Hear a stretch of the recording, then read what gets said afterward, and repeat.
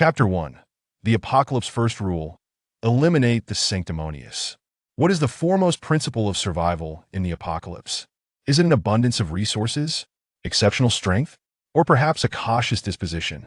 No, none of these.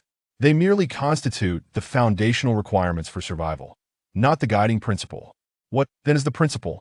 In simple terms, it is the paramount action to be prioritized when faced with difficult choices during the apocalypse, unperturbed by external influences. Consider this scenario.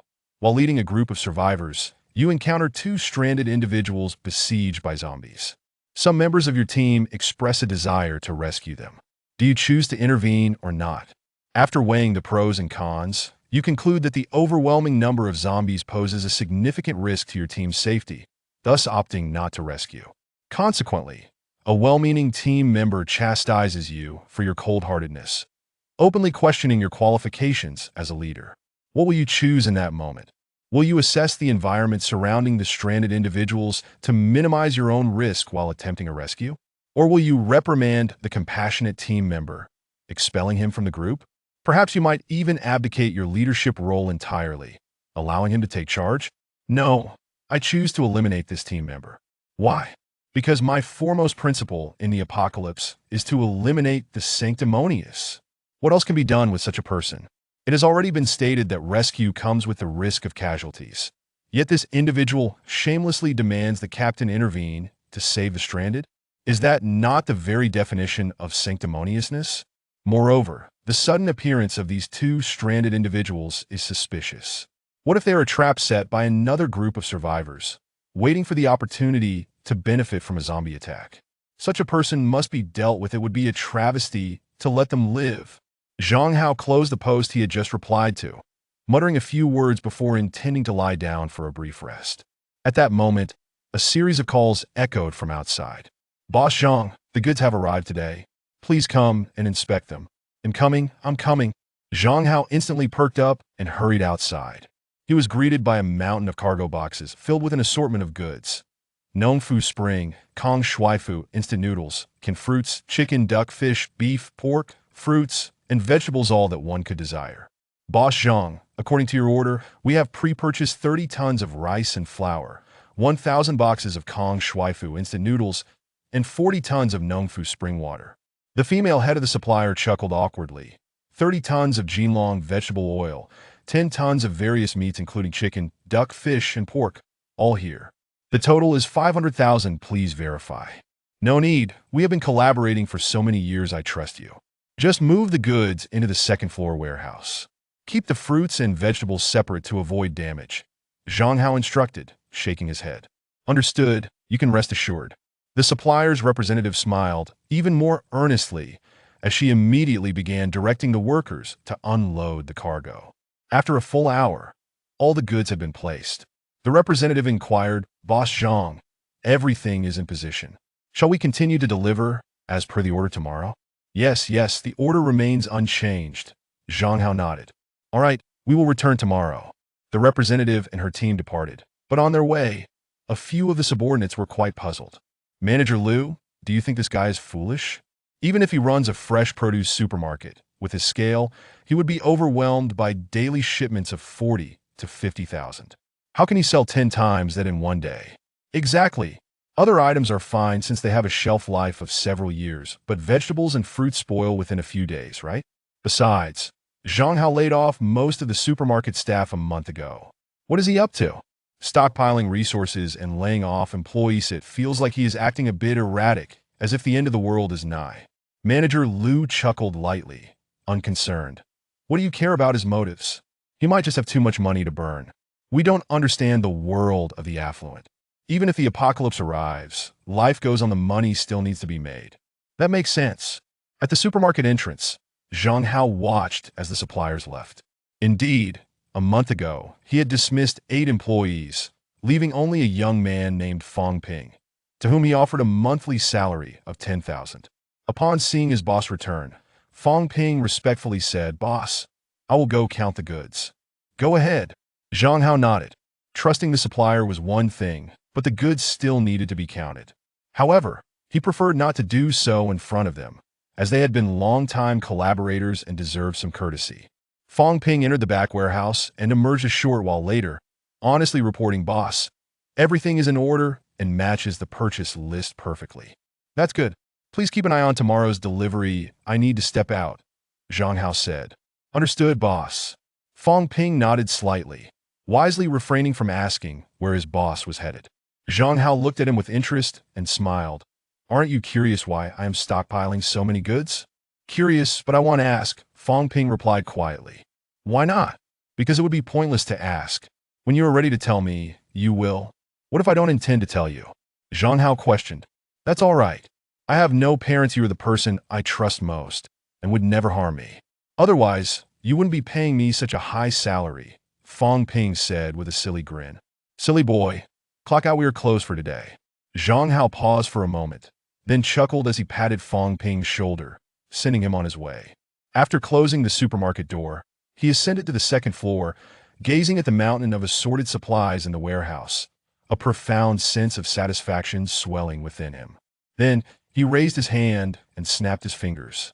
With a flash of white light, all the supplies vanished without a trace. This was no magic trick, rather. Zhang Hao had stored all the goods within the secret silver ring on his left hand. This ring was a spatial ring, possessing an immense internal space of up to 1 billion cubic meters. Time within this space was entirely frozen, alleviating any concerns about food spoilage. Now, why stockpile goods? The answer is simple. The apocalypse is imminent.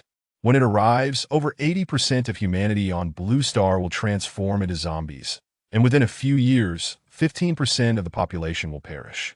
Some will fall victim to zombie bites, others will succumb to human hands, and many more will starve to death.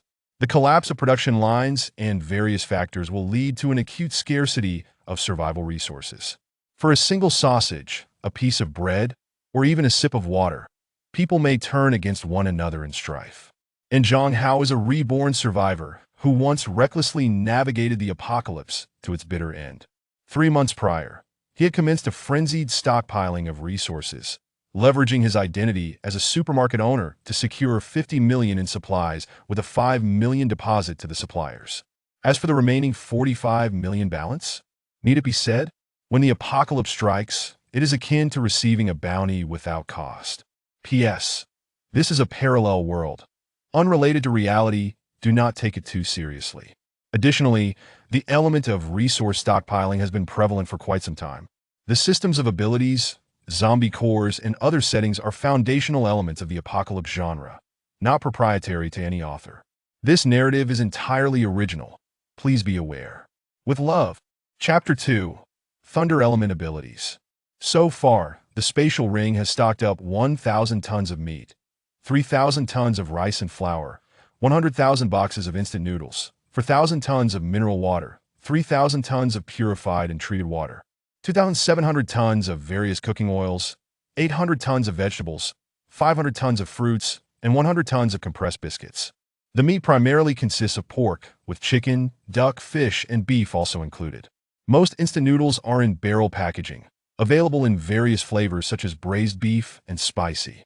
The selection of vegetables is comprehensive, including cabbage, greens, radishes, and lettuce. Fruits primarily include watermelon and cantaloupe due to their high water content, with a fair amount of apples and pears as well. As for the compressed biscuits, he does not intend to consume them.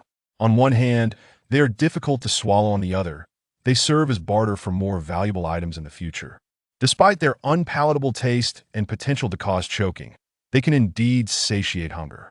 A single small package can substitute for 4 steamed buns, illustrating their immense value during the apocalypse. 50 million worth of supplies is barely sufficient.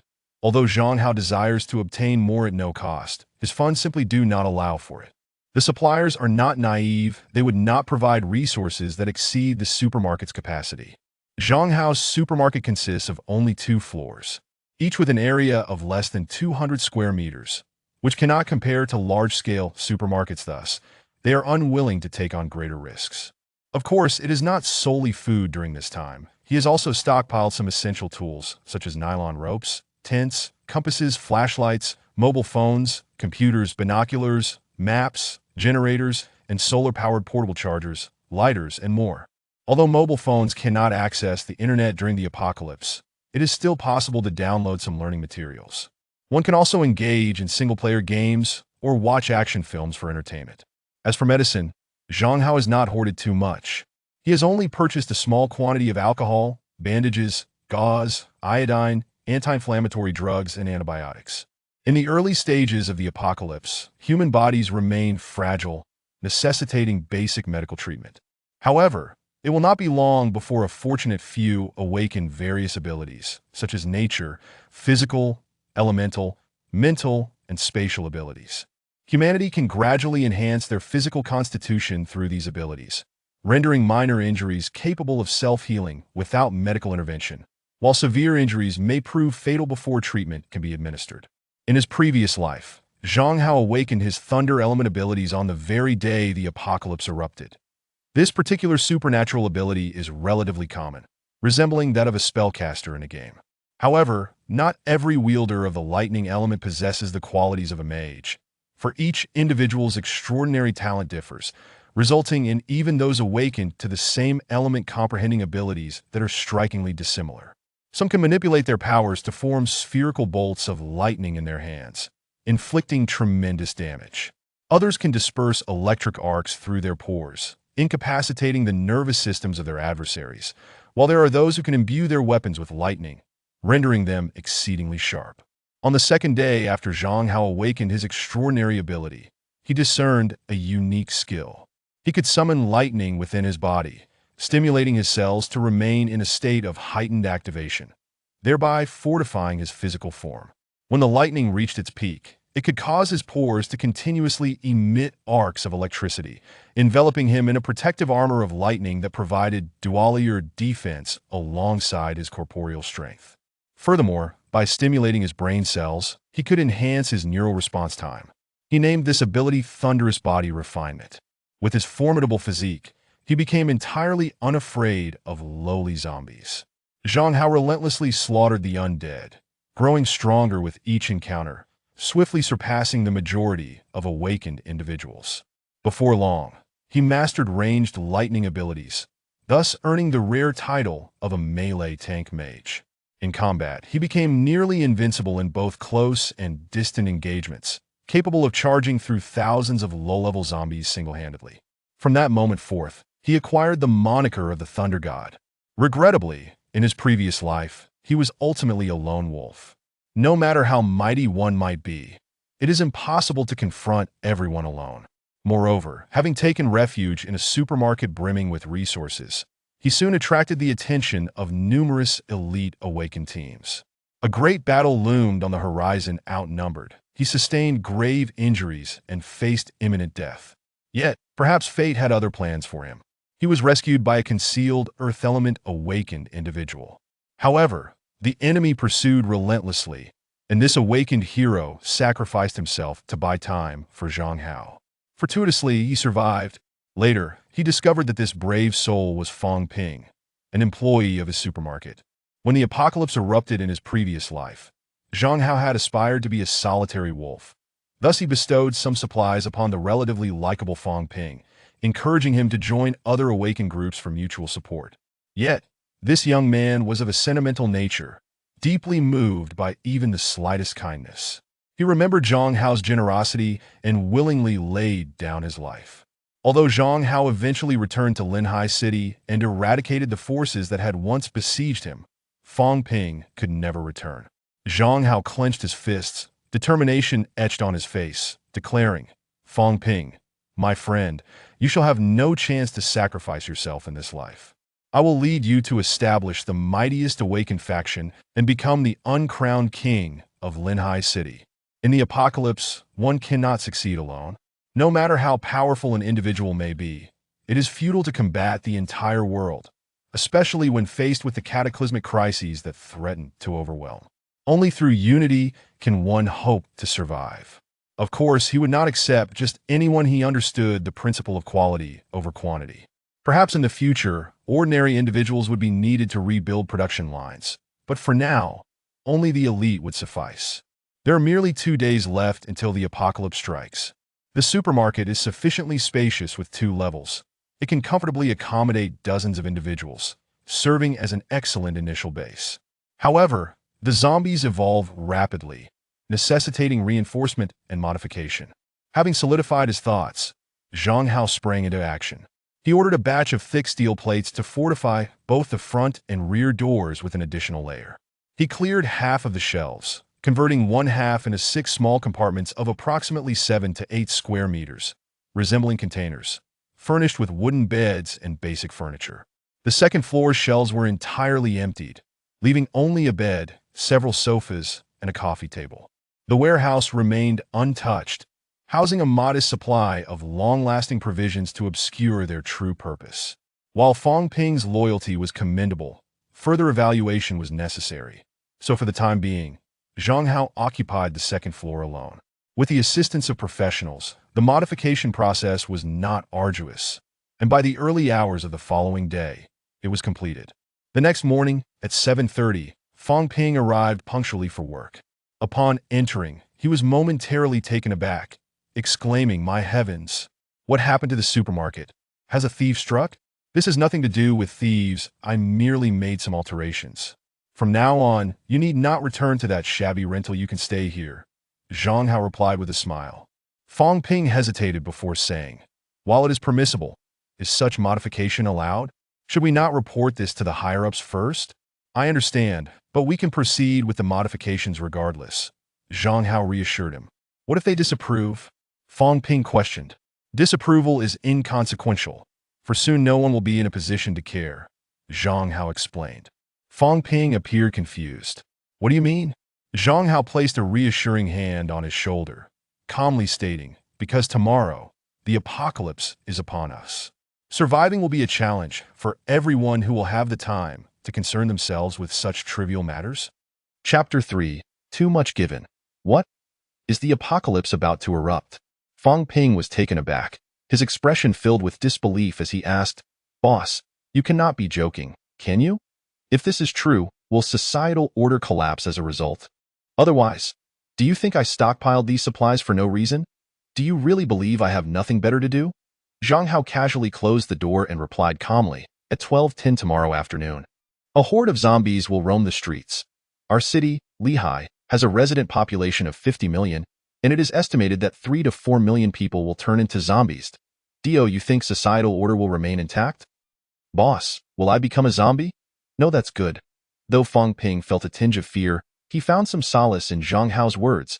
He wisely refrained from asking the boss why he knew about the impending apocalypse. Such a foolish question. "You trust me this much? Don't you think I'm insane?" Zhang Hao inquired with a smile. "I don't think so. Besides, I've been with you for 4 years now. If it weren't for you, I wouldn't be living such a good life. So even if it is madness, I am willing to accompany you in this insanity." Fong Ping scratched his head, wearing a naive smile that radiated sincerity, devoid of any ulterior motives. Zhang Hao regarded him seriously and said, "This is precisely why I've kept you around.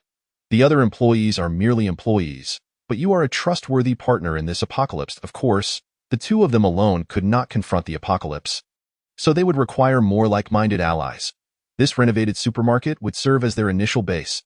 Fong Ping hesitated before saying, "But, boss, I've read many apocalypse novels, and they all say that supermarkets are the primary targets for survivors to loot. Won't that be too dangerous?" "For ordinary people, that is indeed the case. However, the reverse holds true as well. We can loot them. It all comes down to who is stronger. You need not worry about that." Zhang Hao replied ambiguously. "Awakened beings are indeed formidable, but at the beginning, they have no idea how to enhance their powers. They can only gradually improve through exploration." Zhang Hao could use this opportunity to gain an edge over his rivals. Once he earned the title of Thunder God, gathering talent would naturally follow, and once he established his own awakened faction, he would no longer need to fear being targeted. Moreover, the supermarket was merely an initial base. Zombies evolve at an astonishing rate. The initial low-level zombies pose little threat. Besides having heightened hearing, they are essentially useless. However, as time progresses, zombies will grow stronger, enhancing their physical capabilities, hearing, and sense of smell. Some zombies can even detect the faintest breath or heartbeat. Even more alarmingly, zombies might awaken their own powers. When millions of ability-wielding zombies besiege Lehigh, that will truly be a disaster. At that point, no location within the city could serve as a base, and they would have to migrate to more remote suburbs. Fong Ping was eager to assist. Boss, what should we do today? Do you need my help? You stay here to receive the goods that Manager Liu is bringing. I will take a stroll through the flower and bird market on East Street and buy a bird. Buy a bird? What kind of bird? A raven. A raven. I've never heard of it. Well, to put it simply, a raven is a type of crow, entirely covered in black feathers, which exhibit a blue or purple metallic sheen in sunlight. It is currently the largest species among all birds, Zhang Hao explained. Oh, okay. Boss, you go ahead. Fong Ping nodded obediently. All right, I'll be off then. Zhang Hao left the supermarket, heading toward the flower and bird market. In truth, the raven he intended to purchase was not an ordinary crow, but a mutated raven. After the apocalypse erupted, not only humans could turn into zombies, but various creatures might also fall victim to the same fate. However, some creatures managed to escape unscathed and, like humans, had a significant chance of mutation, thereby gaining abilities. Mutated creatures pose a considerable threat to survivors, such as tigers, leopards, and lions. Yet, some creatures, having been domesticated by humans before mutation, become valuable allies for human survivors, such as pet dogs and pigs. What Zhang Hao sought was a soon-to-be mutated raven chick, and it was exceptionally rare, possessing powerful psychic abilities capable of launching mental attacks. Generally, if an awakened individual lacks sufficient mental strength, they could suffer catastrophic consequences from a mere gaze from the raven. In his previous life, Zhang Hao had been ambushed by this very raven, which had been trained by his enemies. Had it not been for a particular phase in which he stimulated his brain cells with electricity, his mental fortitude would have been formidable enough to survive. Otherwise, he would have perished on the spot. Even so, he was momentarily dazed, allowing that group of adversaries the opportunity to inflict serious harm upon him. This experience taught him that no ability is invincible. There will always be someone with a natural counter to one's powers. Hence, he must gather elite allies to strengthen himself, and this psychic raven was slated to be his second partner. Upon arriving at the flower and bird market, he began searching, visiting shop after shop, yet found nothing. What is going on? The intel from my past life didn't specify which store, but it was indeed East Street's flower and bird market. And it should have appeared today. Did I arrive too late? Zhang Hao pondered, reluctantly stepping into the last shop. As he entered, the shopkeeper smiled and said, "Young man, what kind of bird are you looking for? Parrots? Pigeons? We have all kinds. Do you have crows?" "The largest kind," Zhang Hao replied. The shopkeeper, looking apologetic, said, "You must be referring to a raven, right? I'm afraid I have to apologize. We just sold a raven chick half an hour ago." "What? I really came too late." Zhang Hao was taken aback, hurriedly asking, "Can you tell me who bought it?" The shopkeeper bowed his head apologetically. "I'm sorry, but due to professional ethics, we cannot disclose any personal information about our buyers. If you truly want one, I can arrange for another to be brought from the warehouse. You know, crows herald death, and most people consider this bird to be ominous, so very few purchase them. Typically, we only have one in stock." "Was the raven blue and white-eyed?" Zhang Hao pressed on. "Yes, it was quite distinctive. I'll give you 1,000. Just tell me who the buyer is. I'm sorry, sir, but that's really not possible." 10,000. "Sir, it's not a matter of money. 20,000. How could I accept this? I'll give you 50,000. Just tell me who that buyer is. I only need their name. I don't require any other information." "This 50,000 cash is yours." Zhang Hao laid 5 stacks of cash on the counter, wearing an expression that left no room for refusal. "Deal." The shopkeeper nodded, unable to resist the offer. What else could he do? The amount was simply too substantial. Chapter 4. 10 million for a bird? Awaiting your demise, it truly cannot be blamed on him for lacking ambition. A full 50,000. Selling a bird typically costs a few hundred. And a chick is even cheaper. The daily profit for the shop is not substantial. While he did possess professional ethics, the offer was simply too tempting. Now, who bought it? Zhang Hao inquired. "Lu Yun. I believe you might have heard of that name." The shopkeeper answered. "Lu Yun? You mean the logistics manager for the fresh produce supplier across various districts in our city? Are you certain it is her?" "I am certain." Zhang Hao's expression darkened. "Lu Yun?" This woman had delivered goods for him just yesterday. If that were the case in his previous life, it was she who commanded that raven to ambush him. It made sense. While others might have been aware that his supermarket had supplies, they could not possibly know the extent of his stock. Only Lu Yun was among the few who knew he had amassed a fortune of supplies. Indeed, in his previous life, He had not reincarnated. But he did possess a spatial ring. Gripped by an apocalypse anxiety, he instinctively realized that this might be a harbinger of the impending apocalypse, prompting him to procure a large batch of goods from Lu Yun in advance. According to his investigations, as the largest fresh produce supplier in Lehigh, their headquarters housed thousands of employees. When the apocalypse erupted, over half of them turned into zombies, and even the boss did not escape unscathed, plunging the entire company into chaos. However, later on, an unknown awakened individual managed to restore order and established a survivor base at the headquarters. Using the abundant supplies within the supplier's warehouse, she quickly attracted talent, soon becoming one of the top awakened factions in Lehigh. Yet, this person was exceedingly cunning, always issuing commands through her pet raven, and no one knew who the leader of the faction truly was. Now, the truth had finally come to light. The very person who had plotted against him was Lu Yun, but due to Zhang Hao's formidable reputation, she had utilized some irresistible incentives to provoke the interest of other factions, subsequently rallying numerous awakened beings to launch an assault against him. To ensure his escape was thwarted, Lu Yun had dispatched the Raven to ambush him. The plan was nearly flawless, but unfortunately, within the attacking force, there was a traitor, Fang Ping. Recalling the kindness Zhang Hao had shown him by delivering supplies, saved him at a critical moment, but tragically lost his own life in the process. Had it not been for Fang Ping, Zhang Hao would have perished long ago. Lu Yun, you must die in this lifetime. No one can save you, as I have said. At this thought, Zhang Hao felt a chilling surge of murderous intent within him, and, burdened with boundless hatred, he departed from the flower and bird market. This moment, outside the supermarket, a multitude of supply boxes were being transported to the warehouse on the second floor. Leading the operation was Lu Yun, who was commanding her subordinates with great enthusiasm, holding a birdcage in her hand, inside of which was a plump chick, devoid of feathers, rendering its breed indiscernible. Beside her, Fang Ping glanced up and down, inquiring, "Manager Lu, what breed is this chick in your cage?" With a smile, Lu Yun explained, "This is a raven. A type of crow has just been born and hasn't opened its eyes yet, so I must keep a close watch on it." "A chick? Why not raise an adult crow instead?" Fang Ping was somewhat perplexed. "Because the moment a chick opens its eyes, it identifies the person before it as its mother. Therefore, raising crows typically begins with chicks. Adult crows are quite difficult to tame, and the process is very cumbersome. I also enjoy the sense of accomplishment that comes with nurturing a chick to maturity," Lu Yun cheerfully responded. Scratching his head, Fang Ping chuckled foolishly. "Is that so? My boss also has a fondness for crows. He went to the flower and bird market on East Street this morning and should be back soon. He likes them too? How fortuitous, a kindred spirit who shares a love for birds. I must have an in-depth discussion with him later, as there are many intricacies involved in raising crows," Lu Yun remarked just as a young man approached them. It was indeed the supermarket owner. Fang Ping stepped forward, noting the dejected expression on the owner's face. "Boss, did you not manage to purchase any?"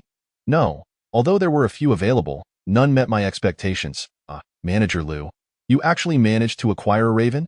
You share an appreciation for this breed?" Zhang Hao's gaze shifted to the birdcage in her hand. "Indeed, this one was meticulously selected by me. The appearance is truly remarkable. Manager Lu, would you be willing to sell it to me?" Upon hearing this, Lu Yun felt somewhat conflicted. "I woke up at 6 this morning and spent quite a while selecting it. If you truly desire one, I can gift you another chick another day. I genuinely want it. I'll pay 50,000. Boss Zhang, this isn't merely about money. 100,000. Brother, please don't do this. 1 million. This is my utmost sincerity. No, this is genuinely not about the money. 10 million. I will take it. Very well, I shall acquiesce to Brother Zhang. It seems you are indeed a true bird enthusiast. I hope you will treat it well." Lu Yun feigned reluctance, but inwardly rejoiced immensely. "Haha. This Zhang fellow is indeed a fool for spending 10 million on a featherless chick. Is this not the epitome of foolishness? I was willing to sell it for merely 1 million, but who would have anticipated such a high bid? Although I, as a logistics manager for a supplier, am quite affluent, a raven of uncertain viability cannot possibly be compared to 10 million. This transaction is an absolute windfall." Yet, Zhang Hao did not transfer any money. Instead, he provided an IOU, upon which he pressed his fingerprint. "Manager Lu, I shall owe you this 10 million for now. When everything is ready, I will settle the payment along with the remainder. Is that acceptable?" Absolutely no problem. Haha, Boss Zhang is quite generous. Manager Lu readily agreed. Boss Zhang conducts himself with integrity. Besides, what is there to fear with an IOU? Observing how pleased the other party is, Zhang Hao nearly burst into laughter and quickly lowered his gaze to the cage. Confirming that the chick had yet to open its eyes, a great weight was finally lifted from his heart. Next, he needed to deal with Lu Yun herself. Reluctantly stealing a few glances at the chick, Lu Yun earnestly cautioned, this chick should open its eyes by tonight, and from that moment on, it will require meticulous care. A raven in its chick state needs ample nutrition, so it is best to feed it every hour. Initially, use chicken feed mixed with water, and it is advisable to add some minced pork and vegetables, forming a small meatball for feeding. The meatball must not exceed 1/4 of the chick's head. Otherwise, it may choke. After it has eaten, use a straw to administer a few drops of water. With proper care for a month, it will become self-sufficient. Thank you, Manager Lu. Zhang Hao nodded, appreciating her kindness. Yet, despite her good intentions, she must ultimately meet her demise, as she had caused trouble in a past life. After the instructions concluded, Lu Yun observed the supermarket with confusion, asking, Boss Zhang, are you not planning to operate the supermarket anymore? Why have you modified it with so many containers? Indeed, I shall not. Lu Yun refrained from inquiring further, but her expression betrayed her concern. With Zhang's accumulation of supplies and the dismissal of employees, coupled with the supermarket's renovations, was he not attempting to swindle the remaining payment? This was unacceptable. She would be severely reprimanded upon her return. Noticing Lu Yun's expression, Zhang Hao remarked with a smirk, are you worried I might cheat you? This is a lawful society. I have no such capability. Yet, he mused, today was indeed the last delivery. Perhaps he ought to settle at least a portion of the payment? Lu Yun cautiously probed, even a partial payment would suffice. It's not that we don't trust you, but 45 million is no small sum. What do you say, Boss Zhang? All right, no problem. Zhang Hao smiled, then tomorrow by noon. Come to my supermarket, and I shall present the payment to you in person, while also treating you well for your efforts over these past 3 months. That sounds wonderful, Boss Zhang. I shall be there on time tomorrow. Manager Lu responded joyfully. Zhang Hao chuckled inwardly, hee, payment? I await your arrival tomorrow, ready to meet your demise. Chapter 5. You provoked me in your past life. The next day, at 11:30, Lu Yun arrived early at the supermarket's second floor. Accompanied by 2 employees, Fang Ping graciously welcomed them inside. Upon seeing them, Zhang Hao rose from the sofa. Manager Lu, you arrived quite early. I had thought you would come at noon. It seems you were quite eager. There was no choice. Our boss has been pressing for payment, so it is better to act sooner rather than later. Honestly, I am not concerned about how long it takes for the final payment. As I will only earn a small profit from this transaction, Lu Yun feigned a pitiful demeanor. I understand. Please take a seat. Thank you.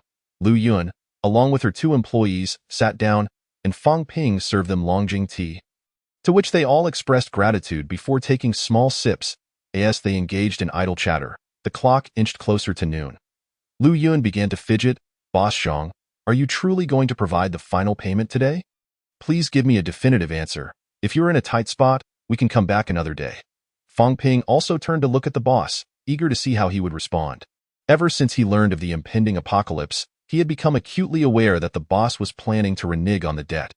Yet, he was perplexed as to why Zhang would summon Lu Yun to the supermarket today. Zhang Hao replied nonchalantly, I cannot provide it today. You should have said so earlier. Are you toying with me? Boss Zhang, this is rather unseemly. Not just today, but in the future as well, I will not be able to provide it. Lu Yun, infuriated, retorted, what do you mean? Are you planning to default? Zhang Hao, I warn you. No supermarket in Lehigh City has the audacity to swindle our company. Do you believe I will sue you immediately? We have a contract, clearly documented in black and white. I will ensure you are left with nothing.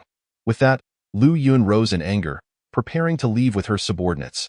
However, as they stood up, their eyes widened in shock. The 3 of them felt dizzy and disoriented, as though they had been hollowed out, and then they collapsed limply. You actually drugged the tea? What are you planning to do? Lu Yun pointed at the teacups on the table. But before she could finish her sentence, she and her subordinate succumbed to unconsciousness. Fang Ping was utterly astonished. Whoa!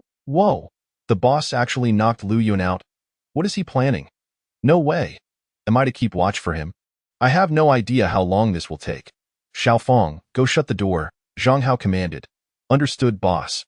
Regaining his composure, Fang Ping closed the supermarket doors on the first floor, then approached his boss.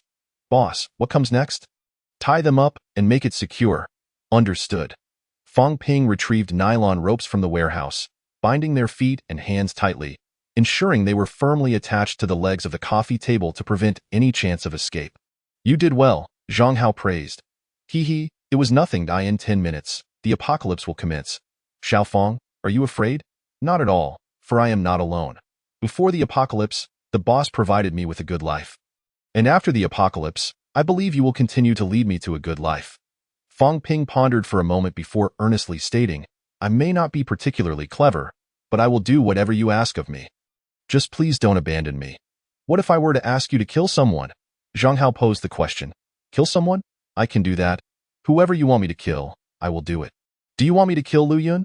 That is completely no problem. I can do it right now. Fang Ping did not hesitate for long. After all, in this apocalyptic world, murder was no longer a crime. He seized the ashtray from the coffee table, ready to bring it crashing down upon Lu Yun's head. Though his hands trembled slightly, his stance exuded a fierce bravado, reminiscent of a foolhardy warrior. Well, there's no rush, Zhang Hao remarked, shaking his head with a hint of amusement. This lad is truly clueless. Without discernment, he brandishes an ashtray with intent to kill. Even a tiger like Fat Tiger pales in comparison to your audacity. Yet, could this not also be seen as a form of trust? Time trickled by, and at precisely 12:10, chaos erupted outside. A multitude of individuals collapsed in agony, black viscous liquid oozing from their mouths. Friends, companions, and lovers morphed into ravenous zombies. The cacophony of screams and howls filled the air. Some pleaded for help, others succumbed to despair, while a few resigned themselves to fate. Roar, gag, darling, please don't frighten me. Why are you spewing black blood? Damn it, don't bite me there. That is my pride. Ha, what is a zombie? What is there to fear? Come bite me. I've long desired to become one myself. Help, help. My entire family has turned into zombies. Is there anyone who can save me? It's over, it's over. The end of the world is upon us. Everyone, run. Amidst the turmoil and bloodshed, chaos became the anthem of the moment. As most struggled to ensure their own survival, Fang Ping peered through the tightly shut window and witnessed the harrowing scene outside, covering his mouth as he trembled with fear. Despite his mental preparations, the sight of the carnage outside was overwhelming. At that moment, Lu Yun stirred awake, dazed and disoriented. She failed to notice the commotion outside, fixating instead on the ropes binding her. Zhang Hao, what are you planning? Have you gone mad? This is no jest. Such actions are tantamount to courting death in a society governed by law. You're quite loud, Zhang Hao replied irritably, digging into his ears. He then picked up the nearby fire axe and approached her slowly. The blade scraped against the floor, producing a chilling sound that transformed the atmosphere into one of terror. Observing this, Lu Yun's expression turned fearful.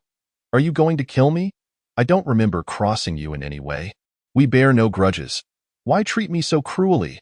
I beg you, spare my life. I will comply with anything you wish. Just let me go and I'm sorry, but I cannot. He raised the fire axe, and with a swift motion, the blade severed Lu Yun's fair neck, blood spraying forth. She clutched her throat, convulsing a few times in despair before falling silent. That felt good, Zhang Hao thought, a sense of exhilaration coursing through him. In this life, we indeed bore no animosity, but I'm afraid you crossed me in a past life. Chapter 6. The Power Crystal. At that moment, a low growl emanated nearby. The two employees, spewing black liquid, had their eyes turned completely white, their pupils narrowing into black dots. Their veins darkened to a purplish hue, their skin pale and devoid of color, presenting a terrifying sight. Yet, bound by nylon ropes, they were rendered immobile. Fang Ping, after much inner turmoil, mustered the courage to speak. Old boss, since they turned into zombies, may I take the liberty of ending their lives? Aren't you afraid? Zhang Hao asked. Surprised, Fang Ping replied with determination, fear is of no consequence. Sooner or later, one must take the first step. It is better to confront fear early on, and I must grow stronger. I cannot always be a burden to you. Zhang Hao pondered for a moment before responding, your intentions are commendable, But these low-level zombies are not to be underestimated. Allow me to demonstrate first. You may deal with the second one. How does that sound? As you wish, boss, Fong Ping replied obediently with a nod. Remember, the zombies' greatest weakness lies in their heads. Make sure to aim accurately when you strike. However, during the early stages of the apocalypse, human strength is not formidable, and blades may not always find their mark. Even if they do, they may not sever the neck. Those unskilled with such weapons will struggle to generate the necessary force, and may even find their weapon lodged within the bone. Thus, in the beginning, a weapon that allows for easy exertion and requires minimal skill is essential. The fire axe is the most straightforward weapon to wield. It demands little technique. Just swing it with both hands. And as long as your aim is decent, you can dispatch a zombie. The only drawback is its weight. In the early days, most lack the stamina to swing it for long. It is effective against 1 or 2 zombies. As Zhang Hao spoke, he gestured towards the zombies. Zombies feel no pain. If your aim is poor, strike their legs instead. Without legs, they lose their threat. They are driven solely by the desire to consume humans. And humans can either be bitten to death or, if fortunate, escape and turn into zombies. Avoid being bitten at all costs, and be cautious not to touch the black liquid that flows from their mouths and bodies. Fong Ping raised his hand to inquire, is there a risk of infection from this black liquid? Not exactly, but it is quite disgusting, Zhang Hao replied, casting a glance at him. Then he turned, swinging the fire axe down. With a sickening crunch, the zombie's head was severed, and filthy black liquid splattered everywhere. Fong Ping was momentarily awestruck. So cool. You can be just as impressive. Come on, Zhang Hao chuckled, handing him the fire axe. Fong Ping emulated the action, successfully decapitating the second zombie after a couple of awkward attempts. He appeared somewhat exhilarated. Boss, what shall we do now? Should we go out and slay zombies? Patience, it's too chaotic outside. We shall wait for things to settle.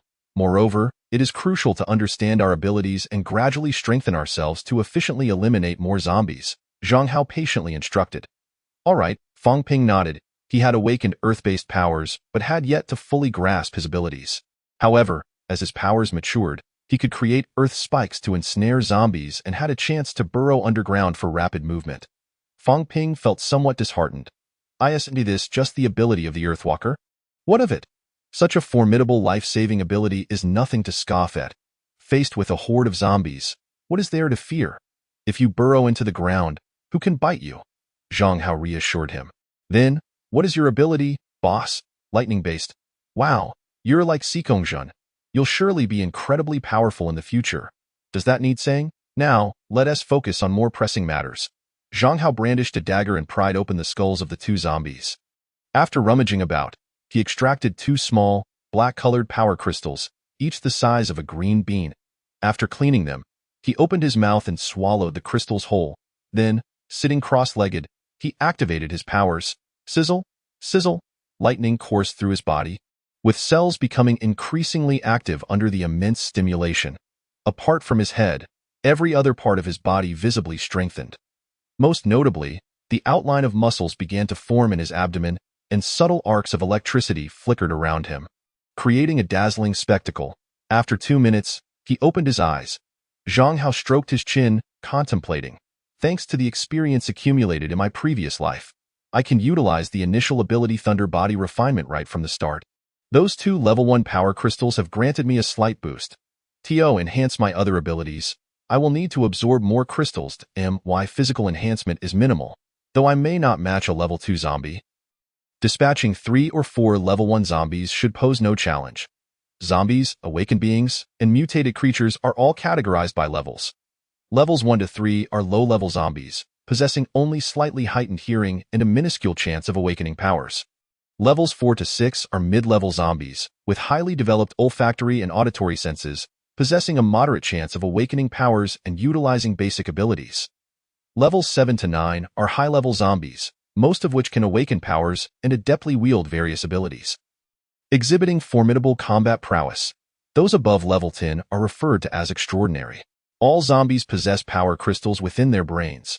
Awakened beings can absorb these crystals to enhance their powers, thereby accelerating their strength and understanding of new abilities. The higher the zombie's level, the larger the crystal and the more power it contains. Fong Ping blinked. Is this what the boss referred to as a power crystal? It looks rather peculiar. Do you think we have such things in our brains? Indeed, zombies, awakened beings, and mutated creatures all possess them.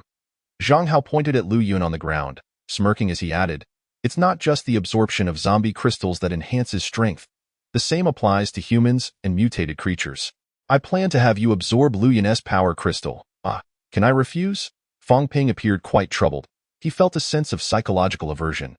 "No, I understand your discomfort, but our objective is not humanity. If our kind turns against us, we cannot afford to waste crystals. You will adapt sooner or later." Zhang Hao took the dagger and pried open Lu Yun's skull. After rummaging for a while, the white and red brain matter splattered everywhere, yet no power crystal was found. "What is going on? There's none?" Zhang Hao was taken aback. What could this signify? It indicated that this woman was, from beginning to end, a thoroughly ordinary person. In an instant, he comprehended why Lu Yun had persistently remained in the shadows during her previous life, always relying on the raven to convey her commands. She was simply too afraid to confront the awakened.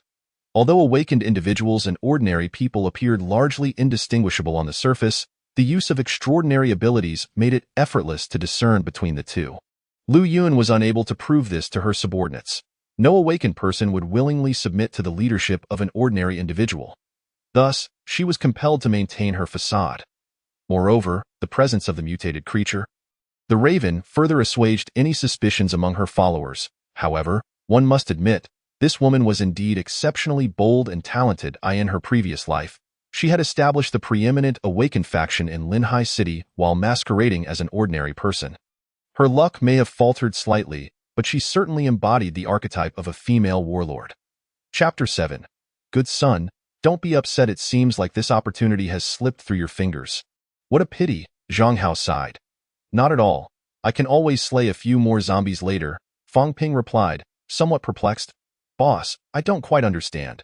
Since humanity can awaken extraordinary abilities, why do most awakened individuals seem so similar to ordinary people during the apocalypse? If I am an awakened, why must I absorb the ability crystal cores for a period before I can unleash my various powers? What is the reason behind this? Zhang Hao elucidated, it's quite simple. Allow me to illustrate with a gaming analogy. Extraordinary abilities are akin to your mana bar, while ability crystal cores represent your experience points. Only by leveling up can one unlock corresponding skills. Moreover, to assert that early awakened individuals and ordinary people are indistinguishable is a misconception.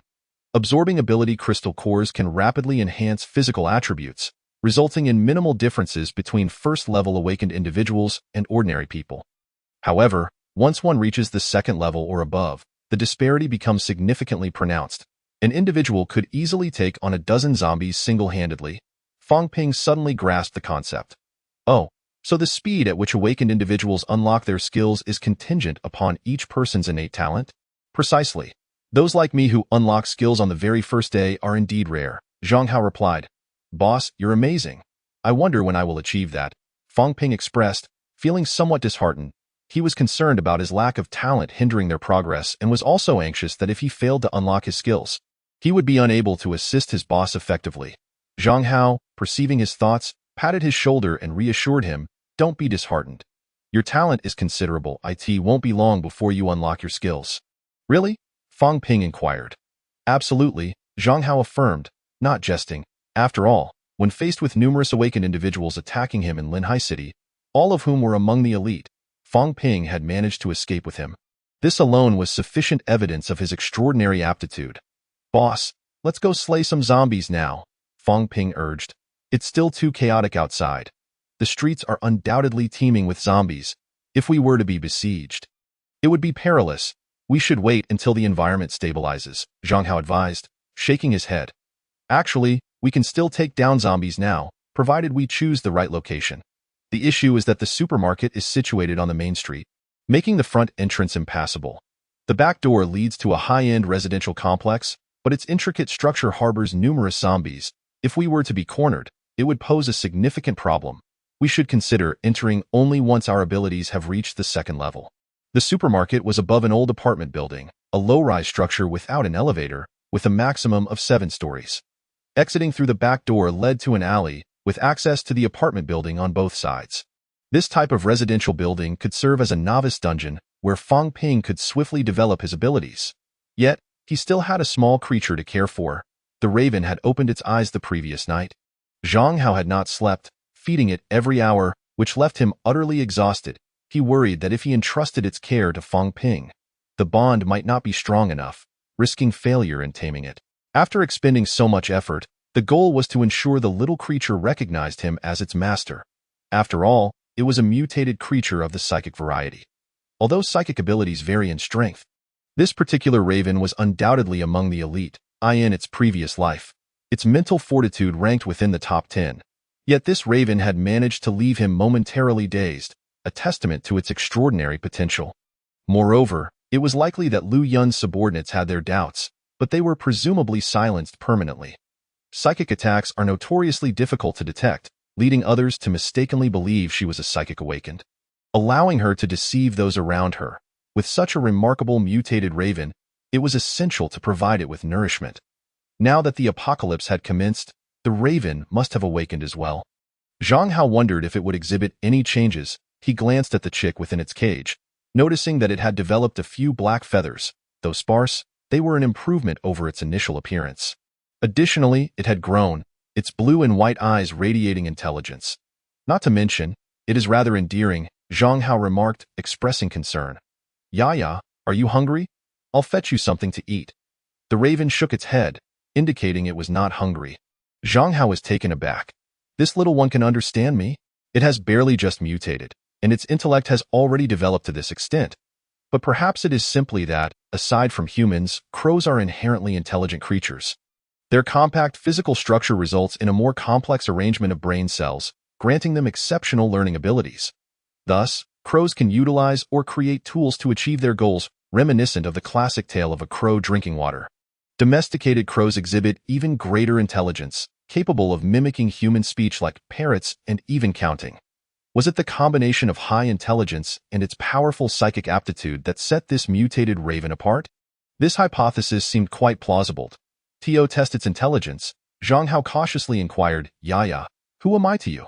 The raven called out twice, "Mama Fang Ping." Zhang Hao. Both were left astonished. This crow can talk?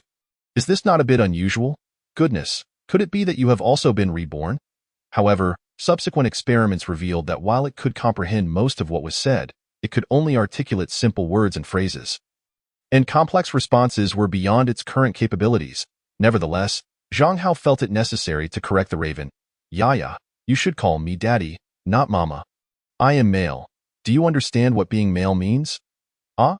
The raven adorably shook its head, appearing quite puzzled. "All right, repeat after me. Baba, Boa bi, Daddy." The raven chirped, "Ah, no. It's Daddy. Do you not understand Pinyin?" "Ah, it's Daddy." "Daddy." You cannot fail to learn these two words. This is infuriating. The raven. Sigh, good son. Don't be upset. Zhang Hao? Fang Ping? Goodness. This raven is even taking advantage of the boss? Truly impressive. Even Lao Lu is not as formidable as you. Haha. So you were just pretending to be foolish? You had already learned it, merely to tease me? You are quite the mischievous one, Zhang Hao grumbled, his veins bulging in frustration. Ah? The raven innocently shook its head, indicating it did not understand. Zhang Hao lifted the birdcage, ominously declaring, "Do you believe I won't stew you right now? I have never tasted a crow cooked in an iron pot." The raven conceded. "My mistake, Daddy." Seeing the little creature's sincerity, Zhang Hao couldn't help but chuckle in spite of his irritation. To be honest, witnessing it tease him so soon after awakening made the sleepless night worthwhile. Meanwhile, Fang Ping was already laughing uncontrollably at the scene. Zhang Hao gestured threateningly at his throat, his eyes narrowing dangerously. "What are you laughing at? My embarrassing history is not to be shared with anyone, understand? Otherwise, you'll be in for it." Fang Ping stifled his laughter. "All right, I'll keep it to myself." Chapter 8. Dual Axe Warrior. As this amusing interlude concluded, and it was confirmed that the raven had acknowledged its master, Zhang Hao finally felt at ease. After resting for a few hours and determining that the situation outside had stabilized, he instructed Fang Ping, "You stay on the second floor to guard Yaya while I head upstairs to eliminate zombies.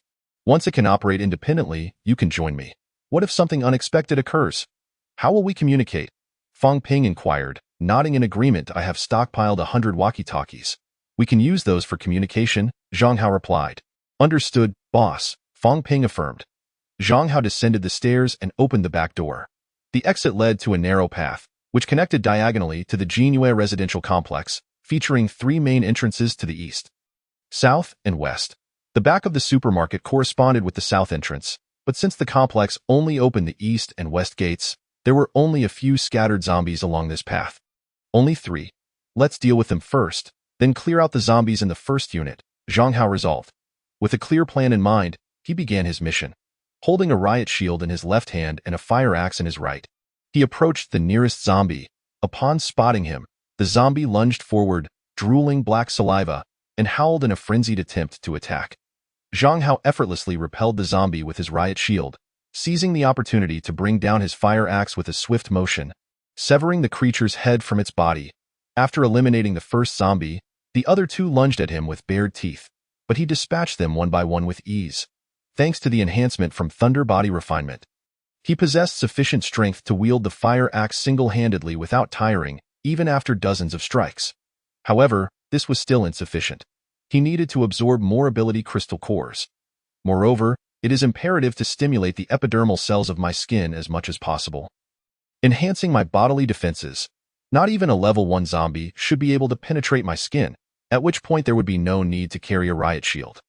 The efficiency of a dual-axe warrior in slaying zombies would be doubled. Isn't that exhilarating? Zhang Hao, brimming with anticipation, swiftly extracted 3 energy cores and returned to the first floor of the supermarket to absorb them. He then ventured out once more, turning left and ascending the stairs. The shops occupied the second floor and below of this block of units, while the residents resided on the third floor and above. Each floor housed only 2 households, so he made a beeline for rooms 301 and 302 on the third floor. Standing at the doorway, Zhang Hao paused briefly, contemplating that the residence was likely occupied by zombies, with a slim chance of it being survivors. If zombies were indeed inside, breaking the door would pose no issue, as the absence of a key would necessitate a forceful entry, inevitably making noise. However, should there be survivors, barging in uninvited would seem rather impolite. Thus, he resolved to knock 3 times to demonstrate courtesy. If there was no response or if he heard the growls of zombies, he would break in and dispatch the undead to gather supplies. Knock, knock, knock. He raised his hand and struck the door. The sound echoing. Inside, a chilling roar seemed to reverberate, as if the zombies were drawn to the entrance. Zhang Hao's eyes gleamed with excitement. Oh, what luck! It appears I've drawn the zombie jackpot. Without a moment's hesitation, he swung his fire axe and struck with tremendous force. With a resounding crash, empowered by the absorption of 5 energy cores, he shattered the flimsy security door. 3 zombies surged forth. But he was no fool. If they all rushed out, he would be caught in a precarious position. A shield could only protect him from one direction. Thus, with his left hand braced against the riot shield, he effectively pinned the 3 zombies at the doorway. He then swung his axe 3 times in quick succession, toppling the zombies as if they were made of paper. In this manner, utilizing his agile positioning, Zhang Hao cleared all the zombies from the 1st to the 6th floor. In total, there were 4 floors with 8 households, yielding 32 energy cores, of which he absorbed 15. Generally, a typical level 1 awakener could ascend to level 2 after absorbing 20 cores. However, each awakener has a unique limit on the number of energy cores they can absorb, and for him, 15 per day was already his maximum. For an average awakener, absorbing 10 is considered impressive. 4 or 5 is regarded as a standard level. Additionally, while Zhang Hao absorbed the energy cores, he also converted some of the energy into lightning to enhance his physical strength, estimating he would need to absorb another 15 cores to reach level 2. There was no rush. The other awakeners were still unaware of the treasures hidden within the zombies' brains. By the time they discovered it, he would have already forged a considerable lead. He decided to save 15 cores for tomorrow's absorption. Allocate 10 to Fang Ping, and keep the remaining 7 for the Raven, which might even aid in its growth. After solidifying his plan, he took a brief rest and ascended to room 701 on the 7th floor. After knocking on the door, terrifying roars erupted from within. He raised his hand and smashed open the security door, only to be met with an overwhelming surge of zombies that pushed him back. Even with the shield. What the hell? Did I just hit the zombie jackpot? 30 zombies. Was this a family gathering from before the apocalypse? Zhang Hao was astonished. 30 zombies. Currently, he could only handle a little over a dozen, and being besieged was out of the question. With his physical strength still insufficient, facing 30 zombies was simply untenable, and as the horde surged forth, he had no choice but to flee. Fortunately, the zombies possessed inferior physical capabilities compared to him, allowing him to swiftly return to the supermarket and shake them off. Fang Ping had been waiting at the entrance, his expression fraught with concern. "Boss, are you all right?"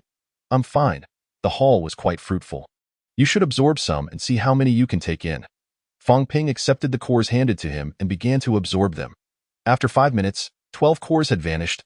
"Boss, I can't absorb anymore. I feel like my brain might explode from the cores." "That's still impressive. Your talent is quite high." Zhang Hao nodded.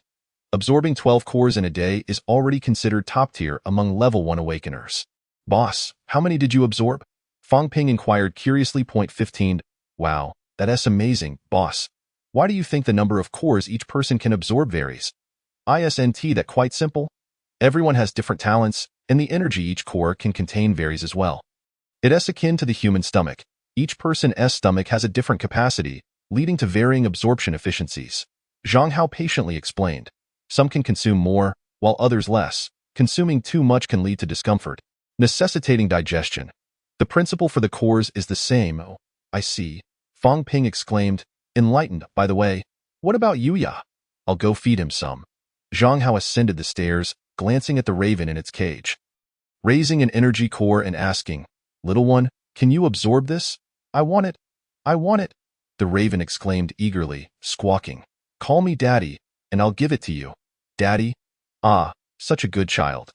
Remember to absorb them one by one." Zhang Hao beamed with a paternal smile, admonishing while handing over 5 energy cores the size of mung beans. The raven opened its beak and astonishingly swallowed all 5 at once. "What the heck? What are you doing? Even if you can absorb them all at once, won't you choke? You're quite the daredevil." Zhang Hao panicked, preparing to fetch water for it. Yet, the little creature was unfazed, its black feathers noticeably flourishing, and it had grown a bit larger. The ravenous eyes gleamed with a human-like yearning, its beak wide open. "Daddy, I want more." Chapter 9.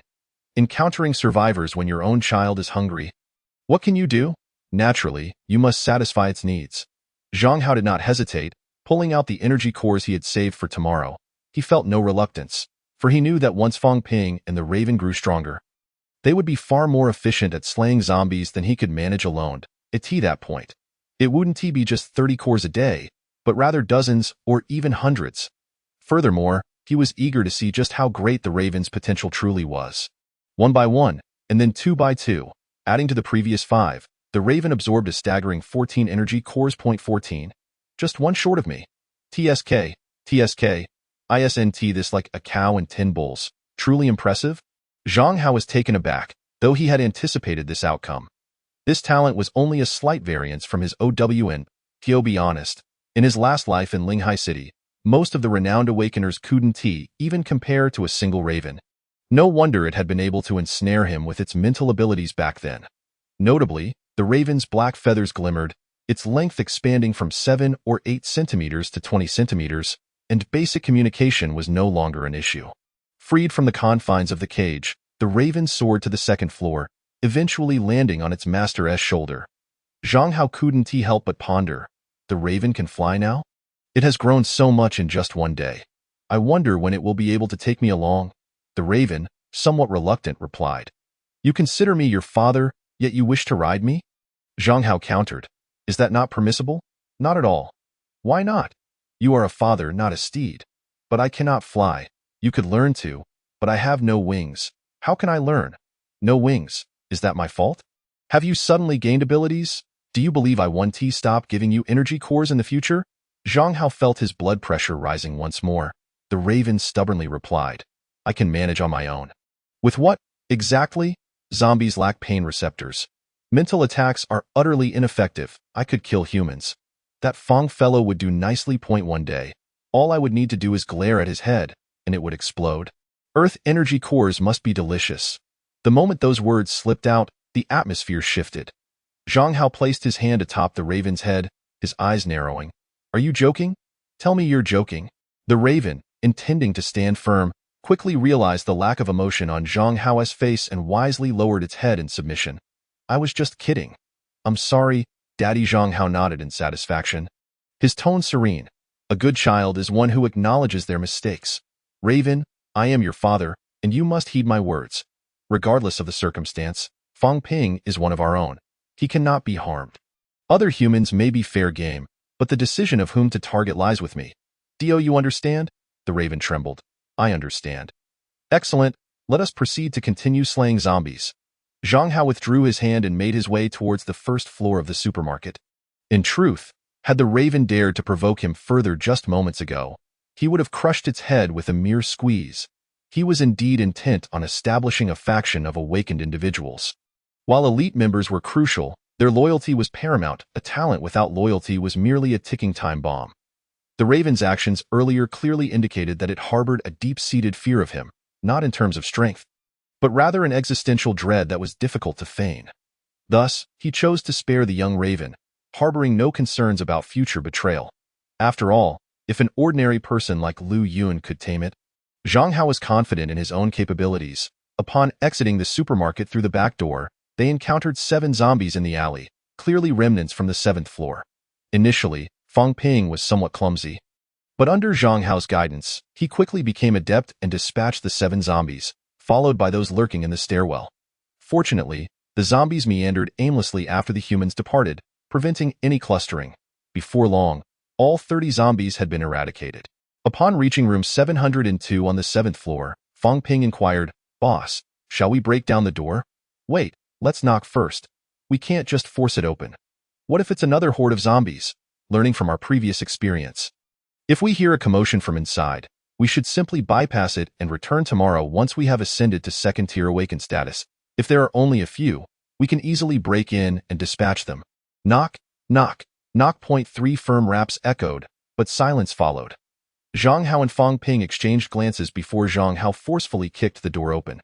Fang Ping raised his shield, only to find 2 zombies emerge, an unclad man and woman, seemingly a couple.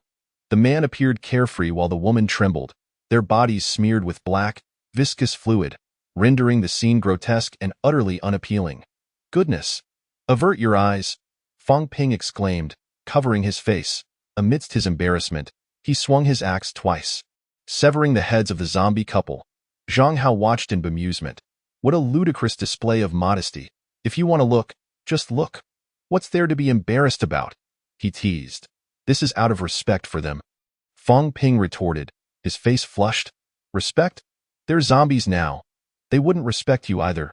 If you had the audacity to kiss that female zombie, she'd tear your jaw apart in an instant. Do you believe that? Boss, please stop that. It's revolting. Your mental fortitude leaves much to be desired, Zhang Hao scoffed, beginning to scavenge for supplies. Typically, these residents possess scant resources, mostly frozen meats and vegetables. The apocalypse had rendered refrigerators useless, but as only half a day had passed, the food remained unspoiled. Though meager, even the smallest morsels counted. They arrived at the restroom door, which usually contained a few rolls of paper or sanitary products, better than nothing. There was no need for Zhang Hao to intervene. Fang Ping gently nudged the door, which swung open. However, a glint of metal flashed within as a buzzcut young man brandished a kitchen knife, shouting, Zombies, die! Fang Ping, anticipating the attack, raised his shield, deflecting the strike effortlessly. Brother, you're attacking the wrong people. We're not zombies. The young man, startled, recognized Zhang Hao. You scared me. I thought it was a horde of zombies. Zhang boss, is it really you? Have you come to rescue me? Who are you? Zhang Hao replied awkwardly, failing to recall the individual. Chapter 10, Boss Zhang, save me. I'm Zhao Hai. I often shop at your supermarket, don't you remember? All right, but what are you doing in the restroom? Zhang Hao still couldn't recall him but felt obliged to respond. Most residents of the building had shopped at the supermarket. It was impossible for him to remember each face. My parents have turned into zombies.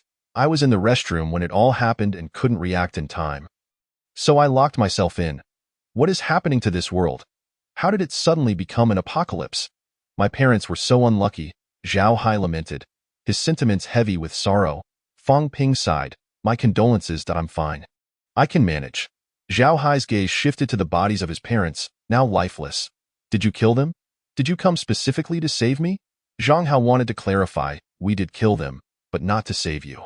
We fought our way from the 1st to the 7th floor. There are no more zombies in this unit. We plan to clear the others shortly. Wow, you're that powerful? You've cleared the 7th floor? Can I join you? Zhao Hai exclaimed. Have you awakened any abilities? What abilities? Just a feeling. Awakened individuals are generally aware of their status, I'm not sure. I felt something while I was, well, you know. Would you dare to kill zombies? Absolutely not. Those are zombies. That's a death sentence. Zhang Hao shook his head. Then I'm afraid you can't join us. Zhao Hai grew anxious, furrowing his brow. Why? You guys are so strong. What harm is there in taking me along? I may not have skills, cooking or cleaning, but I can cheer you on. As strong individuals, don't you need mental support? Fang Ping rolled his eyes, exasperated. What are you talking about? You're useless and still want to join? Who do you think you are? No, we don't need you, Zhang Hao reiterated. Could you at least spare me some food? Zhao Hai pressed further. Why should I? Your supermarket is full of goods. A little won't affect you. Right? Absolutely not. Why are you so stingy? Zhang Hao was too fatigued to engage further. He called out to Fang Ping and began to exit, but Zhao Hai persisted, shouting, Hey, you broke my door and just leave? I'm not unreasonable. I'm not asking for much. Just 10 boxes of instant noodles, 10 bottles of water, and 50 cans would suffice. At this, Zhang Hao turned back, a faint smile gracing his lips. What else do you want? Go on. Well, how about a few bags of rice and flour? They should be fresh. The old stock won't last. Also, 2 boxes of noodles, and if you could help me find a safe place. Before he could finish, with a swift motion, Zhang Hao's axe descended, cleaving the man in two. Blood and entrails splattered across the ground in a gruesome display, his death tragically ironic. Even in death, Zhao Hai's face bore a blissful smile, as if he had already envisioned the instant noodles he desired. Zhang Hao paid him no mind, turning away with Fang Ping in tow, though he was not as nauseating as the overly virtuous. Zhao Hai's audacity had crossed a line. They had helped him eliminate zombies. As an ordinary person trapped in a restroom, he faced starvation or the risk of being bitten. His chances of survival were slim. Yet he had the gall to demand supplies and even sought to take advantage of them. What audacity! Killing Zhao Hai brought Zhang Hao an unexpected sense of relief. After 10 exhausting hours, they had cleared all the zombies from the remaining 3 units, accumulating a total of 112 first-tier crystal cores. A bountiful harvest. It was now well past midnight, and even awakened individuals required rest. The trio descended the stairs and returned to the supermarket, where the raven stood guard, and the night passed in silence. The following morning, the 3 began absorbing the crystal cores. Zhang Hao sat cross-legged, arcs of electricity dancing over his skin. After 15 minutes, he absorbed 15 cores and ascended to the 2nd tier. His skill, Thunder Body Refinement, rendered his skin remarkably resilient. First-tier zombies could no longer breach his defenses, and his physical attributes had significantly improved. His 8-pack abs became visible, heralding the emergence of a dual-axe warrior. Furthermore, he grasped a second skill, Thunder Blast, enabling him to emit electricity from the pores of his hands, forming controllable spheres of lightning with substantial destructive power. Fang Ping absorbed 12 cores, also reaching the 2nd tier, while grasping the skill Earth Spike. The Raven absorbed 14 cores, ascending to the 2nd tier and achieving a heightened mental state, acquiring the skill Mental Slowdown, particularly effective against awakened individuals. Now that they had all advanced to 2nd tier awakened status, the number of first-tier crystal cores required for further ascension had increased significantly. Zhang Hao needed 150 cores, Fang Ping required 120, and the Raven sought 140. Even with an ample supply of first-tier cores, it would take over 10 days to level up. 2nd-tier cores could accelerate their progress, yet it was only the 2nd day of the apocalypse. Despite the rapid evolution of zombies, 2nd-tier specimens were still exceedingly rare. They could not rely on that. Fang Ping recognized this dilemma, asking, Boss, what should we do now? Should we continue exterminating zombies? Of course, we must eliminate zombies. We cannot afford to wait for them to evolve to the 2nd tier. That would be far too slow. However, while we eliminate zombies, we must also keep an eye out for exceptional awakened individuals and gather substantial supplies. Zhang Hao's eyes sparkled as he slowly spoke. We cannot afford to recruit too few people. We should at least establish a small team of 5 or 6 awakened ones at that point. we can embark on a significant venture. Fang Ping, eager to learn, inquired, what will we use to attract these awakened individuals? In the initial stages, we can entice them with incentives, such as a modest supply of resources or crystal cores. Subsequently, we must nurture camaraderie among the team members, while also discreetly assessing their character. Those who are overly virtuous must be eliminated or dealt with, and above all, we must exclude anyone lacking loyalty, no matter how exceptional their talent may be. Zhang Hao's thoughts were far from simple. In his previous life, the elite group of awakened ones could be recruited early on as long as there were no grudges. However, with the apocalypse already having erupted, he was uncertain of their initial whereabouts and could only hope for a fortuitous encounter. No, there were indeed a few he was aware of. Suddenly, Zhang Hao recalled his targets for recruitment, and they were not far away. He led Fang Ping and Crow to the first floor and was just about to exit through the back door of the supermarket to find them when a loud knocking echoed from behind. A woman's frantic voice cried for help. Boss Zhang, save me. There are so many zombies chasing me. I'm going to die. Chapter 11. The Rising Conflict. Boss Zhang? This address suggested she was a familiar customer of the supermarket. However, upon hearing her desperate plea, Zhang Hao remained unfazed and looked to the side. Xiaofeng, what do you think? Fang Ping, feeling compassionate, cautiously suggested. Should we ask her how many zombies are behind her? Has she been bitten? If everything seems all right, perhaps we should lend her a hand. What if she happens to be a talented awakened one?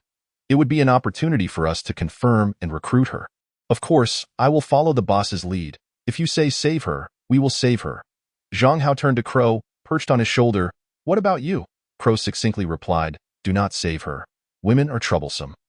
Zhang Hao had no desire to rescue her either, but he decided to impart a lesson to Fang Ping today.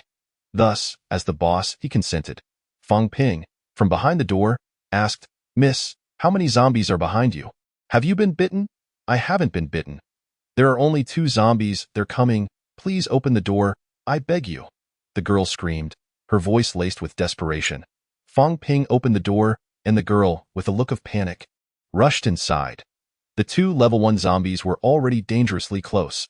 Fang Ping raised his anti-explosion shield to fend them off, swiftly dispatching them. The back door was secured. The girl, in tears, clearly traumatized, was comforted by Fang Ping. Do not worry, you are safe now. Thank you so much, and thank you, Boss Zhang.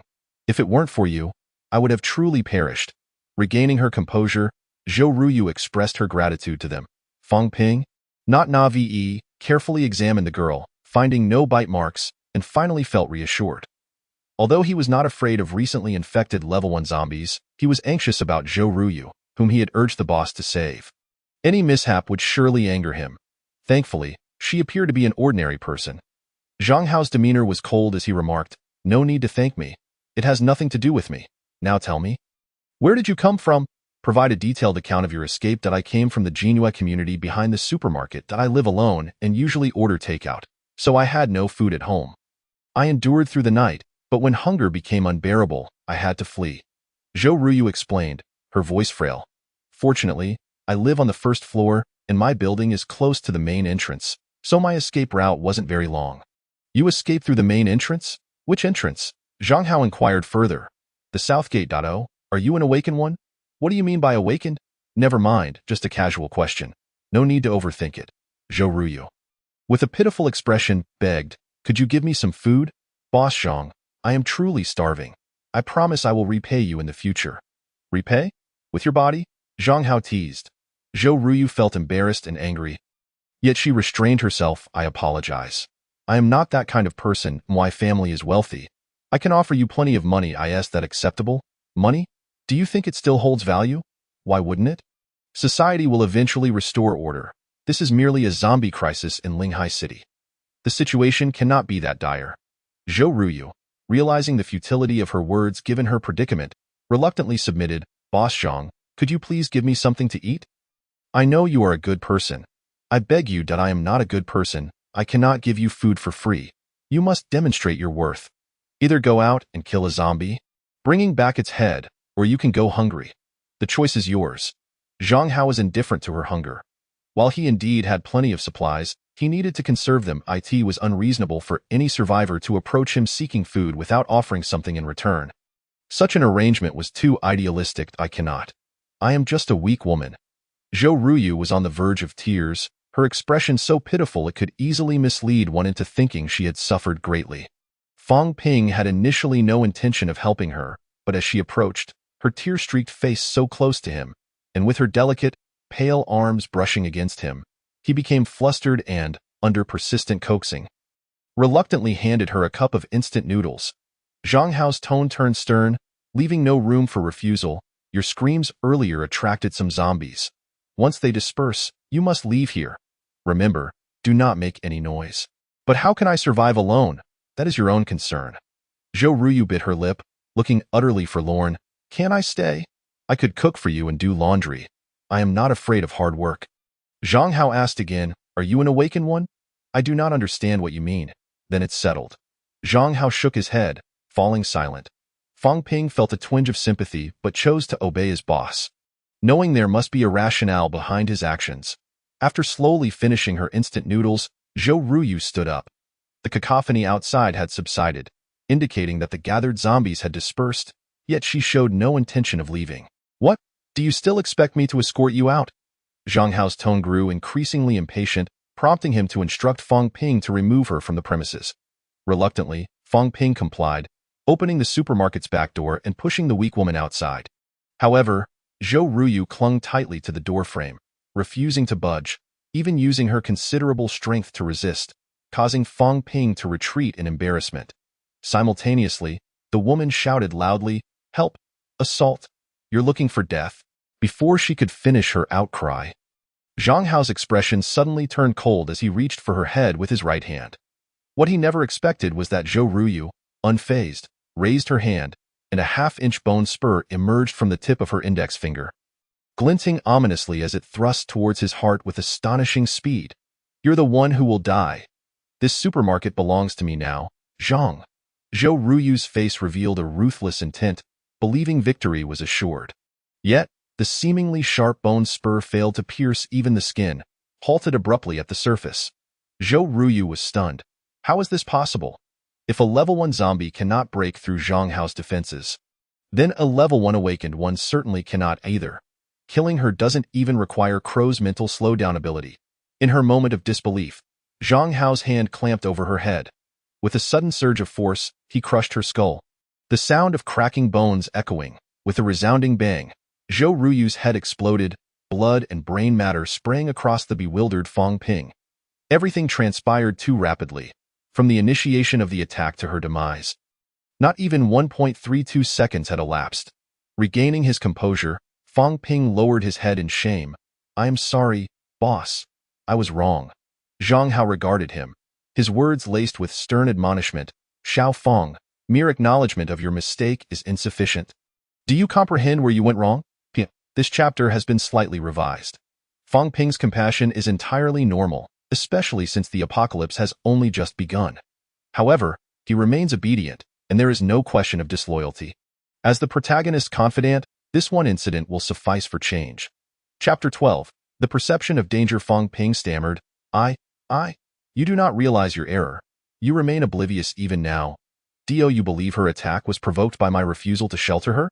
You are mistaken. Her target from the outset was us. To be more precise, it was this supermarket. NO1 is unaware of the significance of resources in the apocalypse, and it is inevitable that countless awakened individuals will seek to trouble us. This woman was audacious, albeit limited to mere audacity. Aside from her decent ability, she was utterly lacking. She claimed to have escaped from the Jinhua community via the South Gate, yet she was entirely unaware that the South Gate has never been opened. She asserted there were not many zombies on her path, yet the stench of zombies was overwhelmingly strong on her. She did not resemble an ordinary person at all. When I inquired twice if she was an awakened one, she denied it both times. She understood that an awakened individual appearing on someone else's territory would undoubtedly raise suspicions regarding their intentions, so she could never admit it. Yet, she failed to realize that her complete lack of surprise when effortlessly killing 2 zombies exposed her true identity. Shouldn't an ordinary person be astonished by such a scene? She did not. This woman named Zhou never uttered a single truth from start to finish. She even resorted to using her body to elicit your favor. Such a morally corrupt individual. And you still offered her instant noodles? Zhang Hao admonished harshly. And you even kindly added a sausage for her? Fong Ping, have you truly become this foolish? Or are you so blinded by lust that you fail to see? Even a crow knows that women are trouble, yet you remain oblivious? If you are so fond of women, then go seek one out. I have no need for you, I'm sorry, boss, I was wrong. I now recognize my mistake and will never dare to do so again. Fong Ping said, filled with remorse. Zhang Hao ignored him. To be frank, although this woman was riddled with flaws, had she been an ordinary awakened individual, she might have indeed ensnared them. For beautiful women inherently evoke a desire to protect. And lust can cloud one's judgment, making it easy to overlook their clumsy lies. Fong Ping, brimming with youthful vigor and inexperienced with women, was merely acting in a manner befitting his naivety. Not every survivor can immediately shed the notions of protecting the vulnerable at the onset of the apocalypse. In this dire world, men and women are indistinguishable. Everyone struggles to survive. Why should one demand assistance simply for being female? Is it an obligation to help you? If one does not assist, should resentment or even vengeance ensue? Moreover, this woman harbored ulterior motives. There was no fault in considering her demise. In the apocalypse, one must be selfish, even forcing oneself to be so, lest one invites death. Fong Ping's actions earlier were somewhat saintly, but more so the result of burgeoning lust that clouded his basic judgment. Thus he could still be corrected. Zhang Hao's face remained stern. This is a one-time occurrence. Let it not happen again.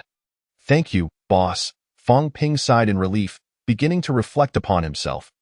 The boss had shown him immense kindness, and he vowed never to commit such a mistake again. In the ensuing days, they cleared 3 old apartment buildings of zombies, reaping 407 first-level crystal cores within 3 days. During this time, Fong Ping also underwent a transformation. Upon encountering unscrupulous women, he would act decisively, even going so far as to split their heads open. When faced with opportunistic scoundrels, he eliminated them all. Young Comrade Fong had turned over a new leaf, morphing into a resolute youth, much to Zhang Hao's satisfaction. 18 noon. On the second floor of the supermarket. By the window, Zhang Hao scanned the streets below with binoculars. The number of wandering zombies was staggering. Although only 70 to 80 were directly in front of the supermarket, it was imprudent to venture outside due to the potential for attracting hordes of zombies with excessive noise. While first-level zombies could not breach defenses, there were times when even Zhang Hao felt exhausted. Should he find himself trapped by hundreds or thousands of zombies, he would likely have no chance of escape unless he established a team to attempt a rescue. It was indeed an awkward predicament.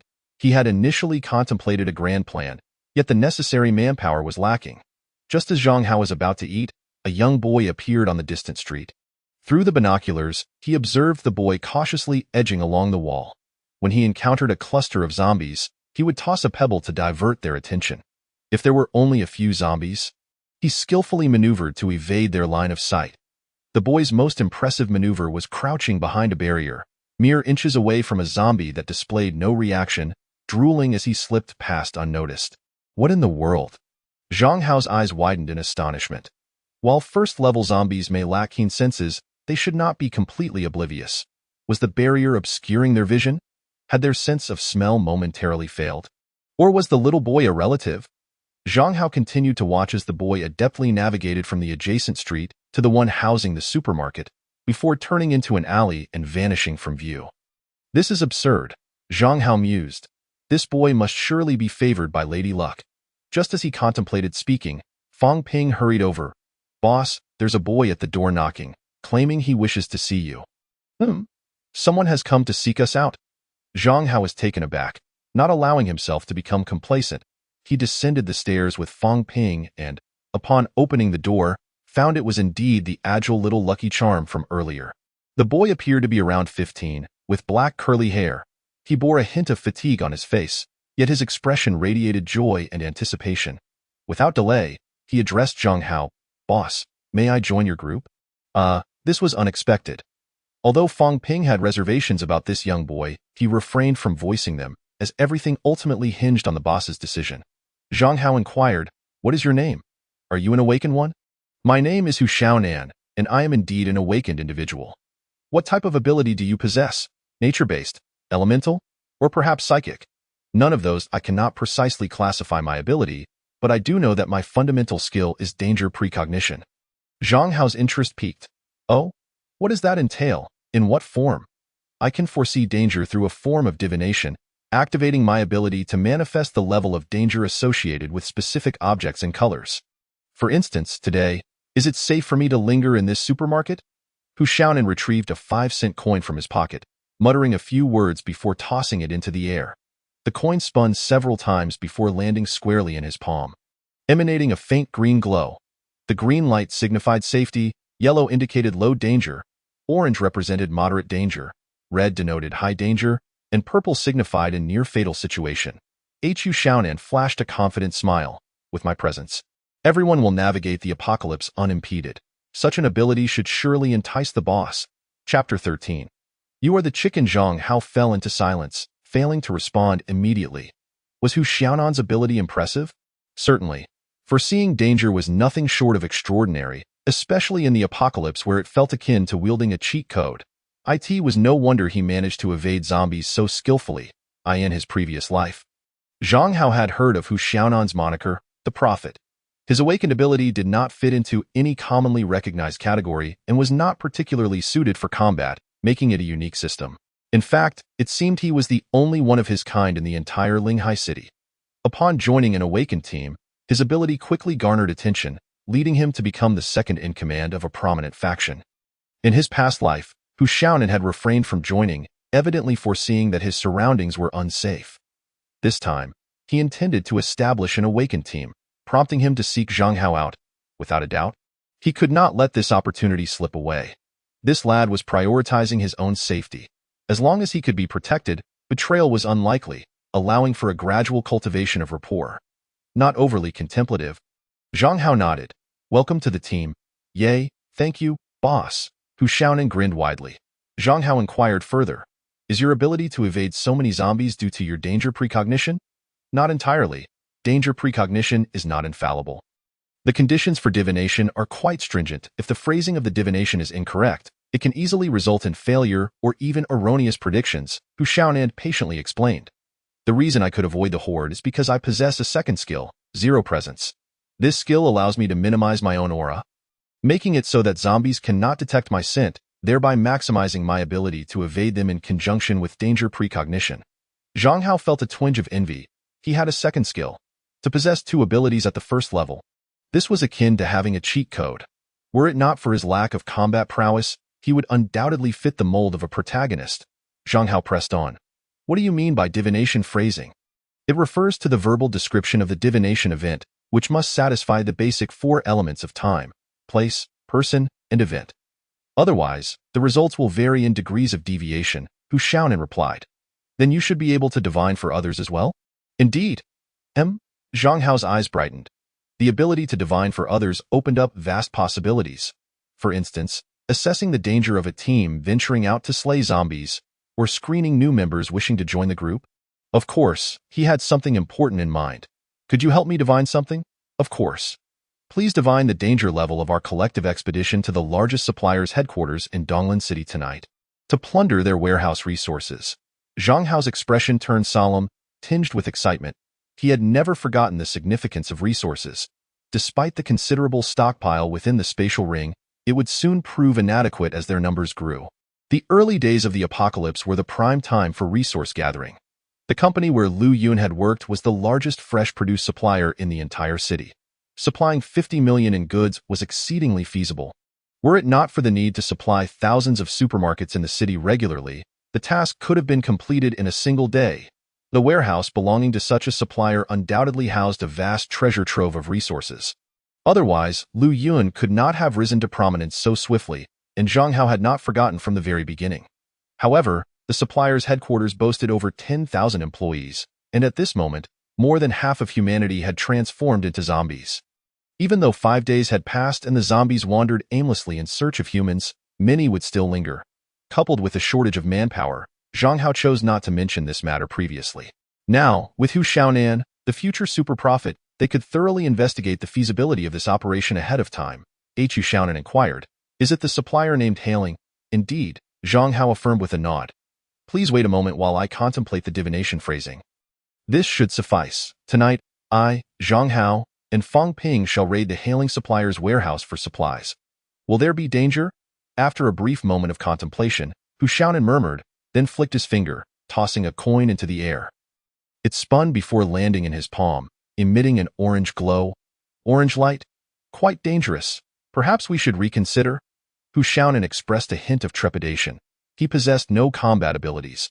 What if he were the only one to sustain injuries? Zhang Hao pointed to the raven perched on his shoulder. You haven't mentioned all your character traits. There's also it at Hu Xiaonan paused momentarily. Are we bringing this black chicken too? Before Zhang Hao could respond, the raven squawked vehemently. You are the chicken. Your entire family is chickens. My heavens! This chicken can actually talk? Hu Xiaonan exclaimed, astonished. Never encountered the world, you fool, replied the raven. You are the fool. If you weren't a fool, you wouldn't confuse a chicken with a raven. Oh, my goodness. Are your eyes just green beans? I recommend you dig them out and feed them to a dog. Do you dare believe I could strangle you? Protested Hu Xiaonan, exasperated by the foul-mouthed bird. I heard a grand joke. Why not give it a try? I could easily pop your head, the raven retorted, cackling. Zhang Hao, unable to tolerate their bickering any longer, interjected, enough. The raven is indeed a significant asset. You can include it for another divination. Very well, boss. Hu Xiaonan reintroduced the raven into the divination, and the result revealed a yellow light, indicating minimal danger, though not a green light. It sufficed. After all, in the apocalypse, the very notion of safety is a luxury. True safety can only be forged by one's own hands. Zhang Hao had initially wished to inquire about other matters, but Hu Xiaonan appeared dispirited. Divination consumed psychic energy, and as a mere level 1 awakened individual, he could perform it only 5 times a day. Having already utilized 2 divinations before arriving at the supermarket, he was now out of energy. Yet, it must be said, this skill was indeed quite useful. Turning to Fang Ping, Zhang Hao expressed concern. At such a young age, you cannot be looking so frail, little Fang. Go prepare a few hearty dishes and simmer a pork rib soup to nourish Hu. Fang Ping scratched his head awkwardly. Boss, I can't cook, then learn. I have cooking videos saved on my phone. Go explore and make something. Eating instant noodles for days on end is tiresome. All right, I'm off then, boss. Fang Ping, unable to refuse, reluctantly set off to prepare the meal. Using a small electric cooker, he took 3 hours to produce 5 dishes. Stir-fried tomatoes with eggs, spicy chicken wings, spicy boiled fish, cold pig head meat, and simmered pork ribs. While the color of the 4 dishes seemed acceptable, their aroma fell off. Fang Ping sat in a chair, feeling somewhat anxious. Zhang Hao ladled a bowl of rib soup and took a large sip. His expression shifted rapidly from black to white, and he promptly spat the soup out, erupting in fury. What in the world is this, little Fang? Did you put excrement in it? Chapter 14. The lions demand. Good heavens. Zhang Hao nearly lost his composure. This was not an exaggeration. It was truly revolting. This concoction could hardly be called rib soup. It was more akin to excrement soup. The taste bore an uncanny resemblance to feces. Unfazed, Hu Xiaonan thought, how could anything be more unpalatable than excrement? Having been a food lover for so long, he had to find out whether this dish was truly made of excrement. One taste would reveal all. Then, he vomited profusely. Hu Xiaonan rendered the highest praise. This dish is not merely worse than excrement. It surpasses it in every regard. Fang Ping felt a tinge of sadness, but after sampling it, he nearly foamed at the mouth. In the end, the 3 of them resorted to eating instant noodles. To soothe their wounded spirits, Zhang Hao added 3 sausages and 2 marinated eggs. Yet, the issue of cooking remained unresolved. None of them possessed even a shred of culinary talent. Should they have the raven learn to cook? Was that not a tad inhumane? Zhang Hao glanced at the raven. Yeah, how about watching a cooking video? The raven screeched, Daddy, be human for once.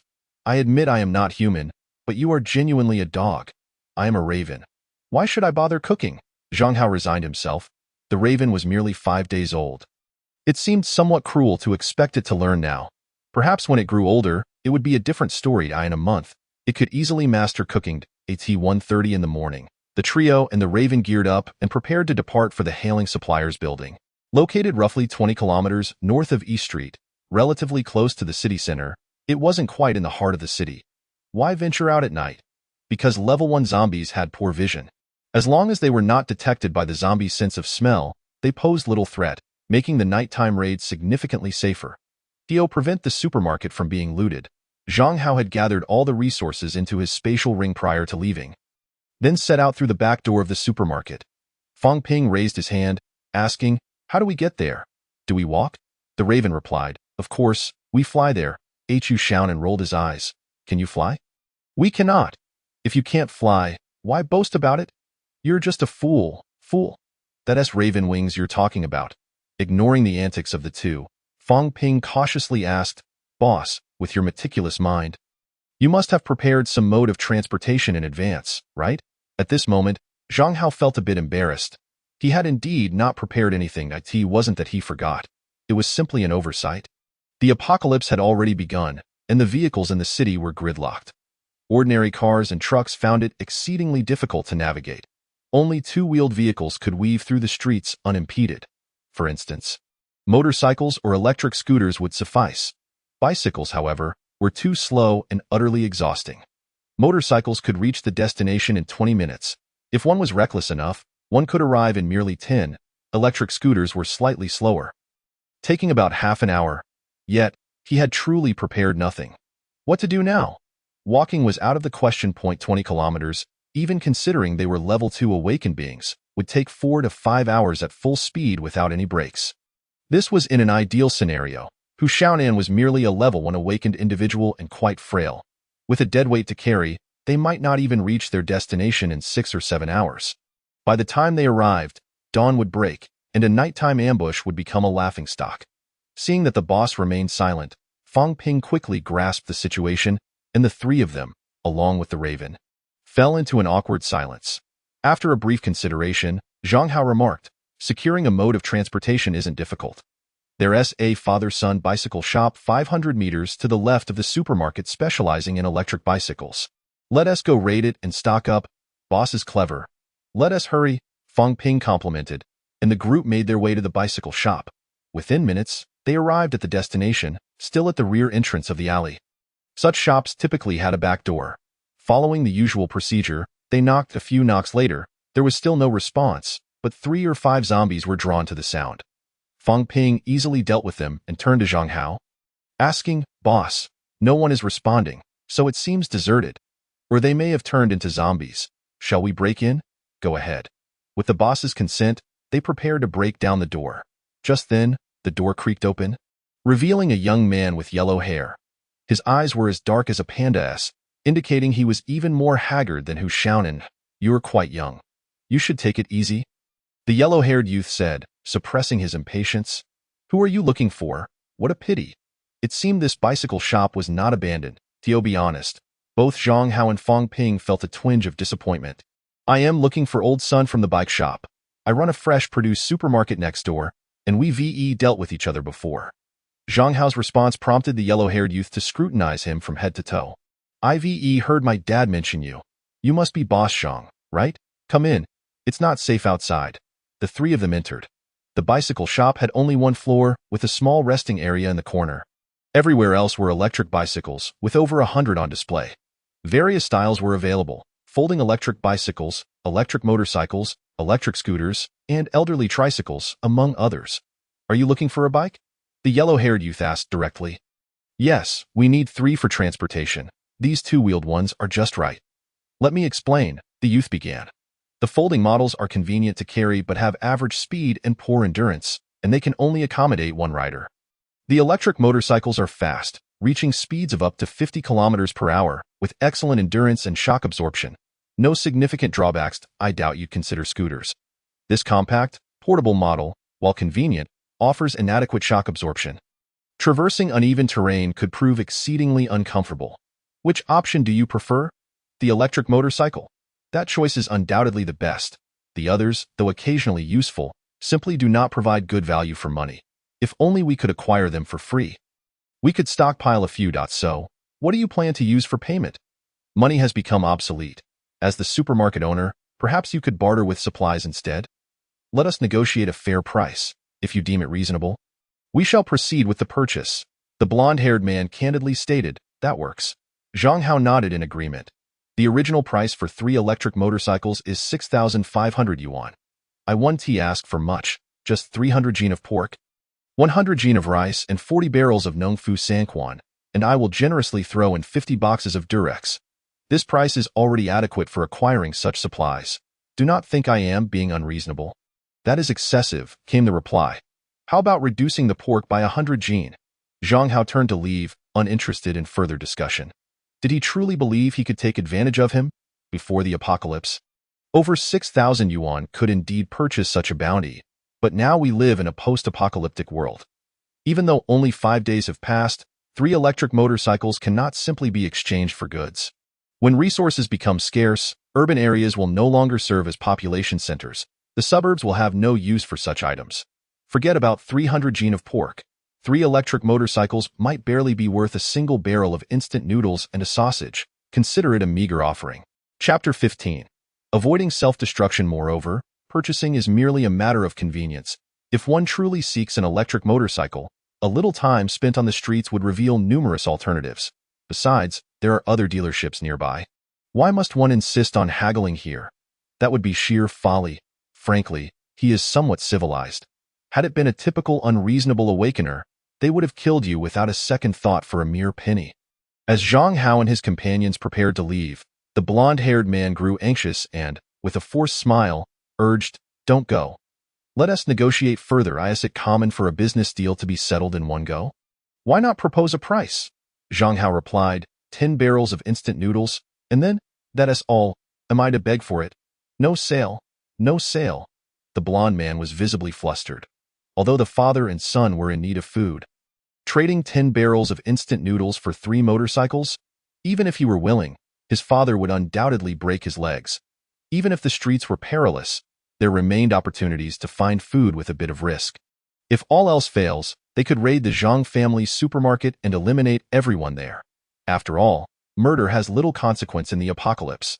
The blonde-haired man's mind turned devious as he watched them head toward the back door when suddenly, a glimmer of cunning flashed in his eyes.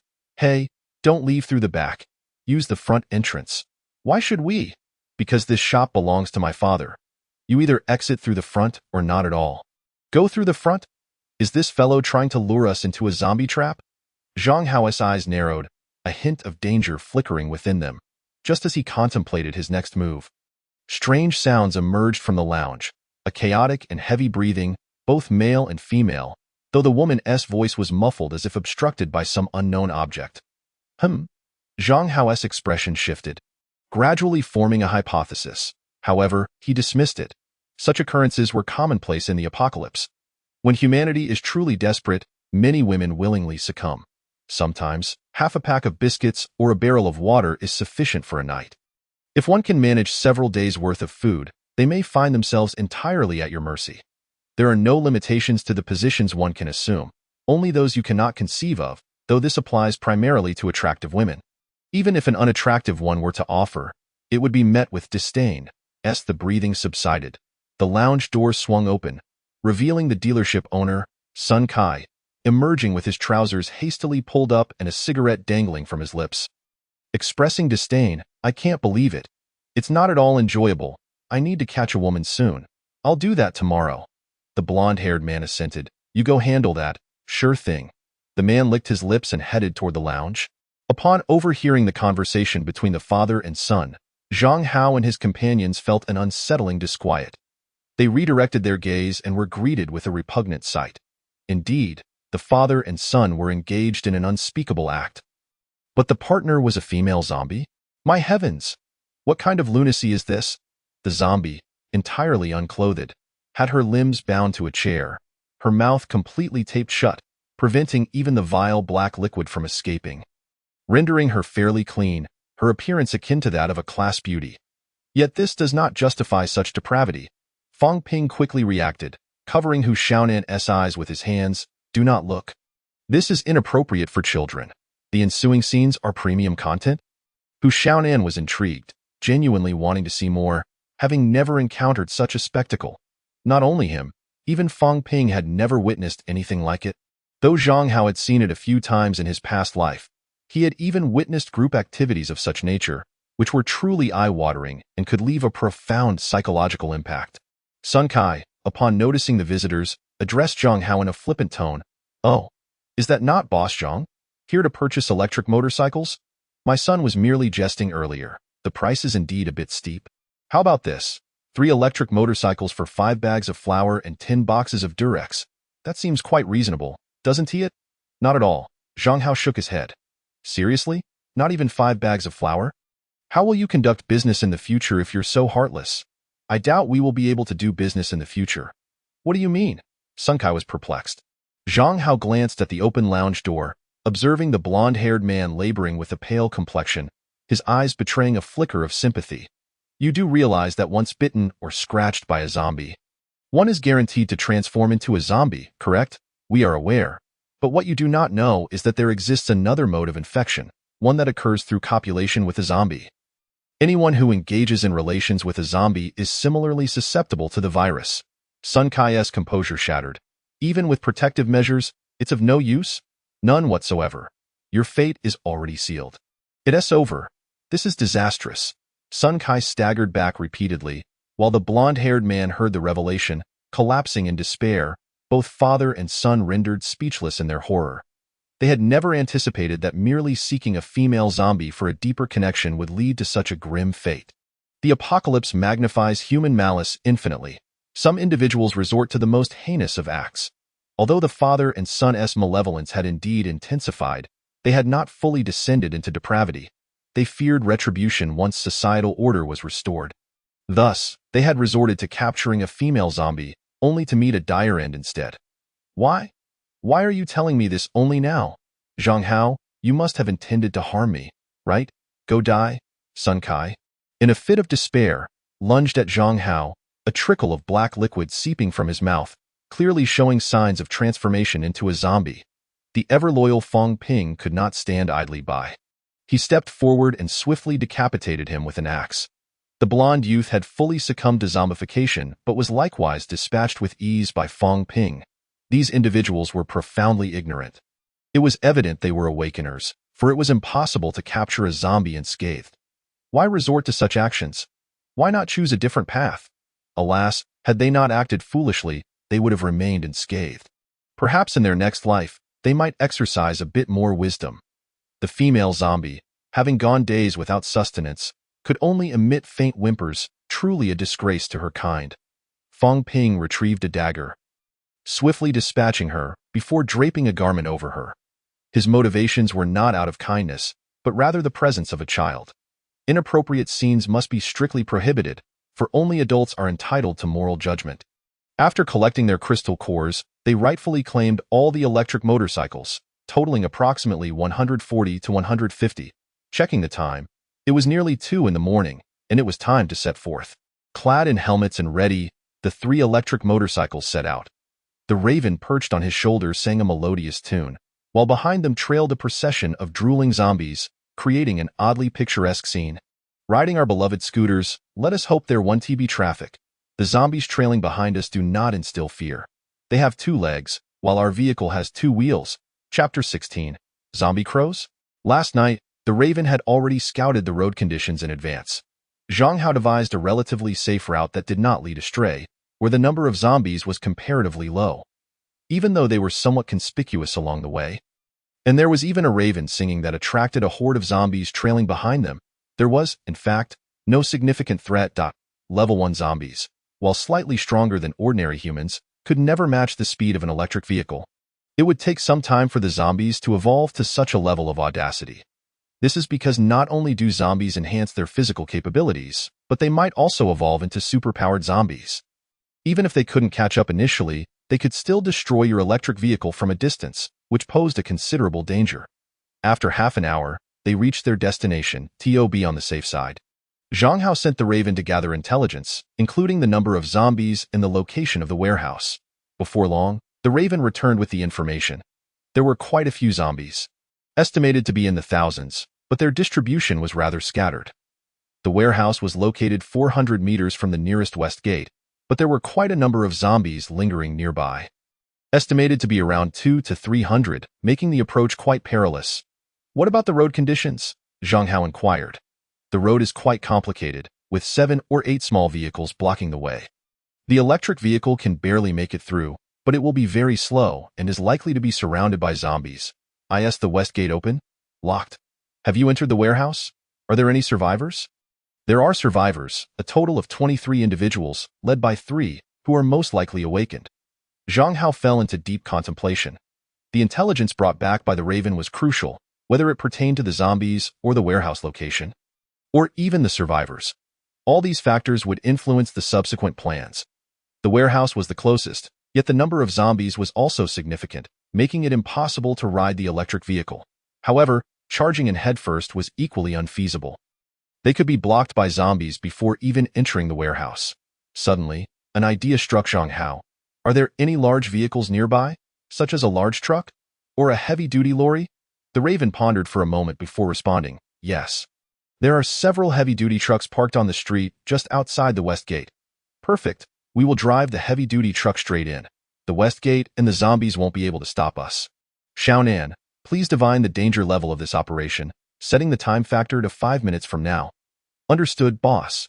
Upon hearing Zhang Hao's command, Hu Xiaonan also grew serious.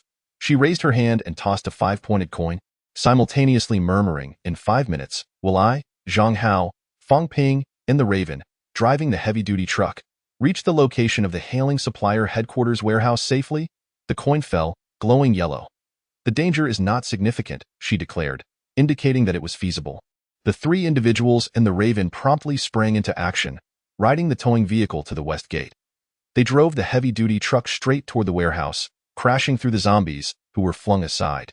Their entrails scattering chaotically. Ha ha, this feels exhilarating. These zombies are truly weak. Fang Ping expressed his excitement. Such reckless behavior was a first for him. Hundreds of zombies fell apart like paper, creating a spectacular scene. As they neared the warehouse, Zhang Hao's expression turned serious. Raven, go in and help us open the door. If anyone obstructs you, eliminate them without hesitation. Understood, the Raven replied, its wings unfurling as it took flight, disappearing into the ventilation duct. Inside the warehouse, the occupants were primarily personnel from the supplier's logistics department. Some were cleaners, others were responsible for inventory, and a few served as security. When the apocalypse erupted, over 7,000 of the company's workforce transformed into zombies, and the remaining 3,000 were swiftly devoured by the undead, leaving merely over 100 survivors. Some had managed to escape, while others hid in different buildings within the company. The people in the warehouse were somewhat fortunate. The number was small, and there were only a couple of zombies initially. However, they were brutally beaten to death by 3 awakened individuals, naturally becoming the leaders of this group. This warehouse was exceptionally large, divided into several smaller storage areas with ample supplies.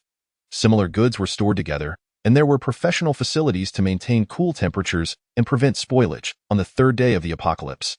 To avoid the supplies from deteriorating, they fortuitously discovered the warehouse's backup power source. The electricity was still operational for a while, and most of the supplies remained intact, allowing them to sustain themselves for a full 5 days. However, some individuals began expressing differing opinions internally. We can't stay here forever. Eventually, we'll have to go out. Exactly. Don't you want to leave? My wife is still waiting for me at home. With so many supplies here, we can't possibly take everything, but surely it's enough to last until national rescue arrives. Why did the apocalypse have to happen so suddenly? I don't want to die. Some could no longer endure and began to weep uncontrollably. Li Tian, one of the awakened, impatiently shouted, "Shut the hell up. Do you think we want to stay in this hellhole? There are hundreds of zombies outside. Going out would be suicidal." Wang Sanshun also lost his patience. Growling, "If any of you want to leave, we won't stop you. But don't make any noise or pull any stunts, or we'll end you." A beautiful woman stepped forward and softly asked, "Can I take a little food with me?" "You can't take anything." "Why not?" "Because it was us 3 who killed the zombies. Otherwise, you would have been dead already. The supplies here belong to the collective. You can leave, but you can't take any supplies with you." With that, the others fell silent. They all understood that leaving without supplies was tantamount to seeking death. They were all ordinary people, with no confidence in finding food in the apocalypse, especially with so many zombies outside. Moreover, these 3 awakened individuals were not to be trifled with. Those who opposed them had all been killed, leaving everyone feeling powerless even if they wished to resist. "Wait, something feels off," Wang Gu exclaimed at Li Gu. "There's movement outside. It sounds like a vehicle." Zhao Hu, who was responsible for guarding the door, had heard the noise and quickly reported to the 2. Wang Sanshun and Li Tian exchanged glances and rushed toward the door, only to see a raven suddenly emerge from the ventilation duct of the electric gate. The three froze for a moment. A raven? Did it take a wrong turn? However, the raven went straight for the door-opening button, causing the expressions of the three to change dramatically. Oh crap! Oh crap! Is this a zombie raven? Damn it! This raven is going to let the zombies in. Zhao Hu, kill it quickly. Wang Sanshun and Li Tian were horrified, and Zhao Hu reacted swiftly, brandishing his machete to strike it down. He was no ordinary person, but a level 1 awakened individual. While not as powerful as Li Tian, he was on par with Wang Sanshun, and a few zombies could hardly harm him. However, the seemingly straightforward strike was easily evaded by the raven, which then swung its sharp claws in a swift motion. Before everyone's eyes, Zhao Hu's head exploded, stunning everyone present. Li Tian. Wang Sanshun. Chapter 17. A bounty. Zhao Hu's death was not unjust. Even though the raven was a psychic type and not particularly adept at combat, it was still a legitimate level 2 mutated creature. How could a mere level 1 awakened individual, lacking any skills, hope to engage in a fight beyond his level? That was something only protagonists could accomplish. Moreover, it possessed the skill Psychic Slow, which was more than sufficient to deal with level 2 awakened individuals. Let alone Zhao Hu. At this moment, the raven cleverly tapped the button on the door, and the electric gates slowly opened, allowing a heavy-duty truck to charge in, dragging along several half-dead zombies. Once the truck was fully inside the warehouse, the raven promptly closed the door again. During this time, a few zombies managed to slip in but were swiftly dispatched by Feng Ping, who expertly severed their heads. Witnessing this scene, the ordinary people inside fell silent, realizing that even their awakened individuals were fearful of these newcomers, and they had no intention of courting death. Zhang Hao surveyed the room, turning to Wang Sanshun. Are you their leader? No, it's not me. It's him. Wang Sanshun pointed to Li Tian behind him. Li Tian stepped forward, furrowing his brow as he questioned, Who are you people? Why did you forcibly invade my warehouse? Isn't that a bit excessive? Please forgive me. I merely wish to borrow some supplies, Zhang Hao replied with a smile.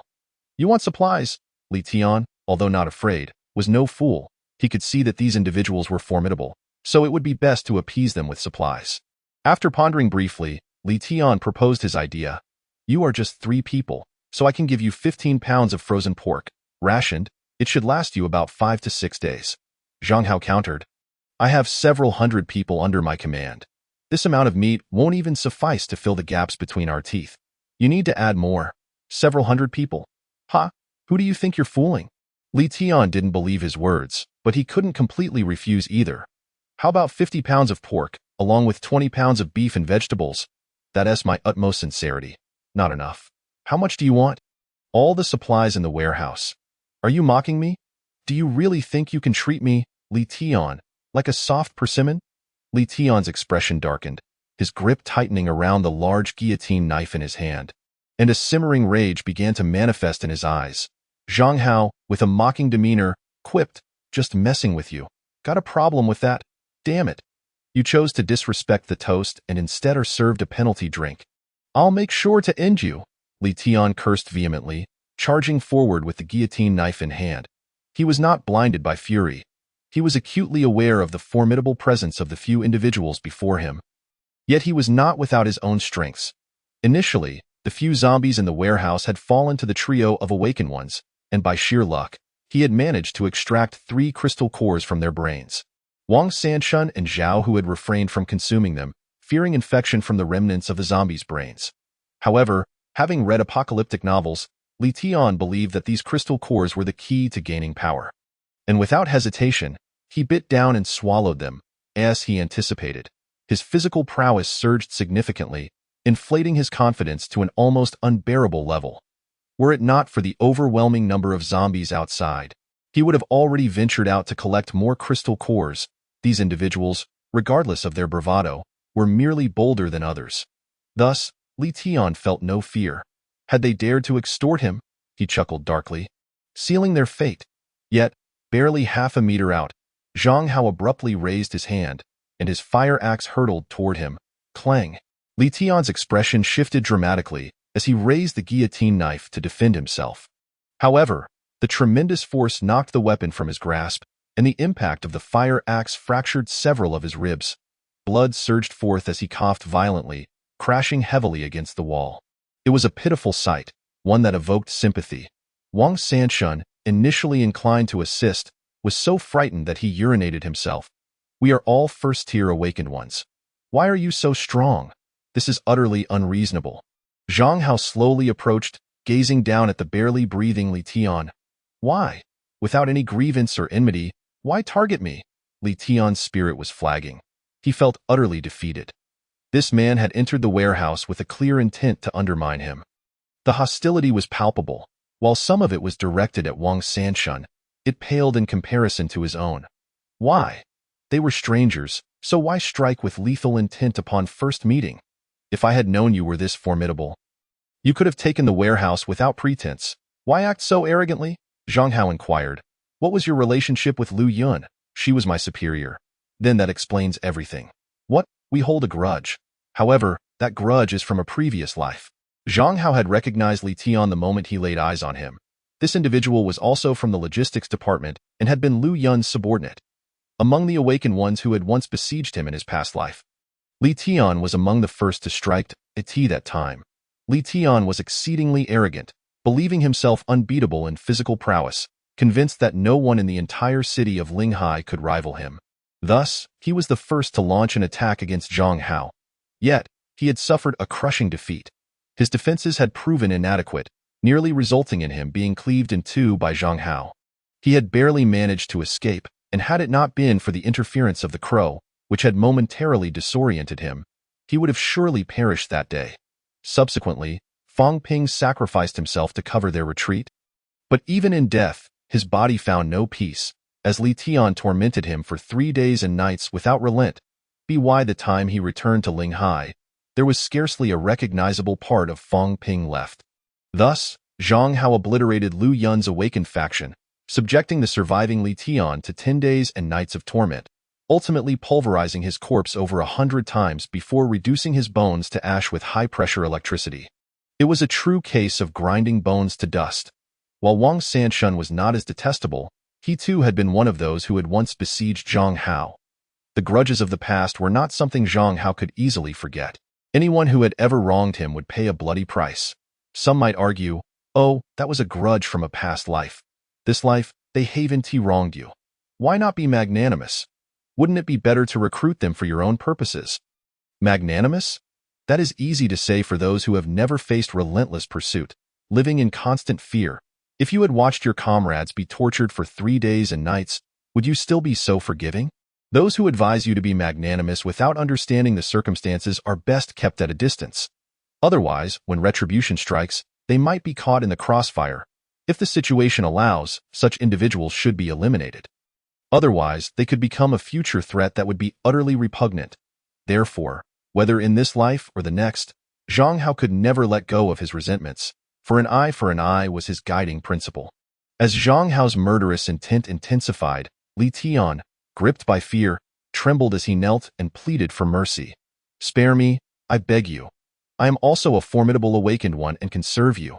I beseech you to let me go. You are not worthy."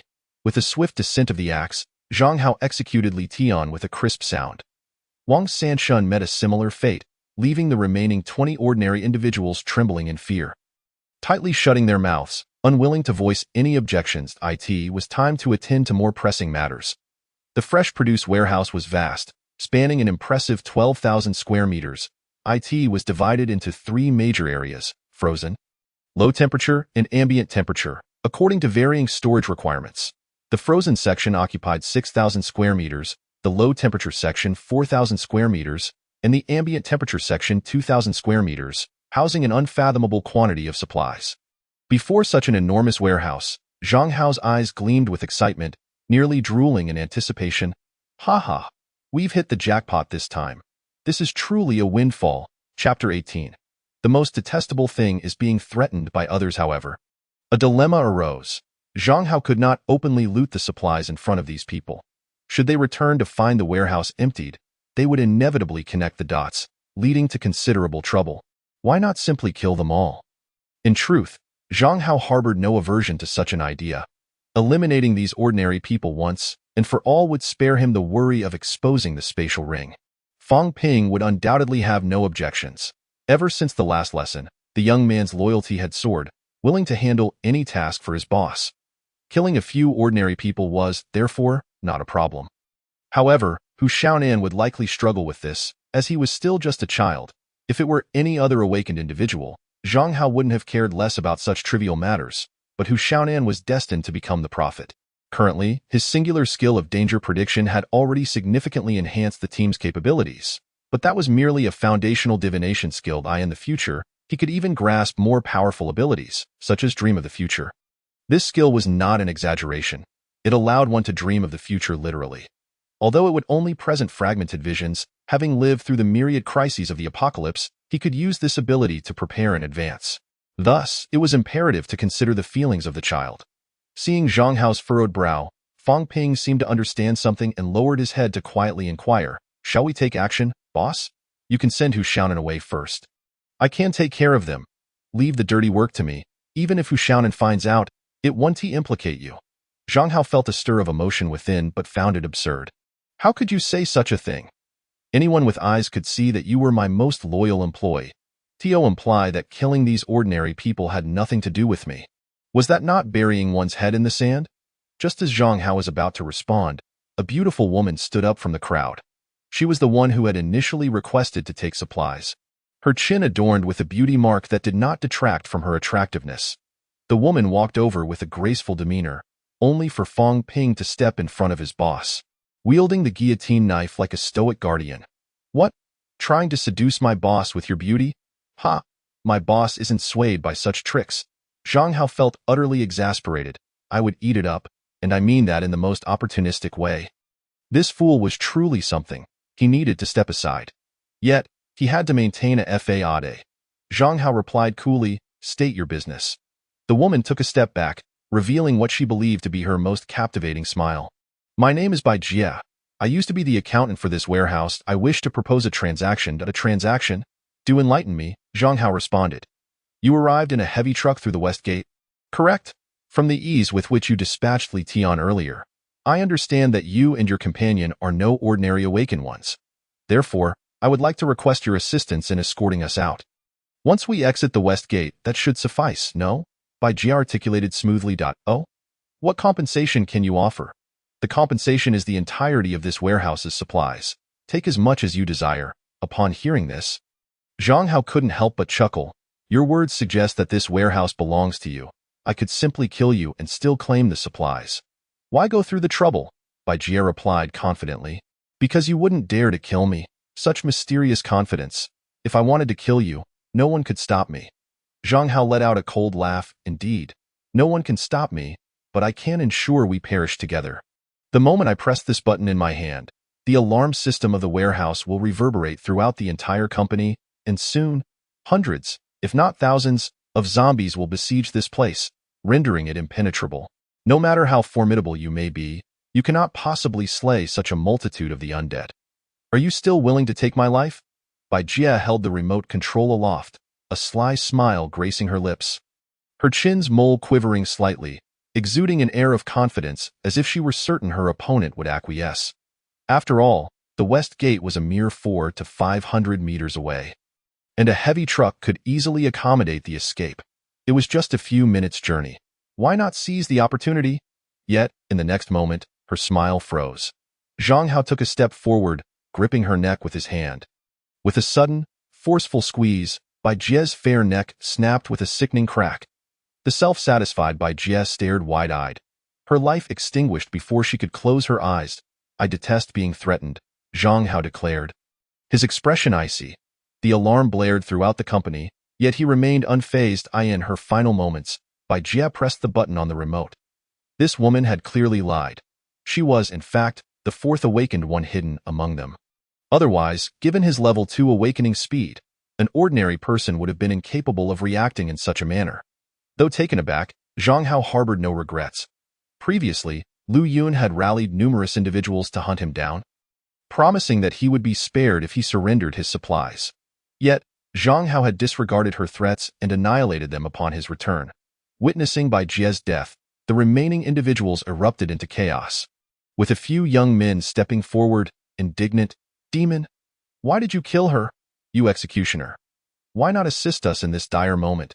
With death imminent, they resolved to confront him head-on. 3 or 4 young men charged forward, some genuinely enraged, seemingly having an inexplicable connection to Bai Jia.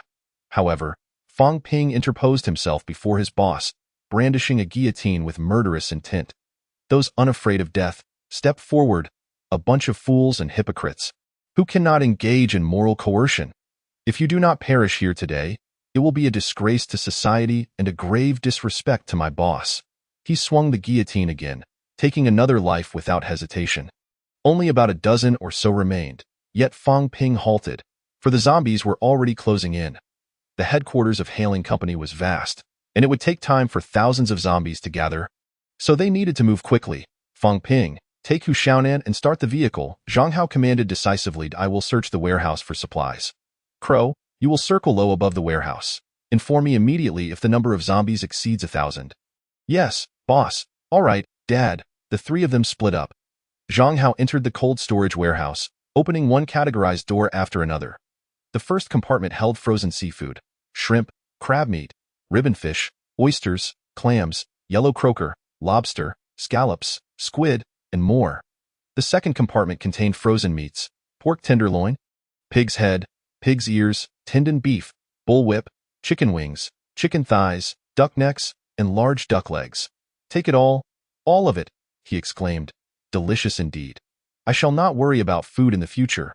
The third compartment featured frozen vegetables, including peas, carrots, corn, broccoli, asparagus, and various leafy greens. Vegetables are essential too. One cannot survive on meat alone. Vitamins must be replenished. Gather it all. Ha ha, what a bountiful harvest. I am overjoyed. My happiness is nearly overflowing. Chapter 19. Level 2 Intelligent Zombie. The cold storage area contained the most food, not limited to meats, seafood, and vegetables. There were also some semi-finished cooked dishes, such as golden chicken cutlets, croquettes, dumplings, hand-grabbed pancakes, deep-fried dough sticks, pan-fried buns, crispy meat pies, fish balls, beef balls, hot pot base, and more. The total haul from the cold storage amounted to an impressive 90,000 tons. Notably, there were also several thousand boxes of ice cream, popsicles, snow lotus flower, large puddings, and other delights. Once the collection from the cold storage was complete, he continued to scour the low-temperature warehouse, which predominantly contained fresh vegetables and fruits, such as tomatoes, lemons, and dragon fruit, totaling around 40,000 tons. Then came the ambient temperature warehouse, which, aside from live seafood, was mostly stocked with assorted groceries, electronics, and daily necessities. Toilet paper, cups, air fryers, water dispensers, instant noodles, spicy strips, dried tofu, self-heating hot pot, self-heating rice, meat floss cakes, and more, totaling 20,000 tons. "Ah, not much," he muttered, feeling somewhat disappointed. Just as he was indulging in his thoughts, the crow squeezed through the vent, its expression urgent. "There are already 700 or 800 zombies blocking the entrance, and more are on the way. That alarm is insufferable. The warehouse door is about to give way. If we don't leave now, we'll be trapped." "So soon? Then we must depart," Zhang Hao replied, a hint of disappointment in his voice. The warehouse's electrical system was still operational, indicating there was indeed a backup power source, akin to a large battery that could last for an extended period. Such a resource would undoubtedly be essential when establishing a base in the future. But there was no time to search for it now. He could only hope for another opportunity later. At that moment, the main door was heavily deformed from the relentless assault of the zombies. With a resounding crash, the door was forcibly breached. "Fang Ping, clear them out!" Zhang Hao shouted as he swiftly entered the vehicle. Fang Ping pressed the accelerator, the engine roaring to life as they barreled through the warehouse entrance. The famished zombies, having gone days without sustenance, howled in disarray, but they were no match for the might of the heavy truck. The zombies were tossed aside like ragdolls, and they soon reached the street. As for the risk of exposure, there was no need for concern. Those 10 or so individuals had been engulfed by the horde, devoured to the last morsel. How tragic indeed.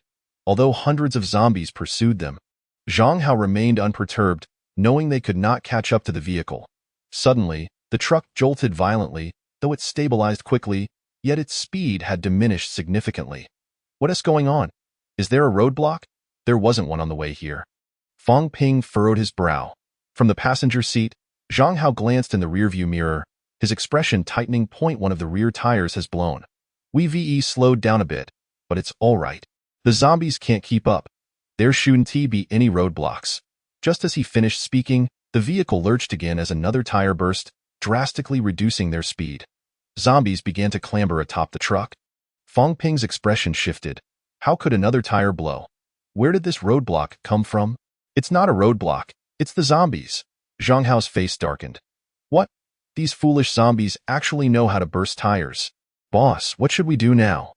You all get out and take the electric bike back. I will handle this. In a way, boss, you... Before Fong Ping could finish, Zhang Hao interrupted. Stop with the melodrama. These level 1 zombies cannot breach my defenses. If you stay, you'll only hinder me. Xiao Fong, take Hu Xiaonan back to the supermarket. Understood. Boss, be careful. Fong Ping was not one to dither, decisively ushering Hu Xiaonan out of the vehicle. Seizing the moment while the zombies were still few, they revved up the electric bike parked by the roadside and sped back towards the supermarket. Before leaving, Zhang Hao had Hu Xiaonan perform a divination for him. The danger level was marked as orange, indicating considerable risk, yet still within his tolerable limits. The crow did not depart, as it could fly and was not a liability in the event of an ambush by an awakened individual. It could assist Zhang Hao from a distance. Dad, you're not just staying to cover for them, are you? The crow perched on his shoulder, pondering thoughtfully. Earlier, the zombies hadn't blocked their path. Zhang Hao could have easily left with Fong Ping, yet he chose to remain. Which seemed peculiar. No, Zhang Hao shook his head. Then what is your purpose? To eliminate future threats. Future threats? What threats? You will understand soon. Now go and watch from a distance. They are closing in. Standing firm, Zhang Hao gripped a fireman's axe. His demeanor calm and composed as he swung the axe wildly, cleaving through the advancing zombies. A dozen level 1 zombies surged forth, but their sharp teeth merely shattered upon contact with his skin. The zombies? A few of the more clever undead were bewildered. Was this truly human skin? They attempted to flee but were swiftly decapitated. A multitude of zombie corpses littered the ground, rendering Zhang Hao a veritable war god. Although not particularly fatigued, he feigned exhaustion, seemingly luring a target. Sure enough, hidden within the throng of zombies, one could no longer contain itself. With a swish, it brandished a kitchen knife, aiming for Zhang Hao's neck from behind. However, Zhang Hao had anticipated this. He slightly tilted his head to evade the attack and swiftly turned, bringing the axe down towards its head. The zombie retreated, creating distance as if waiting for an opportunity. Reflecting on the earlier behavior of the zombies, a sense of foreboding washed over Zhang Hao. Indeed, this was a level 2 zombie, and it was an intelligent one. He needed to eliminate it here and now. The lower-tier zombies possess the potential for evolution and exhibit a minuscule chance of awakening extraordinary abilities. However, the majority of these primitive undead lack any semblance of intelligence. Even the intermediate zombies of level 4. If they were to awaken such powers, would only become slightly more cunning, perhaps merely adept at evading attacks. In stark contrast, the advanced zombies, those of level 7 and above, are an entirely different breed. Not only are they capable of manifesting extraordinary abilities, but they also excel in the use of cold weapons, accompanied by a significant enhancement in their cognitive faculties. Some possess the capacity for intricate planning against humans. Foolish zombies pose little threat, but those with intellect are genuinely formidable. Before me stands a knife-wielding zombie, seemingly only at level 2, yet it not only dodges attacks with its weapon but also demonstrates an understanding of targeting tires to halt a truck. Furthermore, it cleverly conceals itself, allowing a horde of level 1 zombies to engage first, waiting for Zhang Hao to show signs of fatigue before reaping the rewards. What does this imply? It is a testament to the high level of intelligence this particular zombie has developed. Remarkably, it has already exhibited advanced evolutionary traits typically reserved for higher-tier zombies, transcending at least 4 levels. Such a creature undoubtedly poses a significant threat in the future. Having encountered it, it is imperative that it be eliminated without delay. Chapter 20. I implore you to act like a person.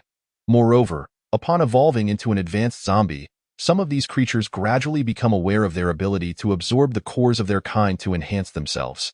Just moments ago, they used a heavy truck to crush at least 100 zombies. If this knife-wielding zombie were to absorb their cores, it could potentially elevate itself to level 3 in no time. At that point, the situation would become dire. Once this knife-wielding zombie becomes cognizant of this potential, it will undoubtedly evolve into an advanced zombie at an alarming rate. Therefore, it is essential to preemptively extinguish this threat. Although it may not have awakened a flesh-based power, its thunder refinement ability has rendered its physical form remarkably formidable, rivaling any level 2 awakened being of the same tier. Since we are on equal footing, there is no reason to fear. Zhang Hao decisively charged forward, yet the knife-wielding zombie inexplicably turned and fled, seemingly attempting to let the level 1 zombies wear him down. However, Zhang Hao would not allow it to escape. If you refuse to fight me, I shall depart. You must know that this horde of ordinary zombies cannot obstruct my path. Upon hearing these words, the knife-wielding zombie halted, evidently comprehending Zhang Hao's intent, before turning back with a menacing snarl and lunging at him once more. The clash between the knife and the fire axe was intense, forcing the knife-wielding zombie to retreat step by step, clearly lacking the physical strength of Zhang Hao, who was of the same level. Moreover, its weapon was inferior to the fire axe, and after several exchanges, the blade had dulled to the point of uselessness. The knife-wielding zombie was momentarily taken aback. Its weapon was now rendered ineffective. What to do? Ha! How delightful! Zhang Hao's right hand swung fiercely, aimed at its head. Yet, the knife-wielding zombie remained unfazed. Its left hand glimmered with a blue light, emanating a chilling aura. Its fingers were enveloped in solid ice, effortlessly crushing the axe into fragments. Simultaneously, the blue light reappeared in its left hand, coalescing into a blade of ice, sharp enough to instill dread. Ski! The knife-wielding zombie uttered human speech, seemingly convinced that the human before it would perish beneath the ice blade. Caw, caw, strike now! In a moment of peril, Zhang Hao bellowed. From a distance, the observing raven's eyes glowed with white light as its mental paralysis ability activated. The knife-wielding zombie was instantly rendered immobile, allowing Zhang Hao to discard the remnants of his axe and channel his powers through his palm. Arcs of electricity crackled to life, accompanied by a sizzling sound. Die! Taste my thunder explosion! At that moment, the arcs in Zhang Hao's hand condensed, transforming into a radiant thunder bomb. His hand pierced through the zombie's skull, resulting in a resounding explosion that scattered red and white brain matter. The lightning dissipated from his grasp, and he finally exhaled in relief. He had vanquished a level 2 zombie, and a sentient one at that. It was no small feat this creature even wielded ice abilities, effortlessly shattering its weapon. It was no wonder that Hu Xiaonan had foreseen the considerable danger. This revelation was now comprehensible. Fortunately, the brains of lower-tier zombies are fundamentally impaired, unlike their advanced counterparts, whose intelligence has been significantly enhanced. Their minds seem to have reawakened, albeit in a manner distinct from human cognition, with their predatory instincts remaining unchanged, suggesting an entirely different system of thought. The precise nature of this phenomenon eludes him. But it is evident that once advanced zombies acquire intelligence, they are no longer immune to mental assaults like their lower-tier brethren. Thus, the Raven's ability had successfully struck its target, at this juncture. The surrounding zombies surged forward recklessly, yet Zhang Hao remained undeterred. After locating the level 2 core of the knife-wielding zombie, he mounted his electric bicycle and departed alongside the Raven. He did not seek out the cores of the level 1 zombies, as his energy was nearly depleted. He had no desire to slay even a single one more, let alone expend efforts searching for cores amidst the horde. He would have to wait for another opportunity to reclaim them. Half an hour later, he returned to the supermarket on his electric bike. Fang Ping exclaimed with delight, "Boss, you're unharmed." Zhang Hao replied curtly, "Do you wish for me to be injured?" "No, I was merely concerned for your well-being." All right, I'm exhausted. I need to rest for a bit." Zhang Hao ascended to the second floor, collapsed onto his bed, and fell into a deep slumber. He had endured a plethora of chaotic events today, battling zombies and engaging in a battle of wits with humans, culminating in the defeat of a sentient level 2 zombie. His body was utterly fatigued. Having set off in the dead of night, he had also been subjected to the grotesque dried zombie series, incurring significant mental trauma. The dual burden of physical and psychological exhaustion was overwhelming. The Raven, having had a relatively easy day, took on the night watch, while Fang Ping and Hu Xiaonan quietly discussed matters on the first floor before retreating to their respective containers for sleep. "Brother Fang, do you think the boss is different from us?" "Of course he is. The boss is wise, mighty, intelligent, and possesses extraordinary combat prowess. That is entirely normal, I'm not referring to that.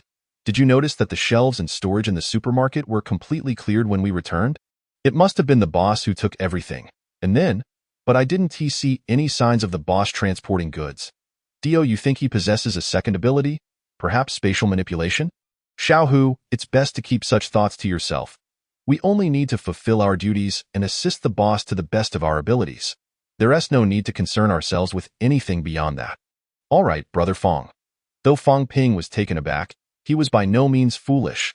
The boss had hoarded an enormous quantity of supplies for 3 consecutive months, and the very next day, it had all been entirely cleared without a trace of transport. How could he not draw connections? Additionally, during the last evacuation, the boss had lingered in each warehouse for an extended period. How much could one person possibly carry? Even a fool could see that something was amiss. However, as employees, curiosity was acceptable, but overstepping boundaries was not. They simply needed to perform their duties well. Hu Xiaonan had yet to reach such enlightenment, but he suddenly felt a sense of clarity regarding his future alongside Zhang Hao. After all, in a post-apocalyptic world where food and drink were no longer a concern, that was the greatest solace one could have. The following morning, at 8 o'clock, the goods on the first floor shelves were neatly arranged once more. Hu Xiaonan and Fong Ping exchanged glances, silently acknowledging their shared understanding, yet both underwent a subtle shift in mindset. Zhang Hao began tallying the previous day's harvest and reflecting on his experiences. The inventory of cores had not increased significantly. After accounting for today's consumption, he had a remaining total of 360 cores. In contrast, the supplies had surged dramatically, with a total of 166,000 tons, 15,000 tons looted from the warehouse. In addition to the stockpile previously amassed, risk and reward are often proportional. During the final retreat, he had perhaps been a tad too hasty. While the heavy truck was exceptionally robust, it did have its limits. Should a horde of over 1,000 zombies surround it, the vehicle could be brought to a halt. Thankfully, that level 2 zombie had been overly cautious, opting not to puncture a tire at the earliest opportunity. Otherwise, the truck might not have managed to exit the main gate. Supplies are vital, but one's life is singular. Caution must prevail in future endeavors. Yet, what of the cores that remained unclaimed from yesterday? It would be a waste to let them go to waste. A collective return solely for the cores seemed unwise, fraught with danger. Sending someone alone? That would be tantamount to courting death. Zhang Hao himself? As the boss, could he engage in such menial labor? Hence, his gaze fell upon the raven perched on his shoulder, and with an encouraging look, he said, "Raven, you should go?" The raven stared in confusion. "Daddy, I implore you to act like a person." Chapter 21. The Black and White Duo, the Raven. "Are you serious?" Zhang Hao, "Absolutely serious, Daddy. I am but a crow." The raven's expression was filled with melancholy, and its resistance was palpable. "But you are no ordinary crow. You are an exceptionally skilled mutated raven. The lower-tier zombies possess minds as dull as the mentally impaired. They will not attack any creatures except humans." Zhang Hao reasoned logically, therefore, even in the presence of countless zombies. "You are not in danger. Besides, you are quite clever now. Gathering cores will be a simple task. Crows inherently possess remarkable learning abilities, and being a prodigy of the psychic realm, has amassed an extensive vocabulary within a mere 5 days." Previously, Zhang Hao had shown it a map of Linhai City, and he effortlessly memorized all the intricate details in just half an hour, transforming into a living, breathing map.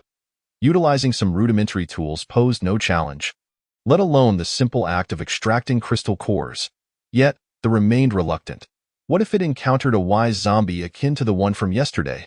There was no guarantee it wouldn't attack me. "But you can fly, while zombies cannot. Even if I can extract crystal cores, how can I gather them all? That's simple." Zhang Hao fetched a small black backpack from the second floor and slung it around its neck.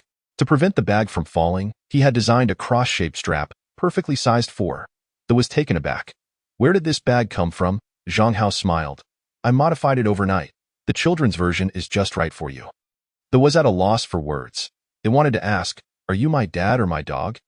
You actually went through the trouble of modifying a pet backpack just for collecting crystal cores? Yeah, get it together. You are the only psychic powerhouse in our team. This mission is solely yours. When you return, we shall celebrate your success. You are simply the best." Under the flattery from Fong Ping and Hu Xiaonan. They ultimately ventured forth, returning after 2 hours. Given that the first-level crystal cores were no larger than mung beans, the small backpack was more than adequate to accommodate them. Zhang Hao inquired, "How many did you collect?" "Should be around 200, right?" "Not 200, but only 182. What happened?" "While I was gathering crystal cores, I discovered that some cores near the warehouse had already been taken, likely by that second-level wise zombie from yesterday. No wonder we killed 200 zombies but ended up with fewer than 200 cores." Zhang Hao's heart sank momentarily, but he soon exhaled quietly. That zombie had evidently realized that consuming its kind could accelerate its evolution. It was likely that it had only recently approached the second level, having fortuitously dispatched so many zombies yesterday. It had quietly seized the opportunity to enhance its level. It wasn't an experienced second-level mutant zombie, or else it could have posed a genuine threat. Thankfully, we dealt with it beforehand. However, during the early days of the apocalypse, the disparity among awakened individuals was minimal. Once Thunder Body refinement enhanced his physical prowess, he could release lightning through every pore of his body, forming an exceptionally high-intensity dual-layer defense, rendering zombies of the same level incapable of breaching his defenses. As he advanced to higher levels, he could also stimulate his brain cells with lightning, surpassing the limitations of his rank and making it feasible to engage in battles against higher-level foes. Adding the previous 360 cores to the mix, he had amassed a total of 542 first-level crystal cores, a quantity sufficient for the entire team to ascend to level 3. Boss, what are your plans next? Are we still hunting zombies or scavenging for supplies? Fong Ping inquired. Both the extermination of zombies and the collection of resources remain essential. However, the next objective is rather significant.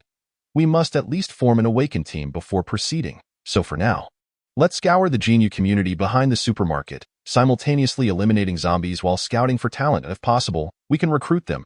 Zhang Hao replied thoughtfully. All right, shall we act now? Not yet. I will make a quick trip next door and return shortly. Exiting through the back door of the supermarket, Zhang Hao strode a few meters to a barber shop.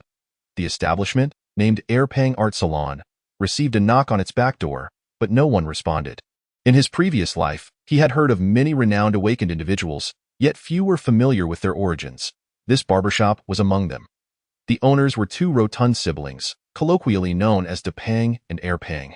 Their rise to prominence remains a mystery, but he recalled that early in the apocalypse, they had established their formidable reputation as the Black and White Twin Devils. The brother awakened the power of darkness, excelling in assassination, while the sister harnessed light, initially capable of healing allies. Their synergy proved highly effective in slaying zombies, leading them to swiftly form their own awakened faction. The barbershop was located just next to a supermarket, and prior to the outbreak, Zhang Hao had maintained a cordial rapport with the siblings, considering them friends. In his previous life, Lu Yun had incited numerous awakened individuals to besiege him. Although these siblings were not present at the time, they had dispatched several teams of awakened individuals to assist him. Zhang Hao remembered this favor, and given the siblings' amiable personalities, he intended to invite them to join his team. With no response, Zhang Hao chose to force the door open. Upon entering, he was greeted by 3 zombies draped in cloth, who enthusiastically welcomed him. Zhang Hao swiftly beheaded them, expressing his gratitude. The shop was not expansive, spanning only 70 to 80 square meters, with dried bloodstains adorning the floor. At the back was a modest lounge, but it appeared nearly devoid of supplies, prompting Zhang Hao to speculate. Were they dead? Unlikely. They probably fled to another location. After all, at the onset of the apocalypse, aside from capable individuals like Zhang Hao, very few dared to use a storefront on a busy street as a gathering point. That would be tantamount to courting death. As for the previous father-son duo, their audacity was not bravery but rather sheer foolishness. They belonged to the group of individuals who had given up during the apocalypse, merely indulging their selfish desires. With the siblings absent, Zhang Hao temporarily abandoned the notion and proceeded with Fong Ping and the others to scavenge the Genu community. They collected everything, both zombies and supplies alike. Since Fong Ping was already holding his own, Zhang Hao and he operated separately, resulting in significantly improved efficiency compared to before. Hu Xiaonan, lacking combat prowess, remained in the supermarket as a good luck charm. That took on the role of its protector, being a second-level mutated creature, more than capable of serving as a bodyguard. The Genu community was an upscale residential area, boasting no less than 14 residential buildings, each with 4 units. Each unit comprised 30 floors, with 4 households per floor. Even assuming an average of 2 individuals per household, excluding the remaining survivors, the community likely harbored over 10,000 zombies. After expending 5 full days, they eradicated all the zombies in Building 1 of GNU Community, yielding 632 first-level crystal cores, with supplies being negligible. On this day, Zhang Hao also ascended to the rank of Level 3 Awakened Individual and comprehended his third skill. Thunder Enchantment, Chapter 22. Borrowing supplies from the supermarket? As the name suggests, this skill allows the user to unleash lightning and affix it to their weapon, significantly enhancing its durability and lethality, rendering it an exceptionally practical ability. Had Zhang Hao possessed this skill earlier, that ice-type zombie would not have been able to crush the fire axe with its bare hands. Rather, it would have left him paralyzed and sluggish in response. Attacking awakened individuals would yield even greater results. Furthermore, Thunder Body Refinement had augmented his physical constitution. NO1 below level 3 could breach his defenses unless employing a tactic of sheer numbers. He had also begun to release lightning through his pores to a certain extent, but the consumption of energy was substantial, and he could only maintain it for a second, insufficient for forming a sustained lightning armor. Therefore, he could not utilize it unless he reached level 4. However, such a goal was not to be contemplated for now, as the effects of first-level crystal cores had become negligible for him. With ample cores, it would take over 3 months to ascend to level 4. Second-level crystal cores could expedite the process, but those were scarce. As for third-level crystal cores, they likely only existed in dreams. Nevertheless, there was no cause for concern. In due time, these zombies would evolve. During these days, the primary objective was to gather talent and form an awakened team. Subsequently, they would embark on a second major operation, with the upcoming scavenging location expected to surpass the scale of the previous fresh goods warehouse, promising considerable rewards. The collection of crystal cores must not be neglected, as their consumption would increase with a larger team. Gradually, Fangping and the both ascended to level 3, leaving behind 774 first-level crystal cores. Chu Xiaonan was still some distance from level 3 but had established a foundational combat capability. Teaming up with they commenced their sweep of Building 2 in the GNU community. During this endeavor, they encountered several awakened individuals, but they either sought to take advantage of the situation, desperately requested supplies, or naively asked for escorts to other cities. Wasn't that a tall order? Consequently, over the past 5 days, they had failed to recruit any suitable team members. What is going on? Am I being too demanding? Zhang Hao furrowed his brow, feeling a touch of frustration. Yet, this group exhibited such poor quality. I refuse to believe that I cannot find suitable team members. In Building 2 of GNU Community. Unit 1, on the 20th floor, within the living room, 10 subordinates struggled to gnaw on compressed biscuits, while their leader, Ho Jinglong, dined on bread. Xiao Lu swallowed with difficulty, taking a sip of water. Boss, our food and water supplies are dwindling. We can only last until tomorrow at most. We must venture out to find more. We have already scavenged the upper floors of this unit, but our luck has been abysmal, and there is hardly any food left. Where do you think we can go? Should we check other units or perhaps the lower floors? Ho Jinglong retorted, it's not that it's impossible, so, will you go? I dare not. Then what are you doing here? Making idle talk? Although each unit in this building is equipped with security gates, they are electrically operated. Once the community loses power, these gates can be breached by the zombies. Consequently, numerous zombies have been seen wandering around the lower levels of the complex, and they dare not venture downstairs. Initially, there were more than 10 of them, scavenging unit by unit on the mid to high floors. Occasionally, when they encountered 3 to 5 zombies, casualties would ensue, let alone the dangers of venturing into other buildings.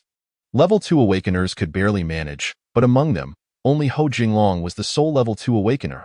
As the leader, he was even less inclined to take risks, and even if the danger were minimal, he would still prefer to avoid it. Why should he let his subordinates do the work? After all, it's just a matter of losing a life. Once food is secured, everyone will cease their complaints. Observing that no one dared to venture outside, Ho Jinglong spoke up. How about this? If any of you are willing to go out and scavenge for food, I will reward you with some crystal cores, enabling you to ascend to level 2. Xiao Lu felt a flicker of interest but remained silent. The others were equally unmoved. The allure of the crystal cores was undoubtedly enticing, but one must first be alive to absorb them. Several members had already perished while taking down 60 to 70 zombies, and as the leader, Ho Jinglong had hoarded all the crystal cores for himself. However, to motivate his subordinates to continue collecting supplies, he had verbally promised to distribute the cores based on merit, only to regret it after obtaining the resources. It was only after enduring the complaints of the others that he begrudgingly distributed 2 crystal cores per person to placate their discontent. Though everyone harbored grievances, they dared not voice them, for Ho Jinglong was a ruthless character. Pushing him too far could lead to their demise. Yet, to use the same excuse again would be foolish. Seeing his subordinates remain silent, Ho Jinglong's expression suddenly darkened. None of you are willing, then? Do you expect me, the leader, to go instead? What use are you to me? The crowd fell silent at that moment. A chubby figure named Suimo timidly suggested, though there are quite a few zombies on the lower levels, our leader is a level 2 awakener. If we all act together, the zombies may not pose too great a threat. Additionally, the larger group could gather more food and water. What do you think? This suggestion was quite reasonable, and even the other subordinates agreed. However, Ho Jinglong was displeased. So, you're telling me how to do my job? I wouldn't dare, Suimo quickly retorted, falling silent. Nearby, Su Mingyan rolled her eyes and whispered, Brother, why are you saying all this? This guy is utterly cowardly. Do you really expect him to kill zombies? It would be better to hope for someone to come and rescue us. It's worth a try. Otherwise, we might truly starve to death, Suimo sighed in resignation. He had originally weighed 200 pounds, but over the past few days, he had lost nearly 20 pounds. Their hushed conversation did not escape the notice of the level 2 awakener. And suddenly, Ho Jinglong had an idea. I recall you were once barbers, right? On that street in front of the south gate of the community? Yes, boss, Suimo replied, bracing himself. An ominous feeling washed over him. With a smirk that carried a hint of malice, Ho Jinglong added, Isn't there a supermarket next door? If the people aren't around, it would be best to scavenge everything from there, Suimo. I believe you can manage that. I really can't. Boss Zhang is definitely at the supermarket. He has a dozen employees. After 10 days, they must have organized themselves. I can't possibly acquire any supplies. Suimo panicked. He was utterly unaware of Boss Zhang's situation.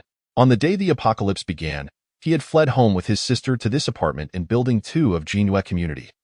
However, later, in search of safety in numbers, he joined Ho Jinglong's group of survivors, only to realize that this man was utterly unfit to be a leader, driving him to the brink of madness. Now, this man was demanding he go to the supermarket? If Boss Zhang were there, it would indeed be troublesome.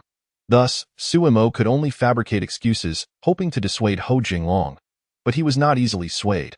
Then just borrow a little. You're on good terms with him, right? He wouldn't deny you a bit of food. Would he? Suimo attempted to resist. Boss, I think. I don't want your thoughts. I want mine. Ho Jinglong interrupted, casting a threatening glance at Su Mingyan. Suimo, your sister may be a bit plump, but she still has some charm. If the brothers go hungry, they might resort to cannibalism. Chapter 23. An unexpected encounter with the chubby one. You dare? Suimo stood up, his face etched with fury.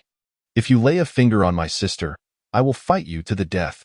Ho Jinglong approached, mockingly patting his chubby face, unreservedly taunting. You, a level 1 awakener.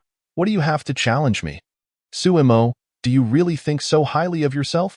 Suimo clenched his jaw, barely containing his rage. Yet, Su Mingyan gripped his hand tightly, forcing him to calm down. He understood that he could not act impulsively. Many had opposed Ho Jinglong before, but none had survived. The disparity between level 2 and level 1 awakeners was vast. However, if everyone worked together against someone like Ho Jinglong, who lacked combat experience, there was a chance of defeating him. Although casualties would likely occur, no one wished to die or gamble on such a risk. Moreover, he had a defenseless sister to protect. If he lost, would she face a fate of humiliation and death? That was an outcome he could not accept. Thus, he could only endure, waiting for a day when a turning point might emerge. Ho Jinglong returned to his previous demeanor, smiling. I, Ho Jinglong, am a good person. Never forcing my subordinates to do what they do not wish. If you don't want to go, that's fine. But when food runs out and everyone is starving, they might come looking for your sister to play games with. You mustn't mind that, right? Does anyone want to play? Xiao Lu immediately led the cheer. We want to play. Whatever the boss says goes. Let's play. Let's play. Ha ha ha. I've been itching for this. The boss goes first, and we follow. Just a bit plump. She'll do. The others joined in. some even beginning to undress, revealing their grotesque desires for cannibalism. Su Mingyin turned pale, trembling as she clutched her brother's clothing. Suemo could only grit his teeth in resignation. I will go. Please spare my sister. Whether she is spared depends on your performance. Then my sister and I will set off now. Not so fast. What if you run away with her? She must stay behind. Sumo understood he could not oppose him. Without a hostage, the plan would not work. Fortunately, Ho Jinglong promised that he would not harm his sister until food was secured. This suspicious individual even sent his loyal follower, Xiao Lu, to keep an eye on him. With the elevator out of service, they had to descend on foot. Xiao Lu, wielding a watermelon knife, expressed his concern. There are at least 50 to 60 zombies on the lower levels. How do we get out? We just rush out. What other choice do we have? Suemo replied flatly, if we're lucky, they might be spread out, giving us a chance. If they're clustered, then we'll have to fight. Are we really hoping for a kind soul to wipe out the zombies on the lower levels? The two exchanged glances, their expressions grave as they approached the 8th floor. They knew that descending further meant encountering a horde of zombies. They had to act swiftly, just as Suemo suggested. Either they would be lucky and escape, or they would be unfortunate and be bitten by zombies. Damn it. Let's do this. They locked eyes, took a deep breath, and then, armed with the watermelon knife, sprinted at full speed. However, as they ran, something felt off. There were indeed zombies. Initially, they encountered 2 or 3, but by the 4th and 5th floors, only 1 or 2 remained. By the time they reached the 2nd floor, not a single zombie was in sight. Most astonishingly, the street outside was littered with the corpses of zombies. There must have been at least 50 or 60. Their deaths gruesome and tragic. What the hell? What is going on? Did a benevolent soul really clear out the lower levels of zombies? Suemo and Xiao Lu exchanged incredulous glances, their shock evident. 50 or 60 zombies, and all of them were dealt with. Who could have accomplished such a feat? Surely, it had to be a level 2 awakener. Just as they were trying to process this unexpected turn of events, several doors opened around them, revealing 3 individuals. Zhang Hao, Fang Ping, Hu Xiaonan, and the lazy crow. Suemo exclaimed in surprise, Boss Zhang, big fatty. What are you doing here? Zhang Hao beheld Sumo's slightly gaunt visage. His round face betraying a hint of weariness. In a moment of contemplation, he began to speculate. After exchanging a few words, he grasped the essence of Sumo's predicament. To his astonishment, the siblings were enduring oppression within another faction. But how did they rise to prominence in their previous lives? Was it through enduring humiliation and hardship, gradually growing stronger until they ultimately severed Ho Jinglong's neck? After spending some time clearing their ranks, they must have cultivated the moniker of the black and white duo. Indeed, it seemed plausible. Zhang boss, did you slay all these zombies? Suemo inquired uncertainly. Indeed, we did, Zhang Hao affirmed. Initially, it was to gather supplies. We have already cleansed the adjacent building. Suemo was rendered incredulous. You eradicated an entire building's worth of zombies? Surely, there were at least 700 or 800, right? How formidable.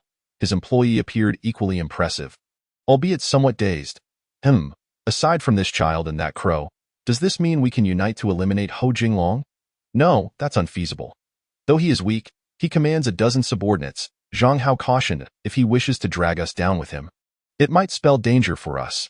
For a moment, he contemplated retreating. However, Suemo provided crucial information. There are no supplies left above. Our people have scavenged everything. We consumed all the food we accumulated over the past 10 days. Hence Ho Jinglong sent us down to gather resources. He only dispatched you 2 to collect amidst 50 or 60 zombies. Zhang Hao's eyes narrowed. Suemo offered a wry smile. Yes, we had no choice. What are your plans now? Zhang Hao probed further. I wonder if Zhang boss could lend us some food and water. I assure you, I will repay you in the future if I fail to secure supplies. My sister and I will find ourselves in dire straits. I am truly at my wit's end, Suemo implored, his tone tinged with desperation. It need not be so complicated. What is your relationship with this individual? Nothing significant. He is Ho Jinglong's confidant. Hey, have you finished your discussions? After scavenging so much food, could you spare us a little?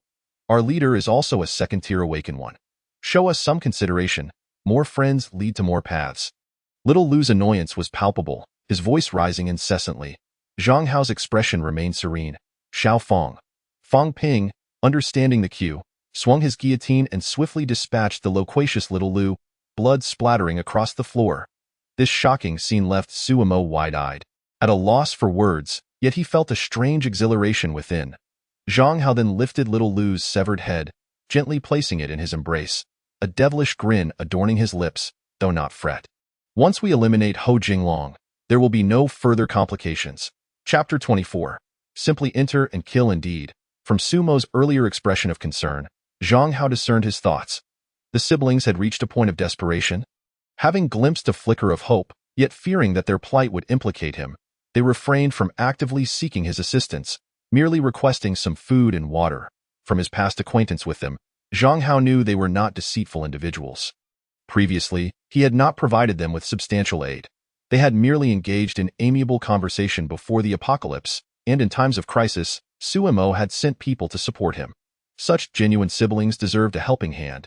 Even if they chose not to join his faction, assistance was still warranted. Debts from past lives must be repaid in this one. Although Suemo was touched, he harbored concerns. But Ho Jinglong is a second-tier awakened one. With over a dozen first-tier awakened subordinates. Isn't that too perilous? Shouldn't we call in more people? No need. We are sufficient, Zhang Hao replied, exuding confidence. In truth, even Fang Ping and the Crow could handle it. This Ho Jinglong lacked practical combat experience and might not even be able to best the second-tier Hu Xiaonan. Well then, what of this head? Take it, What purpose does it serve? None, merely for show. Suemo suddenly felt a surge of exasperation. You want me to carry this head for the sake of appearances? Moreover, your grin was truly terrifying. It might frighten someone to death. Suemo remained apprehensive. How will we eliminate Ho Jinglong? Surely, we need a tactical plan. What plan is necessary? We simply enter and kill, Zhang Hao declared, leading Fang Ping up the staircase. Suemo felt a twinge of panic. Was this not too reckless? Since there were scant supplies remaining on the higher floors, they did not linger and quickly reached the 20th floor. At Zhang Hao's silent cue, Suemo reluctantly approached the door to knock.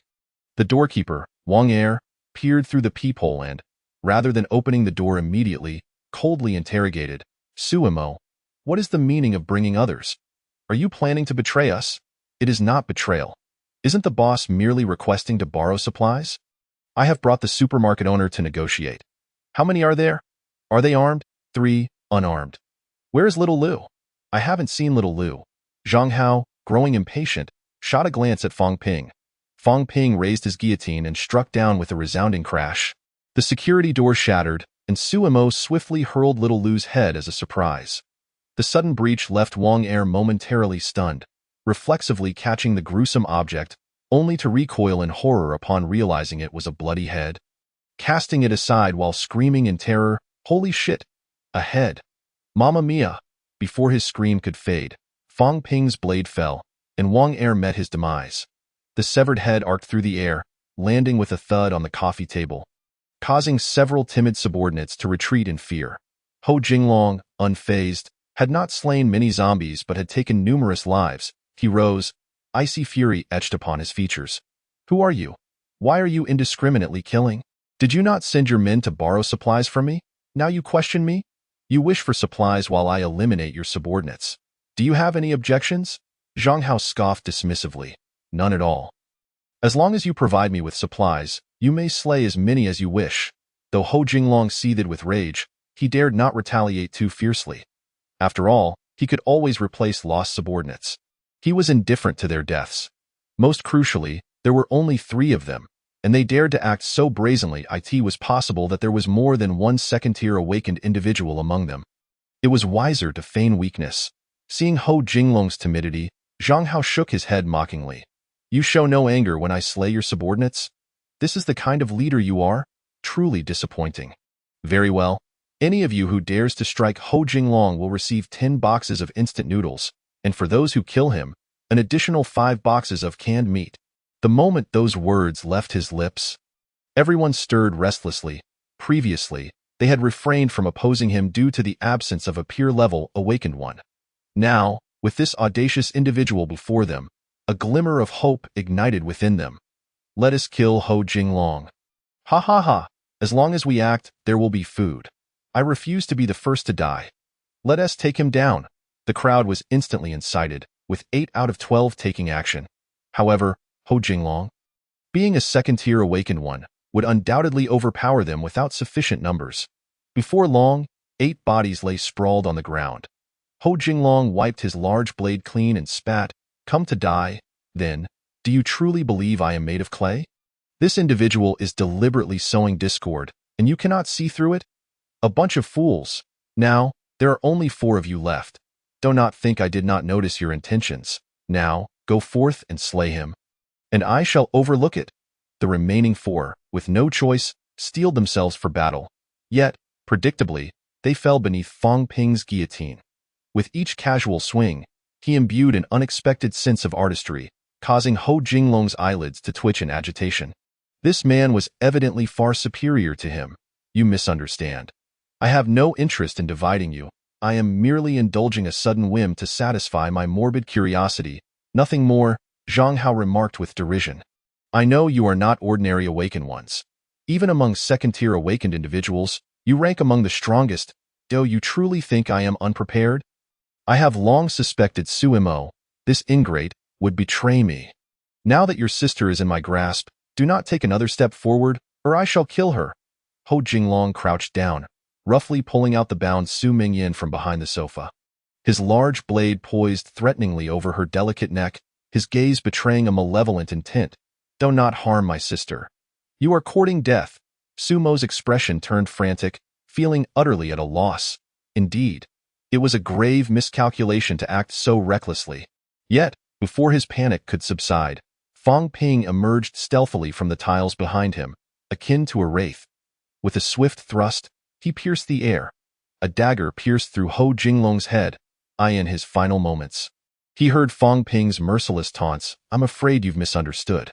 We are third-tier awakened. What does it matter if you have hostages? Killing you doesn't require our boss to lift a finger, no matter how hard you. Ho Jinglong, strive for 100 years, you will never measure up to a mere toenail of my boss. Chapter 25. Consumed by rage, he took his own life with a thud.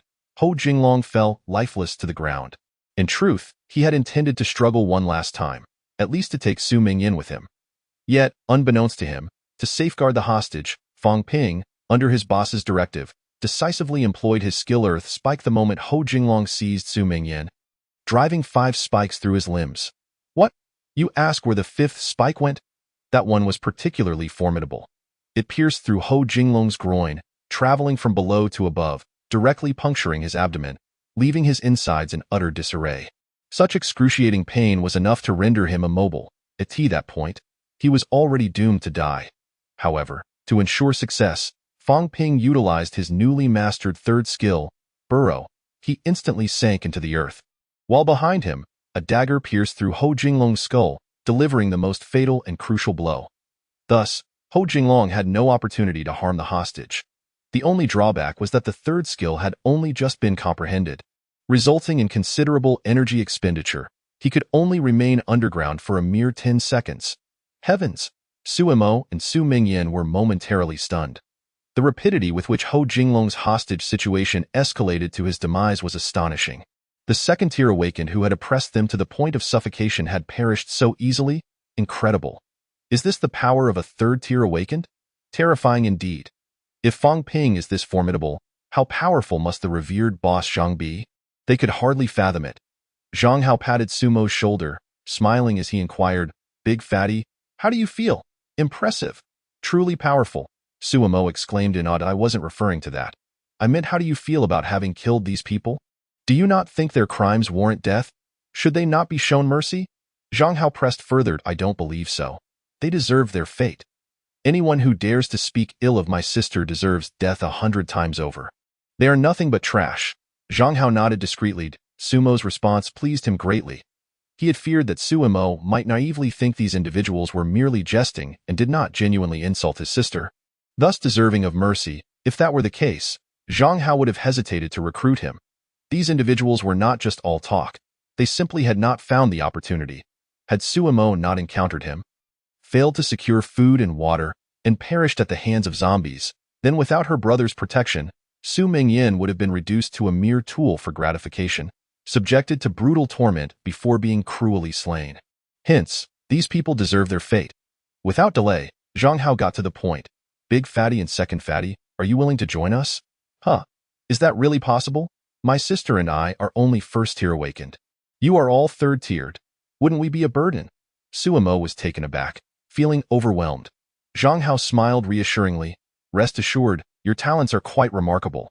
It's merely the lack of crystal cores holding you back. Once you join us, I will provide each of you with 50 crystal cores to elevate you to second-tier awakened. 50 crystal cores. Suemo was left speechless. They had painstakingly gathered 60 to 70 cores over the course of several days. Yet Boss Zhang was offering them 100 upon joining.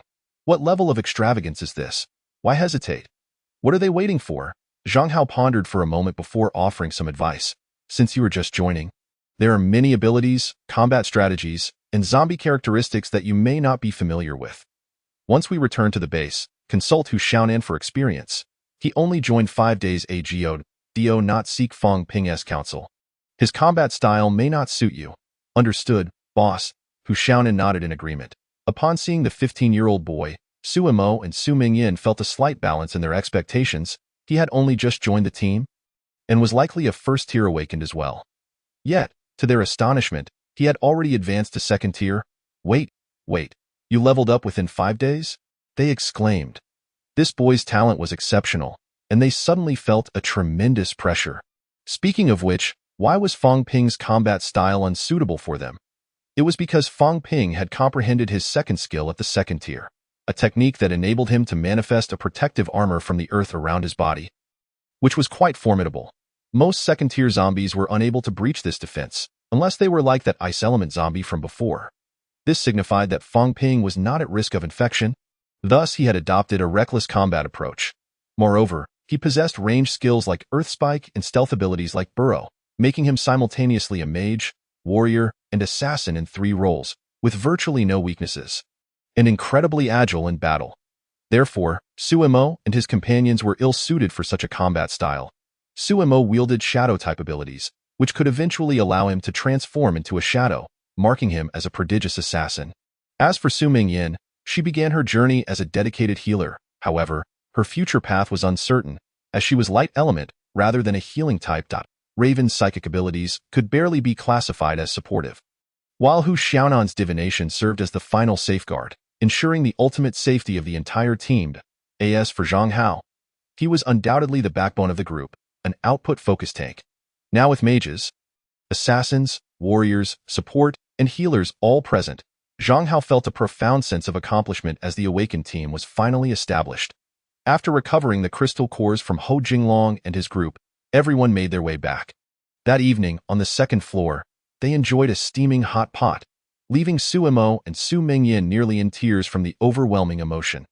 After days of surviving on compressed biscuits, they were almost at their wit's end. Yet, upon joining the new team, the boss had prepared such a lavish feast for them, they felt both honored and pressured. What if the boss had misjudged their abilities? What if their talents were insufficient and they became a liability? Would they be expelled from the team? Would they ever again have the chance to enjoy such a hot pot? Observing the anxious expressions on the siblings' faces, Zhang Hao couldn't help but say, "You two shouldn't put so much pressure on yourselves. Your talents are genuinely high. Just focus on absorbing the crystal cores at a steady pace. Besides, we have hot pot every day. It's not exclusively for you." "All right, boss," Suemo nodded. Previously, they had subsisted on instant noodles, but then they realized how foolish that was. If they couldn't cook, surely they could manage a hot pot. Just throw in the hot pot base. Bring the water to a boil and add lamb and beef rolls, wide noodles, tripe, intestines, and shrimp paste. Wasn't that a delectable dish? But despite enjoying hot pot, they had been eating it for a week straight. Although they hadn't reached the point of nausea, the heat had become unbearable. They would have to learn to cook. They wondered if either of them could manage it. Surely, a girl would know how to cook, right? Thus, Zhang Hao turned to Su Mingyin, his face filled with anticipation as he inquired, "Second Fatty, can you cook? It doesn't have to be anything extravagant, just normal meals. Our team is in dire need of a skilled chef." "I can cook. I'm quite capable in the kitchen, and I have a certification," Su Mingyin modestly replied. "Fantastic. A chef has finally arrived. Haha, finally, no more daily hot pot. It has been torturous."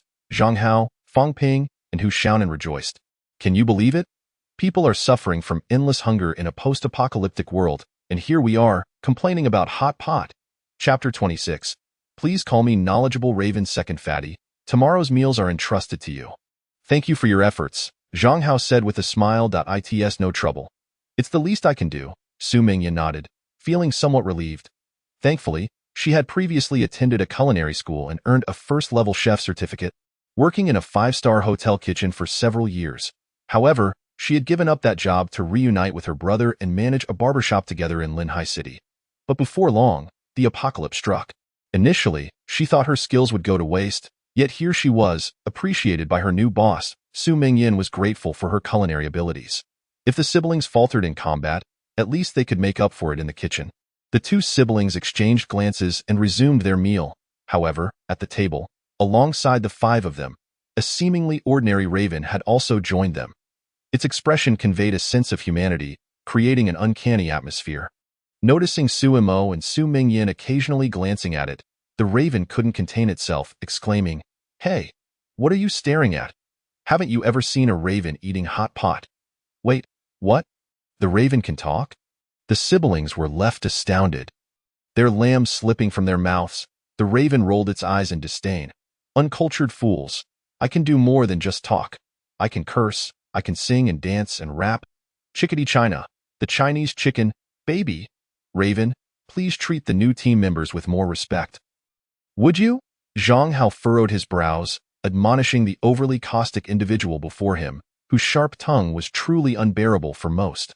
Only Hu Xiaonan, having developed a semblance of familiarity with the raven, engaged in quarrels merely for amusement. Su Mo, nonchalantly, interjected, "Boss, it's of no concern. We shan't stoop to quarrel with a pet that can talk. After all, we are awakened ones, destined to slay countless zombies in the future. Oh, is being an awakened one so impressive?" The raven retorted arrogantly, "I am a mutated crow, and a level 3 at that. Though I may seem lackadaisical, I have dispatched far more zombies than either of you." With a haughty demeanor, the raven continued, "Is cooking so commendable? I, the raven, am the smartest. If I choose to learn, there is nothing I cannot master. Who knows, perhaps one day I'll even play basketball. You both must recognize your standing. You're the weakest in the entire team." "Humph. Enough of this," Zhang Hao interjected, delivering a swift flick to the raven, which squawked in protest. Su Mo and Su Mingyan were disheartened to discover that they were indeed the weakest link in the team. Could it be that they were outmatched by a mere crow? "You needn't compare yourselves to Yaya. Even among mutated creatures, its aptitude ranks among the finest, nearly on par with mine," Zhang Hao consoled, which offered the siblings a modicum of reassurance. However, they wished to steer clear of this topic. Su Mo pondered aloud, "But don't crows prefer carrion? Is it really all right for them to eat hot pot?" Before Zhang Hao could offer an explanation, the raven scoffed disdainfully, "Crows do not relish carrion. While intelligent, they lack the formidable hunting prowess of eagles. Are they to starve? Thus, they scavenge for what is readily available, be it carrion, insects, or the eggs of other birds. Crows are omnivorous. Our digestive systems are far superior to yours, capable of consuming even rotting meat. Why shouldn't we enjoy lamb hot pot? Truly, humans are so narrow-minded. Is that so?"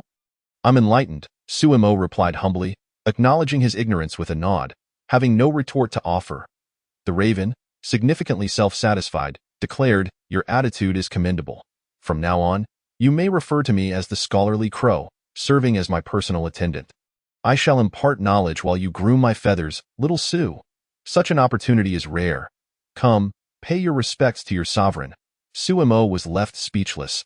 Was this truly a crow speaking? Surely, a human soul must dwell within it. Zhang Hao flicked the raven's head again, admonishing, "Do not flaunt your newly acquired knowledge. Whether as a person or a crow, one must learn the virtue of humility. Do you understand? A truly learned individual never boasts of their intellect." "Just as I do." The raven obediently replied, "Understood, father. But what was that about little Su? What kind of absurdity is that? I stumbled upon some dramas and films on my phone, one titled The Legend of Zhenhuan, which was rather captivating, particularly the line about the love and time of these years ultimately being misplaced." Zhang Hao retorted. "Dio refrained from indulging in such dramas," he added exasperatedly. "Please, I cannot resist," the raven protested. Keep talking, and I shall confiscate your phone, and you will be left with nothing to watch." Very well, the raven acquiesced, though inwardly it plotted to watch covertly in the future. If Zhang Hao were to discover this, it could always kneel an apology. What of it? After their meal, Zhang Hao settled onto the largest sofa, a map spread across the coffee table, with everyone else gathered around. Our team of awakened ones is now established, and our next grand objective is a granary located 40 kilometers away, significantly larger than our previous target, boasting over twice the capacity. Zhang Hao surveyed the group.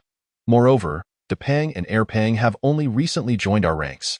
They are still unfamiliar with teamwork, and the combat abilities of level 1 awakened ones are limited. Thus, we shall continue to scour Building 2 of the Jinhua community. Once they reach level 2, we can proceed. What do you all think? No objections. Whatever the boss decides goes, came the unanimous agreement. Hu Xiaonan and Fang Ping exchanged knowing glances, having concluded that their leader must possess spatial abilities capable of storing vast quantities of supplies. It was inconceivable that every target they pursued could be so grand without such an advantage. Despite their suspicions, they tacitly kept this secret, believing it to be a sign of their boss's trust. Su Mo and Su Mingyin nodded in agreement, though they were puzzled as to why the granary was chosen as a target.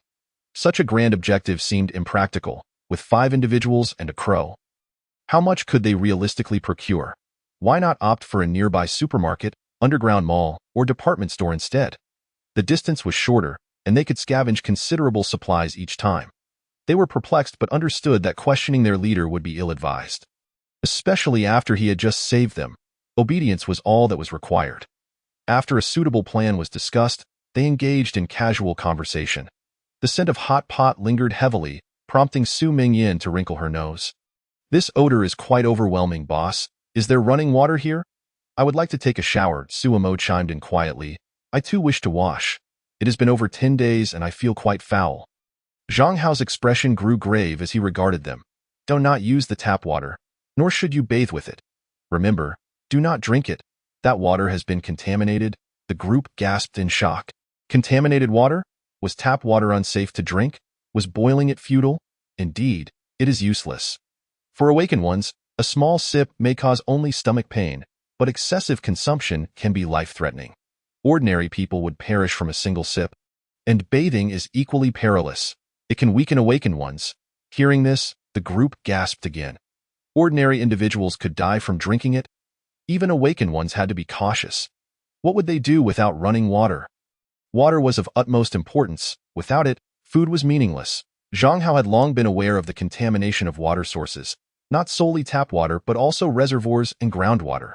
During the apocalypse, many perished not at the hands of zombies but due to tainted water.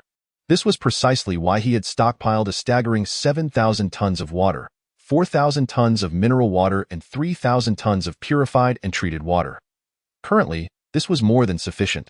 But in the future, as a community was established and numbers increased, such a supply would be woefully inadequate. Yet, solutions were not entirely absent. Light element awakened ones could utilize the skill purifying light to cleanse water sources. For instance, Su Mingyin from his previous life possessed such a skill.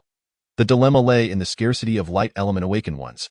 Moreover, purifying light required a minimum of level 7 to comprehend, demanding a lengthy period of waiting. If one's abilities were insufficient, the skill would remain unattainable, and not every light element individual would have the opportunity to master it. Even upon reaching level 7, the amount of water one could purify would be minimal. This issue could not be resolved immediately. They could only wait and see if circumstances would improve in the future. There are some purified waters in the warehouse, suitable for bathing and washing vegetables. Whoever wishes to bathe may do so. The warehouse also has bathing tubs, wash basins, shampoos, and body wash that I prepared in advance. Each of you may take a set for your rooms, Zhang Hao announced, eliciting surprise from the others. Fang Ping and Hu Xiaonan were aware that the supplies in the warehouse were but a drop in the bucket, so they took their water and bathing tubs without hesitation. Uninformed, Su Mo and Su Mingyin felt the need to conserve, believing such extravagance to be wasteful. After some deliberation, Su Mingyin hesitated. "Brother, what if we bathe together?" "Together? Are you all right? How old are you now?" "No, I meant I would bathe first. And if you don't mind, you can use the water I leave behind." "How does that sound?" "Ah, that seems inappropriate." "What is inappropriate? This is the apocalypse. Every bit saved counts. Su Mingyin's cheeks flushed with embarrassment, yet she felt compelled to agree. Zhang Hao could only shake his head in disbelief. While frugality is commendable, it need not be to such an extreme. Just take the water you need. How old is your sister? Using her leftover bathwater? Should this get out, how will you retain your brotherly dignity? Indeed, the boss has spoken, came the agreement. Very well, thank you. Boss Suimo and Su Mingyin carried their water to their respective rooms on the first floor. Once they departed, the raven adopted a pitiful expression. Father, I too wish to bathe. Zhang Hao was puzzled. Didn't I wash you just yesterday? Why the sudden urge again? The raven, with an air of indignation, replied, Miss Mingyin is bathing alone. How lonely she must feel without anyone to scrub her back. I can do that and even apply body wash. Zhang Hao scoffed, Oh, I never realized you were such a lecherous bird. Who would have thought? Hee, I learned from you, father. Utter nonsense. How could I, a paragon of virtue, possibly be lecherous? Then may I go? The young lady must be disrobing by now. She must be eagerly awaiting my assistance. Not a chance. Stay put.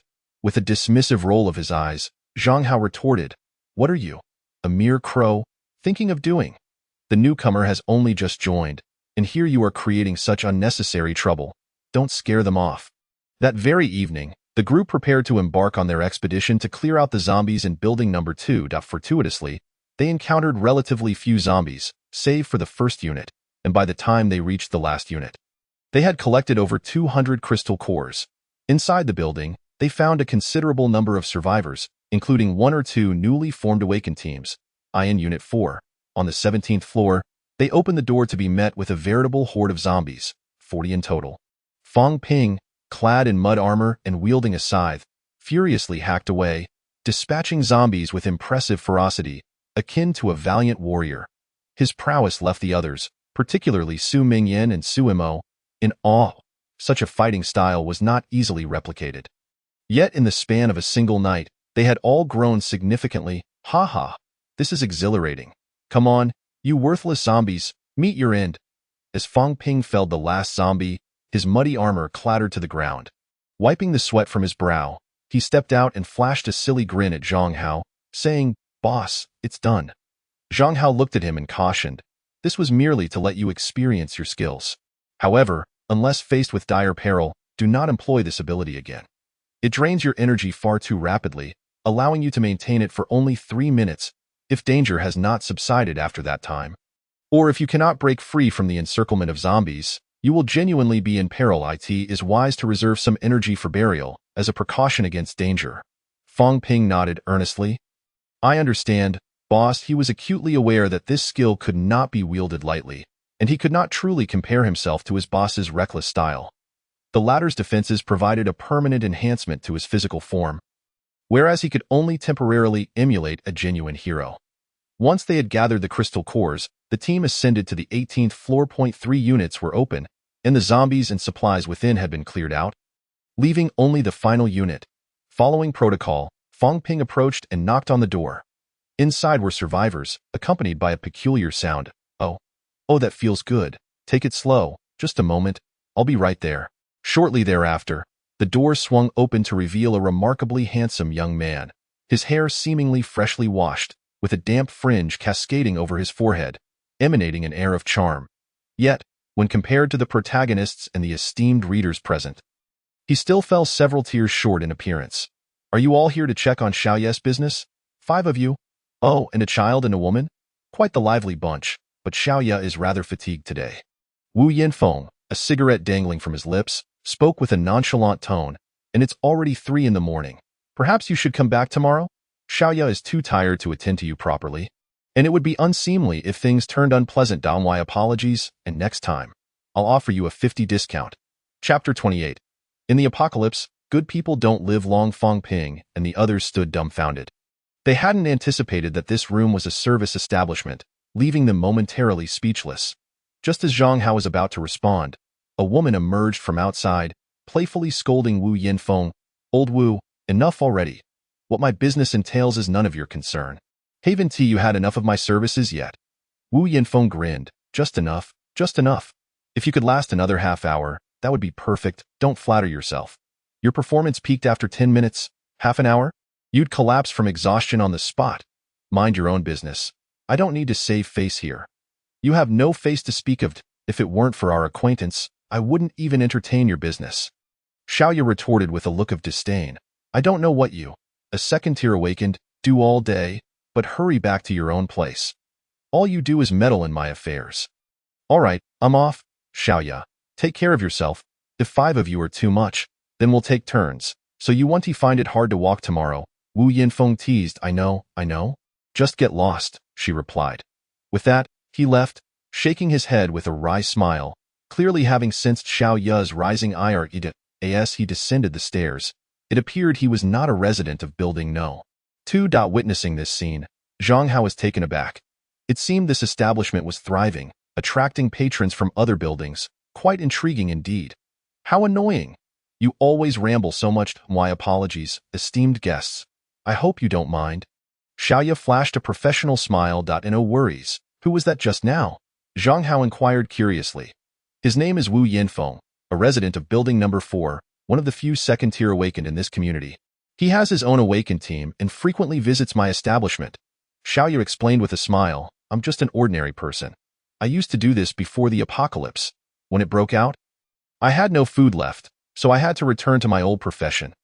Fortunately, I had built up a good reputation, and many of my old customers have become awakened and often support my business. So life has been manageable. Oh, I see, Zhang Hao remarked, beginning to understand. No wonder there were so few zombies and resources in this building. They had likely been cleared out by the awakened, as this was essentially the only entertainment venue around. Those cowardly types like Ho Jinglong were the exception. Xiaoya scanned Zhang Hao and the others, her expression turning slightly awkward. Guests, I can accommodate the child and woman, but managing all 5 of you together might be a bit challenging. I am quite exhausted after a long day, so how about we do it one at a time? I can offer you a discount. Before Zhang Hao could respond, Fang Ping eagerly asked, what are the prices? I'll handle it myself. My boss 1T be participating. For an individual, there are 3 options, 2, 5, or 8. Details. 2 includes 2 buckets of instant noodles or can be hands-on. 5 includes 5 buckets of instant noodles or water. Hands and mouth allowed. 8 includes 8 buckets of instant noodles or water, full service, freely available. Which package would you prefer? I want. Before Fang Ping could finish, a sharp slap echoed as Zhang Hao struck him on the head, causing him to clutch his forehead in pain. What do you want? What are we here for today? Can't you distinguish between priorities? We'll discuss this another time. Zhang Hao nearly rolled his eyes at him. He wasn't against Fang Ping expressing himself. Such things were common in the apocalypse, but today was meant for training new team members. Engaging in such distractions would defeat the purpose. Reluctantly, Fang Ping held his tongue. But he couldn't help but think how cheap it was. Far more affordable than the prices of the ladies in the alleys before the apocalypse, which were at least 10 times more expensive. Zhang Hao shared the same sentiment. In the early days of the apocalypse, it was not difficult for awakened individuals to scavenge resources, but as time wore on, prices would have increased by at least 5-fold. During that period, they could barely afford to eat, let alone indulge in leisure activities. Apologizing, Fang Ping said, my apologies. I'll come back another time to support your business. We have more pressing matters to address, and I don't want to waste your time. Not a problem. Take care, esteemed guests, Xiaoya replied with a sweet smile, unfazed. However, just as they were about to head upstairs, a burly man with 3 lackeys swaggered towards them. Cursing loudly, I've been listening to your prattle for ages. If you're not here to play, just say so instead of wasting my time. Xiaoya, come on, let us change things up today.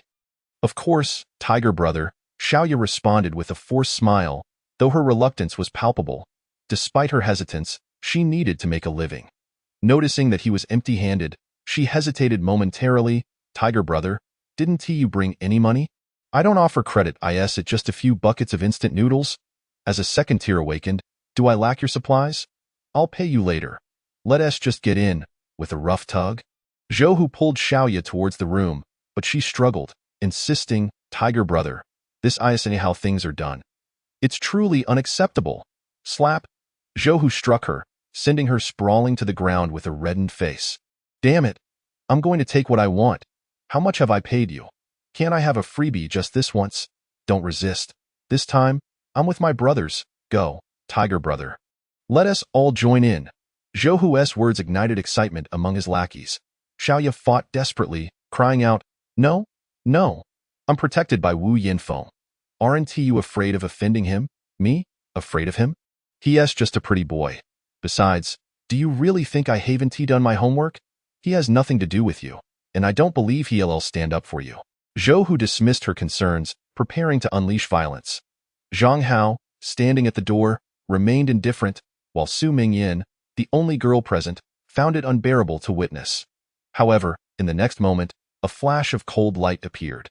4 ice daggers flew through the air, instantly slaying the 3 first-tier awakened lackeys.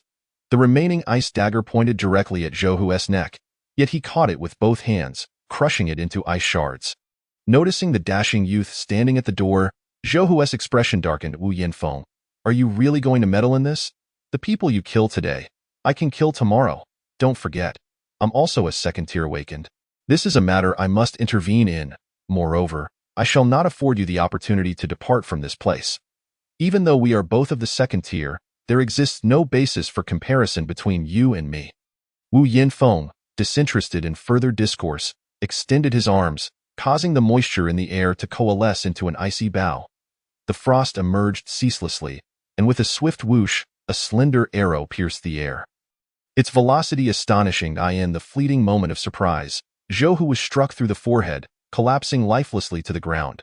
Xiaoya's expression was complex. "Old Wu, thank you. You are a good person, and no need to thank me.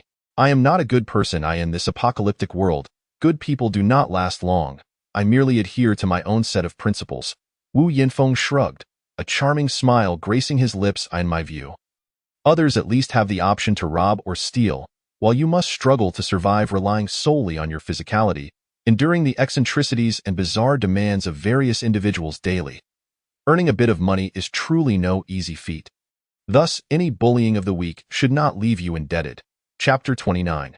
Keep it for yourself. Wu Yinfeng spoke with great insight. In this apocalypse, each individual possesses their own set of principles. Although Xiaoya is an ordinary person, engaged in this line of work requires her to endure numerous grievances and at times even face various forms of training or violence. Yet, she too has her own principles. No credit shall be extended. Regardless of who it is, even those who have awakened are no exception. As an ordinary individual, she must maintain her principles. If today Zhou Hu and his underlings exploit her services without payment, tomorrow, many more would come to take advantage of her business, leaving her with no means to survive. It is akin to the scenario where, had Wu Yinfeng not intervened today, her luck might have allowed her to endure daily torment. Or worse, end up dead on the spot. No one cares about the life or death of an ordinary person. She could have agreed to Zhou Hu's demands without principles, but even surviving that way would merely be a form of existence. Hence, Xiaoya was unwilling to compromise. To be frank, her relationship with Wu Yinfeng was merely a business one. They were not even friends. She did not anticipate that old Wu would actually step in to help. Xiaoya offered a sincere smile. "Your principles belong to you. But since you have helped me, I must thank you. If you do not mind the money I have earned, I can offer you some food." Wu Yinfeng jested. "No need. Our team is not lacking in that regard. If you truly wish to express your gratitude, how about you serve me for free? A life-saving favor ought to be worth at least an hour." "Right? All right, then come in, and I shall serve you right now." "Ahem, never mind, never mind." Wu Yinfeng felt a bit awkward. Having been merely jesting, taking advantage of others was not his style. Observing their playful banter, Zhang Hao's eyes sparkled with excitement. He had closely witnessed the recent battle, where Wu Yinfeng had effortlessly dispatched 3 first-tier awakened ones in an instant using an icy blade. Ultimately, even when faced with a fellow second-tier awakened like Zhou Hu, he decisively conjured arrows of ice, executing a rapid long-range shot to eliminate his opponent. This was truly remarkable. To be able to eliminate a peer in a single strike showcased Wu Yinfeng's rare talent. Talent aside, his combat awareness was equally impressive. Although Zhou Hu was furious, he had yet to realize that they had reached a point of no return. Zhou Hu, it was merely a woman. What was the significance of awakened ones turning against each other? Little did he know, Wu Yinfeng had swiftly employed his second-tier skills. Moreover, this arrow was no ordinary one. It could be classified as a long-range, high-speed capability among second-tier skills. Thus, he was able to strike decisively before Zhou Hu even had time to react. which was the crux of Zhang Hao's astonishment. The ruthlessness and unwavering resolve displayed were commendable. If Wu Yinfeng were to ascend to the third tier, he would undoubtedly become an indomitable force. Most intriguingly, Zhang Hao felt an odd familiarity with Wu Yinfeng. He had a clear understanding of the top awakened individuals from his previous life, yet he could not pinpoint anyone who matched Wu Yinfeng, not even in temperament, which struck him as peculiar. Just as he pondered this, 3 first-tier awakened ones charged up the stairs, infuriated and seeking revenge for their leader Zhou Hu. "Damn it! How dare you touch my boss? You seek death, brothers. This Wu Yinfeng must be bluffing. Let's go. For our boss's revenge, let us kill him." Wu Yinfeng's expression turned cold as he prepared to take action, but Zhang Hao glanced sideways.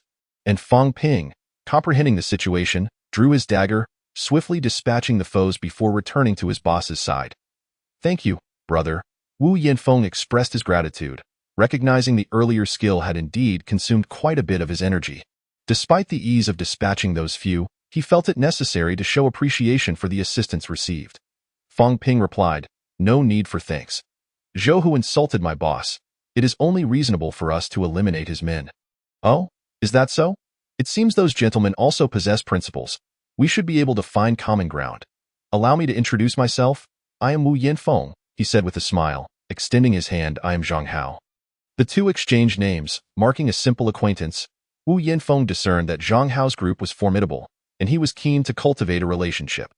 Zhang Hao, in turn, admired Wu Yinfeng for his carefree demeanor and personal principles, particularly resonating with the sentiment that good people do not thrive in apocalyptic times. As their conversation flowed, Wu Yinfeng invited the members of his team to join Zhang Hao's group in Xiaoya's living room.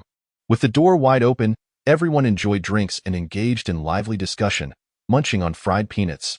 The floor and hallway were strewn with bloodied corpses, yet this only added to the unique atmosphere. The scene appeared somewhat absurd, but in reality, some individuals can intuitively discern potential friendships upon first meeting. "Brother Zhang, this food is truly lackluster. Just a few plates of peanuts. If you had some cold dishes like pig tongue salad, marinated tofu, or some small cold cuts, that would be delightful," Wu Yinfeng mused. Xiaoya rolled her eyes in disdain, exclaiming, "These peanuts were earned through my relentless toil. If you find them unpalatable, then go sleep. In dreams, you can have anything you desire. But surely you could at least toss in some cucumbers? Don't you have any cucumbers?" "We do, but are you certain you wish to eat them?" Seeing the barely concealed amusement on Xiaoya's face, Wu Yinfeng was taken aback. "Wait, you're that busy yet still use this? What else would I do? Do you genuinely believe those men are that impressive? They are all weaklings. Surely I am the impressive one, right? Get lost. All you do is boast. So, are you eating or not?" No, I refused." Wu Yinfeng declined, feeling indifferent. He had no particular inclination for such fare. Zhang Hao chuckled helplessly. "Next time, come to my base. I can arrange those for you." "Really? You're not deceiving me, are you?" "No, I run a supermarket right at the front of the community. Next time you have the chance, bring your team along." "Impressive, my dear brother. Next time I have the chance, I'll come to bother you." Wu Yinfeng's astonishment stemmed not solely from the offer, but from the revelation that Zhang Hao operated a street-side supermarket as a base, which had not been looted by other awakened ones. What did this signify? It indicated their formidable strength. With both power and resources, it was essential to forge connections. However, Wu Yinfeng was also a man of principles. If he truly sought resources, he would exchange them for crystal cores. Moreover, Zhang Hao was not merely drawn to Wu Yinfeng. He contemplated that if he could recruit him into his team, it would prove advantageous. Yet, at present, awakened individuals tended to be proud. Wu Yinfeng might not willingly accept a subordinate role, so they would proceed slowly. If all else fails, establishing a friendship could yield future benefits. After a considerable amount of drinking, Wu Yinfeng decided to take his team and leave. Before departing, he playfully teased Xiaoya, "Be careful tonight when you are alone." Chapter 30. This place has an owner. Intruders will die. Get lost. Why should I worry about you? Instead of fretting over such matters, you should go out and scavenge for supplies. Taking better care of my business would suffice as my gratitude. Xiaoya rolled her eyes at him several times. Do try to be cautious. Next time I'm not here, do not let anyone take advantage of you again. Wu Yinfeng chuckled. Aren't you supposed to be looking out for me? That is true. Off I go then. Brother Zhang, let us gather again soon. Take care. I want to see you off. Wu Yinfeng waved his hand nonchalantly as he departed. This time, having killed Zhou Hu, others would not concern themselves with the principles behind it. They would only see Wu Yinfeng having slain a second-tier awakened one for Xiaoya, easily realizing that her business was under his protection. Should other awakened ones harbor any ulterior motives, they would have to weigh their own qualifications against it. Xiaoya sighed, alas, I owe yet another significant favor. Zhang Hao glanced at her, curiosity piqued. Does old Wu have feelings for you? I think it would be wise for you to consider being with him. At least you would have someone to rely on. Impossible. He cannot possibly like me. Why not? Because he has never made a move on me. What? Fang Ping and the others were astonished. Never made a move? How could that be? What about the sounds from the room last time? Xiaoya, sensing their confusion, appeared somewhat disheartened and explained. Old Wu has visited many times, but each time he merely lies there and asks for a massage. He has never so much as crossed a line. Sometimes I even undressed to tease him, but he has always firmly rejected me. Moreover, he angrily urged me to cease my behavior, threatening that if I continued, he would never return again. I understood that he found me distasteful and looked down upon me. Lao Wu wouldn't even touch me, so how could he possibly harbor any feelings for me? Goodness, this person is truly remarkable, remaining unperturbed in the face of temptation, merely for a massage. Although Xiaoya may not be stunning, she possesses a beauty that grows on you. While others are unable to resist, Lao Wu remains so composed. Fang Ping and the others expressed their confusion, yet were profoundly shaken. Zhang Hao, however, held a differing opinion. After a moment of contemplation, he remarked, perhaps Lao Wu is so enamored with you that he dares not take that step. I personally do not believe he is someone who meddles in affairs. Kindness towards someone can either stem from lust or ulterior motives. Xiaoya is an ordinary person. What could Wu Yinfeng possibly desire from her? If not her body, then merely love. Yet, love in this apocalyptic world is exceedingly rare. Some relationships cannot even be deemed love. Currently, everyone can scavenge a little food, but once we reach a stage of scarcity, couples may betray each other over a single sausage. Men may offer women to others in exchange for sustenance. Zhang Hao had witnessed such occurrences far too often. He never dared to hope for, nor did he yearn for love. He deemed such emotions a burden in this world, even somewhat superfluous. He did not disdain those who clung to love amidst the apocalypse, but he himself would not aspire to such sentiments. He simply wished to survive. If he could endure until the end, that would be even better. Women would only hinder his efforts in slaying zombies. Was it so? Perhaps. Xiaoya felt a stirring within her heart, yet it soon subsided. Even if Lao Wu did harbor feelings for her, what of it? She was just an ordinary person, and long ago, she had lost her purity. How could she be worthy of Lao Wu? Whether before or after the apocalypse, she had never dared to dream of precious love. She was simply unworthy. After bidding farewell to Xiaoya, Zhang Hao returned to the supermarket. Over the next few days, the team accumulated 365 crystal cores. Together with the previously collected ones, they now possessed a total of 1,339 first-level crystal cores, with only one second-level core. Su Mo and Su Mingyan also gradually ascended to the second level and comprehended their respective skills. Su Mo could manipulate shadows for silent assassinations, a skill named Shadow Controlled. Su Mingyan's skill was Light Healing, which allowed her to heal allies using light, yielding remarkable effects. As long as there were no missing limbs, she could restore individuals to their original state. Now they could be considered a team of awakened ones with some substance. However, as time passed, several nearby awakened teams emerged, most of whom were first-level awakened individuals, largely unaware of the existence of crystal cores and still groping in the dark. A small number were second-level awakened. These teams typically stumbled upon crystal cores by smashing zombies' brains and gradually formed into groups led by second-level awakened individuals, with members primarily being first-level awakened. The teams were not particularly strong, but their numbers were considerable. Wu Yinfeng had also gained notoriety after eliminating Zhou Hu, and most people dared not provoke him. However, the increase in awakened teams led to a depletion of resources in the vicinity. Places like Jinyu Community, where slaying zombies was easy, had long been stripped bare. The streets were largely cleared of zombies, and resources had become scarce. Many had set their sights on Zhang Hao's supermarket but dared not act, partly due to his good relations with Wu Yinfeng and partly because they were uncertain of his capabilities. Moreover, no one was foolish. If someone dared to establish their base in such a conspicuous location, they were either reckless or unafraid of others' schemes. In the second-floor living room, by the window, Zhang Hao was gently stroking the smooth feathers of the raven, his expression one of utter contentment, while the raven appeared to be relishing the moment. At that instant, Fang Ping approached, his expression hesitant. "Boss, recently, more and more awakened ones have been passing by our supermarket. Some have even knocked on the door, feigning curiosity to gauge how many of us there are. As resources dwindle nearby, they seem to be growing restless." "How many teams are currently present?" Zhang Hao inquired, nonchalantly. "On the surface, only 2, but behind the scenes, it's unclear. I estimate there are around 4 teams." "Actually, there are 6.6 teams? How do you know this?" Fang Ping exclaimed in surprise. "Your infiltration time has been too short to eavesdrop on enemy intelligence, so I sent the Raven to scout. Currently, they are unaware of the existence of mutated creatures. So they won't mind a crow listening nearby." Zhang Hao elucidated. "I see. Should we take action now?" Fang Ping asked. "Not yet. We need to find an opportunity to take them all out at once, which will also serve to intimidate others," Zhang Hao replied. "But what if they don't act in the short term? Should we just wait indefinitely?" Fang Ping pressed further. "We won't wait. If they don't act before dawn today, then we need not concern ourselves with them.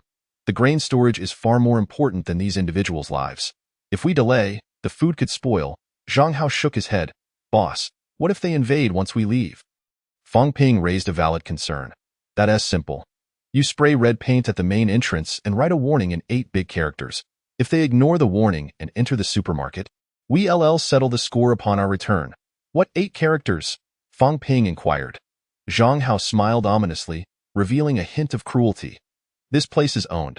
Those who trespass shall die." Chapter 31. The 6th among 6 yesterday. The Raven had already discerned that 6 teams had set their sights on the supermarket, totaling 32 individuals. Unlike typical teams, among them were 12 second-level awakened individuals, including the team leader and deputy leader. The remaining 20 were first-level awakened, making it the most elite team near the supermarket. Wu Yanfeng's team was roughly of the same caliber. "Boss, with a full 12 second-level awakened among them, even if we are unafraid, their combined strength poses a threat to Hu Xiaonan and the others." Fang Ping expressed his concerns after hearing the intel. "How about I assist the Raven in a decapitation operation? We could eliminate all their leaders. This would also deter them." "Your suggestion is feasible, but it lacks the necessary intimidation factor. Merely killing the leaders would lead them to perceive us as no more than equals. What we need is a decisive blow. At least in the short term, we must eradicate all 6 teams without leaving a single one behind."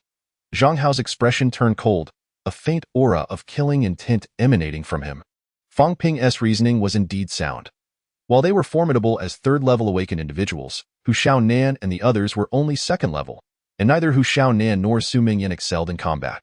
They could handle a few 1st-level zombies, but to pit them against awakened ones, that would be setting them up for failure. Moreover, at this stage, the disparity among awakened individuals was not as pronounced. They were not as foolish as zombies, who could not even dodge. The 12 elite 2nd-level awakened individuals could potentially kill a 3rd-level awakened. But would this intimidate Zhang Hao? If he feared the alliance of awakened individuals, he would never have established the base in the supermarket from the outset. If these individuals possessed substantial resources, he would genuinely wish to play the long game and reel in a bigger catch. But they were impoverished and unable to sustain themselves. Zhang Hao, however, had grand ambitions. He aspired to scour all the warehouses in Linhai City, filling his spatial ring with a vast amount of resources, 10 billion cubic meters. Currently, their total resources barely constituted a fraction of 10 millionths of that. Even if they couldn't fill it completely, they should at least strive for 0.1%. Yet, this group of people incessantly buzzed around him like flies, preventing him from focusing on resource collection. Thus, they had to eliminate all of them, instilling a sense of trepidation in other awakened individuals, deterring them from causing trouble for the time being. Once things settled down, they would grow stronger. The inflated egos would inevitably lead awakened ones to once again fixate on the supermarket. By then, they certainly wouldn't be as impoverished as they currently were. Subsequently, Zhang Hao could eliminate some and spare others, creating an illusion that they were on the verge of success, while continuously collecting their resources and crystal cores, repeatedly reaping the rewards. These individuals sought to seize resources, aspiring to be the 6th among them. Little did they know, The most heart-wrenching reality was that being the sixth among them was inferior to being someone else, all while failing to recognize who the true sixth was. Hee. Zhang Hao not only aimed to be the sixth, but to become the sixth among the sixth. At this moment, next door to the supermarket, the door of the heir Peng Jianfeng was tightly shut. Inside, several candles flickered, casting a dim ambience. Yet, a multitude of people had gathered, 36 in total. The additional team comprised 4 individuals led by Wu Yinfeng, who appeared impatient and demanded, "What do you want? Speak quickly if there's something to discuss." Oh, has killing Zhou Hu inflated your ego? Wu? We are all prominent figures here. We've invited you numerous times, and you only show up today. Oh, you really think we lack patience? Bai Bo mocked. Indeed, you show no regard for face at all? Tian Bao sneered. For a woman, you killed an awakened one. That's quite impressive, isn't it? Others chimed in, echoing the sentiment. The atmosphere grew tense, though it seemed more like a verbal release than anything else. So, you summoned me today just to criticize me? Wu Yinfeng's expression darkened. Of course not. We heard that you have a close relationship with the boss of the establishment next door. I hope you can serve as our introducer, allowing us to borrow some supplies from him. Bai Bo chuckled lightly. How much do you wish to borrow? Let me be clear, I can't guarantee anything. Not much, just all the supplies from the supermarket. Came the reply.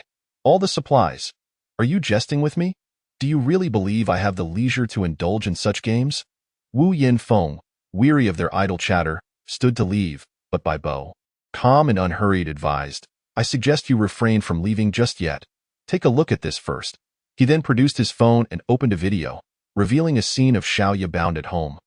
After watching the entire ordeal, Wu Yinfeng forced himself to remain composed. So what? What does kidnapping Xiaoya have to do with me? Do you really think my actions against Zhou Hu were for her sake? I merely found that scoundrel intolerable. Is that so?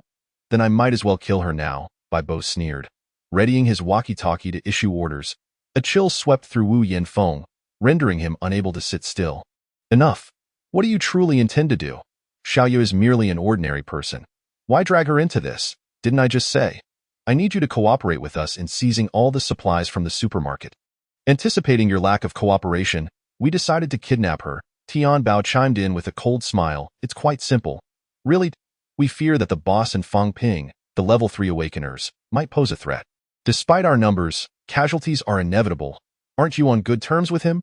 Bai Bo grinned slyly as he laid out his plan. We'll visit the supermarket tonight under the pretense of drinking. Then discreetly administer a drug. We don't need to incapacitate everyone. As long as either the supermarket owner or Fang Ping falls, we will consider it a success, and I shall release your woman. What do you say? Fine, I agree, Wu Yinfeng declared as he exited with a resolute demeanor in the neighboring supermarket. Zhang Hao remained unfazed after listening to the report from Duya. These cowards actually sent Wu Yinfeng to do the dirty work? A group of over 30, including 12 level 2 awakeners, and they still lack the courage to confront us directly? Yet, he was also curious about Wu Yinfeng's choice. Would he choose a woman or a friend? If he were to abandon Xiaoya, Zhang Hao would feel relieved, at least knowing he did not value women excessively. However, if he betrayed a friend for a woman, Zhang Hao could understand but would not forgive. Though they were mere acquaintances, there was genuine camaraderie. To betray a brother for a woman, even under duress, was not a valid excuse. Should Wu Yinfeng truly choose such a path, then he would sadly be doomed to perish alongside Bai Bo and his ilk. Chapter 32.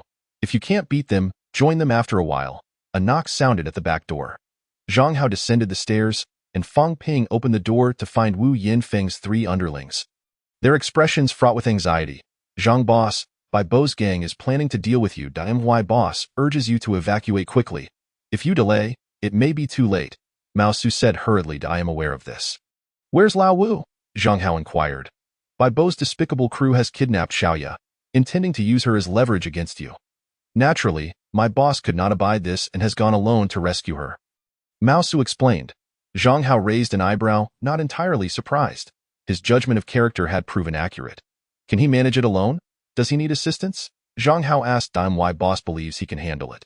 Bai Bo has gathered 6 teams of awakeners at the nearby Jianfeng, and the one guarding Xiaoya should only be a level 1 awakener, so it should be manageable. Mao Su replied. Zhang Hao hesitated for a moment. I still find it somewhat precarious. Although Xiaoya is an ordinary person, it is not uncommon for the enemy to set traps. You should go help him. But my boss is worried about you being ambushed, and he instructed us three to assist in your evacuation. Zhang Hao shook his head firmly. We will not retreat. This group is hardly a threat. Since they have gathered, we might as well eliminate them all. His words were imbued with a commanding presence, causing Mao Su and his companions to tremble inwardly. Over 30 awakeners, 12 of whom were level 2. Could they truly eliminate them all? Typically, they might dismiss such bravado as mere bluster, but seeing Zhang Hao's demeanor made them believe it might indeed be possible. Zhang Hao had no desire to shed blood in the supermarket. The aftermath would be too messy. Then let us go assist the boss. Zhang boss, may you triumph. You too. Without further ado, Mao Su and his companions set off to aid their leader. Zhang Hao decisively called together all present, instructing, the upcoming battle will be chaotic. Hu Xiaonan and Su Mingyan, who are less adept in combat, will remain in the supermarket. Should any unforeseen events arise, use the walkie-talkie to communicate.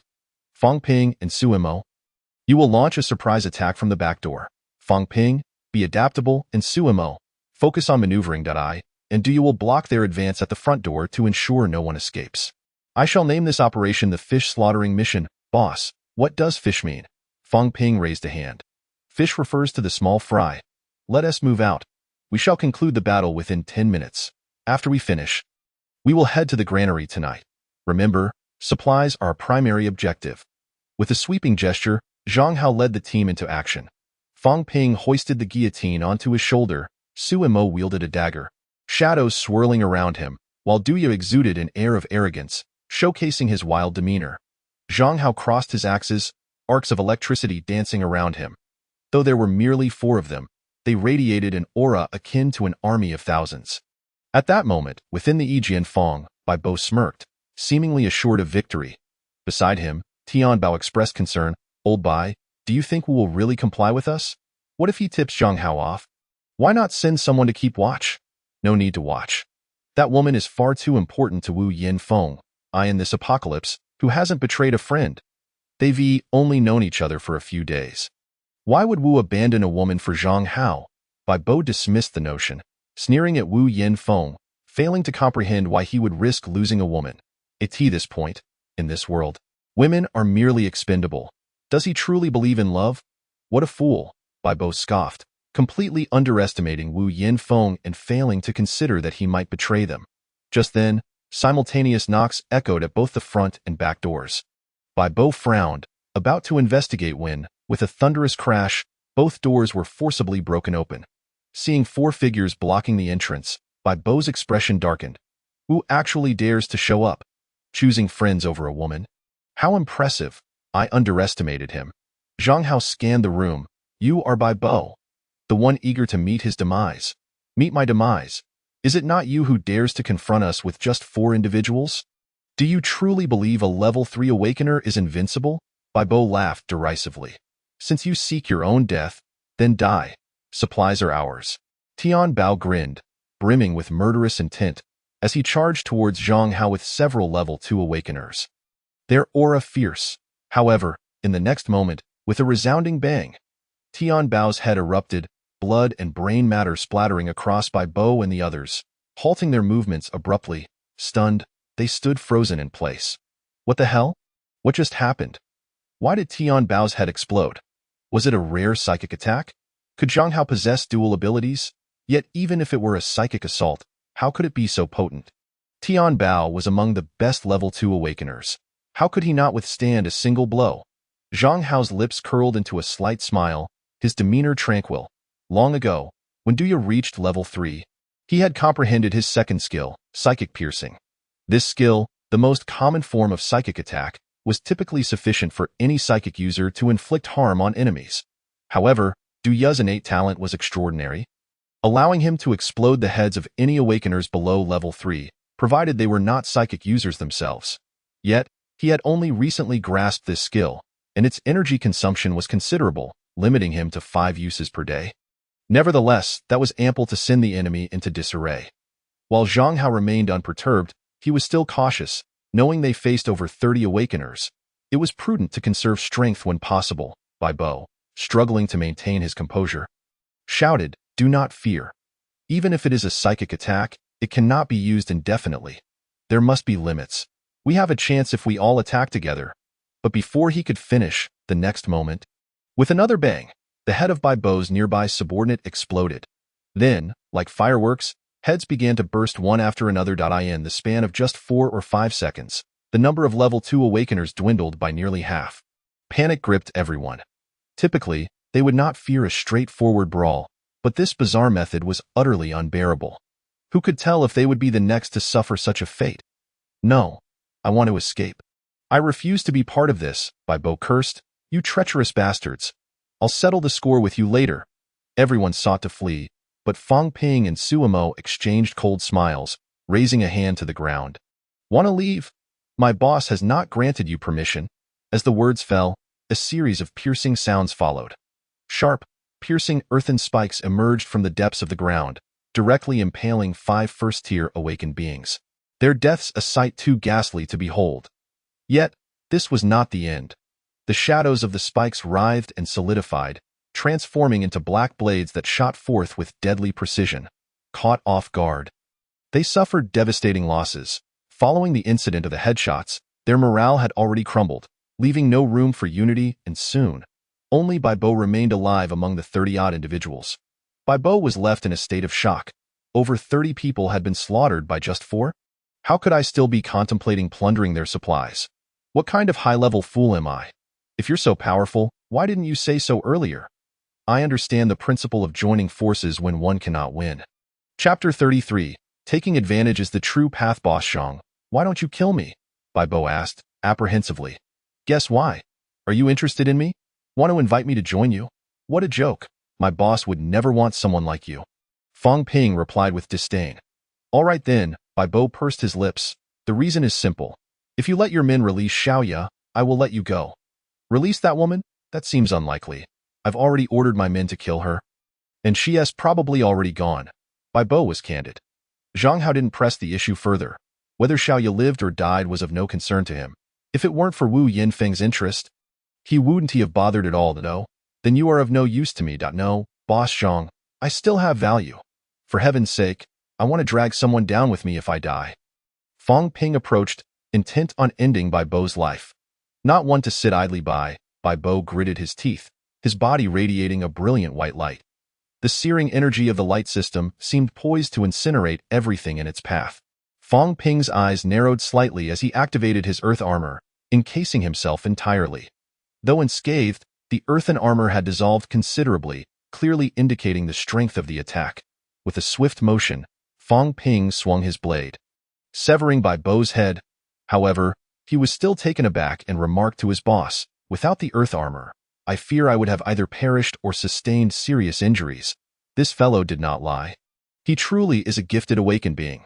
Hence, one must never underestimate other awakened beings, especially in the initial stages. One must be cautious to avoid falling into a trap. Moreover, Bai Bo belonged to the light system, akin to Su Mingyan, but leaning towards a more offensive type of awakened being. The light system harbors immense potential. While Su Mingyan's capabilities are not yet evident, as her level increases, her strength will undergo a tremendous transformation. Her powers can not only heal using light but can also imbue the body with light's energy, enabling speeds that defy comprehension. When speed reaches its zenith, it equates to strength. Just moments ago, Bai Bo unleashed a burst of light and heat. Had it been a third-tier awakened being lacking in defense, they would likely have met a tragic end on the spot. After collecting their crystal cores, he returned to the supermarket. Just as he intended to rest, desperate cries echoed from outside. Upon opening the door, he beheld Mao Su, tears streaming down his face, cradling a figure resembling charred remains. Boss Zhang, please save the leader. I beg you. If you don't treat him soon, he will die. Zhang Hao was taken aback. What the hell? Is that Wu Yinfeng? He has been burned beyond recognition. What happened? Upon inquiry, he learned that Wu Yinfeng, overconfident in his rescue efforts, had fallen into a trap. Bai Bo's subordinates had already filled the room with gas, and as soon as he arrived, they detonated it remotely with fire abilities, turning the room into a veritable gas canister. Xiaoya was killed instantly, beyond salvation. If not for Wu Yinfeng's instinctive use of a thick layer of ice to shield his vital organs and head, he would have been burned to a crisp. Yet, even so, he was merely clinging to life. Zhang Hao made a swift decision. Air Pang, save him first. Understood. Su Mingyan emanated a golden light, soft and serene. Streams of golden light flowed into Wu Yinfeng's body, and gradually, the blackened parts began to recede, revealing fresh, tender skin as if he were a newborn. He is recovering. The leader is getting better. Mao Su exclaimed, overjoyed. The other two team members wore expressions of relief. Truly, a third-tier awakened being possesses such a formidable healer to heal such severe injuries. Yet, Su Mingyan was not at ease. Beads of cold sweat dripped from her forehead, her delicate form trembling. Zhang Hao pressed. What's wrong, boss? Wu Yinfeng's injuries are too severe. His internal organs have sustained significant burns, and my abilities cannot restore them for now unless I reach the third tier. Su Mingyan replied. What? Her words struck Mao Su like a thunderbolt, plunging their spirits into despair once more. Zhang Hao furrowed his brow and inquired, is that the only way? There is another method, which involves Wu Yinfeng absorbing a second-tier crystal core. But it must be of the ice type. Only by absorbing the crystal core to enhance his abilities can his body begin to self-heal internally. I can then use light healing to assist in his recovery. Su Mingyan explained, a second-tier ice crystal core? Didn't he the boss just happen to have one? Fang Ping exclaimed, astonished. What a coincidence, or rather, it could only be deemed fate. After slaying the knife-wielding zombie, he had refrained from absorbing it for so many days. Considering that a single second-tier crystal core was insufficient and planning to save up for a leap to the fourth tier. Yet today, it turned out to be just what they needed. Without hesitation, Zhang Hao produced the blue crystal core and forcefully placed it into Wu Yinfeng's mouth. Fortunately, he had not yet lost complete consciousness and instinctively began to absorb the energy. After several minutes, Wu Yinfeng's breathing stabilized, narrowly escaping disaster.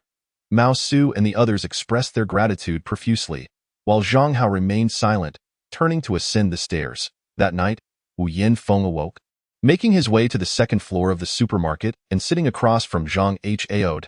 By the window, they sat in silence for a considerable time until Wu Yinfeng finally spoke. Brother Zhang, if you don't mind, I would like to follow you from now on. Why? Zhang Hao countered. Because I seem ill-suited to be a leader, is it just because of this incident? No, I realized it from the beginning. But I was reluctant to admit it. Do you regret it? I do. What do you regret? I regret getting involved in matters that didn't concern me. Otherwise, Xiaoyu wouldn't have been dragged into this. No, you're wrong.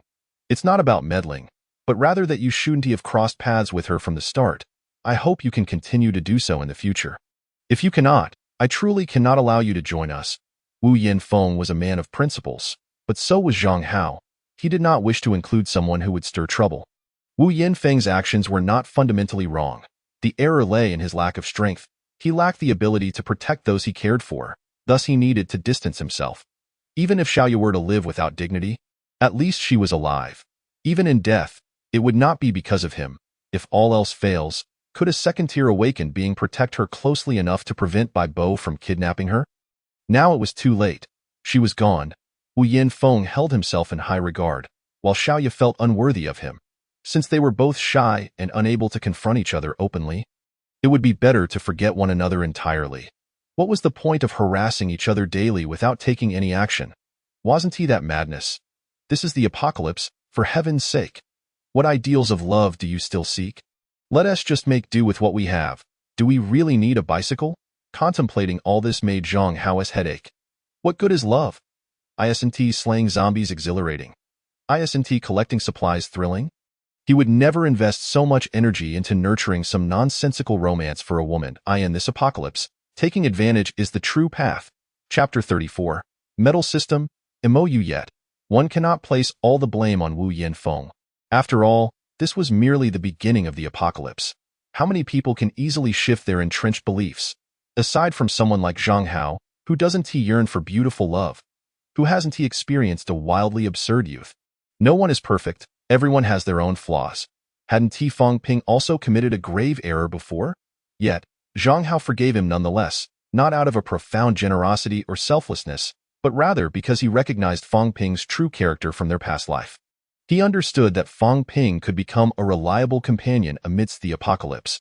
Had Fang Ping been cold-blooded and merciless from the very beginning, Zhang Hao would have hesitated to recruit him. for such a person would either possess a flawed character or be suspected of being a reincarnated individual. Following the events that transpired, Zhang Hao discerned that Fang Ping had once been a top-tier awakener in their previous life, bearing the title of Cold-Faced Killer. This individual had always seemed to be a lone wolf, devoid of any companions, and exhibited an intensely reclusive nature. Having taken countless lives, however, he never engaged in indiscriminate slaughter, targeting only those soulless beasts, often frequenting entertainment venues, which led to a relatively favorable reputation among the masses. Yet, he consistently donned an icy mask that obscured his visage, and many believed him to be a handsome man. From this perspective, it seemed that Wu Yinfeng had been quite fortunate to have survived in their previous life, although his face had been disfigured by Bo's subordinates. Coupled with the death of Xiaoya, it had profoundly altered his temperament, prompting him to wander alone in the apocalypse. Apart from Zhang Hao himself, Wu Yinfeng could be considered a remarkably skilled personal awakener from their past life. With a bit of guidance, he could indeed become a valuable ally. At least, that was Zhang Hao's conviction. "What should I do moving forward?" Wu Yinfeng inquired. "You ought not to ask me. It is your own path to carve." Zhang Hao replied, "I do not know. Once you witness the brutality of the apocalypse, you will understand the necessity of selfishness, not merely in regard to your own people, but in relation to others as well. Then I shall heed your guidance from now on, Brother Zhang." "Very well, Lao Wu." The two exchanged glances and shared a smile. Wu Yinfeng, at 25, was a year older than Zhang Hao, yet they each maintained their individual perspectives. Wu Yinfeng held Zhang Hao's kindness close to his heart, vowing to prove himself in due time. After a brief conversation, during which Zhang Hao cautioned against using tap water and discussed related matters, he gathered everyone together. Aside from the newly joined Wu Yinfeng, 3 new team members were present. Zhang Hao began, "You 3, please introduce yourselves, detailing your unique abilities and respective powers for the sake of future collaboration." Mao Su scratched his head and said, "I am Mao Su, with Mao from toilet but not the toilet part, rather the Su from sun. I'm a first-level awakener, and my power lies in the realm of rock. I can create large boulders to attack foes and construct walls to defend against their advances." "Oh, quite impressive," Zhang Hao remarked with satisfaction. A rock-based awakener was indeed a common type, often perceived as lacking in early combat prowess, but this would change in the later stages. After all, the mineral veins on Blue Star were countless. In the future, if large foundations were to be constructed, a single rock user could be invaluable, especially when combined with Fang Ping's earth abilities, leading to concrete engineering that would be astonishing. If only a wood-based awakener were present, they would truly have a comprehensive construction team, making infrastructural endeavors significantly more efficient. Zhang Hao turned to the next individual. "And you?" The next was a female awakener, who hesitantly spoke. "I am Zhang Fei." "With Zhang from Zhang Fei, but not the Fei from Zhang Fei, rather the Fei from Sophie. I am a first-level awakener, and my ability is wood-based. I have yet to grasp any significant powers. My apologies. No need for apologies. Wood abilities are inherently like that, not particularly suited for offensive maneuvers." Zhang Hao, rather than feeling disheartened, was instead pleased. For now, the construction team was complete, alleviating concerns for future base development. However, the current warehouses were primarily stocked with food, and construction materials were virtually non-existent. It would undoubtedly require resources to establish infrastructure. In due time, there would be opportunities to procure building materials from a supply market. Such items were not urgent, as initially, no one would recognize the importance of such resources. Next, he beckoned. "I am Mou, a metal-based awakener and a second-level awakener. I lack offensive capabilities but possess the ability to melt most metals and can reforge them to enhance the sharpness, sturdiness, and toughness of weapons." Mou stated succinctly. "Incredible! A rare metal-based awakener, and one capable of melting metals and reconstructing their properties. This ability may seem mundane, yet it is far from it. Initially, the zombies require superior weapons for efficient extermination. Zhang Hao and Fang Ping, despite their strength, still rely on weapons. While abilities are more effective, there are limits to their usage each day. Moreover, as the zombies gradually strengthen, Zhang Hao had already rendered 5 or 6 fire axes unusable within just a few days. It was becoming increasingly untenable. However, with Mou, everything changed. He could melt metals, enhancing weapons by several tiers.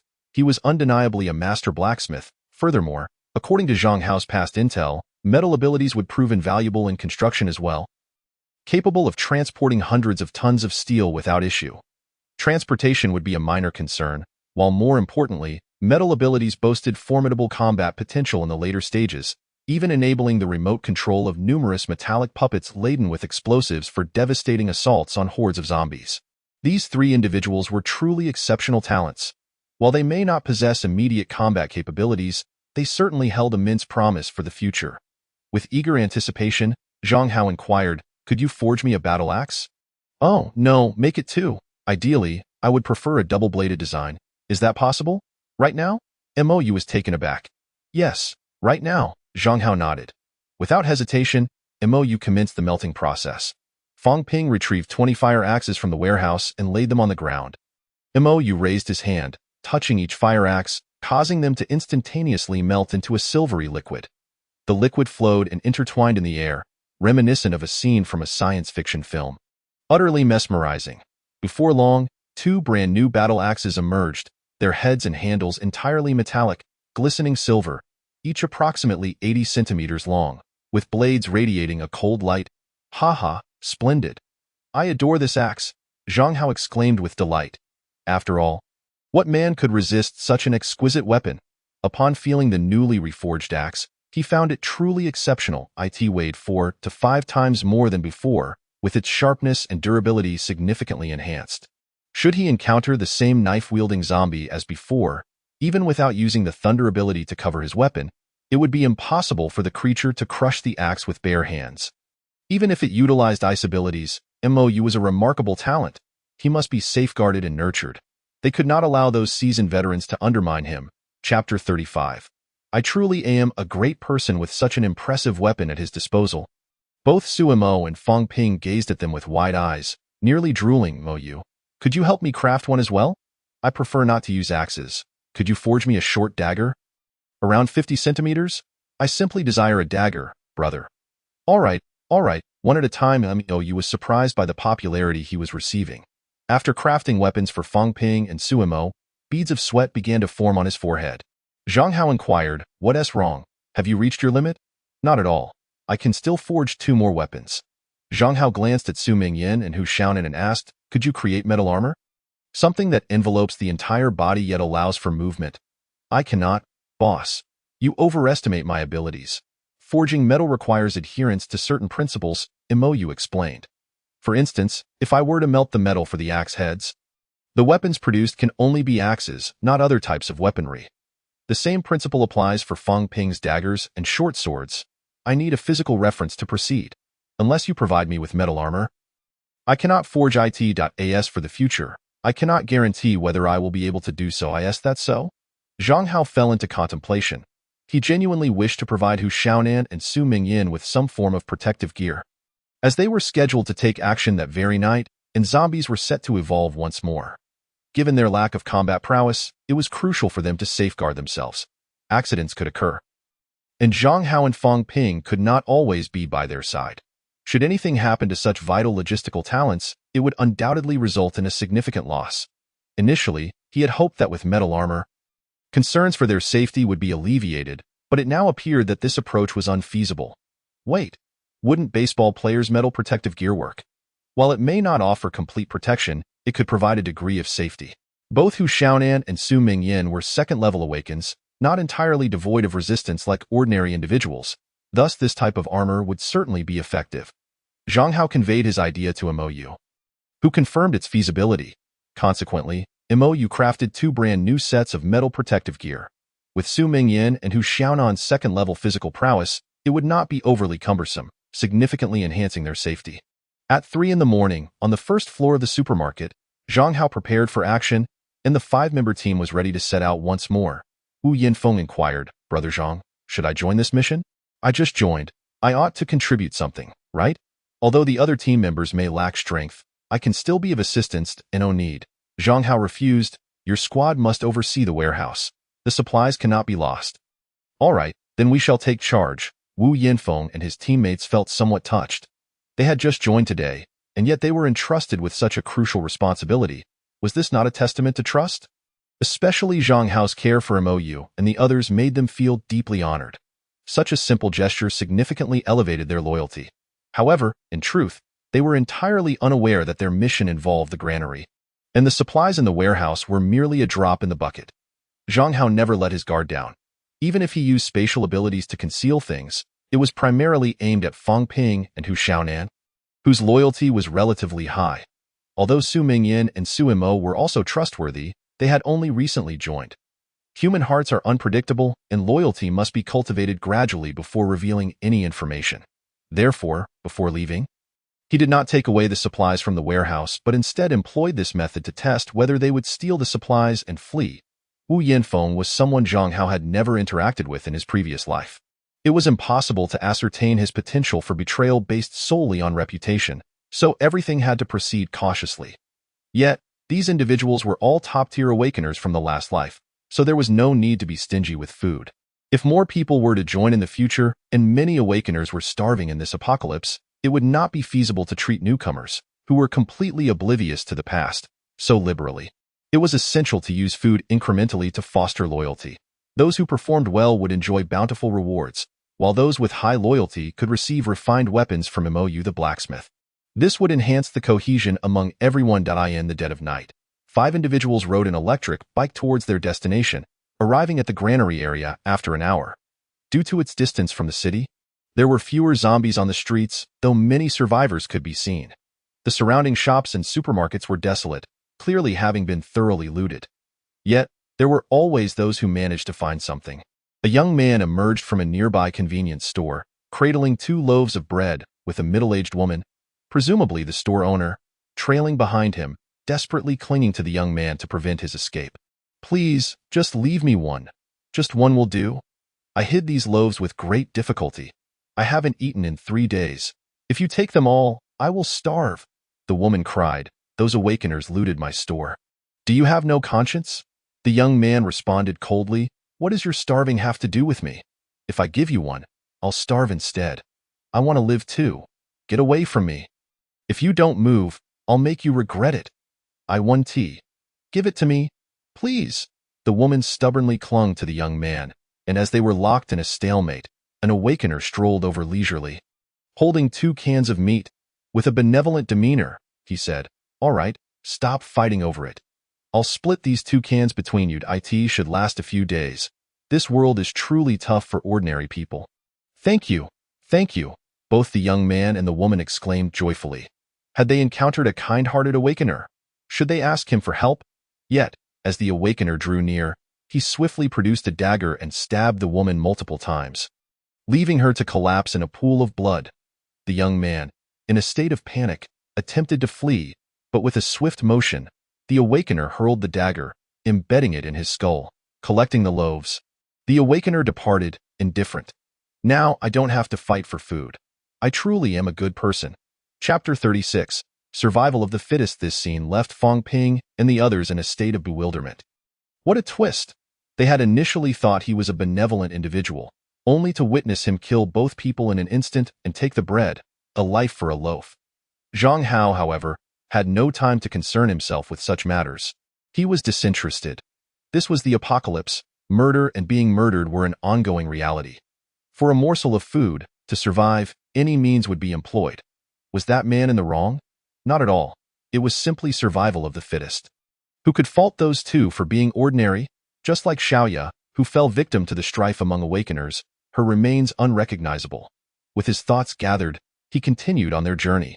The 5 passed through a large square, coming upon an extensive shopping center, 6 stories tall, with a floor area of at least 200,000 square meters. The first 2 floors housed clothing stores, while the 3rd, 4th, and 5th floors were large supermarkets. And the 6th floor contained furniture and miscellaneous goods. Most importantly, this place had not been looted.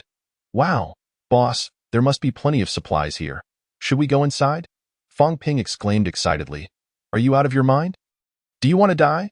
This kind of shopping center typically sees daily foot traffic exceeding 100,000.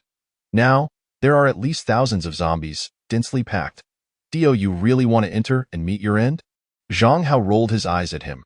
With such a scale, 5 people would be utterly useless.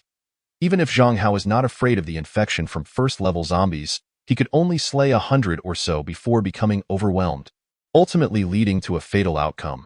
They would only consider such risks when their team had grown sufficiently large. Perhaps someone might wonder if there was no one at the granary. There were indeed a few, but no more than 100. Moreover, managing the granary was not overly complex, requiring minimal personnel. Most importantly, the granary was vast, and zombies would not be as densely packed as in a shopping center, making it far less dangerous. Additionally, the current size of the awakened teams was not large enough for anyone to target such a significant objective. Upon hearing the boss's explanation, Fong Ping finally relinquished his idea of looting the shopping center. The five resumed their journey, quickly arriving at the entrance of the granary. The zombie caretaker was howling, but could not escape due to the electric sliding door. Judging by its appearance, it had likely gone hungry for quite some time. The sliding door had an advantage. It was quite low, only about 1.5 meters high. Zhang Hao and the others easily climbed over, swiftly dispatching the zombie caretaker. Once inside, they discovered numerous storage rooms, some large and some small, all appearing quite orderly. This place is enormous. Where's the granary? Boss, I don't see it, Suemo inquired. We don't need to worry about the other storage rooms. They mainly contain processing equipment for grains. We just need to find the largest storage room, as that is where the grains are stored. Inside, there will be various silos specifically for grain storage. Zhang Hao responded, I thought a granary was just a tall cylinder filled with grain. I was quite ignorant, Su Mingyan muttered softly. So, are we going to start looting now? Fong Ping asked. Not yet. Let Hu Xiaonan do a divination before we proceed. All right, today, I, Zhang Hao, Fong Ping, Crow, Suemo, and Su Mingyan will collectively loot this granary. Is it going to be dangerous? Hu Xiaonan raised her hand to toss a coin. With a clatter, it landed in her palm. The coin glimmered, emanating a dazzling red light, causing the faces of everyone present to change. Red light? That's extremely dangerous, isn't it? In such a situation, people could die. Fong Ping stated gravely. It was Sumo's first time witnessing this, and while he was amazed, he found himself puzzled. Why red light? Didn't the boss say the granary's zombies were not densely packed? Could it be a mistake in the divination?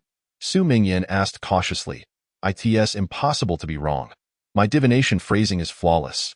If it's not a crisis brought by zombies, then it must be due to other factors, such as awakeners, Hu Xiaonan asserted confidently. But didn't the boss say that no one would target such a large objective like the granary? Fong Ping questioned. Zhang Hao shook his head. Not necessarily. The granary itself has a massive storage capacity. Even if we disregard the ineffective electronic insulation facilities, the granary's thermal insulation tiles, insulated wall panels, and insulated doors are sufficient to keep the grain preserved for several years. Should awakeners knowledgeable about these matters realize this, even if they cannot take it away, they might consider this place as a base. With sufficient supplies, more people will naturally be drawn to join. So, what should we do now? Retreat? Fong Ping asked anxiously. No need to retreat just yet. The danger Hu Xiaonan spoke of is primarily directed at you all. I will enter alone to investigate the situation, at least to see how many awakeners are present. Zhang Hao is not lacking in crisis awareness. Rather, after recklessly surviving for so many years in his previous life, countless individuals had attempted to take his life but failed. To retreat without even seeing the danger was far too cowardly. His reputation as the Thunder Battle God was earned through audacity, not timidity. Moreover, he felt that something was off. Then I'll go with you. Boss. I'm also a third-level awakener, and I can assist you in a critical moment, Fong Ping offered. All right, Fong Ping, you, me, and Crow will go in together. The three of you stay here. Suemo will be responsible for protecting Hu Xiaonan and Su Mingyan. Understood. Regarding Zhang Hao's orders, they did not dare to defy him, as they watched his departing figure. An overwhelming sense of reluctance engulfed them. Upon returning, they vowed to elevate their ranks to level 3, ensuring they would no longer be a burden. Soon, the trio discovered the largest storage facility. Approaching the entrance, Fong Ping hesitated and inquired, Boss, should we break the door? The electronic locks must be inoperative, right? No need to force it open. Although the majority of the electronic doors in the granary are indeed non-functional, the granary itself was constructed to withstand disasters such as power outages and earthquakes. It can be pushed open even without electricity. Oh, I see. The two exerted their strength and pushed the large door open. The interior was dim, obscuring their view. Fong Ping retrieved a flashlight from his backpack and shone it into the distance, revealing numerous small silos brimming with stored grain, meticulously arranged and suspended in the air, exuding an artistic flair. Fong Ping pondered aloud, Boss, something feels off. Not a single silo appears to have been opened. And there's no one lying in ambush at the entrance. It doesn't seem like there are any awakened beings present. Chapter 37. The swarm of mutated cockroaches indeed. Something was amiss. This place should not harbor any awakened ones. So what was the crisis that Hu Xiaonan had foreseen? Let us search the area first. We shouldn't split up but rather investigate together. Understood, boss. Zhang Hao and Fang Ping moved cautiously, gradually uncovering the bones of various rats, seemingly gnawed away by some creature. Subsequently, they stumbled upon the skeletal remains of a dozen humans, stripped of any flesh, reduced to mere bone frames. Humans? But why do they look like this? Fang Ping, filled with curiosity, reached out to touch the bones. Yet, Zhang Hao suddenly felt a twitch in his eyelids, while the raven became increasingly agitated. Vaguely, she seemed to perceive some creature lurking nearby. Suddenly, the skeletal remains crumbled, and black insects emerged from behind. Each was the size of a fist, and the sheer number of them was staggering, easily numbering in the hundreds, sending chills down their spines. Cockroaches? No, wait. They're mutated cockroaches. We need to leave. Xiao Feng, we can't stay here. Zhang Hao exclaimed, pulling Fang Ping back. However, a multitude of cockroaches emerged from behind, surrounding them completely, causing Zhang Hao's expression to shift dramatically.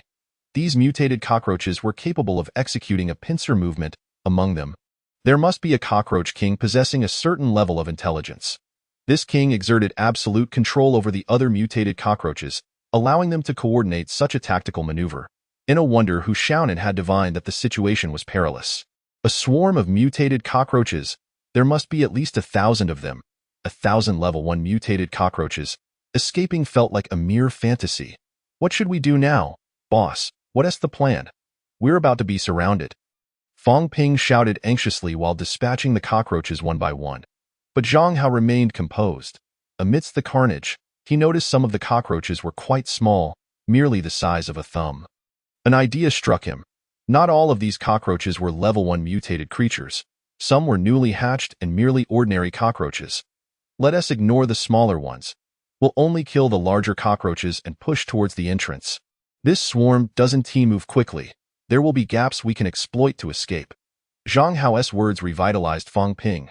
The two disregarded the ordinary cockroaches, even allowing them to crawl onto their bodies, focusing solely on their swift retreat. Fortunately, these mutated cockroaches could not fly, and their speed was sluggish. The duo finally escaped through the granary door. The mutated cockroaches halted at the entrance, seemingly commanded by the cockroach king to retreat. Zhang Hao swiftly secured the door, both of them panting heavily. This escape had not come easily. Had these cockroaches been capable of infection like zombies, they would have been in grave danger. After a brief respite, Fang Ping inquired, "Boss, what now?" The granary is overrun by these mutated cockroaches. It seems impossible to gather supplies. Not necessarily. There is still a chance. We can use poison to eliminate them. Boric acid can kill cockroaches. These cockroaches have only just mutated and Haven Tea reached the stage of immunity to boric acid. Zhang Hao happened to have some of this powder. Although his stock was limited, he possessed a substantial bag weighing around 10 pounds. It was more than sufficient to eradicate the swarm. But, boss, didn't you mention that there's a clever cockroach king among them? As soon as we enter, we'll be ambushed, leaving no opportunity to poison them. Fang Ping replied, "That's a valid concern. Moreover, cockroaches, like ravens, are omnivorous. They consume meat, vegetables, grains, various foods without discrimination. Simply placing boric acid would not trick them. It must be mixed with some regular food to entice the mutated cockroaches to ingest the poison. Mixing it with food isn't difficult, but how do we administer the poison? That cockroach king won't stand idly by and let us poison them." Zhang Hao's gaze shifted toward the raven perched on his shoulder. "Is it going to be me again?" "Not again," the raven lamented, feeling exploited. "It wished to be a lazy bird. Yet every time it found itself burdened with labor." Zhang Hao reassured, "You are also a mutated creature. Those cockroaches won't attack you. You have a perfect opportunity to stealthily administer the poison. I've observed that they are concealed beneath the human bones. You can just place the poison nearby. The mindless cockroaches will surely eat it. It's quite simple." "How is that simple? What if the cockroach king goes after me?" The raven expressed its concerns. "It won't. Even if it does, you can fly. None of these cockroaches can fly, so there's no need to worry. But what if the cockroach king can fly? Then we'll deal with it. It possesses intelligence, after all. Your mental strike can obliterate its head. But what if it's at a higher level than me? That's impossible. At this stage, there are hardly any level 3 mutated creatures. You are invincible. Go forth, Yaya. Once we gather enough supplies, you can lounge at home watching dramas every day. Under the flattery from Fang Ping and Zhang Hao, the raven had no choice but to comply. For the sake of its future lazy existence, it was willing to endure a little hardship. Although this swarm of mutated cockroaches was omnivorous, judging by their earlier frenzy and the cleanliness of the bones, they had likely gone several days without food. Thus, Zhang Hao produced a small electric meat grinder. Combining pork and cabbage into a paste, then mixing in the boric acid powder, along with generous amounts of sesame oil and sugar to ensure sufficient allure. He then shaped them into small balls. Fang Ping swallowed hard. It smells delicious. Can I have some? Help yourself, as long as you're not afraid of meeting your demise on the spot. Wait, will eating boric acid kill me? In small doses. It won't, but to ensure we eliminate them, I've added 3 pounds of boric acid. It can kill both cockroaches and humans. Do you want to try? Zhang Hao replied with a smirk. Never mind then. Fang Ping quickly conceded. He retrieved the raven's small backpack and filled it with all the meatballs, weighing over 12 pounds. The heavy load made the raven's flight unsteady. Zhang Hao opened the door, allowing the raven to staggeringly fly inside. Zhang Hao cracked the door open just enough to quietly observe as the raven unzipped the backpack and began to scatter the meatballs around the skeletal remains. Preparing to leave, but suddenly, a horde of cockroaches surged forth, completely ignoring the meatballs as they charged toward the door, intent on attacking Zhang Hao and Fang Ping. Among them was a cockroach the size of a soccer ball. Flapping its wings and heading straight for the raven, its eyes gleaming with malice. Oh no! Oh no! That cockroach can fly, and it's coming for me, the raven shrieked. Why aren't they eating the meatballs? Zhang Hao queried. This cockroach is highly intelligent. It must have ordered the others not to touch the meatballs. What do we do now? I want to escape, Dad. I'm scared. My legs are shaking. Please come save me. The raven cried out in panic, frantically dodging to evade the pursuing cockroach. Yet even though the cockroach flew swiftly, it could not catch up to the raven's trailing wings. Kill it. This is the perfect opportunity. It's no match for you. This mutated cockroach is only level 2. Zhang Hao shouted urgently. What? Weaker than me? The raven turned around, eyes blazing. With a surge of powerful mental energy, it invaded the cockroach's mind, causing it immense suffering. In an instant, the cockroach exploded, the cockroach king meeting its demise. The atmosphere grew awkward as the raven's earlier frantic escape became particularly comical. Good heavens! So you were weaker than me all along? Why did you have the audacity to chase me relentlessly, pretending to be tough? Just a cockroach brute? Chapter 38. The plague of black rain without the commands of the cockroach king. The swarm of cockroaches disbanded into chaos. Having gone days without sustenance, they ravenously devoured the meatball presented to them, only to succumb to poison within mere minutes, their bodies strewn lifelessly across the ground. Even though a handful managed to escape the feast, they were swiftly dispatched by Zhang Hao and Fang Ping. Zhang Hao surveyed the multitude of cockroach carcasses. A satisfied nod escaped his lips.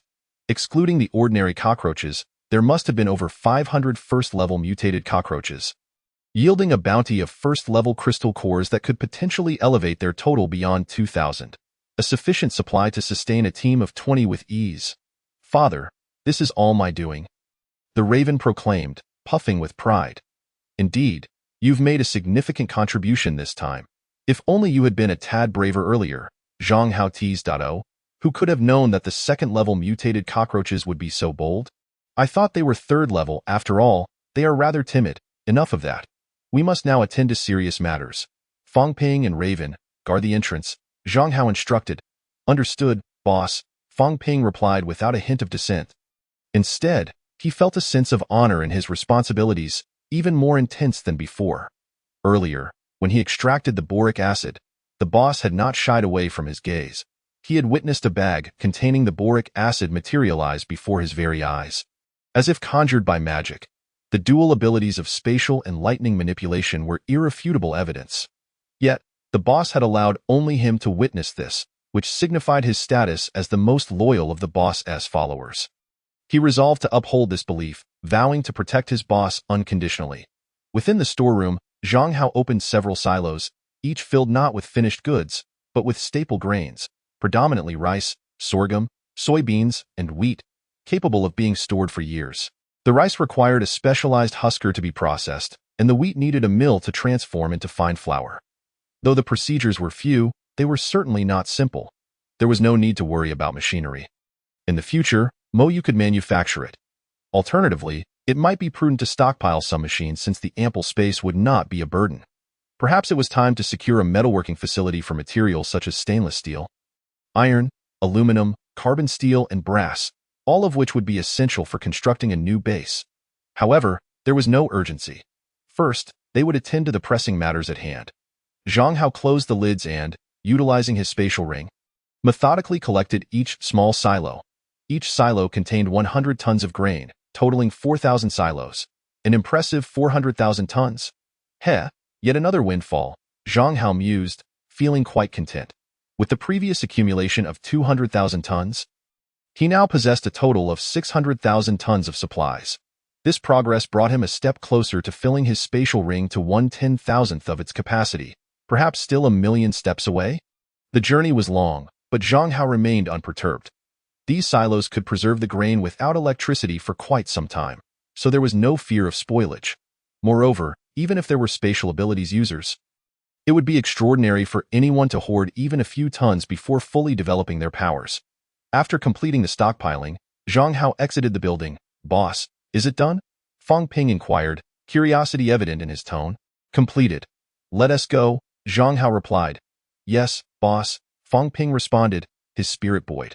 They soon reached the entrance, reuniting with Hu Xiaonan and the others. While Hu Xiaonan had a slight inkling of what transpired, Su Mo and Su Mingyan were utterly bewildered. What is going on? Was the danger too great for nothing? They held no grievances. As long as everyone was unharmed, that was the best outcome. In their limited imagination, they could not fathom that Zhang Hao had actually taken the entirety of the grain from the silos, an astonishing 400,000 tons. On their way back, they encountered a large shopping center. 10 teams of awakened individuals, clinging to a glimmer of hope, entered, only to be met moments later by a chorus of screams, swiftly followed by silence.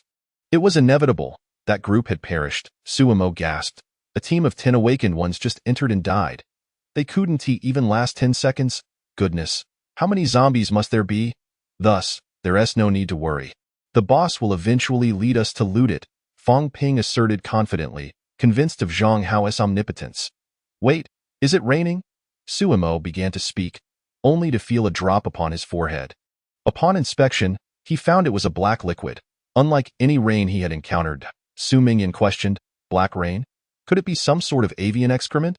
Before Suemo could express his disgust, Zhang Hao suddenly looked skyward. His expression grave. This is acid rain. Everyone, return at once without delay. Aren't acid rains typically not black? Suemo queried, puzzled.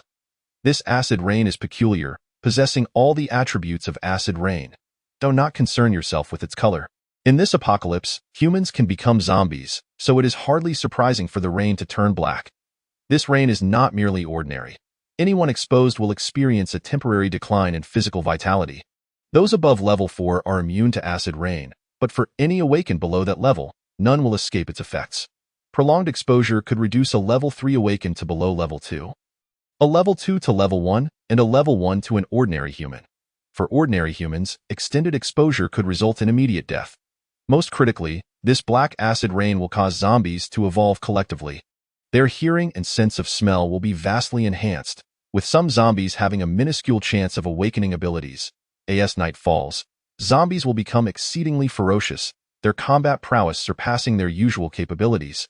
With heightened senses, this black rain will persist for 7 days and nights, leading to a gradual evolution of an increasing number of zombies until the moment the rain ceases, at which point all zombies will evolve to level 2. With some exceptional ones reaching level 3.4 ordinary awakened ones, this is nothing short of a nightmare. In less than a month, all zombies will have reached level 2. However, how few level 2 awakened ones exist? Currently, there are over 1 million survivors in Linhai City, and excluding ordinary people, there may only be 2 to 300,000 awakened individuals, with perhaps not even a few thousand at level 2. Faced with tens of millions of level 2 zombies, how can there be hope for survival? Even if the zombies in the outskirts of the city are less densely populated during the night, when they enter a frenzied state, hiding indoors will prove futile. Their keen sense of smell will allow them to detect human presence. The more individuals congregate in one area, the more likely they are to be besieged by hordes of zombies. Few will escape alive. This presents a formidable trial for humanity. Those who survive will emerge as true elites. This reign defies logic and has no scientific basis, as if the heavens themselves, displeased with humanity, sought to bestow a powerful buff upon the zombies, wishing to eradicate all survivors on Blue Star. Fortunately, prior to the outbreak, Zhang Hao had reinforced the supermarket's front and back doors with 2 layers of thick steel plating. Precisely for this moment.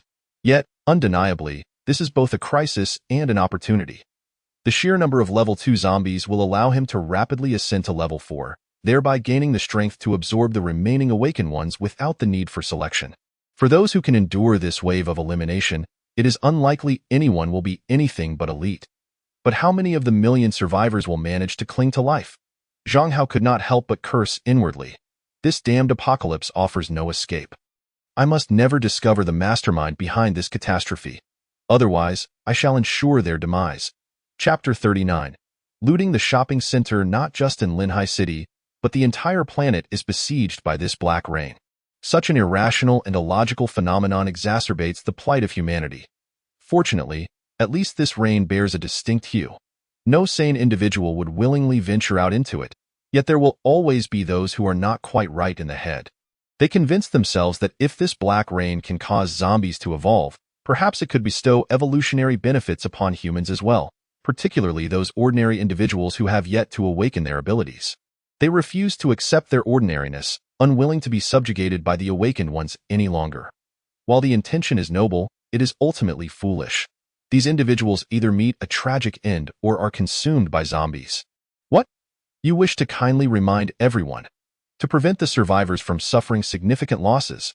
Indeed, in a past life, some had acted in such a manner, cautioning both awakened and ordinary individuals against venturing into the rain. What was the result? It only incited their rebellious spirit. Ordinary people perceive this as an attempt to extinguish their sole opportunity to awaken abilities, leading to an influx of misguided individuals flooding the streets, all of whom met their end in the black rain. Others, too afraid to brave the rain, resorted to the foolishness of collecting it in bowls to drink, only to collapse dead within minutes. Ordinary awakened individuals believed this was an assault on their hopes of gaining strength. The outcome was predictable, and many awakened ones perished as well. The most outrageous part was that after the black rain ceased, many condemned the individual who had initially warned them, accusing them of feigning goodwill while harboring ulterior motives, deliberately diminishing the human population. Many considered this person a terrorist against humanity, leading them to succumb to the unbearable pressure and choose to end their life. This bears a striking resemblance to the online bullying that thrived before the apocalypse. Yet Zhang Hao had no intention of meddling in others' affairs. The fates of others held no significance to him. He merely needed to ensure his own survival. What? The black rain can cause zombies to evolve. Moreover, do zombies enter a frenzied state at night? Is hiding in a house futile? After the 7 days of dark rain, will the zombies transform into level 2? Good heavens! How is one expected to survive? Upon hearing the explanation, the team members were all left utterly astounded. Although Fang Ping had previously heard his boss mention it, he was completely unaware of the specific details, hence his own surprise. Zhang Hao maintained a calm demeanor as he remarked, "For others, the danger is immense, but for us, it presents a significant opportunity. Eliminating level 2 zombies will expedite our ascension to level 3 awakeners and enable level 1 individuals to swiftly elevate to level 2. Investing some time in elevating everyone to level 3 is certainly feasible. As long as we are not encircled by a multitude of level 2 zombies, our lives will remain unthreatened. Indeed, absorbing level 1 crystal cores requires at least over 1,500 to reach level 4, along with a full 3 months of effort. However, the scenario changes dramatically with level 2 crystal cores, which could facilitate an upgrade in less than a month. The accumulated over 2,000 level 1 crystal cores could be utilized to nurture the newly joined team members. While level 2 cores could be allocated to those who perform exceptionally well, allowing them to ascend to level 3. Reaching level 4 marks a watershed moment. Not only does physical prowess surge exponentially, but the mastery of one's abilities undergoes a qualitative transformation. Zhang Hao intended to leverage the strength of the team to prioritize his own advancement to level 4, followed by Crow, and then Fang Ping. As for the others, their progression would depend on their performance. Just as they were about to conclude their discussion, a cacophony of furious roars erupted from the shopping center. Roar, roar. At the entrance, an overwhelming wave of zombies surged forth. Their eyes turned pitch black as if under the influence of a drug, emanating an overwhelming stench of decay. These zombies sprinted with alarming speed, howling as they rushed into the streets. A portion of them approached, drooling black viscous liquid, heading straight for the group. The expressions of everyone changed dramatically. Was this the frenzied mode? You all retreat, Zhang Hao decisively commanded. Fang Ping and Su Mo, protect Hu Xiaonan and Su Mingyan. Understood. Be careful, boss. Fang Ping refrained from inquiring about the boss's intentions, as he had already surmised that with the boss's strength, he would likely be fine. Therefore, they focused on their own responsibilities. Fang Ping and his companions hopped onto their electric bikes, weaving through the vehicles, speeding down the street. Fortunately, while the zombies were swift, they were still merely level 1 and could not match the speed of the electric bikes. As they departed, Zhang Hao concealed himself in a nearby shop. Although a few zombies were present, he effortlessly dispatched them. The frenzied mode of the zombies was indeed formidable. Even if they could detect human scent, they primarily pursued larger groups. The more humans there were, the more relentless the zombies would be in their pursuit. Conversely, being alone at night would be relatively safer. However, safer was merely a relative term, as the zombie sense of smell had its limits. If there were no traces of humans nearby, venturing alone into a horde of zombies would be akin to walking into a trap. Fortunately, there were plenty of humans nearby. Once the zombies emerged from the shopping center, they immediately pursued the larger targets. Zhang Hao's rationale for remaining behind became evident. He aimed to scavenge the resources within the shopping center. After nearly 20 minutes, silence enveloped the shopping center. It seemed all the zombies had vacated. Are there truly no zombies left? Crow inquired, visibly uneasy. There should be. Perhaps a few remain, but certainly not in great numbers. The danger to us is minimal. All right, then let us proceed inside. Zhang Hao stealthily entered the shopping center, bypassing the clothing stores on the first and second floors, heading directly to the large supermarket on the third, fourth, and fifth floors. Indeed, not a single zombie was found.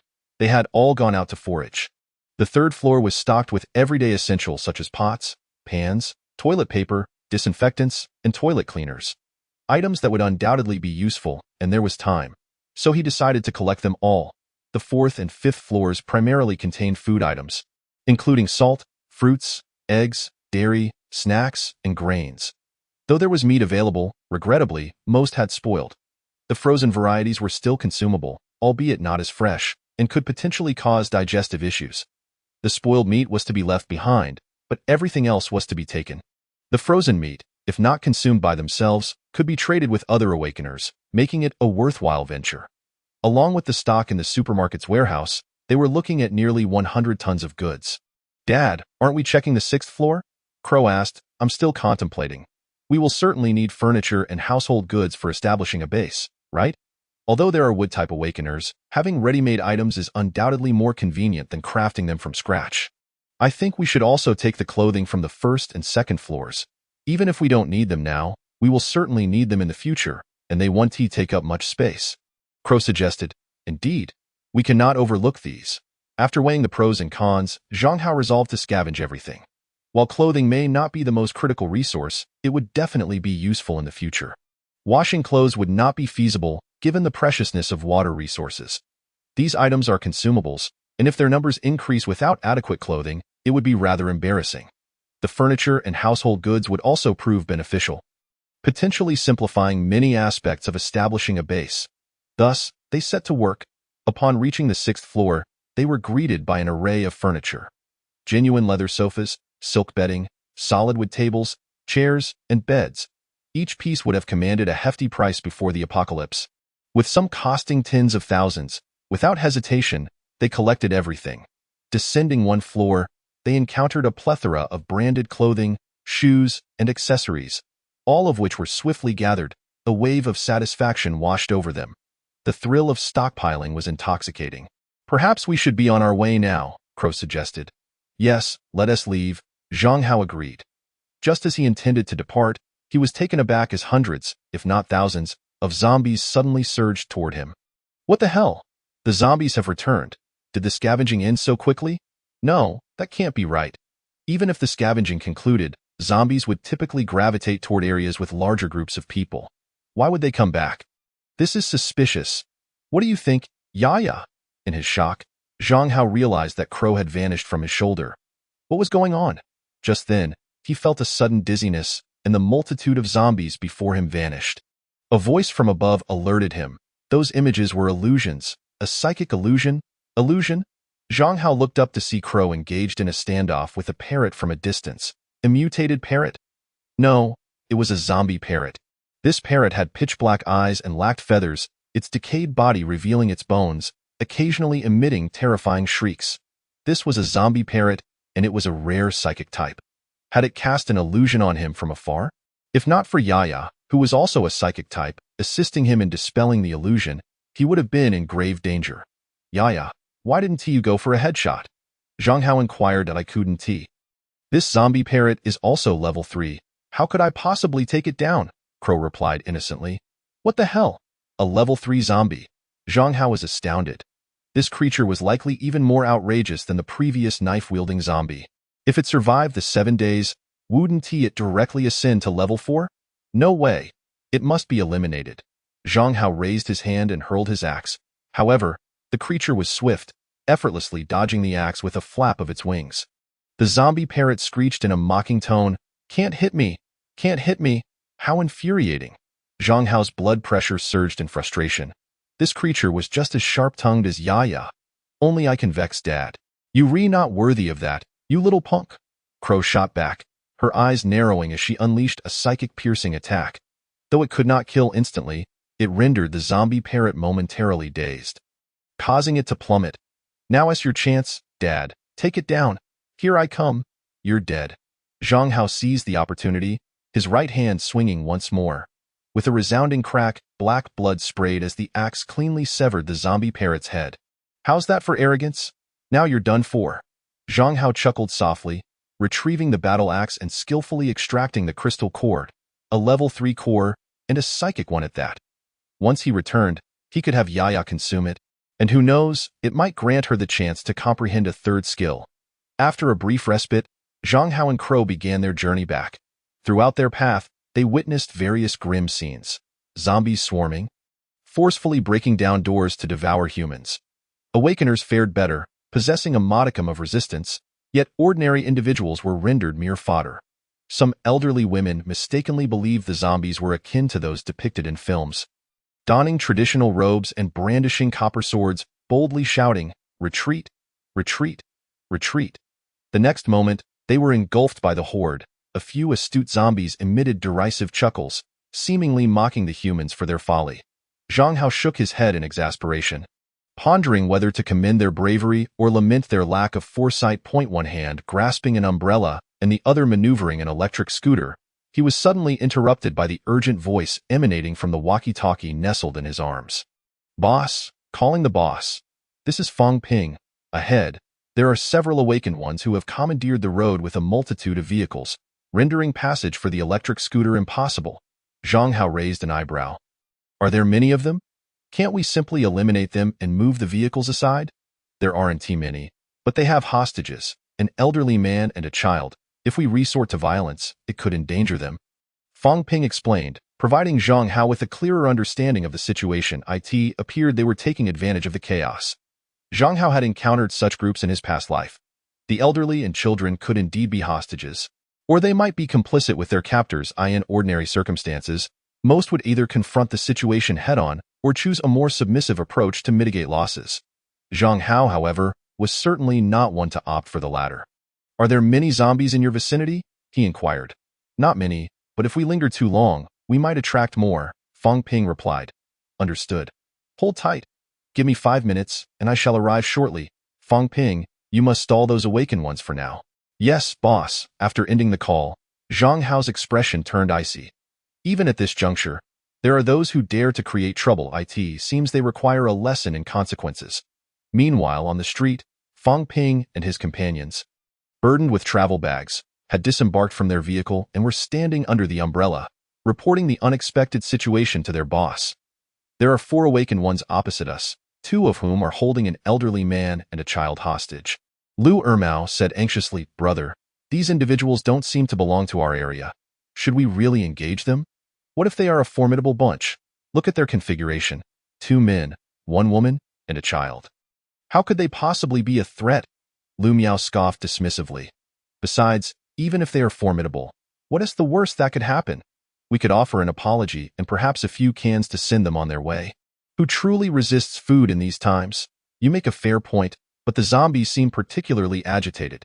We ought to resolve this swiftly. Indeed, we cannot afford to delay any longer." Lu Miao stepped forward impatiently. "Hey, have you finished your discussion? Has your boss responded? It's merely a toll fee. Why be so stingy? Don't you understand the principle of sacrificing a little to avert disaster?" Fang Ping smiled faintly. "My boss has responded. He said the toll fee is acceptable and that he should arrive in about 5 minutes. Would you mind discussing it with him when he arrives?" "Not at all." "That would be preferable," Lu Miao replied, visibly pleased, evidently believing that these awakened ones were somewhat reasonable and not a genuine threat. Perhaps they would even demand a bit more for the toll fee? After 5 minutes, a young man dismounted from an electric scooter. Fang Ping approached to hold the umbrella, his face reflecting the appropriate level of respect. "Ah, so this is Boss Zhang. Quite the striking figure." "Indeed.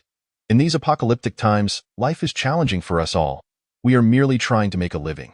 "I hope you won't take offense," Lu Miao said cheerfully. "Not at all. How much toll fee do you desire?" "Not much. A few cans or instant noodles would suffice. 20 cans of each should be adequate. That's not too steep, is it?" Zhang Hao glanced at the hostages behind him and replied calmly, "Not steep at all. But I have a condition. If you eliminate the hostages, I will gladly provide you with the toll fee." "Eliminate the hostages?" Upon hearing this, Lu Miao appeared momentarily dumbfounded. They had encountered situations involving the rescue of hostages or indifference towards them, but never had they come across a scenario where a toll fee was contingent upon the death of hostages. "What kind of absurdity is this, Boss Zhang? How can we request a toll fee after killing the hostages? That seems a bit unreasonable, doesn't it?" Lu Miao chuckled awkwardly. "Why not eliminate the hostages and then simply capture them again? Is that too difficult for awakened ones?" Lu Miao and Lu Ermao suddenly fell silent, realizing that they were, in fact, the bandits here. Why should they comply with such demands? Why should they kill the hostages just because they were told to? Anger began to bubble within Lu Ermao. "Damn it! We almost fell for your trickery. Whether I kill the hostages is none of your business." "Exactly. Hurry up and hand over the toll fee. Otherwise, we'll kill you right now," Lu Miao fumed. "Haha, very well, wait here. I will fetch your toll fee," Zhang Hao retorted dismissively. With a cold laugh, he turned to Fang Ping and instructed him to keep them at bay before disappearing into a side street. "One person ran away? What a coward!" Lu Miao and Lu Ermao couldn't help but burst into laughter. But the next moment, a heavy truck suddenly roared around the corner, seemingly intent on crashing through the obstructing vehicles. Fang Ping wore a knowing smile. Lu Miao and Lu Ermao stood in the middle of the road, frozen in shock at the sight of the oncoming truck. "What the hell? Why is there a heavy truck? Is that Zhang's doing? Damn it, he's going to force his way through." Lu Miao's expression shifted dramatically. "Hey, there are hostages. Even if they could drive, they would endanger innocent lives by crashing through. This is utterly inhumane. They wouldn't be foolish enough to crash, would they? We need to get out of the way." With a series of crashing sounds, the vehicles blocking the road were forcibly shoved aside. And Zhang Hao's voice echoed in their ears. "Get in. Let us go. Right away, boss." The group climbed into the truck, feeling a mix of awe and admiration for their leader, who had chosen to bulldoze through the obstacles without a word. However, apart from Fang Ping, Hu Xiaonan and the others failed to notice that Zhang Hao's shoulder was devoid of the raven. As they watched the truck drive away, Lu Miao seethed with rage. "Damn it! We've been played." Lu Ermao was equally furious. "Brother, what do we do now?" "How should I know? Just make sure I don't learn where their lair is next time. Otherwise, I'll make sure to eliminate him." "What's with this charade? Let my father and son go. The other 2 awakened ones release the hostages." The so-called hostages were, in fact, mere decoys, relatives of the Liu brothers. After the apocalypse erupted, the surrounding supplies had been entirely scavenged, leaving them unable to procure food. They resorted to roadblock tactics to seize provisions, yet they feared encountering powerful awakened ones, hence employing false hostages to evoke sympathy. At least they hoped that the opposing party would hesitate to resort to extreme measures for fear of harming the hostages. Such situations were rare. Most would readily pay the toll, as the supplies demanded were insignificant to the awakened ones. This time, they acted as they always did, unaware that their adversaries would arrive in a heavy truck and brazenly clear the road. How could they not be infuriated? Just as they simmered in anger, a raven suddenly landed before them, perching atop their vehicle. Brother, look, there's a raven, Liu Ermao pointed out. Indeed, it's quite a sizable raven. Its breed appears different from the usual ones. Should we catch it for a meal? Liu Miao and his brother exchanged glances, and upon confirming their mutual intent, they prepared to capture the raven using their powers. However, as they took a step forward, a loud bang erupted, and Liu Ermao's head exploded. The sudden turn of events left Liu Miao utterly stunned, and then, bang, bang, the heads of Liu Miao and the other four exploded as well, their corpses crumpling to the ground in a horrific spectacle. They remained oblivious to the fact that Zhang Hao had long since seen through their clumsy ruse involving fake hostages, in the heavy truck. Fang Ping and Zhang Hao occupied the front seats, while Hu Xiaonan, Su Imo, and Su Mingyan lounged on a small bed in the back. Su Imo remarked, "No doubt about it, the boss is impressive." He saw through their act with ease. Hu Xiaonan chuckled, "Indeed, the boss is formidable." After a moment of contemplation, Su Mingyan asked, "Boss, what if those individuals truly held hostages? Would you still have crashed through?" "Absolutely. Don't you fear harming those innocent people?" "Not at all. If they die, they die. It's none of my concern." Zhang Hao's nonchalant demeanor cast a brief shadow over the atmosphere within the truck. Yet despite this, the boss had chosen not to spare them, indicating a certain magnanimity on his part, not holding grudges against those individuals. Suimo chuckled. "But even so, the boss didn't let them go, did he? You all haven't noticed that the raven has actually been gone for some time now?" Chapter 42. Unconditional obedience to orders. I have never considered myself to be a magnanimous individual. My principle has always been one of retribution. No one can offend me without facing consequences. Not even the elderly or children. Upon hearing this, they finally realized that the raven was absent. The outcome was all too evident. It had gone to commit murder at Suimo, and the others fell into a collective silence. Fang Ping had long anticipated this, though he had refrained from voicing his thoughts. Ultimately, they were unable to shed their pre-apocalyptic mindset, particularly regarding the protection of the weak. At that moment, the raven flew in through the window. Its small backpack slung over its back, grinning as it boasted, 6 individuals, for awakeners, 2 ordinary people. I've dealt with them all. Impressive, right? Indeed, impressive, Zhang Hao replied, affectionately ruffling its feathers. Noticing the somber expressions of the others, the raven inquired, why the long faces? Because it had killed the elderly and children, and these people were wallowing in sympathy. Why is that? Were they not part of the same faction? Shouldn't killing them be expected? Why the gloom? Shouldn't they be pleased? Such a simple concept eluded them entirely. Zhang Hao cast a glance at them and, with an undeniable tone, stated, "We are in an apocalypse. Killing has become a mere formality. Since Liu Miao and his associates sought to harm us, they must pay the price. The identities of the elderly or the children are irrelevant. They chose to involve ordinary people, so they must be prepared for retribution. There is absolutely nothing amiss with eliminating them. But what if they are innocent?" Suimo interjected. "Should we still kill them? They are merely caught in an unwarranted disaster, with no reason to pay for it with their lives." Zhang Hao's voice turned cold as he replied, "What does that have to do with me? Did I capture them alive?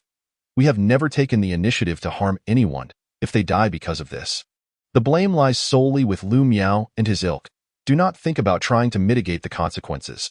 These resources were earned at the risk of our lives. Why should we share them? Just because they captured a few unrelated ordinary people? Their lives or deaths are of no concern to me." But Su Mingyan began to protest, only to be cut off by Zhang Hao's unyielding reprimand. "We are in an apocalypse. If we cannot survive ourselves, how can we afford to consider others? My team requires no sympathy for others, Nor do we need to meddle in affairs that do not concern us. It is acceptable that you cannot change your mindset for the time being. But I will not wait indefinitely for you. This time, out of consideration for the underage Hu Xiaonan, I allowed the raven to act discreetly. Next time, I will not be so lenient. I hope that by then, I will not have to come back to clean up your mess. If there is a next time, then I am sorry, but we shall part ways amicably. With that, silence enveloped the group. The boss was genuinely angry, his tone chillingly fearsome. They began to reflect. Perhaps being selfish was not entirely wrong. Fang Ping was equally incensed, feeling indignation on behalf of the boss. When he first encountered Lu Miao and his group, he had wanted to eliminate them all immediately. However, due to Su Mo and others holding differing opinions and considering the feelings of the team, he had sought the boss's guidance. Now, they had managed to provoke the boss's ire. After an hour's drive in a heavy truck, they returned to the supermarket. Upon entering, Zhang Hao ascended to the second floor without a backward glance. What happened? Who angered Zhang Gu? My goodness. This is the first time I've seen the boss this furious. Wu Yanfeng and his companions became increasingly cautious. Su Mingyan briefly explained the situation to Wu Yanfeng and the others, feeling slightly wronged. I merely expressed my thoughts. I never suggested that killing those people was a good idea. Su Mo sighed. What do you propose we do? The boss is genuinely upset this time. Wu Yanfeng shook his head, saying, the issue lies in your overly subjective perspectives. Everyone can feel sympathy. I certainly do for Xiaoya. But Xiaoya was lost because of me in this apocalypse. Such sentiments are unnecessary. Surviving is paramount. While it is natural to feel compassion for the weak, you should refrain from voicing these thoughts. Simply heed the boss's orders. Trust that he can lead us to a better existence. Why burden yourselves with unnecessary worries? Fine, you make a valid point. The Su siblings nodded in realization. Yet, that alone would not suffice. They had indeed angered the boss. And a sincere apology was in order. An apology is essential. As the siblings prepared to approach, they overheard Fang Ping on the upper floor relaying the boss's directive. The boss wants everyone to head to the second floor for a meeting. Gather quickly. Understood. Wu Yanfeng and the others comprehended that this meeting was undoubtedly aimed at the Su siblings, and there might even be consequences. Su Mo and Su Mingyan exchanged wry smiles, harboring no other emotions. If there were to be punishments, so be it. They had indeed been somewhat thoughtless and had spoken words they should not have. Upon arriving on the second floor, they found the boss wearing an impassive expression. Fang Ping stood silently beside him, his demeanor unusually serious. This time, unlike the usual casual atmosphere, no one dared to sit. All were rendered mute by the oppressive silence. 10 full minutes passed in this tense atmosphere before Zhang Hao surveyed the crowd and, with a detached expression, inquired, I simply wish to know, have I been feeding you all too well?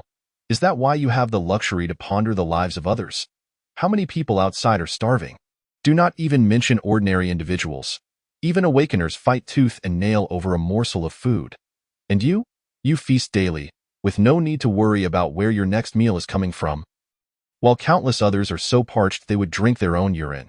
You can still wash yourselves with clean water.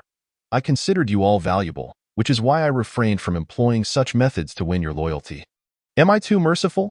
His words caused the crowd to flush with shame, particularly the Su siblings, who recalled the times when they could barely afford a meal, with the sister even facing humiliation. A wave of regret washed over them. I'm sorry, boss. I was wronged too. It won't happen again. The siblings' apologies went unacknowledged by Zhang Hao, who then turned to Wu Yanfeng, stating calmly, Old Wu, let me ask you, am I too merciful? Should I intentionally withhold your rations? Should I only grant you small favors so that you might appreciate the value of your sustenance and feel gratitude towards me? That is not the case. Su Mo and the others were simply momentarily confused. But if the boss chooses to withhold food, we will strive to prove ourselves and not disappoint you.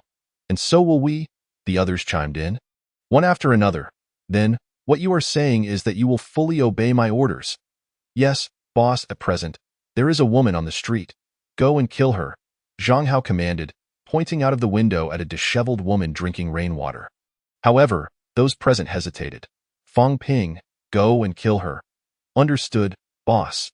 Fang Ping seized a short blade and exited without a backward glance. Yet, upon discovering that the woman had succumbed to the toxic rainwater, he still severed her head and returned to the supermarket's second floor. Bowing respectfully as he stated, I apologize, boss. The woman perished on her own, and I could not kill her, but I brought her head back for your disposal. This scene left everyone in stunned silence. Zhang Hao accepted the woman's head and tossed it at their feet. This is what unconditional obedience to orders looks like. Your earlier verbal agreement was not obedience, it was defiance. Chapter 43. The Dawn Society. Fang Ping's bewildering actions left them utterly shocked. The boss could casually point to anyone on the street, regardless of their identity, innocent or not, and Fang Ping would kill them without hesitation. In that instant, they comprehended why, apart from the boss, Fang Ping was the only other level 3 awakener present. Zhang Hao remarked indifferently, "You have only just joined us for a few days, so it's understandable that you cannot achieve this level of detachment. However, I do not wish to be the one who must clean up the mess every time we encounter difficulties during our missions. I initially intended to wait until we had more members to establish rules, but I have come to realize that without regulations, chaos ensues. Even the most exceptional individuals require constraints. Considering the future influx of personnel, it is best to implement these rules all at once. I shall name our organization of Awakeners the Dawn Society. I am the lifelong president of this organization, and there is currently no vice president. We will have the position of regiment leader, with each regiment consisting of 100-member awakened teams, for which no leaders have been appointed yet. There will be 5 battalion leader positions, each consisting of 4 teams. And these positions remain vacant as well. Additionally, there will be 20 squad leader roles, with each squad comprising 5 awakeners. Fang Ping will temporarily serve as squad leader, with Su Mo, Su Mingyan, and Hu Xiaonan as his team members. Wu Yanfeng will also temporarily serve as squad leader, with Mao Su, Zhang Fei, and Mou as his team members. During missions, the orders of the squad leaders will be absolute. No one shall defy them. Yes, President, Fang Ping and Wu Yanfeng radiated vitality. Although there were not many people present at the moment, the recent position held by Zhang Hao was sufficient to indicate the vastness of his ambition. They eagerly anticipated the emergence of Li Ming as a formidable entity. The title of 100-person Legion commander seemed somewhat distant for now, yet the prospect of becoming a squad leader was within reach, overseeing 4 small teams, totaling 20 individuals. With 20 awakened beings, it should not take long to assemble them, right? Next came the regulations regarding the use of crystal cores within the organization. All crystal cores collected from slain zombies by the small teams must be submitted, and contributions would be awarded based on task merit. 1 contribution point could be exchanged for a Tier 1 crystal core, while Tier 2 crystal cores were in limited supply and currently unavailable for regular members to redeem. Those with an abundance of contribution points, over 500, could undergo an assessment to be promoted to positions above squad leader, thereby managing more awakened individuals. Higher-ranking positions would allow for the exchange of more advanced crystal cores, making the acquisition of Tier 5 and Tier 6 cores a mere formality, thereby accelerating the upgrade process. This was the principle of competition, motivating the organization's members to strive vigorously to slay zombies and collect crystal cores. Promotion not only amplified an awakened being's authority but also expedited their growth and strength. For instance, a squad leader could ascend from Tier 2 to Tier 3 with just a month's effort, while a regular member would require at least 6 months to achieve the same feat using Tier 1 cores. It was only natural that everyone would be eager to hunt zombies and gather cores. As for those reluctant to submit their cores, the solution was simple. Contribution points could also be exchanged for food. If they chose not to hand over their cores, they might as well prepare to eat dirt. Those with ample contribution points would not only rise in rank, but also have the privilege to exchange for more delectable meals, such as fried chicken meals, hot pot dishes, and even Buddha jumps over the wall. When resources ran low and food became scarce, even a meal of ham sausage would be cherished for days. Who could resist the temptation of such delicacies? Wu Yanfeng maintained an impartial stance. Food was to be exchanged as well. Following this incident, he realized he had been overly lenient. When one's belly is full, it is easy to contemplate matters. But when one is starving, who has the time to think of others? Boss, if a team scavenges supplies, can they also exchange for contribution points? Wu Yanfeng inquired. Of course, but it's certainly 1 TB as valuable as crystal cores. In the future, these will become hard currency. Nearly equivalent to money. That's good to know. Let us disperse. With that, the group departed, making their way to the first floor. Fang Ping casually tossed the severed head outside and addressed Su Mo and Su Mingyan without reservation. The boss saved you both, and you should be grateful, not constantly questioning. You can't even handle a trivial matter. You've disappointed the boss greatly. From now on, as squad leader, I do not wish to hear any voices of dissent. I expect my squad to be the best in the boss's eyes. We will, Captain. Suemo and Su Mingyan nodded earnestly. Seeing their agreement, Fong Ping turned to Wu Yinfeng's team and said, "Take care of your squad. Last time, you meddled and cost the boss a Tier 2 ice crystal core. If it weren't for the boss, you would have been long gone. Focus on your responsibilities and refrain from interfering where you shouldn't. UVE just joined, and the boss is too kind to punish you, but I will not let you off lightly. As for my team, I don't need your guidance. We are equals. Wu Yinfeng frowned. Is the position equal, or is strength equal? If you provoke the boss's displeasure, I will ensure you are unhappy as well. If you're not satisfied, let us settle this with a fight and see whose fists are stronger." Fong Ping's words were pointedly disrespectful. Although Wu Yinfeng felt displeased, he refrained from further comment. He recognized that Fong Ping intended to assume the role of the villain on behalf of the boss. Ensuring everyone complied without overstepping boundaries, Fong Ping was indifferent to whether they could get along. His only concern was the boss's sentiments. This incident had clarified his understanding of his responsibilities. In the future, should the organization grow and disobedient newcomers arise, Fong Ping would transform into a demon to teach them the ways of humanity. On the second floor of the supermarket, Zhang Hao sat alone in the living room. Stroking the raven in his embrace, "Dio, you think I am doing the right thing? Father is doing the right thing. Dio, you not have any doubts? Why should I doubt? Isn't it tiring to think so much? Isn't it better to be a lazy fish?" The raven replied without hesitation, struggling to comprehend the human thought process. Why complicate things when one could simply enjoy a carefree existence? Zhang Hao sighed. No one sees things as clearly as you do. Whether before or after the apocalypse, who wouldn't want to be a carefree fish? Yet they insist on meddling in affairs. It's not mere meddling but overthinking. They are clearly overindulged. But when I'm full, I don't think so much, I just enjoy sleeping, the raven said lazily. Thus, you are not human. Fong Ping and the others are different. He doesn't overthink. He thinks, but he says nothing. He only listens to me. Why can't the others do the same? It's a short interaction. They still need time. Alas, you humans are truly troublesome. Zhang Hao's expression turned somber. Indeed, it is troublesome, and I detest trouble. I hope that after this, they can come to terms with reality. This is my final act of tolerance. P.S. 10,000 words, still 5 updates. Today, Xion's thoughts were stuck. The update is finished. My apologies, I'm so sleepy. I'm off to sleep. Chapter 44. The Rise of the Blacksmith. The next morning, the zombies had ceased their rampage, retreating to wander aimlessly on the streets or stand in place in a stupor. Yet, within the short span of a night, many zombies had evolved to Tier 2. Numerous individuals began to recognize the significance of Tier 2 crystal cores. They wielded umbrellas to slay zombies, while Zhang Hao remained indifferent. An umbrella might shield one from the black rain, but the rain would gradually evaporate upon contact with the ground. Inhalation would similarly weaken one's constitution, albeit at a slower rate than being directly drenched. For a Tier 1 awakened being, their physical condition could deteriorate significantly within half a day. After a full day, while not entirely weakened, their combat effectiveness would be greatly diminished. By midnight, if zombies entered their rooms, they would have no choice but to await their demise. Moreover, with millions of zombies, an endless slaughter was impossible.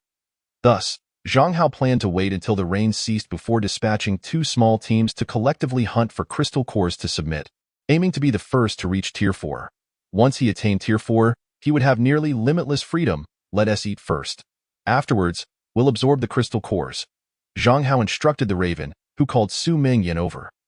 Boss, what do you want for breakfast? Su Mingyan asked softly. Let us keep it simple. Can you make steamed buns? I can. Then steam a few baskets of buns, both vegetarian and meat-filled. Also prepare some porridge and 8 treasure kanji. Is that too much trouble?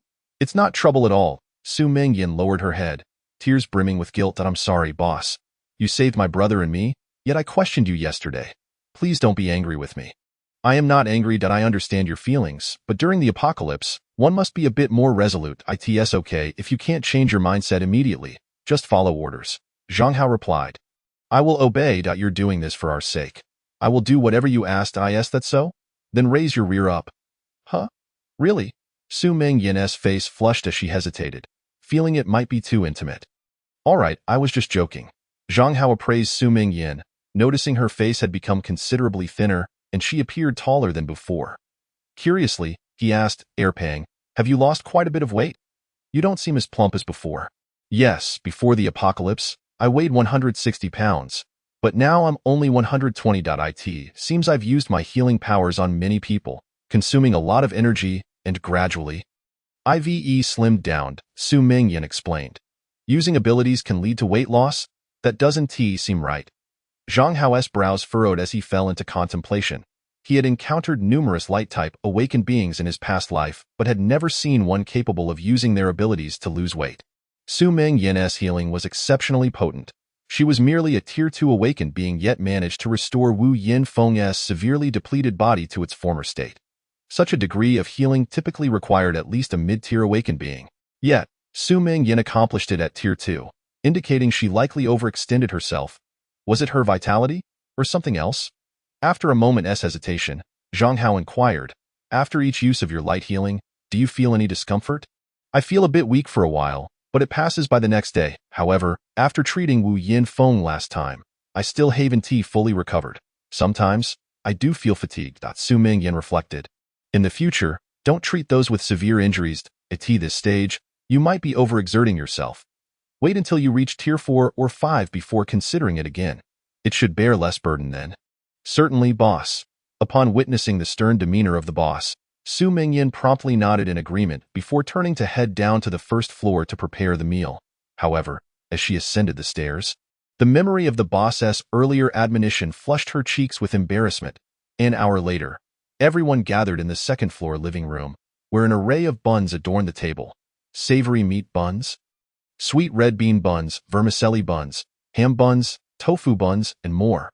Accompanying these were 2 large pots of congee and 8 treasure porridge, all appearing utterly delectable. Yet, no one dared to pick up their chopsticks or take a seat. For the recollection of yesterday's reprimand lingered heavily in the air, instilling a sense of trepidation regarding the boss's possible wrath. Moreover, food now required contribution points, but they felt little resistance to this system. Finding it rather formalized, yesterday, I took the liberty of calculating each person's contribution points based on their varying levels of merit.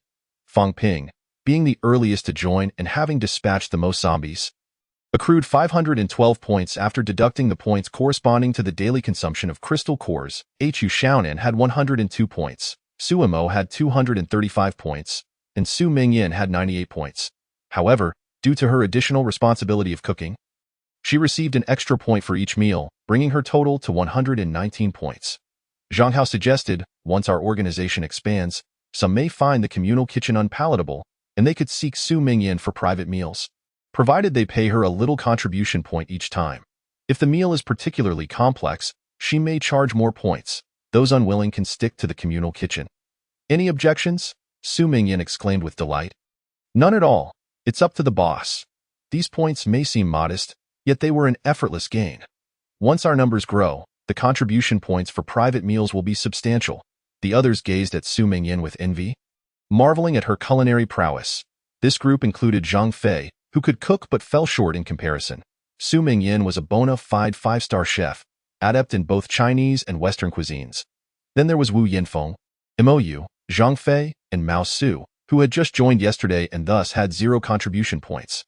For this simple fare, buns, noodles, rice, and stir-fried dishes, we agreed on a uniform contribution point of 5 per meal, sufficient for satiation without additional payment. Zhang Hao added, "However, Mou is our organization's blacksmith. Everyone can approach him for personalized weapons and gear, but it requires an additional payment of 10 contribution points each time. Previously, he assisted in crafting 5 items, so he currently has 50 points in the future. If there are more refined pieces of equipment, we will establish different tiers and negotiate prices accordingly." "Any objections?" "None," Mou succinctly replied. 10 contribution points may seem minimal, but it equates to 50 level 1 crystal cores if repeated 5 times daily. Moreover, it requires no outdoor effort, yielding substantial rewards. Mou was pleased, although the current numbers were small and his capabilities limited to 5 crafts. Once the organization grew stronger, the daily income would be considerable. The others looked on, their eyes gleaming with desire. The blacksmith was on the rise. Chapter 45. Level 3 zombies. Can those of us without contribution points exchange our previously acquired materials and crystal cores? Wu Yinfeng inquired. Indeed, came the reply. That's reassuring, Wu Yinfeng sighed in relief. With no contribution points, he nearly faced the prospect of going hungry. Fortunately, he had slain numerous zombies and gathered some supplies. After liquidating their assets, Wu Yinfeng exchanged for 65 points, Zhang Fei for 15 points, and Mao Su for 45 points. Xiao Fei, if you eat 2 more meals, you'll be out of points. How did you accrue so few? Mao Su asked, astonished. I currently lack the capability. I've killed too few zombies. What can I do? Zhang Fei lamented. I too have little left. These 7 days will be tough. Once the rain subsides, we must swiftly venture out to hunt zombies. Or we risk starvation. Enough chatter. Let us eat, Zhang Hao interjected. Everyone dug into the meal with fervor. Having paid their dues made a difference, as each person devoured their food with zeal, eager to reclaim their contribution points. Zhang Hao observed with satisfaction. It seemed the principle of equivalent exchange had motivated them. 0.5 contribution points for a meal was a reasonable price, considering 1 point equated to a level 1 crystal core. 5 level 1 zombies for 1 meal was indeed a bargain. In the future, as inflation took hold, meal prices would inevitably rise. Once the meal concluded, everyone dispersed. Zhang Hao absorbed today's crystal cores, while Raven absorbed the level 3 psychic crystal cores from the previous haul. Dad, I've comprehended a new ability, Raven declared, opening his eyes. Oh? What ability? Psychic marking. To put it simply, I can mark any individual I have encountered. Within a 10-kilometer radius, those marked cannot evade my pursuit, with a maximum limit of 10 individuals. Impressive, a highly practical ability, Zhang Hao remarked, intrigued. But what is the mechanism behind this ability? How do you mark them? It's all done through psychic energy. I can't quite explain it, but it's akin to how dogs use urine to mark territory. They can detect their scent from afar, just as I can sense my psychic marks from a distance. That's a succinct analogy, Zhang Hao acknowledged. I'm quite remarkable, aren't I? Very impressive. But can others detect or erase your marks? Only those stronger than me or those within the psychic realm can attempt to erase them. A psychic of at least the same level as mine would be required to do so. A mere level 2 psychic would struggle to detect it. Oh, that's rather useful, Zhang Hao nodded. Among the awakened, psychics were exceedingly rare, and level 2 psychics were even more scarce, making this ability highly advantageous. As time passed, everyone focused on absorbing crystal cores to enhance their abilities. Those with insufficient contribution points could seek Zhang Hao's permission to borrow from one another. Thus, 5 days slipped by. During this time, Zhang Fei advanced to level 2. Mastering a Tanglewood control skill, Mao Su also reached level 2, learning a defensive skill called Rock Wall, thus achieving a balance of offense and defense. Mou, a metal type, remained at level 2. Wu Yinfeng ascended to level 3. Acquiring a skill involving ice pillars, showcasing formidable control and lethality. That evening, a torrential downpour ensued, and the rabid zombies returned, breaching both the front and rear doors. Particularly at the supermarket's entrance, the number of zombies was overwhelming. Predominantly level 2 zombies, however, the reinforced front door held steadfast against their onslaught. By the second-floor window, the group observed the frenzied zombies below, appearing quite at ease. Zhang Hao reclined in a chair and casually instructed. Let us clear some of them out. If their numbers accumulate, the door might not withstand the pressure. We need to hold out for 2 more days. Understood, boss. Fang Ping and Wu Yinfeng exchanged a glance, both defiantly raising their middle fingers before springing into action. Fang Ping summoned his abilities, causing numerous earthen spikes to erupt from the first-floor ground, mercilessly impaling the zombies' heads. Wu Yinfeng, not to be outdone, waved his hands, unleashing a series of ice blades that pierced through the skulls of a dozen zombies with astonishing efficiency. This one do. Your efficiency pales in comparison to mine. I've killed 15. While you've only managed 12, Fang Ping taunted. Wu Yinfeng retorted with a scoff. If you hadn't T-leveled up faster than me, I could take down 15 as well. Is it my fault I'm advancing slowly? Just you wait. The two appeared to be at odds, yet their rivalry was more about proving themselves to the boss than actual animosity. Enough banter. Let us wrap this up and collect the crystal cores. Zhang Hao interjected, exasperated. Right away, boss. Fang Ping smiled, once more summoning the earthen spikes, while Wu Yinfeng mirrored his actions, swiftly eliminating the remaining level 2 zombies. Other members assisted, not solely for the purpose of slaying zombies, but also to earn contribution points. Raven, with a small pack on his back, flew down to gather the crystal cores while the zombies were being cleared. With a flap of his wings, he returned to the second floor. 102 cores, well done, Zhang Hao commended, nodding in satisfaction. Hee, I'm quite impressive, aren't I? Indeed. Zhang Hao smiled faintly. In a mere 5 days, he had accumulated nearly 325 level 2 crystal nuclei. Previously, he had gathered 2,440 level 1 crystal nuclei, and it was estimated that in just over a week, he would be able to elevate to level 4. Moreover, there were still quite a few level 2 crystal nuclei remaining. The members were all filled with enthusiasm, eager to contribute points and exchange them for level 2 crystal nuclei. Everyone was acutely aware of the disparity between level 2 and level 1 crystal nuclei. The efficiency of upgrading was at least threefold different. Additionally, each individual's talent varied. Some could absorb level 1 crystal nuclei and reach level 3 in just over 10 days, while others might take a month or even longer. With level 2 crystal nuclei, it might only take 5 or 6 days. Each person was eagerly wishing for the 7 days to pass quickly, ready to sweep the streets clear of zombies. By 3 in the morning, Zhang Hao had already gone to bed, and the other members were also asleep. The Raven, tasked with keeping watch, let out a shrill cry, alerting everyone. Awake? Level 3 zombies are approaching. Chapter 46. I am quite the genius. Upon hearing the warning, everyone rushed to the second floor in front of the supermarket's entrance. Over 100 zombies were howling. On the opposite street, 2 level 3 zombies charged forth. Exuding a ferocious aura, Zhang Hao's expression shifted slightly. 2 level 3 zombies. Zombies of this caliber were vastly superior to level 2 ones in strength. If they broke through, they would surely smash open the door. They had to be stopped. It seemed he had no choice but to leap down. Such a height was trivial for a level 3 awakener, akin to stepping down a flight of stairs. He intended to swiftly eliminate these 2 zombies, but Fang Ping stepped forward, his expression resolute. Boss, let me handle this. We can't have you solving every problem, and besides, I haven't fought a level 3 zombie yet. I believe I can take it down, but these are 2 level 3 zombies. Before he could finish, Fang Ping turned to Wu Yinfeng beside him. You take the other one. Do you have the guts? If you don't dare, then you're just a coward. Heh, what is there to fear? Wu Yinfeng also stepped forward, showing no sign of trepidation towards the so-called level 3 zombies. They were all level 3. What difficulty was there in slaying a level 3 zombie? Zhang Hao's expression shifted, ultimately nodding. Go ahead, and contact me via the intercom at any time. Understood, boss. The 2 leapt down, heading straight for the 2 zombies. Although the other team members couldn't assist directly, they were responsible for clearing nearby level 2 zombies to avoid interference. Zhang Hao inquired, Yeah, do you think they can succeed? It's hard to say. Ordinary zombies are manageable, and ability zombies are fine as well, but if they encounter intelligent ability zombies, it becomes uncertain, the Raven replied candidly.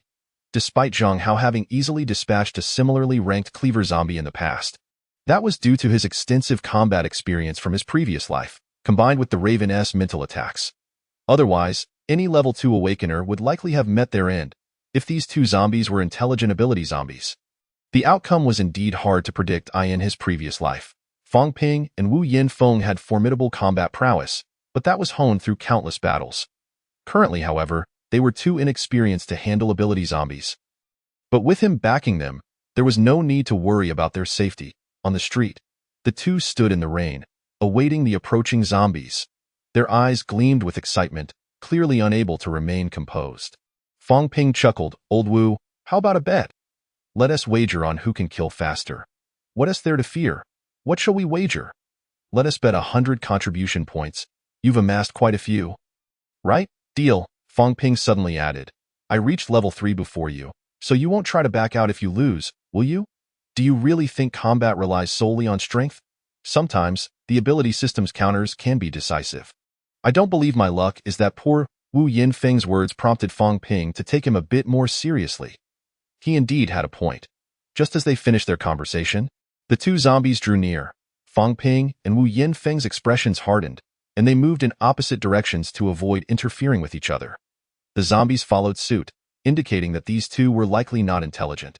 Fang Ping and Wu Yinfeng understood this, yet they did not let their guard down as they distanced themselves, They activated their long-range skills, earth spikes and ice blades. With swift precision, the projectiles shot forth, targeting the zombies' heads. Yet, to their surprise, the zombies moved quickly, evading what appeared to be lethal attacks. Intelligent? No, that wasn't it. But why did they seem unconcerned when baited earlier? It dawned on them. These zombies possessed a modicum of intelligence, but it was far inferior compared to the cleaver zombie encountered by their boss. Fang Ping and Wu Yinfeng's pupils constricted as realizations flooded in. Roar, roar, the zombies let out frantic howls. Closing in, Fang Ping drew his refined short knife, sidestepping to avoid an attack while slashing at the zombie's arm. With a piercing sound, blood sprayed forth, but the damage was minimal and did not impede the zombie's advance. Indeed, these weren't of the flesh-based variety. The damage was lacking, but that mattered little. Fang Ping charged forward once more. The zombie roared, 3 bone spikes erupting from its fingertips, appearing incredibly sharp. Yet Fang Ping showed no intention of dodging. The earth beneath him surged, enveloping him in a protective barrier. The formidable defense thwarted the bone spikes, and simultaneously, his short knife swiftly slashed toward the zombie's neck, resulting in a thud as its head fell. Fang Ping exhaled in relief. It was done. However, it was no simple feat. His gaze shifted to the side, observing Wu Yinfeng's combat style, which was entirely different from his own. Wu Yinfeng was continuously maneuvering to exhaust the zombie, preventing it from attacking while simultaneously using ice blades for ranged assaults. The zombie shot fireballs, but Wu Yinfeng countered them with ice. Ultimately, when he was nearly drained, an ice arrow pierced through the zombie's skull. Fang Ping scoffed, "Your speed is truly lacking, far behind mine. What do you know? This is the safest method. Your reckless fighting style is quite disadvantageous. Cut it out, that's just cowardice. Stop making excuses. Let us hurry back. The boss is waiting impatiently. Don't forget about the 100 contribution points. Rest assured." The two collected the crystal nuclei and returned to the second floor of the supermarket with their team members. Zhang Hao regarded them, praising, "Well done. Hee, but I did even better. Right, boss?" Fang Ping sought recognition. "No, you performed the worst." "What?" Fang Ping felt somewhat disheartened. Zhang Hao's expression turned serious. "Your earthen armor indeed boasts strong defense, but whether it can withstand level 3 zombies' attacks remains uncertain. If you were injured and became infected, what is there to be proud of? You ought to adopt a steady approach like Wu Yinfeng, utilizing ranged skills to control the fight, gradually exhausting the zombie until it is defeated, or employing earth to end it, rather than resorting to such methods. Understand? Got it? I was wrong." Fang Ping pouted. However, Wu Yinfeng's combat wasn't without fault either.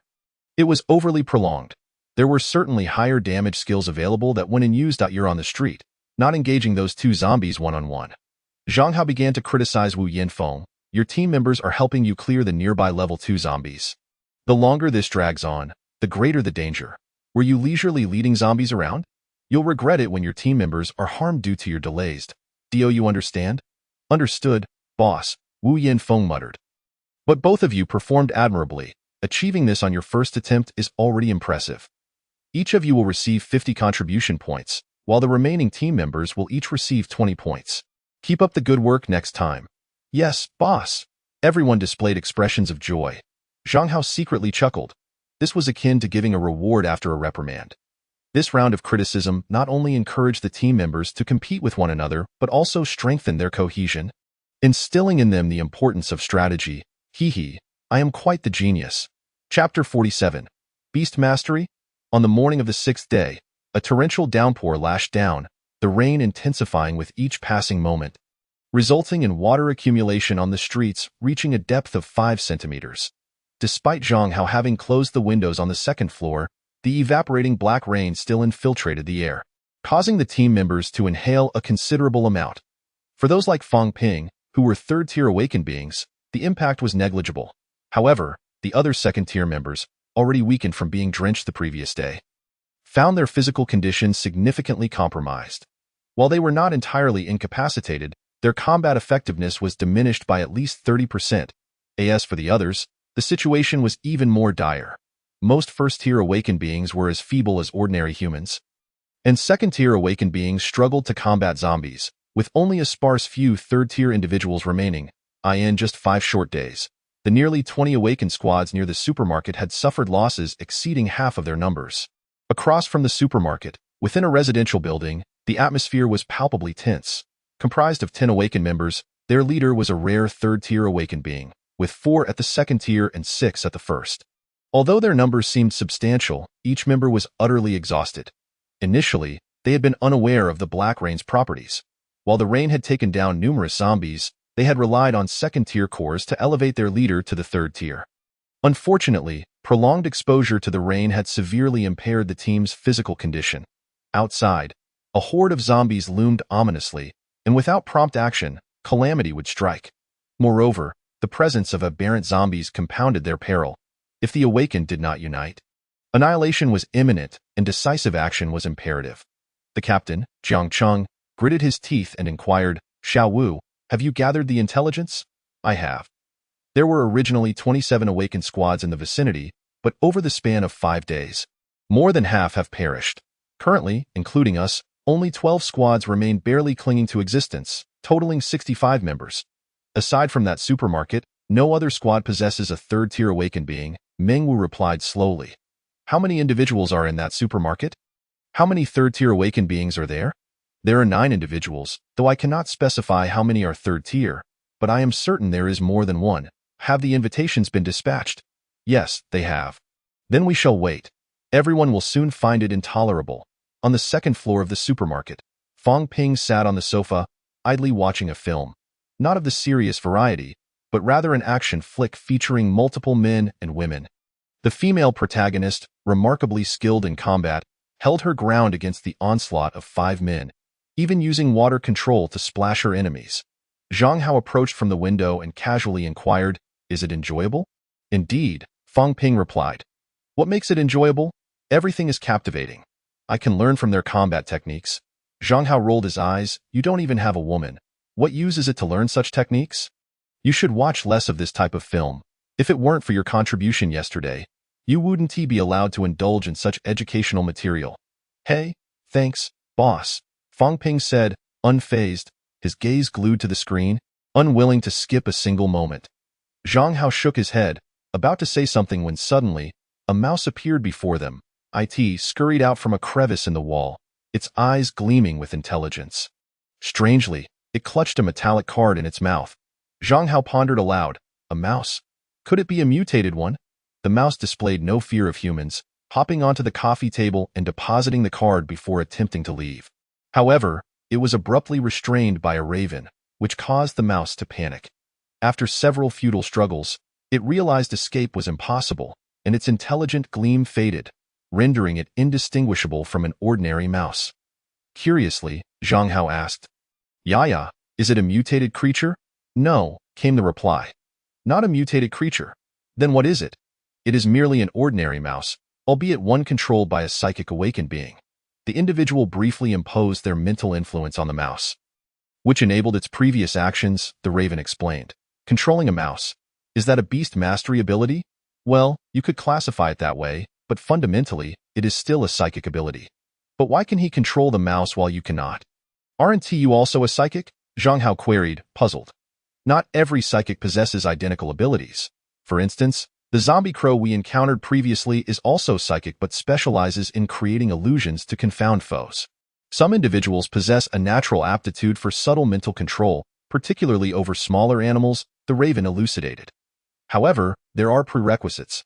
Mice are inherently intelligent creatures, allowing for temporary mental implantation to manipulate their central nervous system.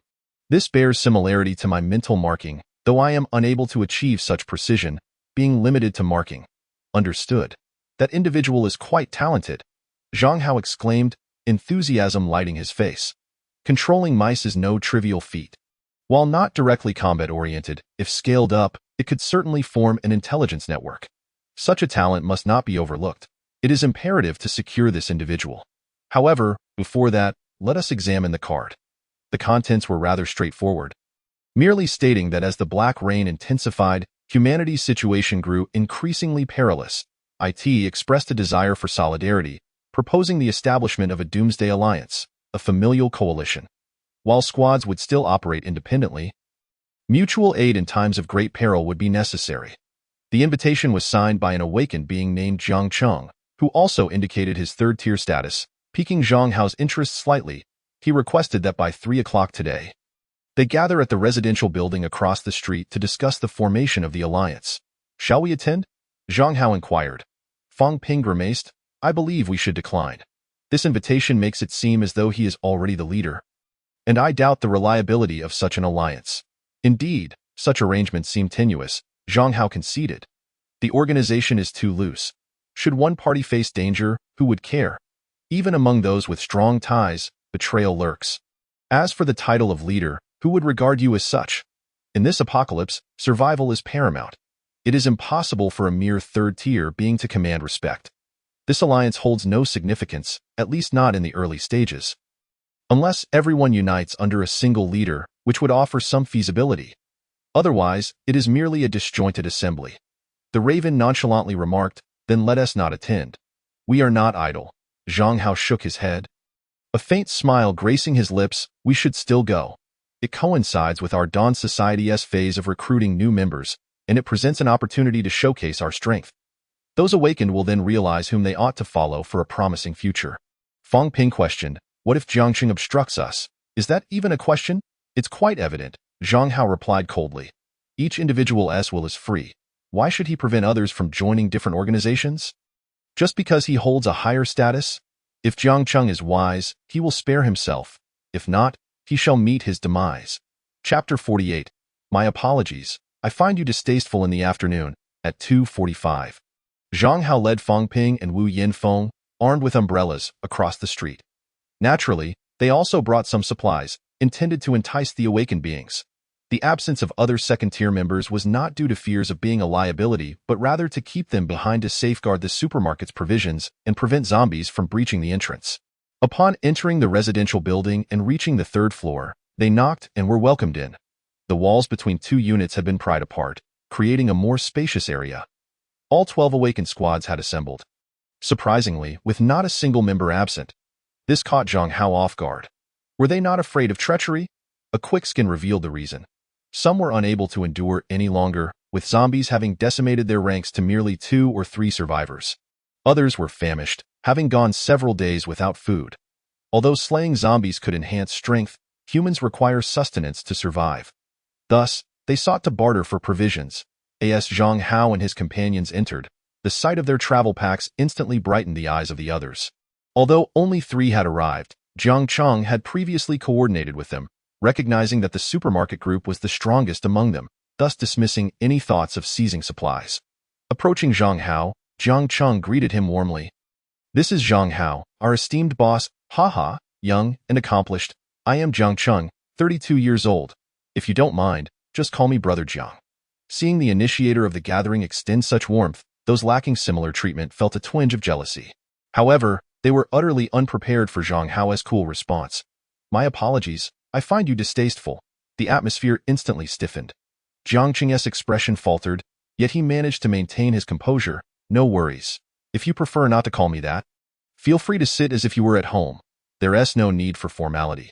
Zhang Hao calmly took a seat, while Fang Ping felt a surge of discontent. Jiang Cheng was far too pretentious, expecting the boss to address him as Brother Jiang. All present were esteemed individuals, all third-tier awakened beings. None matched Zhang Hao's charisma or looks. Why should he lower himself to such a degree? Upon encountering the boss, this individual resorts to such tactics, driven solely by the apprehension that their formidable presence might overpower the situation. They aim to impose their seniority, initiating a display of authority immediately upon entry. However, Zhang Hao is not one to indulge such behavior lightly. The foremost figure, Jiang Cheng, appears unfazed as he passionately articulates. Ladies and gentlemen, the reason I have summoned you here is not merely due to the relentless black rain, but also because you have surely noticed that the zombies have once again evolved under its influence. While second-tier zombies are indeed terrifying, they are not invincible. The true horror lies in the fact that the black rain diminishes our physical resilience. At night, zombies become frenzied and exceedingly difficult to confront. I cannot predict whether this black rain will cease, nor when it might do so, but we must prepare for the worst. According to the data compiled by my subordinate, Xiao Wu, what once was a contingent of 27 teams has now dwindled to the 12 present here. And this has transpired in less than 6 days, resulting in significant losses. We must confront reality and unite. Our aim is not grand but simply survival. Hence, I propose the establishment of an alliance, a family wherein we can mutually assist one another, and nothing more. Some captains bristle at this notion, questioning, under whose authority will this alliance operate? Jiang Cheng responds, there is no need for anyone to take orders. Each team will manage its own affairs, but will heed the leader's directives only in times of peril.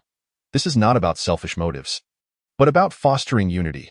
Zhang Hao, uninterested in further deliberation, rises and disdainfully retorts, to put it bluntly, you wish to assume the role of leader, don't you?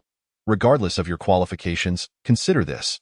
If danger arises, will you truly act in the best interests of others? If a threat emerges and every team is dispatched to provide aid, will you, as the leader, join them? Moreover, if you claim there is danger, could it not be a trap of your own design, intended to benefit yourself? Once all other teams are eradicated, you could conveniently label it as a zombie attack, leaving no witnesses, with no semblance of structure. Do you genuinely believe you can masquerade as something substantial? This disorganized assembly, what purpose does it serve? Are you truly under the impression that we are all fools? Jiang Cheng, incensed, exclaims, You speak slanderously. From the moment you entered, you have made things difficult for me. I act solely for the benefit of everyone. What wrong have I committed? You are interpreting my intentions with a petty mindset. Is that so? If your intentions are indeed altruistic, then allow me to take the lead of this alliance. Zhang Hao coldly smirks. That will not happen. Jiang Cheng retorts vehemently. You lack an understanding of zombies. Their rate of evolution is unfathomable. Some zombies possess extraordinary abilities and even intelligence surpassing that of humans. With an air of arrogance, Jiang Cheng declares, only I possess the capability to guide us into the future. At this moment, Zhang Hao chuckles, about to respond, when suddenly, a cacophony of growls erupts from outside. With a resounding crash, the door is forcefully breached, revealing 5 formidable third-tier zombies blocking the exit, their gaping maws whispering ominously of their intent to consume humanity. All present are left in stunned disbelief, their expressions reflecting sheer terror. By heavens, third-tier zombies? And they can speak. Have zombies truly evolved to possess intelligence? Jiang Cheng did not deceive us. How could we possibly defeat such beings? Run. What are you waiting for? Do you wish to await your demise? We must leap through the windows. Mengwu quietly suggests, Captain, if you eliminate these zombies, you will rightfully ascend to a position of power. With a swift motion, Jiang Cheng slaps him, panic evident in his voice. There are 5 of them, not just 1. This is far beyond our initial plan. I refuse to sacrifice myself. I too shall flee. You all must fend for yourselves. Zhang Hao is closest to the door. He's doomed. He brought this upon himself. Yet, a mocking laugh cuts through the chaos as Zhang Hao, with his dual axes crackling with electricity, raises his hands, arcs of lightning dancing wildly. In an instant, the 5 seemingly formidable third-tier zombies are decapitated, their heads rolling to the ground before the astonished crowd, leaving an eerie silence in their wake. Zhang Hao surveys the onlookers with a condescending gaze. Third-tier intelligent zombies? I have encountered them before. Is there truly reason to be so frightened? My subordinates have dispatched several. Your trembling forms are quite unbecoming.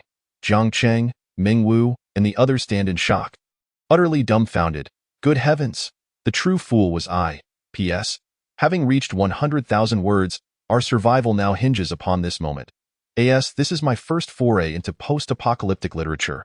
I humbly request the support and understanding of my readers. Should the reception be favorable, daily updates of 10,000 words can certainly be arranged. The early stages of a new book are crucial. I implore you not to let it languish, for such neglect could spell its end. Zhang Hao, with an open heart, welcomed all with a smile. Those who could endure until the 5th day of the dark reign must possess some degree of capability. As for their character, that would require careful observation to determine whether they were hidden infiltrators. It would be prudent to consult Hu Xiaonan for some divination upon returning.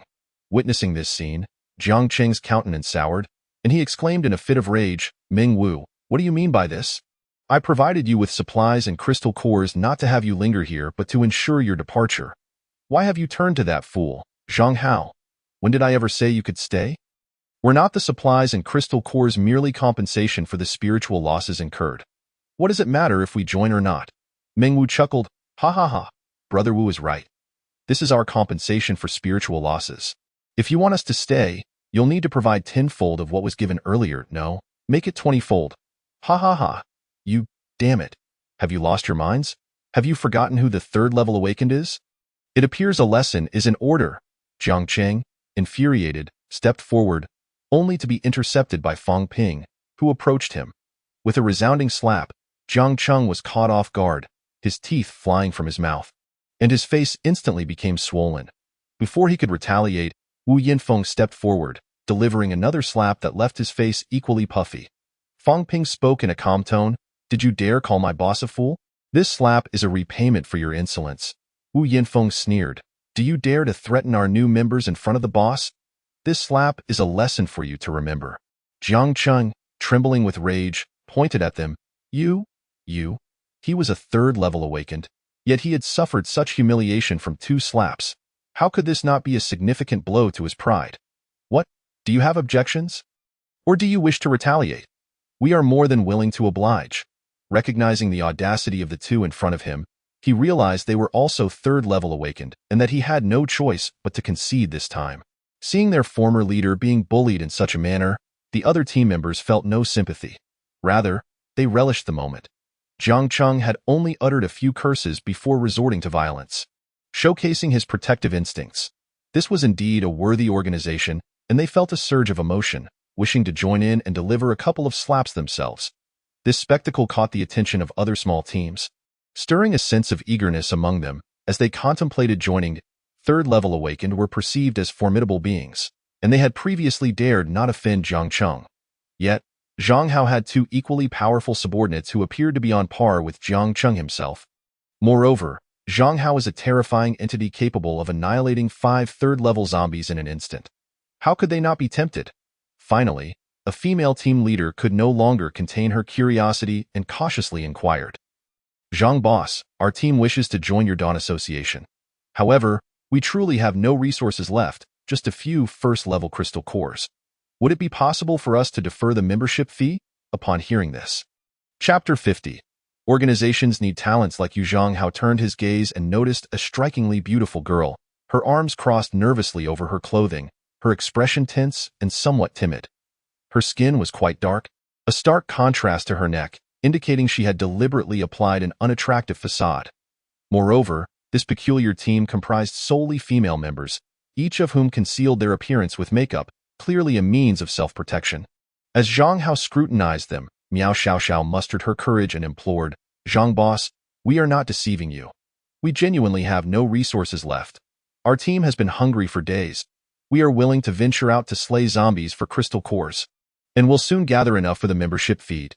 We kindly ask for your understanding. Would you?" No, I believe you have misunderstood." Zhang Hao smiled gently.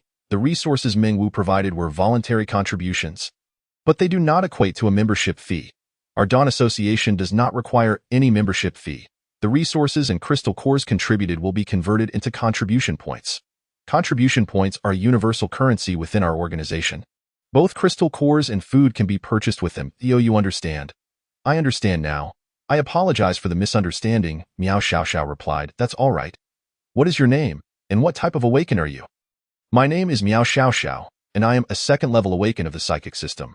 Although I am the team leader, I currently lack combat abilities. My power allows me to communicate with plants and activate them. But the activated plants can only serve as a warning against enemies and lack offensive capabilities. Miao Xiaoxiao felt somewhat insecure, anxious about her seemingly inadequate abilities. To her surprise, Zhang Hao's eyes lit up. Another psychic awakened. So you specialize in plants? That sounds promising. Your abilities are indeed valuable and akin to Ming Wu's. I warmly welcome your team's participation. Really? You are allowing us to join? Miao Xiaoxiao was momentarily taken aback. She had initially intended to step back to let her sisters join, yet Zhang Hao's enthusiastic agreement, seemingly valuing her abilities, left her bewildered. Zhang Hao's excitement stemmed from the immense potential he saw in Miao Xiaoxiao. While plant abilities may seem lackluster in their infancy, in the future, she would not only communicate with plants but also control them. During the onset of the apocalypse, all life forms, including plants, had the potential to mutate. In his past life, before achieving extraordinary status, He had encountered a highly mutated super willow tree that was nearly impossible to approach, as its branches acted with a life of their own, ensnaring and draining the life essence of many greedy, awakened-seeking crystal cores. These mutated plants were nearly impossible to tame, and their speed was astonishing. The critical aspect was that when they did not display their powers, they appeared as ordinary plants, detectable only by psychic awakened. Among the psychic branches, the plant specialization was exceptionally rare, making it possible to tame such beings due to their innate affinity with plants. In the future, if Meow Xiao Xiao could tame numerous mutated plants and station them around their base, they could effectively replace a significant portion of the guard duties. If she managed to tame that formidable willow tree, it could single-handedly defend a vast area. Additionally, her abilities could evolve to accelerate the growth of crops like rice and wheat, potentially doubling their yield. Such talent was not to be overlooked. As the organization grew, agricultural cultivation would become indispensable. Considering the rarity of psychic awakened, especially those specializing in beast control and plant manipulation, it was vital to secure Meow Xiao Xiao. Mengwu could currently command ordinary animals, and in the future, he too could control powerful mutated creatures, making him a formidable asset. With expertise and infrastructure already covered by talents like the rock-powered Mao Su, the wood-powered Zhang Fei, the earth-powered Fang Ping, and the metal-powered Mou, intelligence capabilities were also rapidly being established thanks to beast controller Meng Wu. With Meow Xiao Xiao ensuring agricultural stability, they were nearly complete in their preparations. Zhang Hao felt immense gratitude towards Jiang Cheng. Without his interference, he would not have been able to gather such talents so swiftly. Upon learning that no membership fee was required, the others eagerly joined in, with only 3 small teams hesitating momentarily. While the remaining 9 teams fully committed to the Dawn Association, totaling 46 members, 28 first-level awakened and 18 second-level awakened. Observing some awakened who appeared utterly famished, Zhang Hao instructed Fang Ping to distribute 2 backpacks filled with bread, biscuits, and water to everyone, further winning their hearts. Soon, they devoured the provisions, fearing they might not have food again the next day, having endured such hardship in recent days. Those who had been unaware of the dark rain initially managed to slay numerous zombies and grow stronger. Yet their physical condition had deteriorated to the point where they were too afraid to seek resources, enduring hunger while hoping for the rain to cease. "Thank you, President, we are full now," the group expressed their gratitude.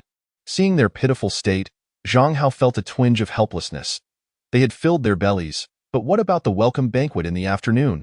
Ultimately, he refrained from voicing his concerns, fearing the new members would be overwhelmed by the stark contrast and burst into tears. "You're welcome. Let's head back," Zhang Hao declared, waving his hand before leading the group away. The 3 teams that had not joined returned to their territories, leaving Jiang Cheng alone in his solitude. As they walked along the road, umbrellas in hand, save for Fang Ping and Wu Yinfeng, the group was largely intact. Meng Wu hesitated for a moment, then, with a glint of determination in his eyes, remarked, "President, Jiang Cheng is a man who harbors grudges. You have undoubtedly dug at his foundations. He will surely seek revenge in the future. Although we are not afraid of him, there is no necessity to deliberately leave behind a menace. It would be better to let Brother Fang and Brother Wu resolve him." Zhang Hao gazed at him, his admiration growing.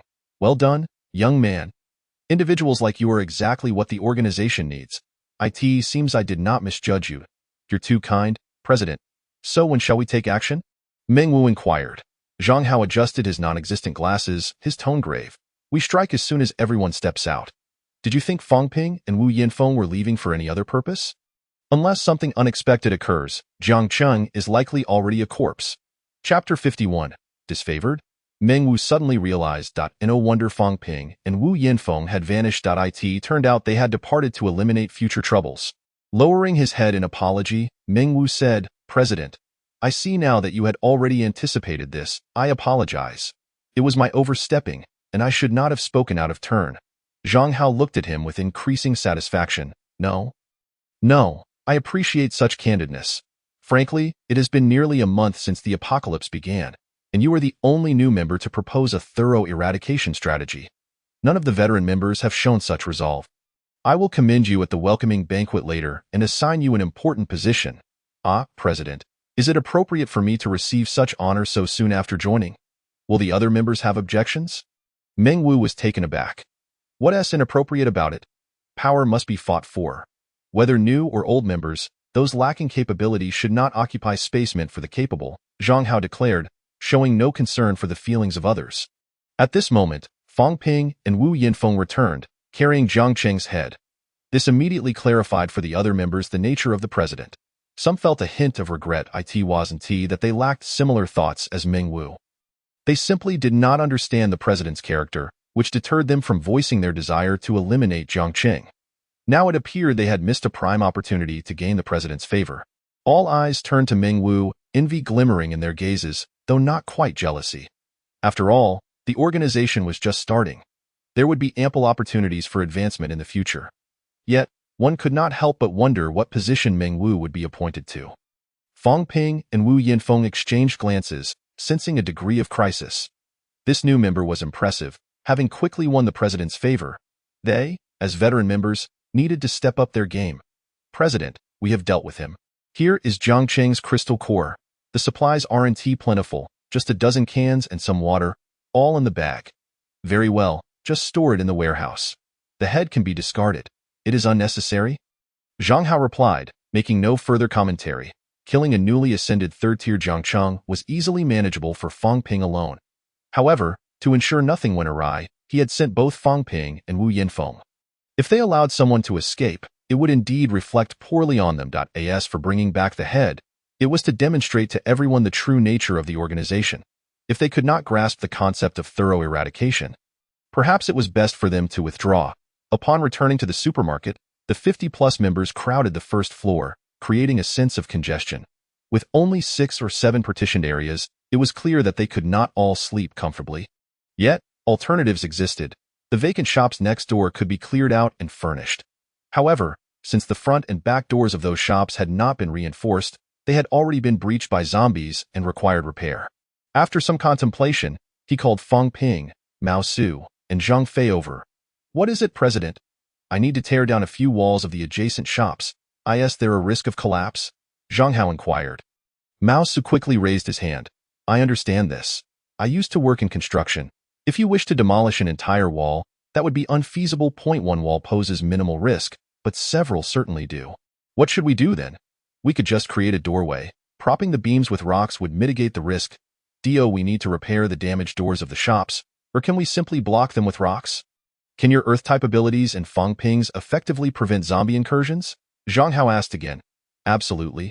It's akin to building a wall, and as awakened individuals, we can do it faster and sturdier. Excellent. First, instruct everyone to clear out the adjacent shops. Then you and Fang Ping will block the doors. Afterwards, break through the walls so members can share resources, but ensure there is still privacy. We'll need Zhang Fei to craft a wooden door.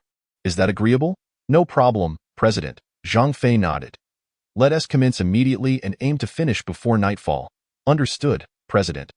Everyone began mobilizing. The 50-some individuals swiftly emptied the shops. During this time, they encountered a few stray zombies. But these were easily dispatched. Constructing the walls posed no significant difficulty, and by around 8 in the evening, all tasks were essentially completed. Zhang Hao retrieved some folding cots and furniture, transforming 5 shops into living quarters, each accommodating 2 teams comfortably, allowing for well over 100 individuals. Half of the first-floor supermarket was converted into a communal meeting hall, featuring 3 large round tables for group meals. Zhang Hao nodded in satisfaction. Very good. Everyone take a seat. All members settled down, smiles gracing their faces. Although it had been somewhat cumbersome moving beds and chairs, they interpreted it as a sign of the president's regard for them. After all, who among them had not previously slept haphazardly, unconcerned about having a bed? Zhang Hao surveyed the room and spoke loudly. While I have already provided a rough introduction, it is necessary to clarify the rules and regulations of our Dawn Society.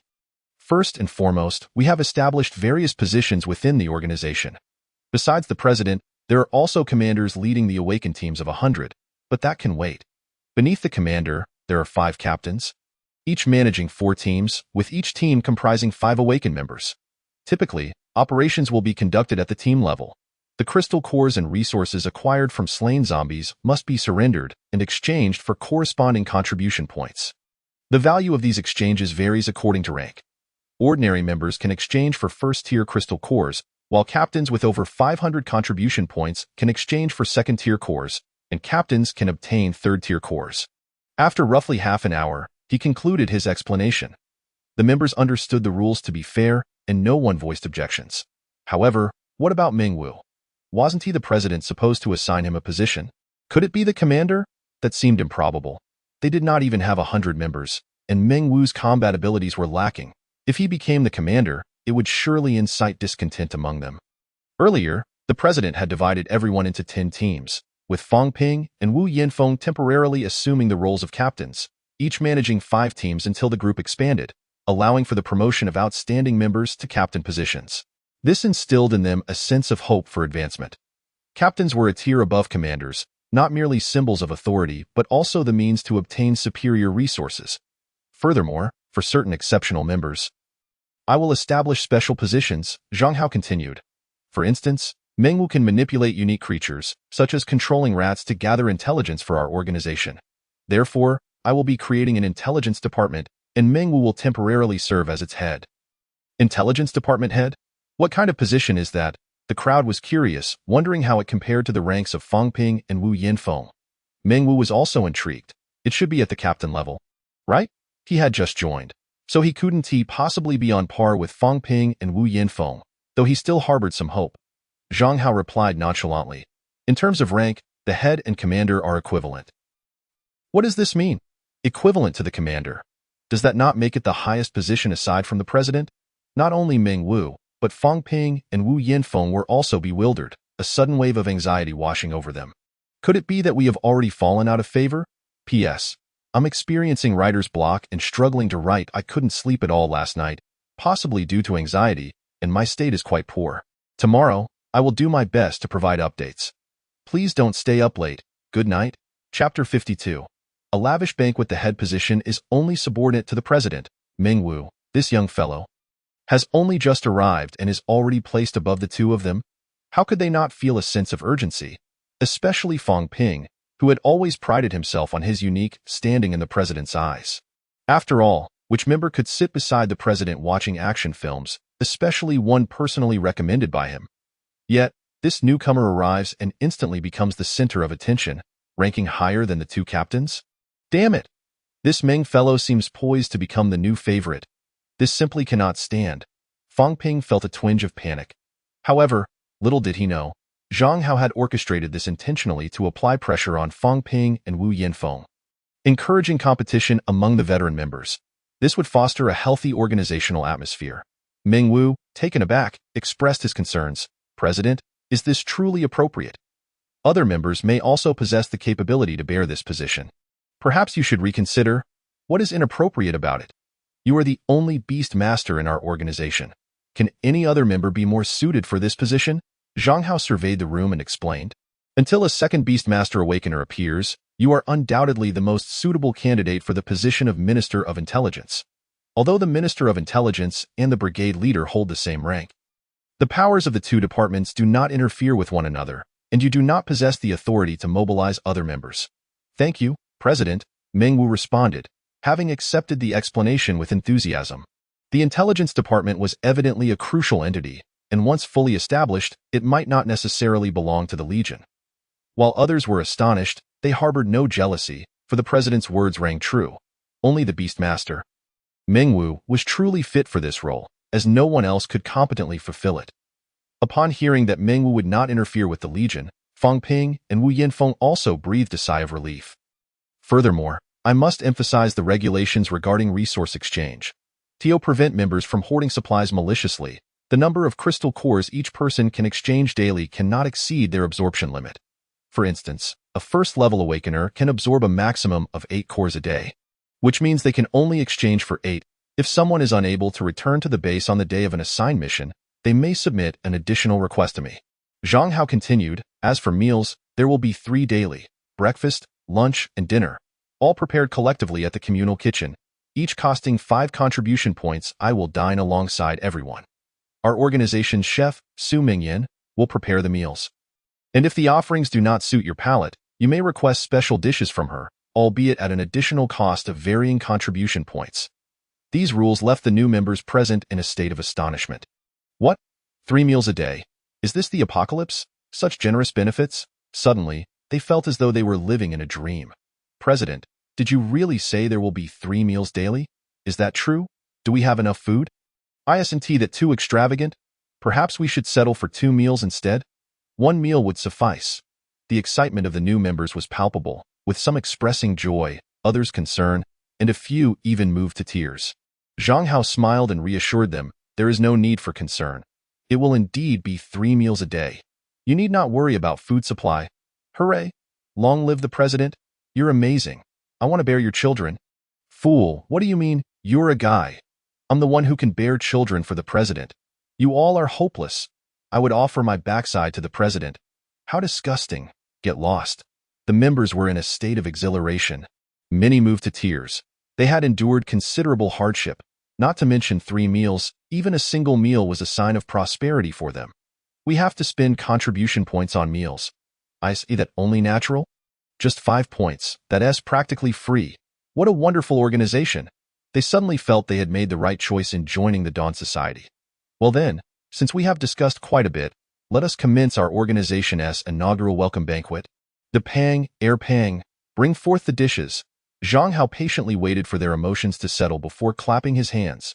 Su Mingyan and Su Imo entered from the kitchen, presenting an array of dishes, cold and hot selections, all delightfully appealing in appearance and aroma. Dishes such as Kung Pao chicken, spicy shrimp, sweet and sour ribs, boiled pork slices, braised lion's head, and cold 3 silks were among the 18 offerings, with each table adorned with over 20 plates. There was also steaming white rice, along with rib soup and egg drop soup. Whoa, there are more dishes. Wasn't the afternoon meal merely those loaves of bread we had before leaving? What kind of divine feast is this? Why did I settle for bread? The members were utterly stunned, unable to comprehend that the daily food supply would be of such grandeur. They had always assumed each meal would consist of mere bread or, if fortunate, a can of meat. Even Meng Wu, who typically maintained a strong psychological fortitude, found himself momentarily speechless and cautiously inquired, President, are the daily meals really of this scale? Surely, it cannot consist of just instant noodles or compressed biscuits? Something like that. Lunch and dinner will be similar. Breakfast will be simpler, perhaps buns and deep-fried dough sticks. I trust you won't mind. Zhang Hao replied nonchalantly. Not at all, Meng Wu and the others swallowed hard. Every meal will be like this? My goodness. The treatment in our organization is even better than before the apocalypse. All right, everyone, dig in. Do not worry about waste. Any leftovers can be heated and consumed tomorrow. Thank you, President. Let us eat. Wow. This braised lion's head is absolutely amazing, so fragrant.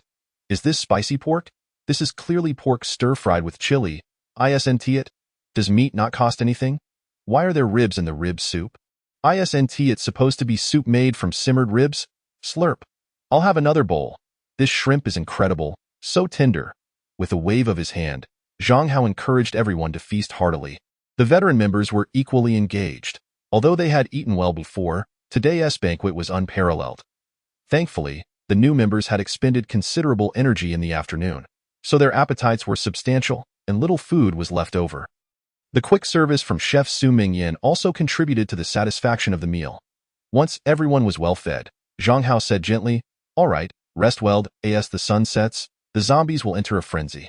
It will be time for everyone to hunt and quell their hunger. Yes, President. Meng Wu and Miao Xiaoxiao remained behind. While the others dispersed as the crowd dispersed, Zhang Hao led the 2 of them upstairs. Meng Wu and Miao Xiaoxiao exchanged glances, their hearts brimming with trepidation. Why were they being singled out? In dramas, it was often the case that newly appointed subordinates had to present their innocence to the boss. Did the president have a similar penchant? Oh dear, was my chastity about to be compromised? Yet, such a handsome president, perhaps it wouldn't be entirely unwelcome.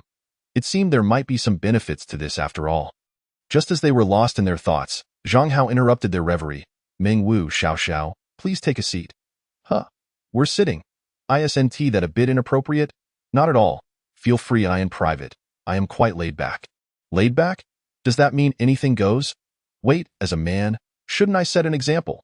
Meng Wu gritted his teeth and sat down on the sofa, preparing to remove his shirt, his skinny frame reminiscent of a monkey. Zhang Hao's expression soured instantly. What on earth are you doing? I told you to be casual, but not that casual. Huh. If I'm not taking off my clothes, how can I be comfortable? Isn't that inconvenient? What are you talking about? I merely asked you to sit. I am sitting. Meng Wu wore an innocent expression, while Zhang Hao was utterly perplexed. They stared at each other for a full 5 to 6 seconds, and with Miao Xiaoxiao's flushed cheeks, Zhang Hao quickly grasped the misunderstanding. Meng Wu, realizing his blunder, hastily donned his shirt, feeling utterly embarrassed and wishing he could disappear into a crack in the floor. My apologies, President. It was a misunderstanding. You two certainly know how to amuse yourselves. Let this be the last time. Meng Wu sighed in relief, while Miao Xiaoxiao's face remained flushed, though a hint of disappointment lingered. The president was indeed handsome. What a shame. Now, let us address the matter at hand. Zhang Hao began calmly. Do you understand why I appointed you as the Minister of Intelligence? Aside from your suitability in terms of ability, perhaps the president aims to stimulate competition? Precisely. You see things clearly. You flatter me. Are you not concerned about inciting jealousy or animosity among others? Zhang Hao inquired further. Not at all. Although the Minister of Intelligence holds the same rank as the brigade leader, it poses no threat to them. Everyone aspires to become a brigade leader to lead more awakeners rather than join the intelligence department, Meng Wu assured confidently. Moreover, my combat abilities are quite limited. Even when the department has more Beastmaster awakeners in the future, they will mostly assist with logistical matters and cannot compare to the Legion in terms of combat. They will neither feel jealousy nor animosity. That may not be the case, Zhang Hao replied. Huh. You underestimate your potential. The Beastmaster ability is not merely auxiliary. Currently, you can only control ordinary animals, but as your mental strength increases, you will be able to command more formidable mutated creatures, thereby forming a force that cannot be overlooked. Zhang Hao's eyes gleamed with intensity. This power is not inferior to that of the Awakened Legion and even possesses advantages in certain aspects. When the time is ripe, if your abilities remain commendable, I will appoint you as the leader of the Beastmaster Legion, one of our 6 major legions, in Zhang Hao's vision for the future. A legion would consist of at least 10,000 members to be considered a true legion. It would not be limited to just one legion, but rather comprised of 6 major legions: the Vanguard Legion, the Justice Legion, the Shadow Legion, the Beastmaster Legion, the Light Legion, and the Guardian Legion. The Vanguard Legion would be an all-encompassing force, integrating offense, defense, support, and control, tasked solely with entering cities overrun by millions of zombies to eliminate them and collect crystal cores and other strategic resources. This legion would inevitably face significant losses and sacrifices, hence its designation as the Vanguard. In the future, it is possible that Fang Ping will be appointed as the leader of the group. The duty of the Justice Legion is to eradicate enemies when the organization's stronghold is attacked by other forces. The Dawn Society does not take the initiative to provoke trouble, yet it is by no means afraid of it. If you provoke us, you will be the first to be eliminated. This is a righteous act. Perhaps in the future, Wu Yanfeng will also be considered for the role of leader. As the name suggests, the Shadow Legion operates in secrecy, comprised of elite awakeners skilled in assassination. Their numbers will not be excessive, but when small forces that lack insight dare to provoke, there will be no need for the Justice Legion to intervene. It would be akin to using a cannon to shoot a fly. The Shadow Legion will directly assassinate the opposing leaders, and then the Justice Legion will employ a show of force to intimidate the enemy into retreat. Suemo is a suitable candidate for the leader, provided he can rectify his previous shortcomings. The Beastmaster Legion will be formed by awakeners of the Beastmaster system, tasked not only with basic intelligence gathering, but also with exterminating various mutated creatures in the mountains and forests. The Beastmaster system thrives in such complex terrains, assimilating all that can be gathered and eliminating those that cannot. As for the Radiant Legion, it consists of awakeners of the Light system, tasked with purifying water resources and potentially becoming a formidable support legion in the future. However, awakeners of the Light system are exceedingly rare, necessitating a lengthy period for establishment. There is no need to rush. The final Guard Legion will be composed of awakeners of the plant system.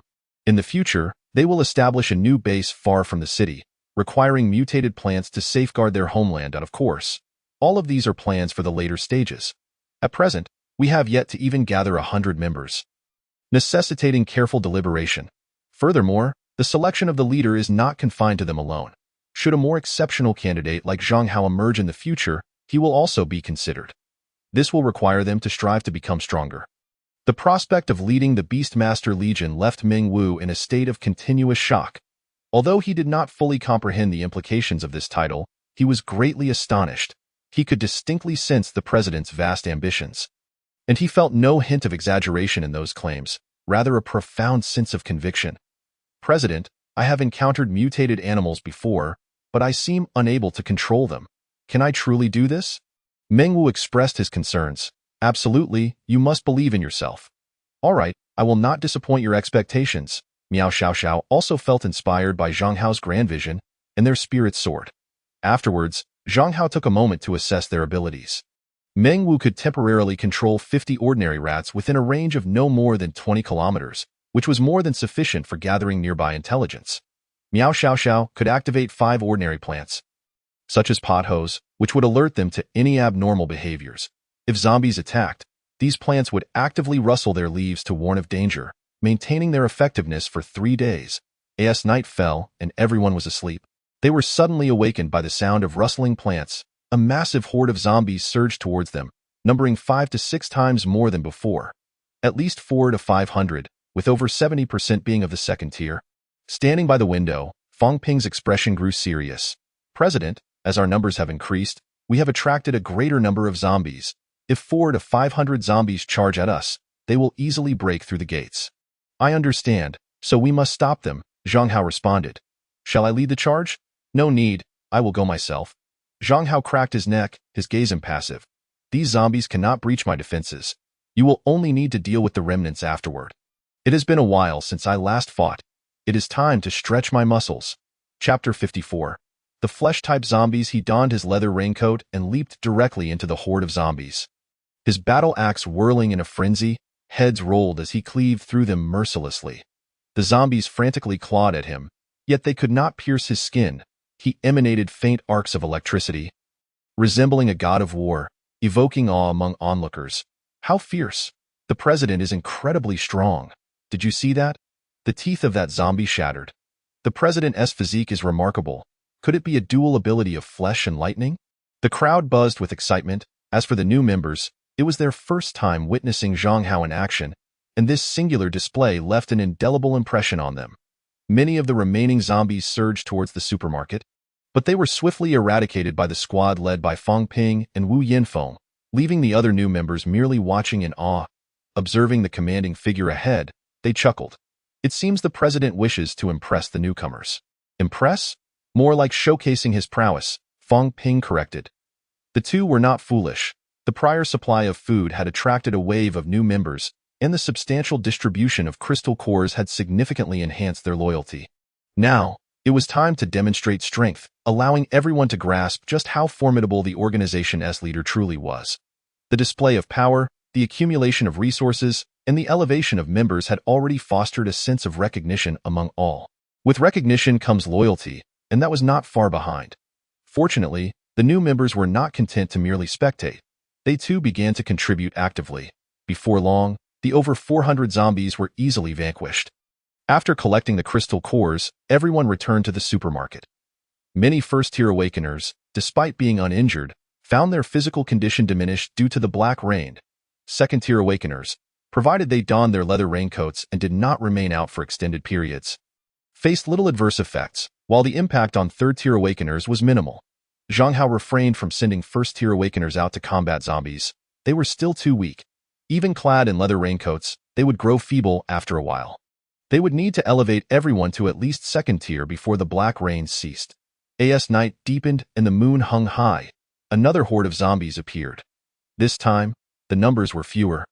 Only a little over 200. However, among them were 2 particularly striking specimens, a male and a female zombie.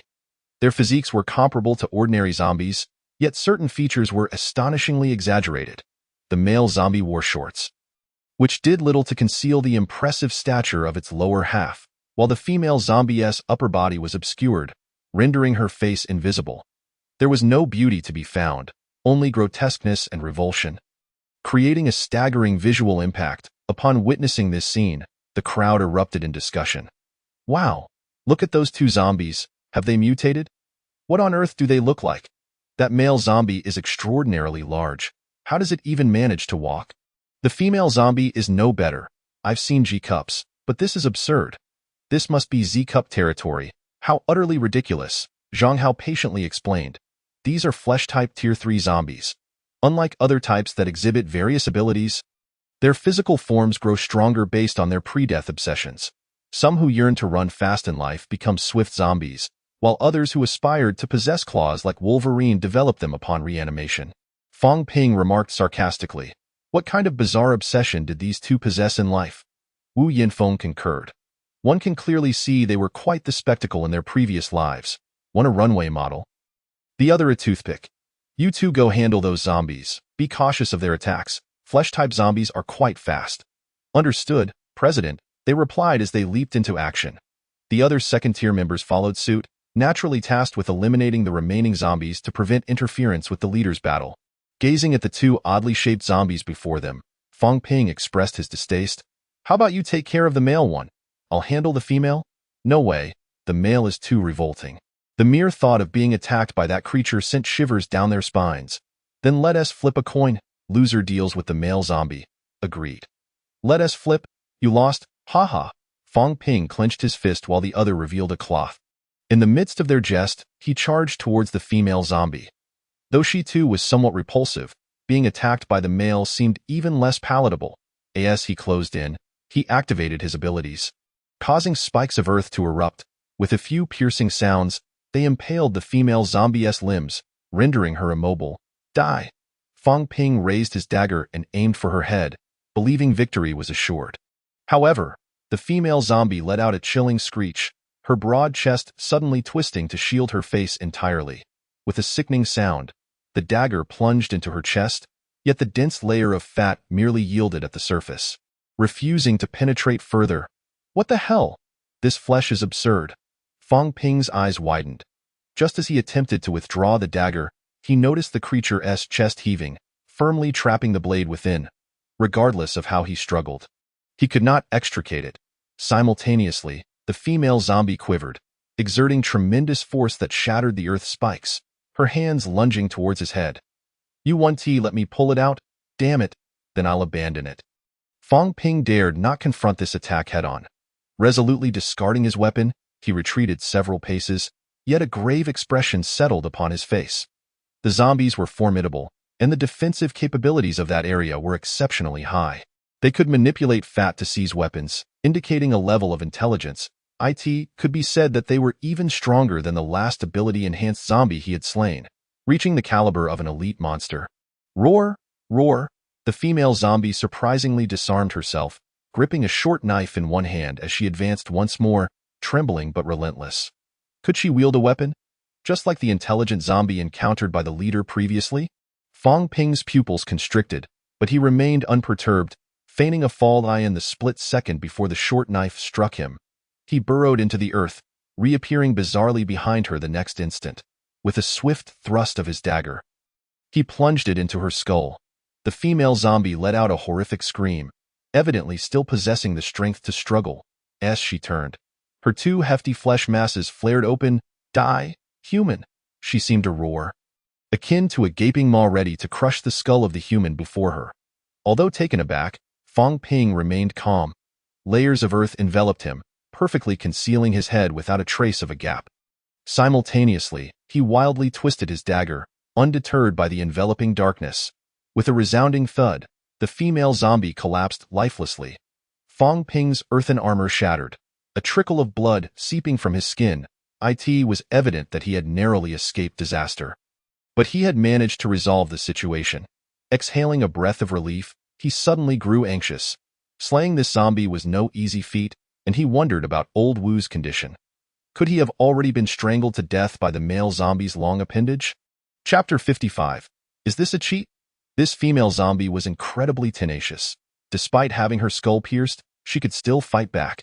Had it not been for his defensive abilities, he would have been in serious peril. Being crushed by a zombie would be too humiliating. However, this was sufficient to demonstrate the strength of the flesh-based abilities in the early stages, perhaps even surpassing the ability-based ones.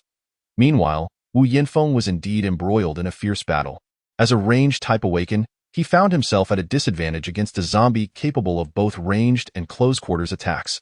Each time he attempted to create distance for consumption, the male zombie would fling its 10-meter-long appendage straight for his neck. Wu Yinfeng could only dodge to avoid being strangled. Even if he survived, being restrained was still a significant hassle. In close combat, the flesh-based zombie was far superior, leaving him no choice but to scurry like a rat. Appearing utterly beleaguered. "You can't do it, old Wu. Do you want me to help you?" Fang Ping remarked, relishing the misfortune. "Get lost? I don't need your help. I can take him down any moment now," Wu Yinfeng retorted, raising his hand to unleash 4 or 5 ice blades, all of which were effortlessly evaded by the zombie. With a swift twist of its legs, a nameless stick flew towards him. This time, Wu Yinfeng did not dodge. Instead, he unleashed a level 3 ice pillar. 5 ice pillars coalesced, directly freezing the appendage in place, immobilizing it entirely. Seizing the opportunity, Wu Yinfeng fired an ice arrow aimed at the enemy's head. However, the zombie surprisingly severed its lower half, evading the deadly ice arrow. Dark blood gushed from below, prompting exclamations of astonishment from the onlookers. "Damn! Impressive! It actually tore itself apart," they exclaimed, marveling at the zombie's resilience. Thankfully, zombies felt no pain. Otherwise, this one might have fainted from the agony. Just as the crowd was taken aback, the male zombie surged forward at incredible speed. Just as it appeared he would be torn apart, Fang Ping's support arrived. With a swift slash, the short knife severed the zombie's neck, causing it to collapse. "You should thank me," Fang Ping declared triumphantly. "Humph, I could have done that myself. Mind your own business."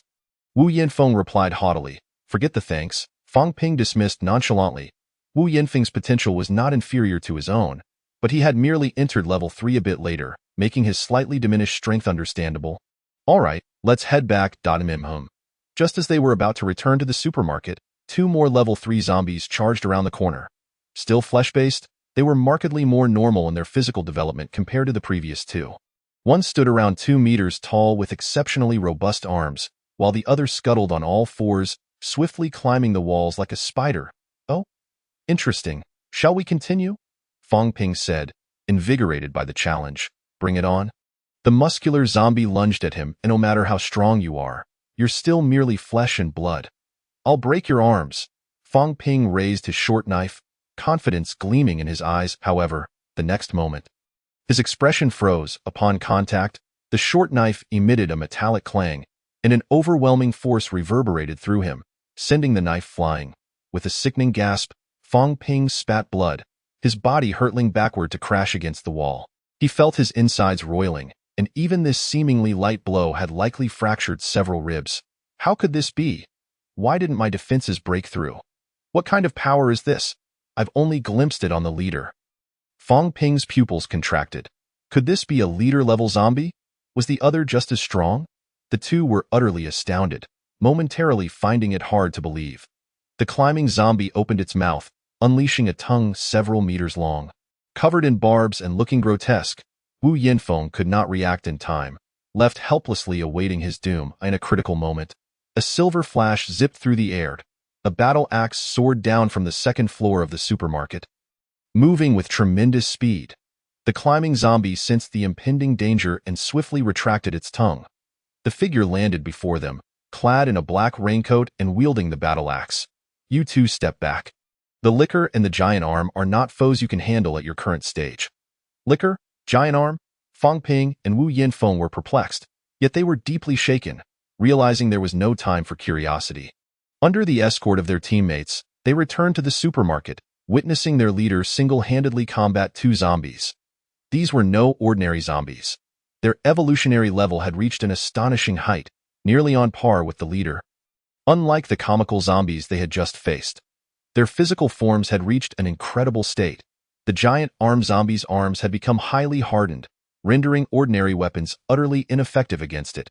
Had Fang Ping's short knife not been a refined metal weapon, it would have shattered upon impact.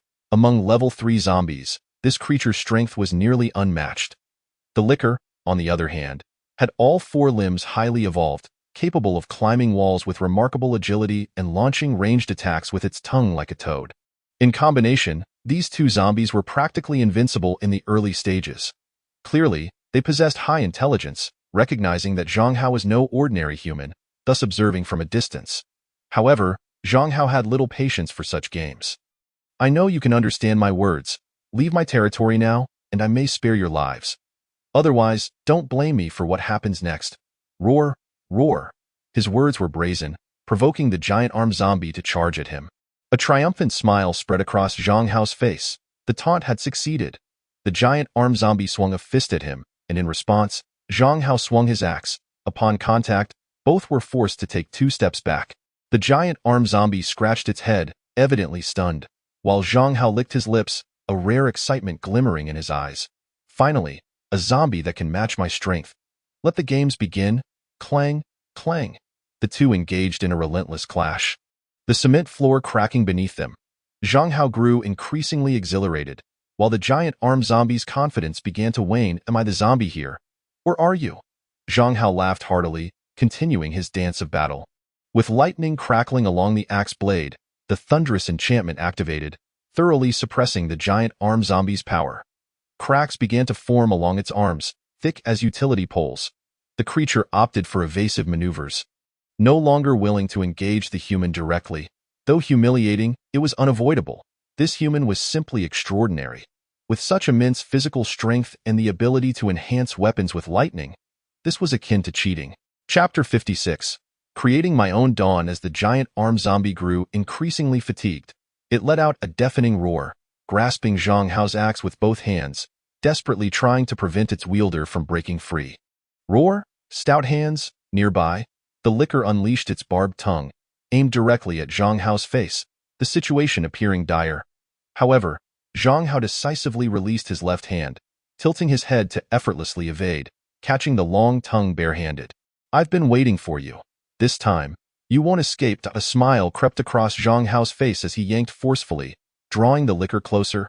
Sizzle, sizzle. Meanwhile, the azure lightning flickered in his right hand, resembling a cerulean sun. The devourer displayed a look of sheer terror, attempting to sever its own tongue in a desperate bid for escape. But alas, it was too late.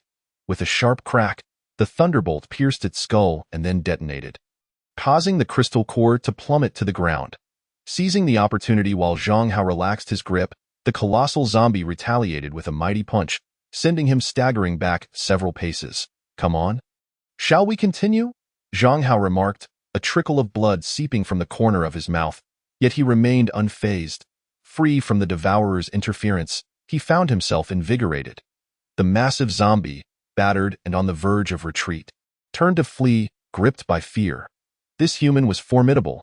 It could not comprehend why such a powerful human existed at this stage. Previously encountered Tier 3 awakened beings had fallen in mere moments. Why was this time reversed? Yet, Zhang Hao would not permit its escape. The giant zombie, arms flailing, seemed intent on a last-ditch effort. However, Zhang Hao's hands crackled with electricity as twin bolts of thunder surged forth, piercing through its arms. Then, with a swift motion, his battle axe severed its head, bringing the behemoth down. Retrieving the crystal core, Zhang Hao felt a surge of joy. 2 flesh-based zombies nearing Tier 4 should significantly hasten my progress towards that level. Right? Quite splendid indeed. These 2 zombies delivered their crystal cores with such thoughtfulness. Having witnessed the entire battle, the members of the Dawn Society swallowed hard. Incredible. Our leader is so powerful. Those 2 Tier 3 zombies could easily annihilate all of us. Couldn't they? One can scale walls, and the other can break through doors. No human could escape their clutches.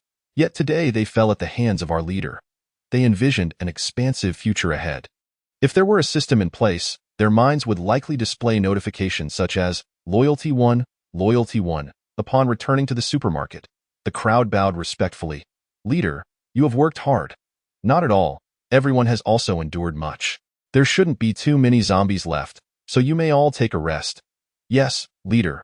With that, everyone dispersed, yet the desire to grow stronger intensified among them. It was not just the new members. Even the veterans felt a pressing urgency. Such a promising organization could not afford to lag behind. Zhang Hao removed his somewhat soiled black coat and cleaned it briefly. Afterward, feeling refreshed, he sat on a chair, stroking the raven. The raven chirped cheerfully. Daddy, you're amazing, indeed? I think so too. Can I take a bath with Sister Mingyan? No, you cannot. But don't you want to? Not really. Zhang Hao replied indifferently. Women held no interest for him, and bathing with a woman was even less appealing. With no thoughts of women, slaying zombies came naturally to him. Such a transcendent state was not something ordinary individuals could attain. So you praise me just to bathe with a woman? Zhang Hao felt displeased. Of course not. Daddy is the strongest. If you don't want to bathe, then so be it. Humph. Zhang Hao turned serious for a moment. A few days ago, I sent you to the northern suburbs. Didn't I? Did you find any clues? No. I'm sorry. Its find a few days prior, he had instructed the raven to search for the mutated willow tree from his past life. Oh, be precise. It was a red willow, as the tree had turned crimson after washing many people's brain matter. The visual was quite bizarre. The task for the raven was to prepare for its eventual subjugation. If they reached the mid to late stages and the red willow grew too powerful, maturing in wisdom, capturing it would become increasingly difficult.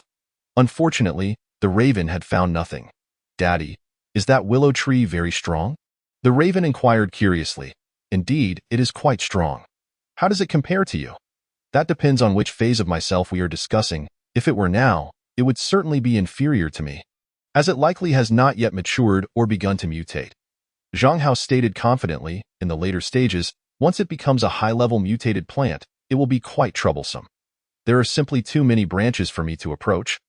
But I wouldn't mind sustaining some injury to deal with it if necessary. That sounds impressive. Should I go look for it again tomorrow? The raven asked, and oh need. It's difficult to locate, and even if found, it cannot move by itself at this early stage. Transplanting it could easily lead to its demise. Let's wait a bit longer. All right, I'll follow your lead.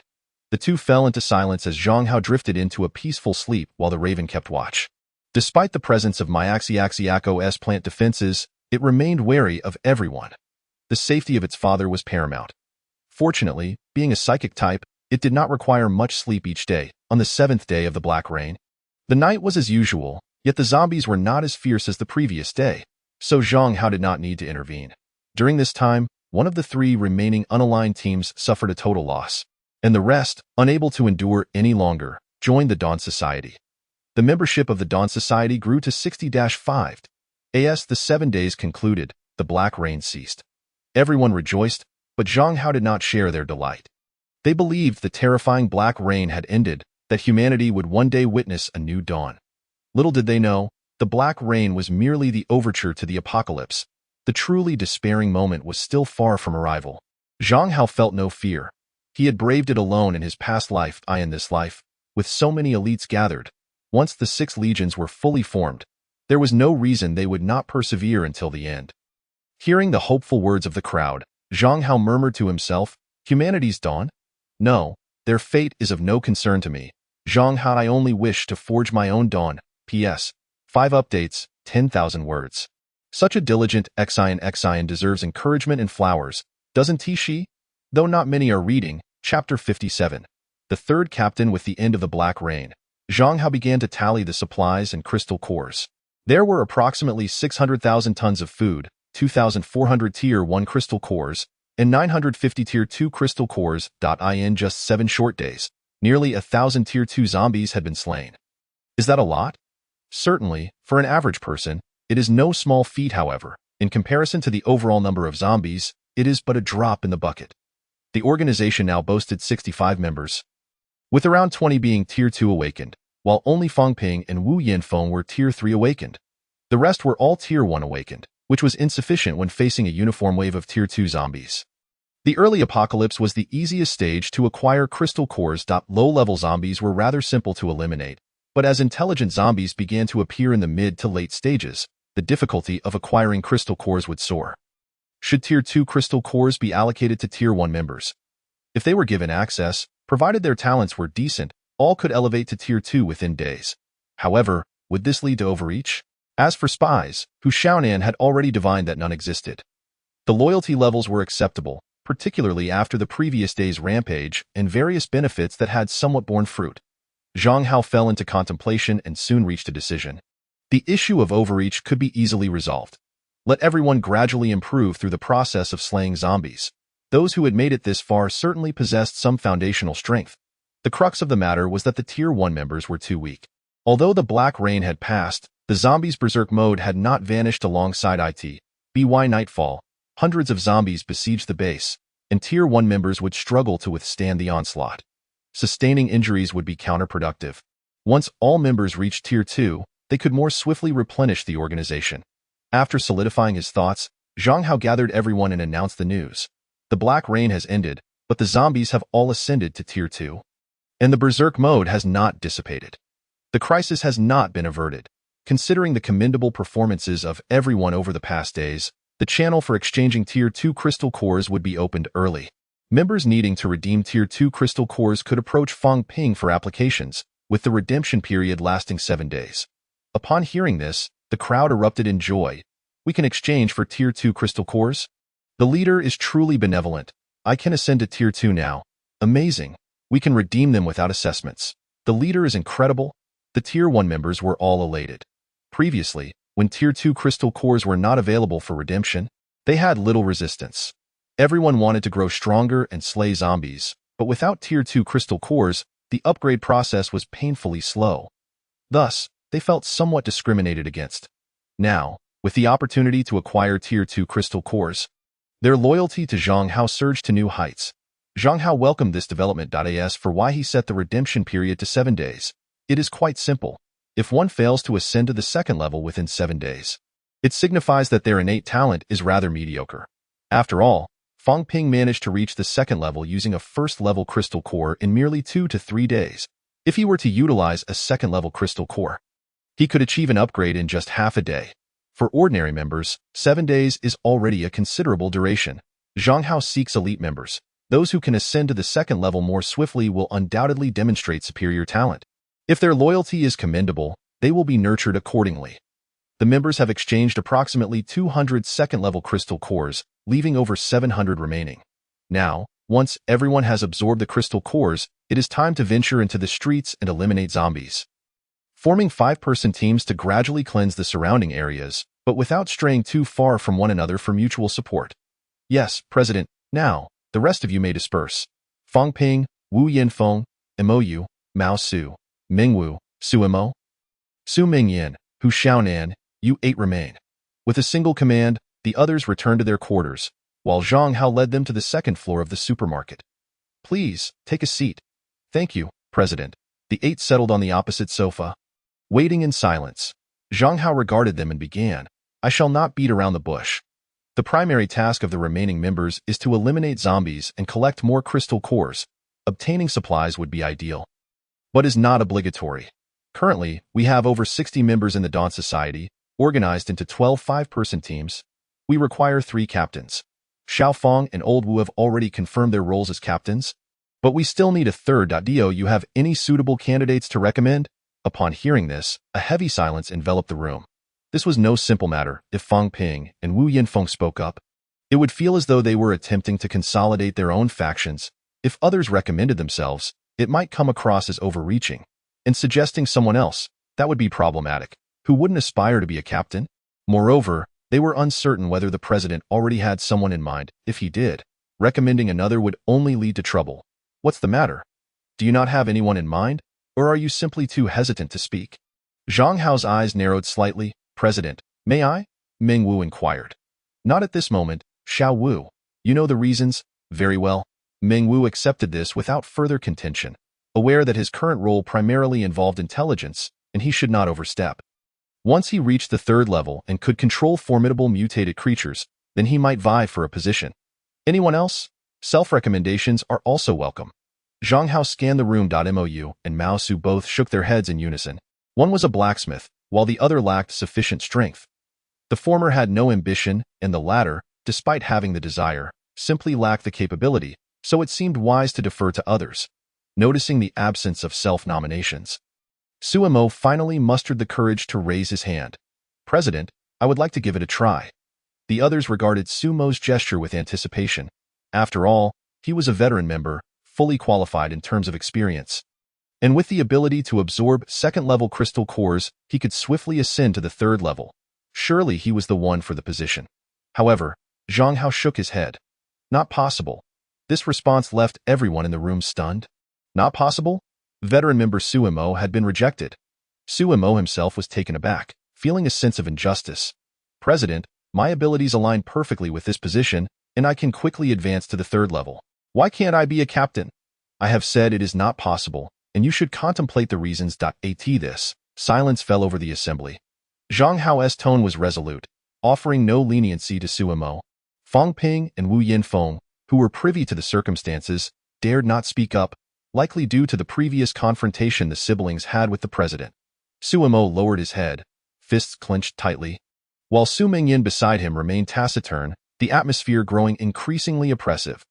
Zhang Hao paid no heed to Sumo's mood and turned his gaze to Mao Su. You shall be the third captain. Me? Mao Su was momentarily flabbergasted. Such an opportunity had unexpectedly fallen into his lap. Chapter 58. Why aren't you helping us? Although he had joined alongside Wu Yinfeng, he felt that his abilities were not particularly suited for this role. Mao Su was perplexed as to why the president had chosen him. Was it due to Sumo's previous reckless behavior? Surely not. President, I believe my abilities may not be adequate. It is you. I trust my judgment. Very well, thank you, President. The firmness in the president's tone left no room for refusal, and the others were equally astonished.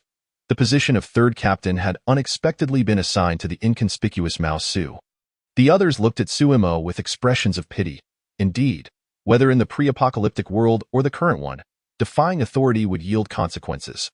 Little did they know that this decision was not a personal affront to Suemo, but rather a recognition of the significant responsibility that came with the captaincy.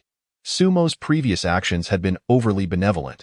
Did he not understand the principle of eradicating threats at their roots?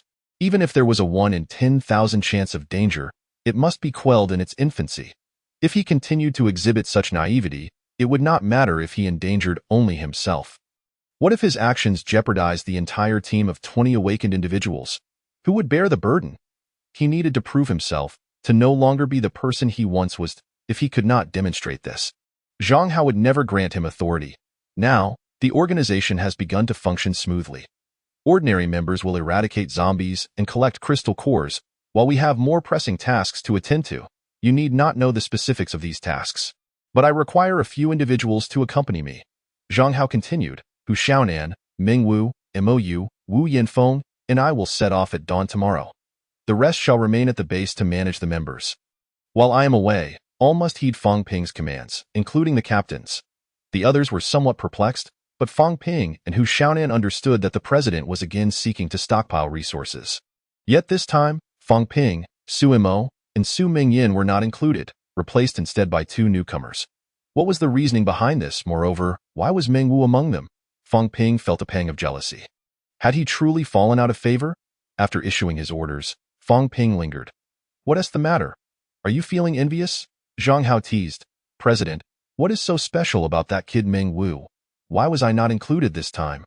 None of these individuals are third-level awakened. If danger arises, who will assist you? Fang Ping expressed candidly. Ming Wu is decent enough, but it is not my intention to exclude you. The organization has only just begun to stabilize, and the members have only recently joined. Who can guarantee their loyalty?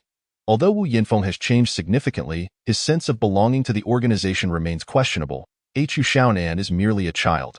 Who could place their trust in her? De Pang and Air Pang are reliable, yet their characters are too meek to shoulder great responsibilities. If something were to go awry at the base, what then? Xiaofeng, you are the only one I truly trust, and only you possess the capability to secure our rear. Do you understand? Upon hearing this, Fang Ping was momentarily taken aback, tears of gratitude welling in his eyes, nearly spilling over onto Zhang Hao's face. Zhang Hao, maintaining his composure, remarked, though Hu Xiaonan is aware of my secret, her understanding is merely conjectural. Who else in the entire Dawn Society has witnessed it firsthand, aside from you and Du Yan? Is that not proof enough? President, please do not say any more. I understand. The organization cannot function without me. I will certainly safeguard the supermarket. Fang Ping affirmed earnestly, his gaze resolute as he turned to leave, his silhouette appearing increasingly formidable. Zhang Hao shook his head with a wry smile, exhaling a sigh. His current objective was to secure supplies from a grain supplier located on South Street. While it was not as substantial as the one in Hailing, it was still adequate, situated approximately 18 kilometers from the supermarket. This distance was not overly daunting, but the supplier's proximity to the city center would inevitably mean a higher density of zombies. Regrettably, there were many individuals available to assist, yet trustworthy ones were scarce. Fortunately, the distance was manageable. A few individuals should suffice. On the first floor of the supermarket, the Su siblings whispered to each other. Brother, that third captaincy should have been yours, Su Mingyan murmured. I know. Are you angry? A bit, but mostly at myself. Why? Angry that I was so muddled at that moment. Sigh. There will be future opportunities. The president is not the type to be petty. As long as you prove yourself, you will be fine, Su Mingyan reassured him. I understand, I am waiting. The siblings felt somewhat helpless. Although the position of third captain had eluded him, they bore no resentment towards the president. They were acutely aware of where the issue lay, however. To prove oneself, one must first be afforded the opportunity, right? It was unreasonable to think that randomly slaying someone on the streets would demonstrate their growth. Mao Su approached, bearing an apologetic expression. I'm sorry, Su Gu. I did not mean to usurp the captaincy. It's all right. Since the president has assigned you this role, simply fulfill your duties. I will. Mao Su nodded earnestly. Though he recognized his limitations, he understood that abilities were meant to be developed. In the early days of the apocalypse, countless ordinary individuals underwent a transformation. With the captain now in his hands, it was imperative not to lose him. After absorbing the crystal cores, the three captains led their team members into the streets to eliminate zombies. It was not yet nightfall. The zombies on the streets were sparse, with only a few scattered groups of 3 to 5, so there was no need to worry about the team becoming too dispersed. In less than half an hour, 8 streets near the supermarket had been cleared. At that moment, 2 filthy figures emerged from a corner street. A middle-aged couple in their 40s, rushing towards them. Suemo frowned and shouted, Halt! Who are you? What is your purpose? We have no ulterior motives. My wife and I have not eaten for 3 days. Could you possibly spare us some food? The middle-aged man pleaded. Spare you food? Bring crystal cores in exchange. We're just ordinary people. Where would we get crystal cores? Oh, then you should seek help elsewhere. The supplies of our Dawn Society are not given away for free. Suemo flatly refused. The middle-aged woman immediately became irate. Why not? You have so many people. Surely you have plenty of supplies. What's wrong with helping us a bit? Do you lack any sense of public virtue? Public virtue? In an apocalypse, you still speak of such things? Suemo chuckled. Why shouldn't we? The middle-aged woman retorted fiercely. The reason this apocalypse continues is because of people like you who can help the weak yet turn a blind eye. A heartless bunch indeed. May you all rot in hell. Chapter 59. Are you blind? Dear, stop talking. Let's go. The middle-aged man urged, pulling his wife away. Yet Suemo stepped forward, blocking their path, his gaze growing increasingly menacing. You insult us and still wish to leave? What? You dare threaten us because we refuse to provide supplies. Is there no law in this world? Bullying ordinary people is no feat. You vermin are truly disgusting. It is people like you who deserve to perish in this apocalypse. Help! Someone is harassing a woman, the middle-aged woman screeched. But the next moment, her voice was silenced. Thud. Suemo raised his finger, and the shadows behind him seemed to come alive, piercing through her body like a blade. The middle-aged woman staggered and fell to the ground, her face still twisted in malice. Why? Why did you kill my wife? We merely asked for a bit of food. Why resort to such brutality? The middle-aged man shrieked in despair. Why? Let your wife explain, Suemo replied. Su Mingyan glanced around and said, Firstly, your appearance is too suspicious. Our organization has just cleared the nearby streets of zombies, and you arrive seeking food? It is hard not to question your motives. You claim to have not eaten for 3 days, yet apart from being dirty, your mental state does not seem dire. Clearly, you are lying. I suspect you are spies sent by another organization. Thus, you must die. The middle-aged man was beside himself with rage. You kill the innocent based on mere conjecture? No, the primary reason for her death is her foul mouth. As her husband, despite not cursing us. You have ample reason to harbor resentment towards us, so you too must die alongside her. Rooting out the source, that is the principle of our Dawn Society. Suemo stated coldly. The middle-aged man, now terrified, fell to his knees and begged, No, please don't kill me. We are not a couple. We were hired by the Black Heart Party of South Street. We merely came to scout your organization and took a bit of food from them. Surely, I do not deserve death for that. Please, grant me a chance to live. That is not possible. You must die. Suemo cast a glance at his sister, who understood the unspoken cue and drew out a dagger. Swiftly piercing his neck, an ordinary person could never confront an awakened one. especially not someone like Su Mingyin, a level 2 awakened individual, even if she were a healer. As Suemo gazed at the lifeless forms of the ordinary couple on the ground. His heart stirred with some emotion, yet he steeled himself. Since they had interfered in the affairs of the awakened, they must be prepared to pay the price. Moreover, even if they were truly just ordinary beggars, given the woman's foul-mouthed demeanor, Suemo would not have spared them. The leader had previously mentioned that any awakened individual who survived the Black Rain was no simple character, and ordinary people were even more worthy of caution. In a world overrun by zombies, the number of lives lost beneath the Black Rain was countless, not to mention ordinary individuals. Those who had managed to survive until now were certainly not to be underestimated. They might currently be ordinary, but what if they were just slow to awaken? Such possibilities existed in the future. Should they gain power, they would undoubtedly pose a threat to the organization.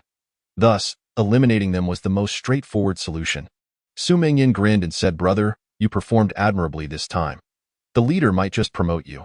Should I report this to him? No need. That would reveal our intentions too clearly." Suemo shook his head calmly. "The leader will notice my changes in due time. I can afford to wait. Then shall we return?" Indeed. The siblings, along with their team members, made their way back, disposing of the couple's bodies far from the supermarket. The corpses would not have the chance to decompose and stink, as nearby zombies would detect the scent and consume them completely. Other team members from the surrounding streets had also returned to the base after retrieving the crystal cores. And it was now afternoon, with nightfall approaching. On the second floor of the supermarket, after listening to Ming Wu's report, Zhang Hao raised an eyebrow at so. "There is an awakened organization in South Street as well? Called the Black Heart Party? What an unpleasant name." "Indeed unpleasant. Our Dawn Society has a much more refined ring to it," Ming Wu agreed. "What is their number? What is their strength?" Zhang Hao inquired. "Not many. Only 25 members. There are no level 3 awakened individuals. Most are level 2, with a few level 1. The leader is a young man named Qi Wei." Ming Wu replied, "Oh, then they are hardly a concern. However, they have blocked off the streets in South Street, and it is likely they will instigate trouble. Should we send someone to deal with them? Night is about to fall. Let us wait until tomorrow morning. I can handle it myself. No need to mobilize the troops," Zhang Hao said nonchalantly. "And Sugu?" His performance was acceptable, but the organization is currently understaffed and cannot muster a large team. We shall assign him a position once we have more people. Zhang Hao is already aware of Sumo's actions that afternoon. Although this incident could not fully substantiate his change, it certainly indicated a shift. What he had not anticipated was that the opportunity to prove himself would come so swiftly. That very afternoon, 2 ordinary people had been killed, and the Black Heart Party had appeared at just the right moment. It would be a chance for Suemo. Whether he could seize it would depend on him alone. Should he continue to show mercy, then Zhang Hao would have to consider other candidates for the leader of the 6th Legion, the Shadow Legion. The next day, as dawn broke, Zhang Hao, accompanied by Ming Wu and 2 others, headed towards South Street. Upon nearing South Street, they found several main roads obstructed by numerous vehicles, rendering electric scooters unable to pass. Behind the blockade stood over 20 individuals, brazen and seemingly undeterred by their presence. "Chairman Zhang, I've heard of you, the leader of the Awakened in Central Street. I believe your organization is called the Dawn Society," Qi Wei said with a sarcastic tone. "You've gathered quite a few teams.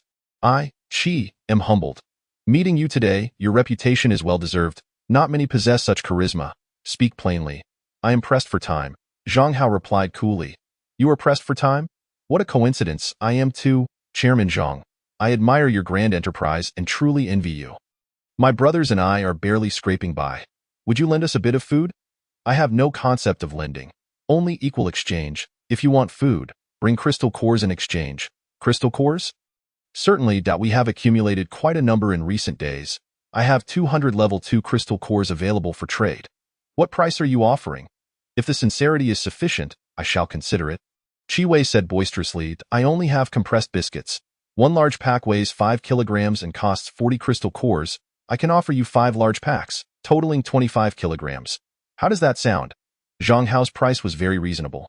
One large pack weighing 5 kilograms might seem modest, but it contained 20 small packages, each equivalent to the energy of 4 large buns, enough to sustain 20 individuals for an entire day. If rationed, 25 kilograms could easily last a month. Moreover, his stock of compressed biscuits totaled 300 tons. In terms of equal exchange, he could procure 2.4 million level 2 crystal cores, making it an immensely profitable deal. Thus, it was undoubtedly a worthwhile bargain. As for strategic resources like crystal cores, one should hoard as many as possible. 25 kilograms? Chairman Zhang, how generous. I'll take it. He instructed his subordinates to retrieve the crystal cores, while Hu Xiaonan took out the compressed biscuits from her backpack. After confirming the exchange, both parties conducted their trade, handing over crystal cores and biscuits. Zhang Hao was highly satisfied, having secured 200 crystal cores for merely 5 packs of compressed biscuits, a transaction that felt like a windfall. Qi Wei was equally pleased, his eyes glinting with greed as he pointed at Hu Xiaonan. Chairman Zhang, I am extremely satisfied with this transaction. How about adding a little something extra? Might you consider gifting me this adorable little girl? After all, in this apocalyptic world, women are plentiful. To be candid, I have a particular fondness for such, so why not indulge me? Upon hearing these words, Zhang Hao's expression turned peculiar, while Hu Xiaonan beside him wore a scowl so fierce it seemed to darken. A girl? Adorable, you say? Are you blind? P.S. It has been 4 days since I recommended this, yet no one has taken notice. I am in tears. Chapter 60. The Scarlet Queen. However, it must be said that Hu Xiaonan herself possesses a delicate beauty.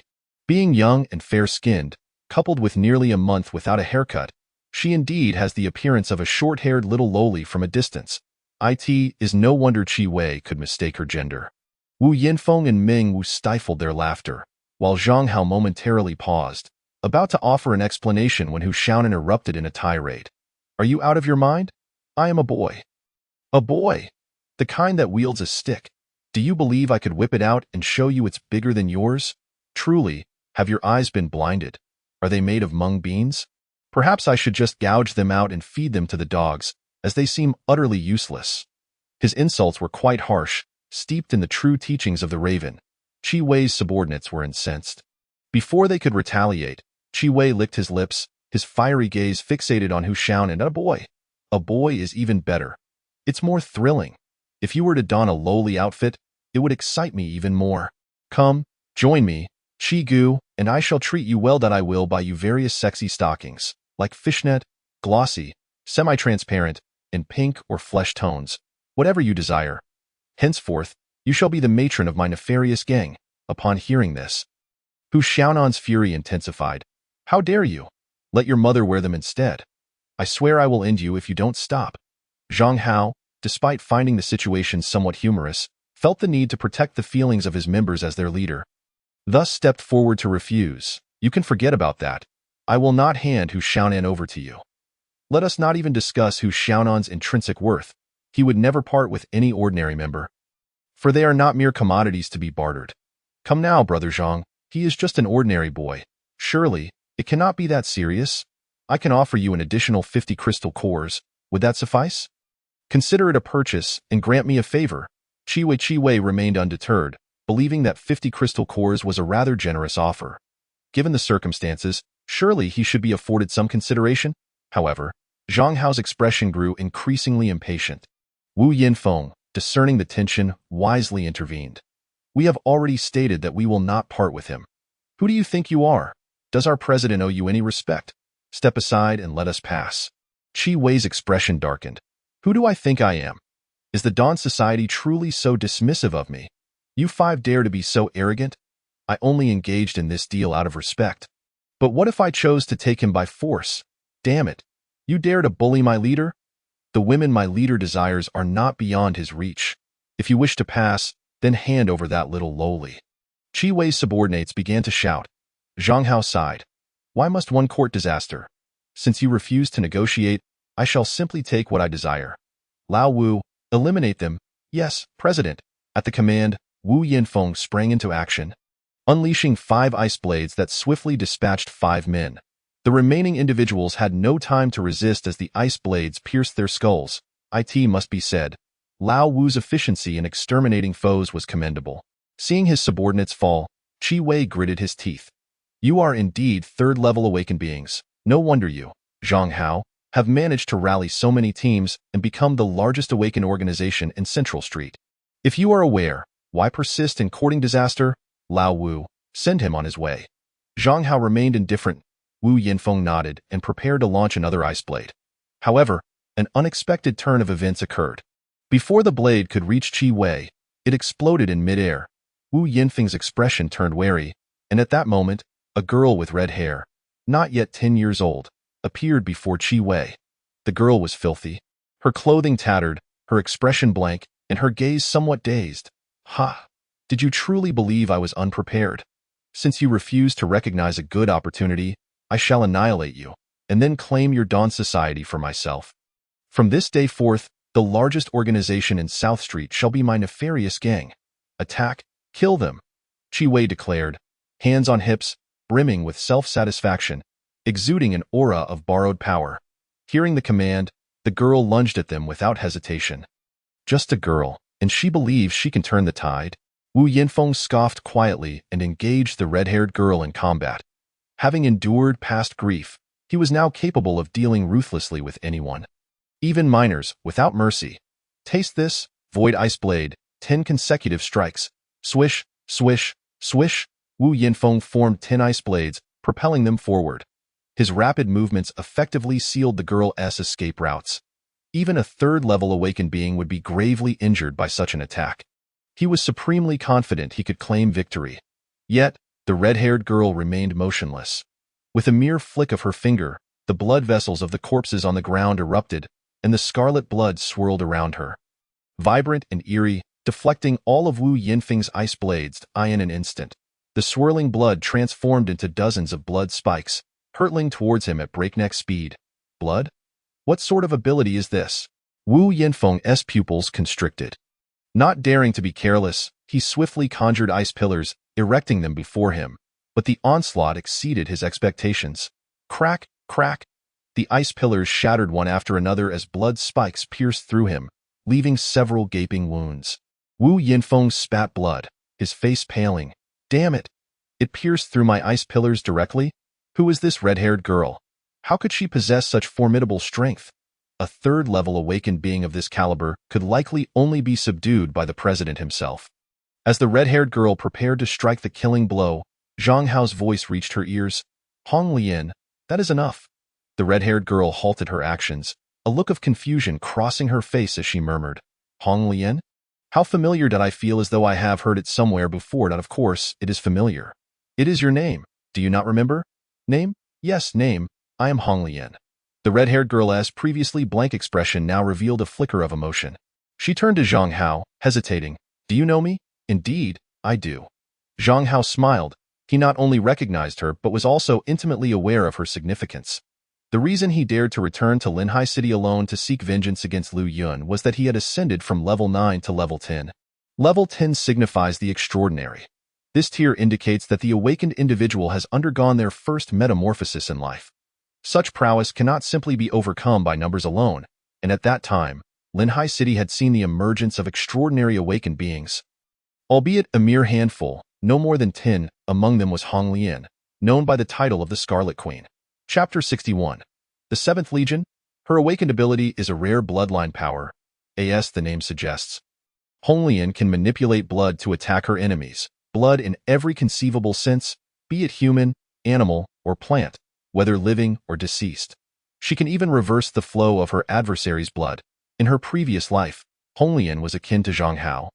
A lone wolf, her breathtaking beauty attracted no small amount of trouble, with numerous awakened factions seeking to capture her, only to meet their demise, drained of their essence. Thus, she earned the moniker of the Scarlet Queen. Naturally, in her past life, Hong Lian had considerable dealings with him, gradually becoming friends. For instance, a high-level mutated red willow tree had bullied him several times, and Zhang Hao, unwilling to let it go unpunished yet not wanting to sustain injuries himself, sought Hong Lian's assistance to gang up on it in less than 10 minutes. She siphoned a substantial amount of its blood from afar, reducing its state to nearly half its original strength. Zhang Hao then unleashed a thunderous attack on its roots, sparing no branch, leaving hardly any trace behind. How wretched its end was, eventually, as their camaraderie flourished, Hong Lian began to reveal her childhood. She grew up in an orphanage, devoid of parental care and afflicted with mild autism, until she was adopted by Qi Wei at the age of 9. However, Qi Wei was no benevolent figure. He adopted her to satisfy his own peculiar desires. Fortunately, the legal society prior to the apocalypse deterred him from acting upon his impulses immediately. After nurturing their relationship for several months, he intended to exploit her. Yet, the cataclysm struck unexpectedly. Although both possessed abilities, Honglian was far superior. With greater potential, Qi Wei could only slowly woo her with affection and reasoning. Gradually, Honglian, who was still young and naive to matters of intimacy, found herself manipulated into developing feelings for him. Despite her vigilance, she was inadvertently drugged and violated. As she matured, the shadows of her childhood became evident, leading her to exact vengeance on Qi Wei 100-fold. Consequently, she harbored immense hostility towards any man, ruthlessly annihilating those with impure intentions, draining their blood until they met a torturous end. Thus, Honglian became the fearsome Scarlet Queen, with Zhang Hao as the sole individual who could penetrate her heart. In their past life, they faced insurmountable challenges together, uniting against any foe. Although Lu Yun's faction of awakened individuals lacked extraordinary powers, their sheer numbers meant some could not be overlooked. Zhang Hao called upon Honglian for assistance, easily accomplishing his revenge. Beyond the debts of gratitude, the bond they had forged in their previous life compelled him to rescue her. Yet the dilemma lay in the fact that she did not recognize him. Honglian gazed at him, her expression one of confusion. "Do you know me? What is our relationship?" This left Zhang Hao momentarily speechless. How was he to respond? Should he resort to deception? Yet, Honglian was an astute child. Trickery would only heighten her wariness. Particularly, children with autism possess sharp instincts. If one harbored ill intentions, she would sense it. Taking a deep breath, Zhang Hao replied, "I am your friend, not a friend, but I have never seen you before." Honglian shook her head. "I do not know how to explain this to you. Do you believe in reincarnation? We were once steadfast brothers who shared both joy and hardship, but your childhood was far from blissful." Zhang Hao stated earnestly, "It could even be described as tragic. I in this life. I am here to rescue you. Come to my side, Honglian. I need you." "I see." Honglian fell silent. Not far away, Qi Wei was seething with rage. Screaming hysterically, "What are you doing, you little brat? Hurry and kill them. I provide for you, and this is how you repay me. Do you even want to eat meat anymore?" Zhang Hao ignored him, while Honglian, with her head lowered, pointed at Qi Wei, asking, "Is my unhappiness due to him?" "Indeed," he confirmed. "Then can you let me eat meat?" "I do not require much, just a little, of course. Take as much as you desire." "There will be plenty of meat. Then I will go with you." Honglian approached and extended her dirty little hand. Zhang Hao, unfazed, gently took hers. Witnessing this scene, Qi Wei's fury reached its peak. "You scoundrel! You have turned traitor. Are you a fool? I should never have adopted you. You waste my resources and my energy." Yet, no one paid him any heed. Honglian and Zhang Hao were lost in a heartfelt gaze. Gradually, color returned to the eyes of the red-haired girl, while the corner of the black-haired young man's mouth curled into a rare smile. "Shall we kill him?" Honglian inquired. "Let us do it," Zhang Hao replied. "Very well, I shall follow your lead." With a swift motion, another body exploded. Blood transformed into sharp spikes, piercing Qi Wei's skull. His headless corpse staggered and fell. Until his last breath, Qi Wei could not comprehend why Zhang Hao, with just a few words, could win over Honglian, while he, having spent months with her, could not lower her guard. Little did he know, this was not abduction. In the heart of an autistic child, only genuine affection could yield genuine affection. Lies would ultimately beget more lies. Who could perceive that what seemed a fabricated tale of reincarnation was, in fact, truth to the young Honglian? With Qi Wei's demise, their past grievances were settled. Meanwhile, Wu Yinfeng, nursing significant injuries, pleaded, "President, your decision to forego bringing a healer seems misguided. If my wounds remain untreated, I shall perish. I do not wish to die. I am still handsome, yet a virgin. Such an affront in today's society. I implore you, President, save me." Zhang Hao rolled his eyes and turned to Honglian. "Stop the banter. You won't die." "Honglian, can you heal him? Can you control his bleeding?" "Yes, I can." Honglian activated her ability, her eyes glowing crimson as the blood oozing from Wu Yinfeng's wounds was staunched, halting his injuries. With the penetrating wounds closed, the remaining minor injuries would heal swiftly, thanks to the physique of a level 3 awakened being. Wu Yinfeng moved his limbs, surprised. President, Honglian is truly formidable. I couldn't withstand a single strike. Our Dawn Society has gained a powerful ally. Need I even mention that? Honglian could effortlessly dispatch 10 of you. Now, let us see if you can last even a single strike in the future. Once Honglian's bloodline ability reaches its zenith, she could single-handedly face an army, effortlessly draining her foes of their essence. Those capable of achieving the extraordinary are invariably exceptional, and no matter how formidable you were in your past life. Wu Yinfeng, you never ascended to the extraordinary. At least during his return to Linhai City, Wu Yinfeng was merely a level 9 assassin. Fang Ping? That fellow perished long ago. Yet, in terms of potential, he cannot compare to Honglian. Zhang Hao felt a wave of exhilaration. With Honglian, the rise of the Dawn Society was merely a matter of time. If he could recruit a few more extraordinary beings, wouldn't he becoming the unchallenged ruler of Linhai City be a certainty? He even envisioned a name for the 7th Legion, the Scarlet Legion, Chapter 62. The darkness of the apocalypse. Though bloodline awakened beings are scarce, they do exist. Once Honglian ascends to a high-level awakened state, she will possess an extraordinary ability, the gift of blood. This ability bears no combat inclination but allows her to fuse her refined blood with ordinary individuals, awakening their bloodline abilities in a short time. Awakened beings are also affected, though their original powers will be supplanted, requiring them to start afresh at level 1. Indeed, it is as extraordinary as it sounds, reminiscent of how high-ranking vampires in novels bestow bloodlines upon ordinary mortals.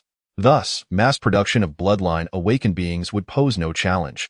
Had Honglian not been accustomed to her solitary existence in her previous life, establishing an extraordinary force would have been remarkably effortless. After obliterating the Black Heart Gang, they could not overlook the seized resources. Not only did they acquire over 300 level 2 crystal cores, but they also reclaimed previously hoarded compressed biscuits. What a delightful windfall. However, Chi Wei, that scoundrel, had abducted numerous girls. Most of these young women, aged 17 or 18, were stripped bare, their eyes vacant, their bodies marred with scars, evidently subjected to unspeakable torment. Unlike Honglian, who remained oblivious, these girls resisted with greater fervor. But this only meant their suffering was exacerbated. What is this?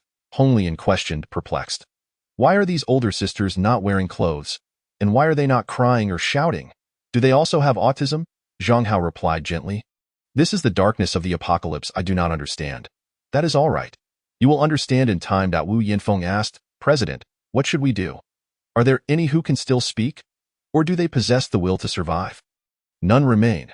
Then let us grant them release. Very well, President. Zhang Hao led Honglian away. The subsequent scenes were predictable.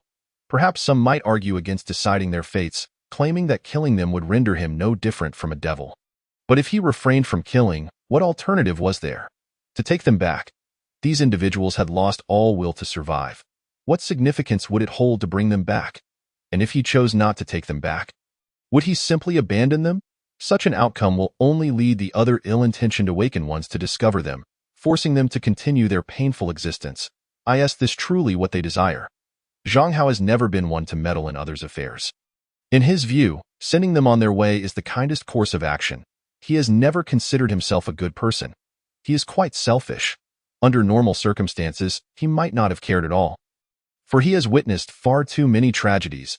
If it weren't for the young Honglian stirring the tenderness in his heart, he might have truly turned a blind eye, clearing the obstacles from the road. Zhang Hao and his companions proceeded onward. Honglian, unable to drive, naturally accompanied the leader.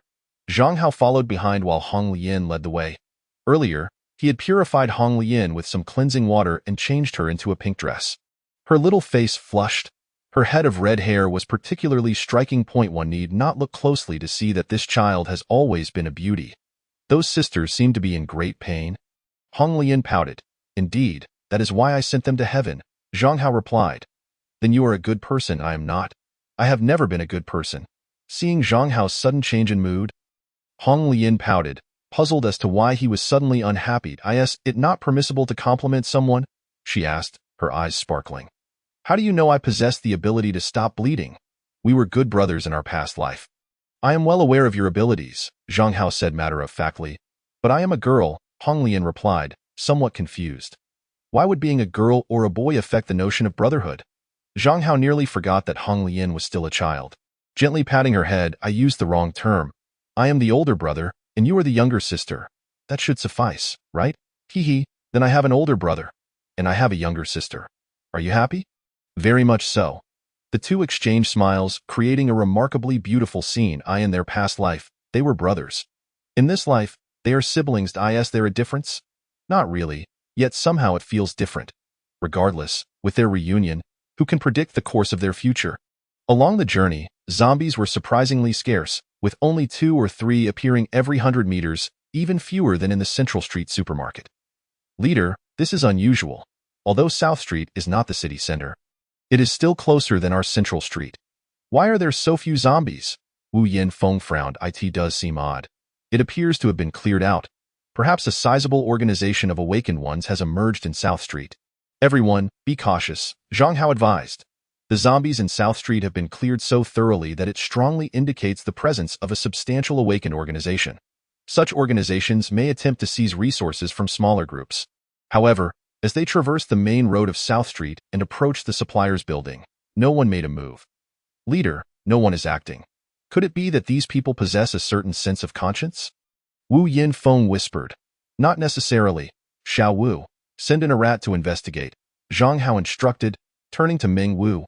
Understood, leader. Meng Wu gently tapped the floor, and 10 rats scurried from the corner, moving with remarkable speed. Wow, this is my first time witnessing such skill. Impressive, Wu Yinfeng marveled. Everyone has their strengths. Brother Mo's metallic abilities are even more formidable. I envy that, Meng Wu humbly replied. Nothing to mention, Mo said succinctly. After chatting for a dozen minutes, the 10 rats returned one after another, having gathered their intel. Zhang Hao inquired, what did you find? There are no awakened ones nearby, neither small nor medium-sized organizations, and not a single ordinary person in those residential buildings. It's quite peculiar, Meng Wu replied. No awakened ones, and no ordinary people. Zhang Hao's expression became serious. This was not a good sign. The zombies have been cleared away, and not a single person remains. This indicates the presence of a very dangerous entity that has caused everyone to avoid this place. Zombies, devoid of reason, perish one by one, but humans instinctively avoid risks, leading to an evacuation and the gradual formation of a no-man's land. This is no trivial matter. Moreover, if the raven can detect the scent of decay from several kilometers away, both humans and zombies would be unable to hide, indicating that the dangerous entity is likely some form of mutated creature. But where is its lair? No need to ponder. It must be the food supplier. The location with the most ample food reserves. Only here could the entity remain undisturbed, free from concerns about survival. Tio confirmed his suspicions. Zhang Hao instructed Meng Wu to control the rats to infiltrate the supplier's warehouse. However, not a single rat returned, as all 10 were swiftly annihilated upon entering the warehouse door. Meng Wu caught a fleeting glimpse of a white figure with 4 limbs, resembling some upright creature. Zhang Hao's expression changed, excitement bubbling within him. White? 4 limbs? Walking upright? Could it be? My luck can't be this good. P.S. Good night. Chapter 63. A blow from Old Sun the moment the rats entered. They were slain. The creature within must be incredibly powerful, highly likely a level 3 mutated being. Leader, what should we do next? Should we continue probing? Meng Wu asked. No need. The territorial instinct of this mutated creature is quite strong. Zhang Hao commanded. Ordinary rats cannot gather information effectively. Our next course of action is simple. Xiao Wu and Mo, you will stay here. There are few zombies nearby, and no awakened ones, so there are no safety concerns. Lao Wu, Hong Lian, the Raven, and I will enter together. If that mutated creature can communicate, we shall tentatively test its disposition. If battle is unavoidable, Lao Wu, you will be responsible for harassment while I deliver the main offensive. Hong Lian will stabilize the situation, and the Raven will remain on standby from a distance. Understood, Leader Mo and Meng Wu nodded, aware of their limited combat abilities and refraining from insisting on joining. Although they could tell that the leader seemed to have additional motives, they wisely chose not to pry. Hong Lian blinked her beautiful eyes. What does stabilize the situation mean?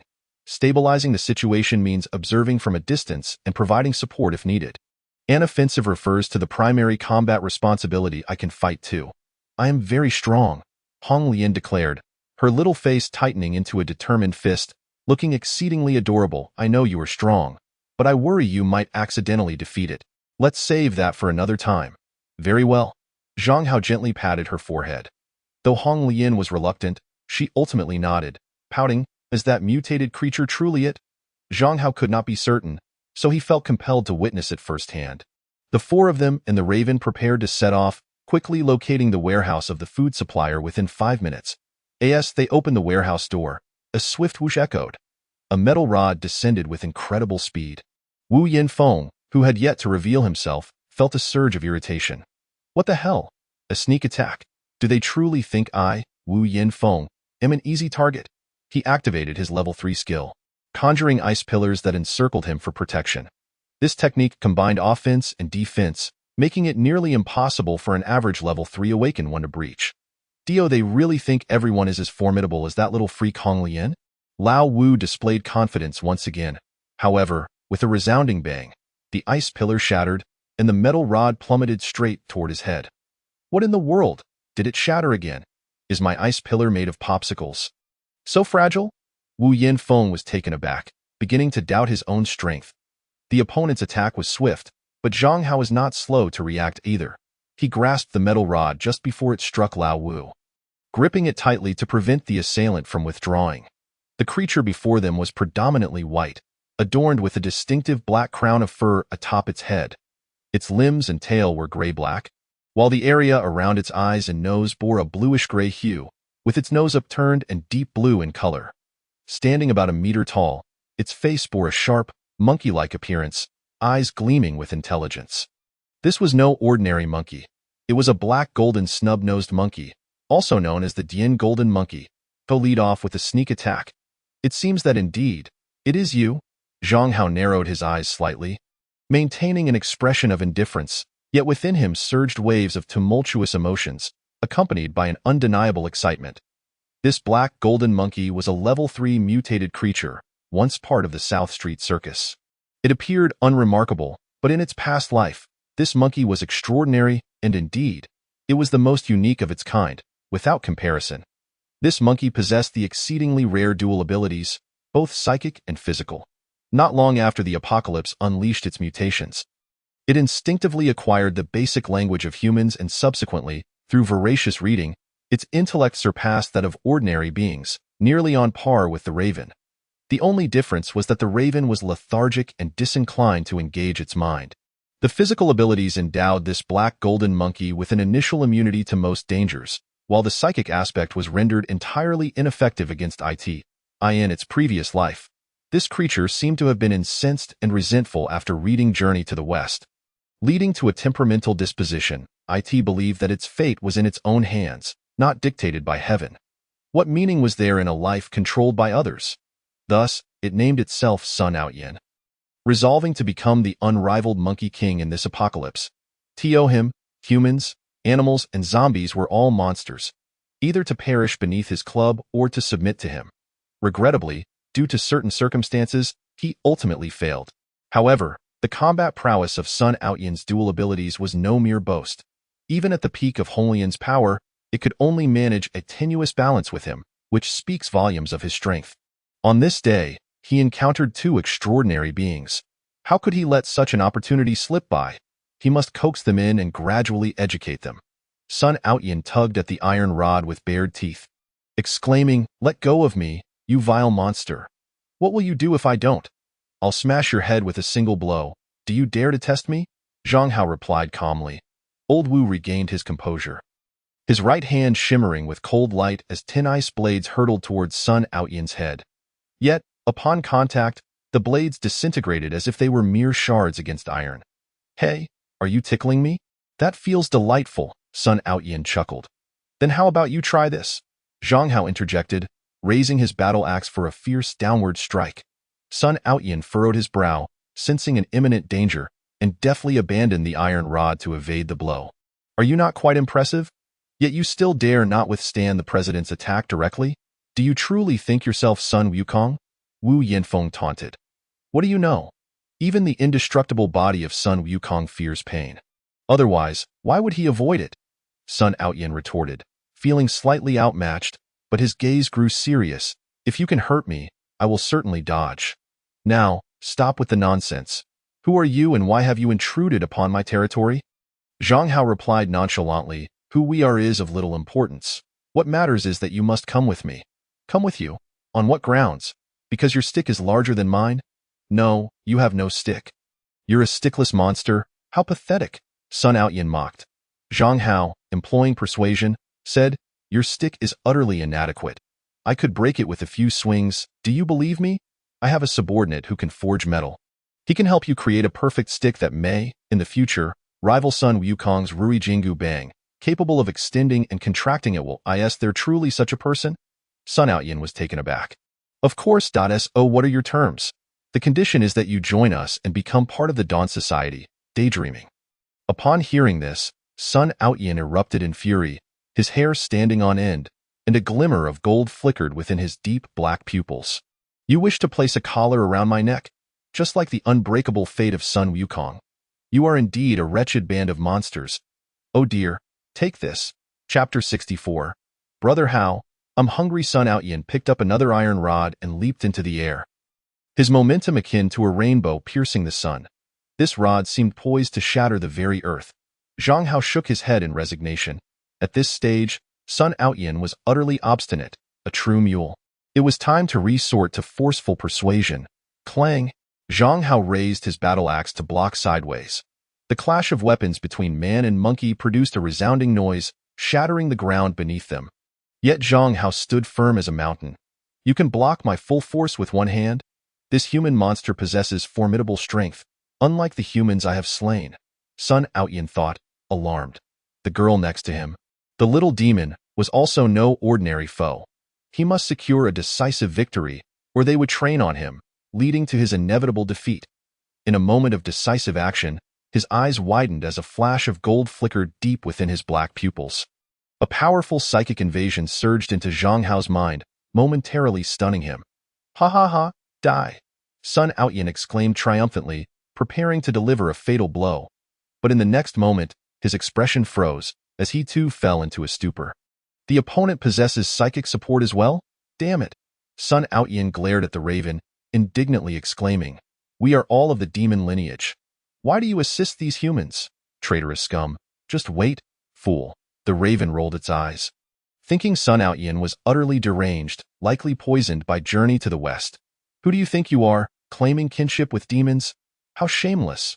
All right, let us continue. Zhang Hao resumed his battle with Sun Outyin, decisively enchanting his axe with lightning, significantly amplifying its power. Sun Outyin's ordinary iron rod was soon cleaved into several pieces.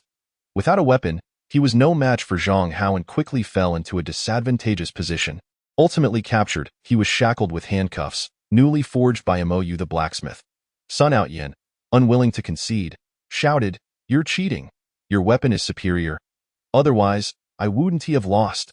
Cunning human monster, if you can free me, or provide me with a better stick, I could certainly battle you for 300 rounds. Please, 300 rounds? You'd be lucky to last 3 rounds. Wu Yinfeng interjected sarcastically. Once again, join us in the Dawn Society, and I will provide you with a weapon and a chance to challenge me, Zhang Hao reiterated. Never, daydreaming, Sun Outyin steadfastly refused. Zhang Hao furrowed his brow, deciding to take him back for further discussion. Sun Outyin's extreme behavior was likely not solely due to Journey to the West, but rather the awakening of his dual abilities had caused some mental aberration. This was not irreparable. Isn't it just a monkey? Zhang Hao remained confident in his ability to subdue him. Honglian squatted down, curiously observing. Brother Hao, he is so ugly. Sun Outyin, infuriated, retorted, you're the ugly one. Your entire family is ugly. I am the most handsome in my tribe. Without exception, you have no taste, little demon. Honglian innocently remarked, he is still ugly. Can I eat him? Eat? No way. Zhang Hao was startled. Is Honglian really that fierce? But I'm so hungry. Brother Hao, I'm starving. Once we return, you can have some meat and a bit of bread to tide you over, all right? Honglian nodded obediently, accepting the bread and quietly nibbling away. Seeing Honglian's mood stabilize, Zhang Hao instructed the others to stand back, with the raven keeping watch, and then began his stockpiling activities. The scale of this food supplier's warehouse was not as vast as the last, but it was still considerable, covering approximately 8,000 square meters.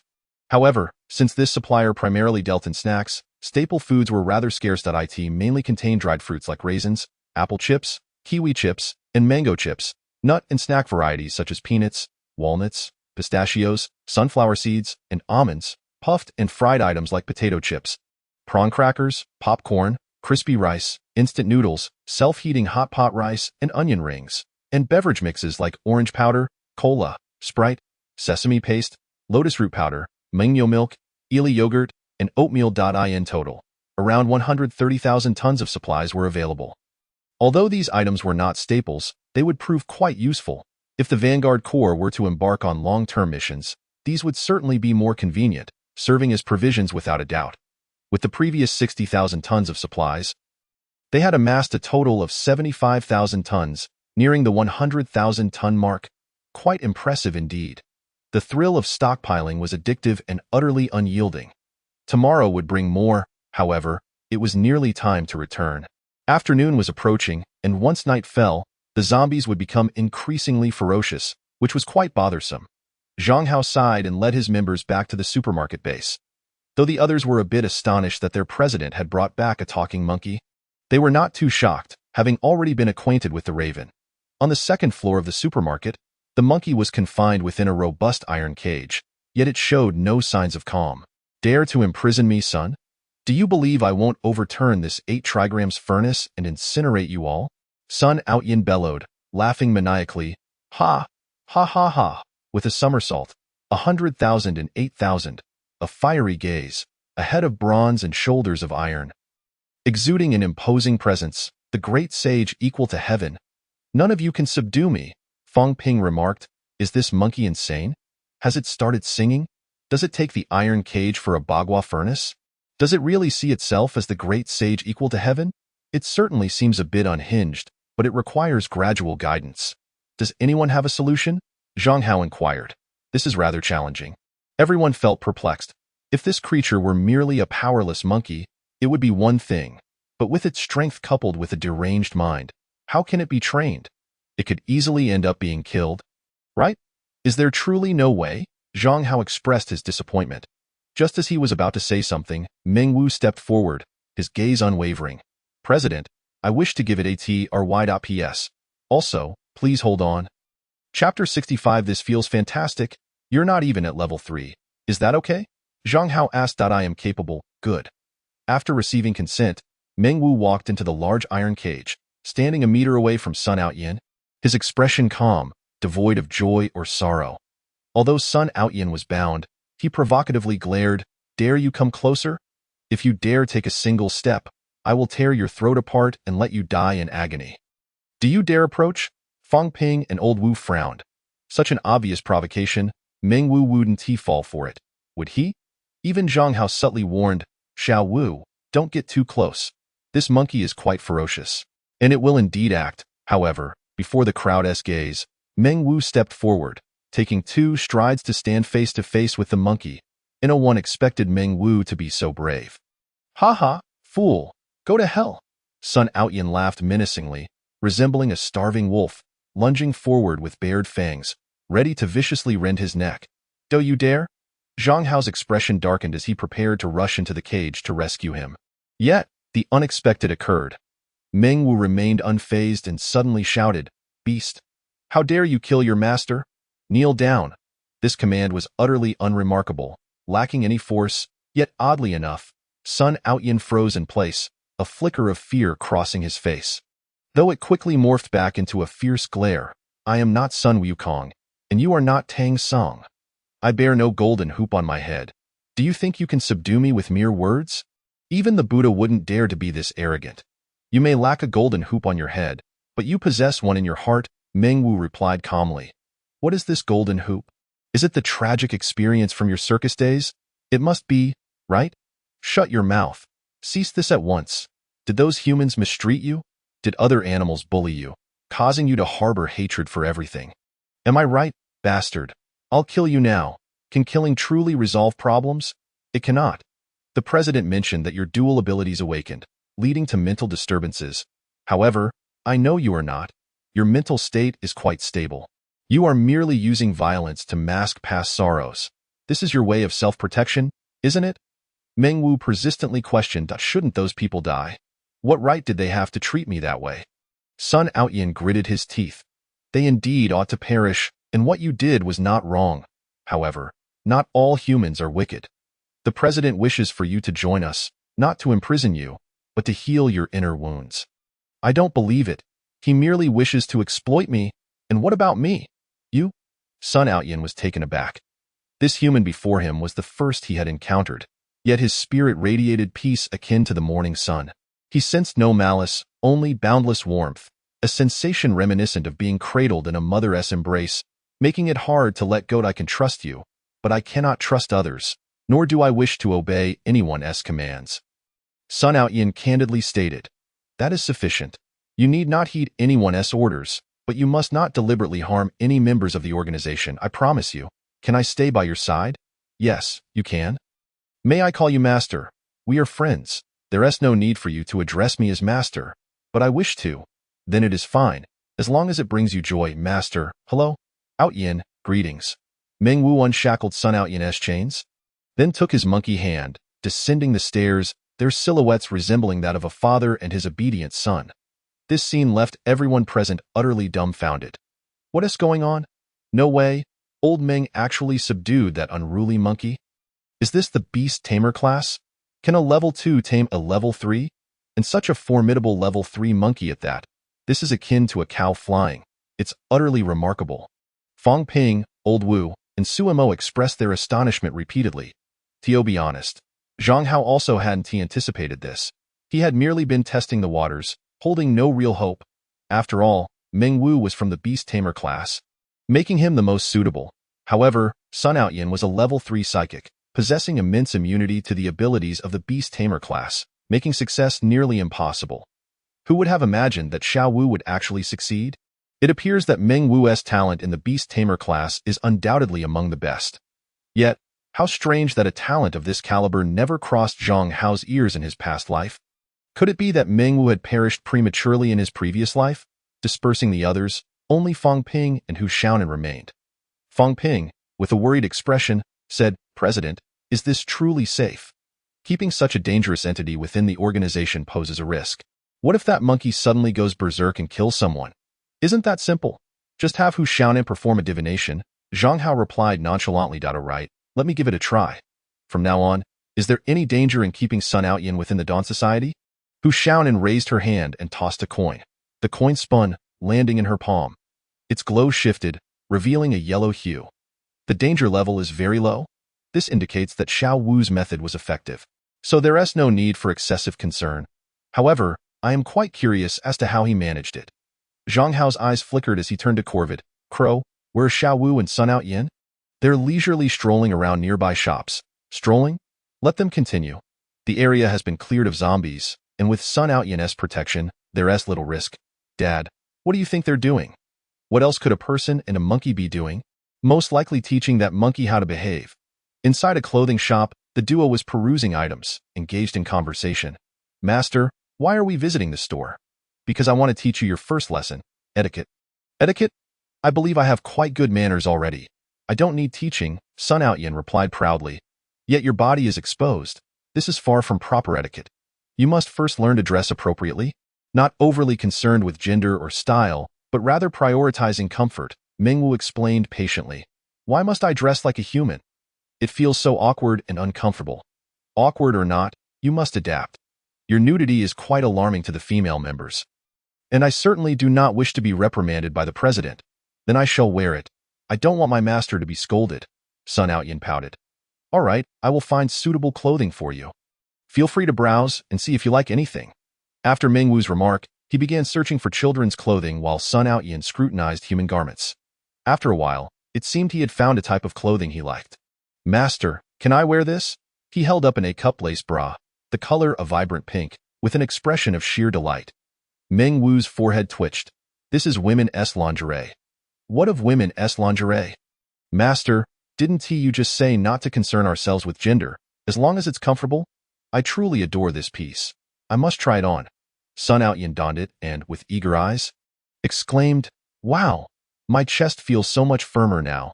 This sensation is delightful. It's as if my entire monkey life has gained confidence. I think I have truly fallen in love with it. Can you fulfill this for me? Master, I wish to fulfill your desires, but it is simply unfeasible. Why? Because in this manner, it would lead others to perceive me as a great pervert. P.S. Chapter 3 has only just been completed. Apologies, today Shin only got home by train late in the evening, and I've been tirelessly typing away, resulting in a bit of a delay. Moreover, I struggled with my thoughts, leading to a rather rushed writing process. Nonetheless, the promised updates will remain plentiful. Tomorrow will certainly feature 5 updates. Chapter 66 Disobedient Disciple, return here. Sun Outyin replied earnestly, what's wrong with being a pervert? I don't mind if my master is a pervert. Meng Wu was momentarily speechless. You may not mind, but I do. Who would have anticipated that this naive monkey would become infatuated with a bra at first sight? The key is that it was a pink lace. Semi-transparent and sultry piece. Such attire hardly seems appropriate for any respectable occasion. Meng Wu was somewhat perplexed. Aotian, regardless of why you favor lace, I fail to comprehend why it must be semi-transparent. Is it to showcase my robust chest muscles? A female monkey would surely be enamored by it. Sun Aotian retorted confidently, how can I recall that the attraction between male and female monkeys operates in such a manner? Meng Wu replied, astonished, of course not. Ordinary monkeys rely on grooming each other's fur and scratching each other's backs. If a female monkey feels comfortable, she may present her rear, or the male may offer her some fruit. And then mating can occur. Sun Aotian proclaimed with great pride, but am I an ordinary monkey? I am destined to become the king of monkeys in this apocalyptic world. How could I express my masculine traits in such a primitive manner? Humanity is progressing and monkeys must progress as well. Your argument is quite reasonable, but a bra does not exemplify any masculine traits. You should take it off, Meng Wu advised. Is it truly impossible? Indeed, it is. Meng Wu gently urged, I know you have always regarded Sun Wukong as your role model. Look at the great sage equal to heaven, adorned with a purple-gold 7-star crown, clad in lotus silk cloud shoes, draped in a golden chainmail armor, wielding the Rui Jingu Bang. How magnificent! How it exemplifies masculine charisma.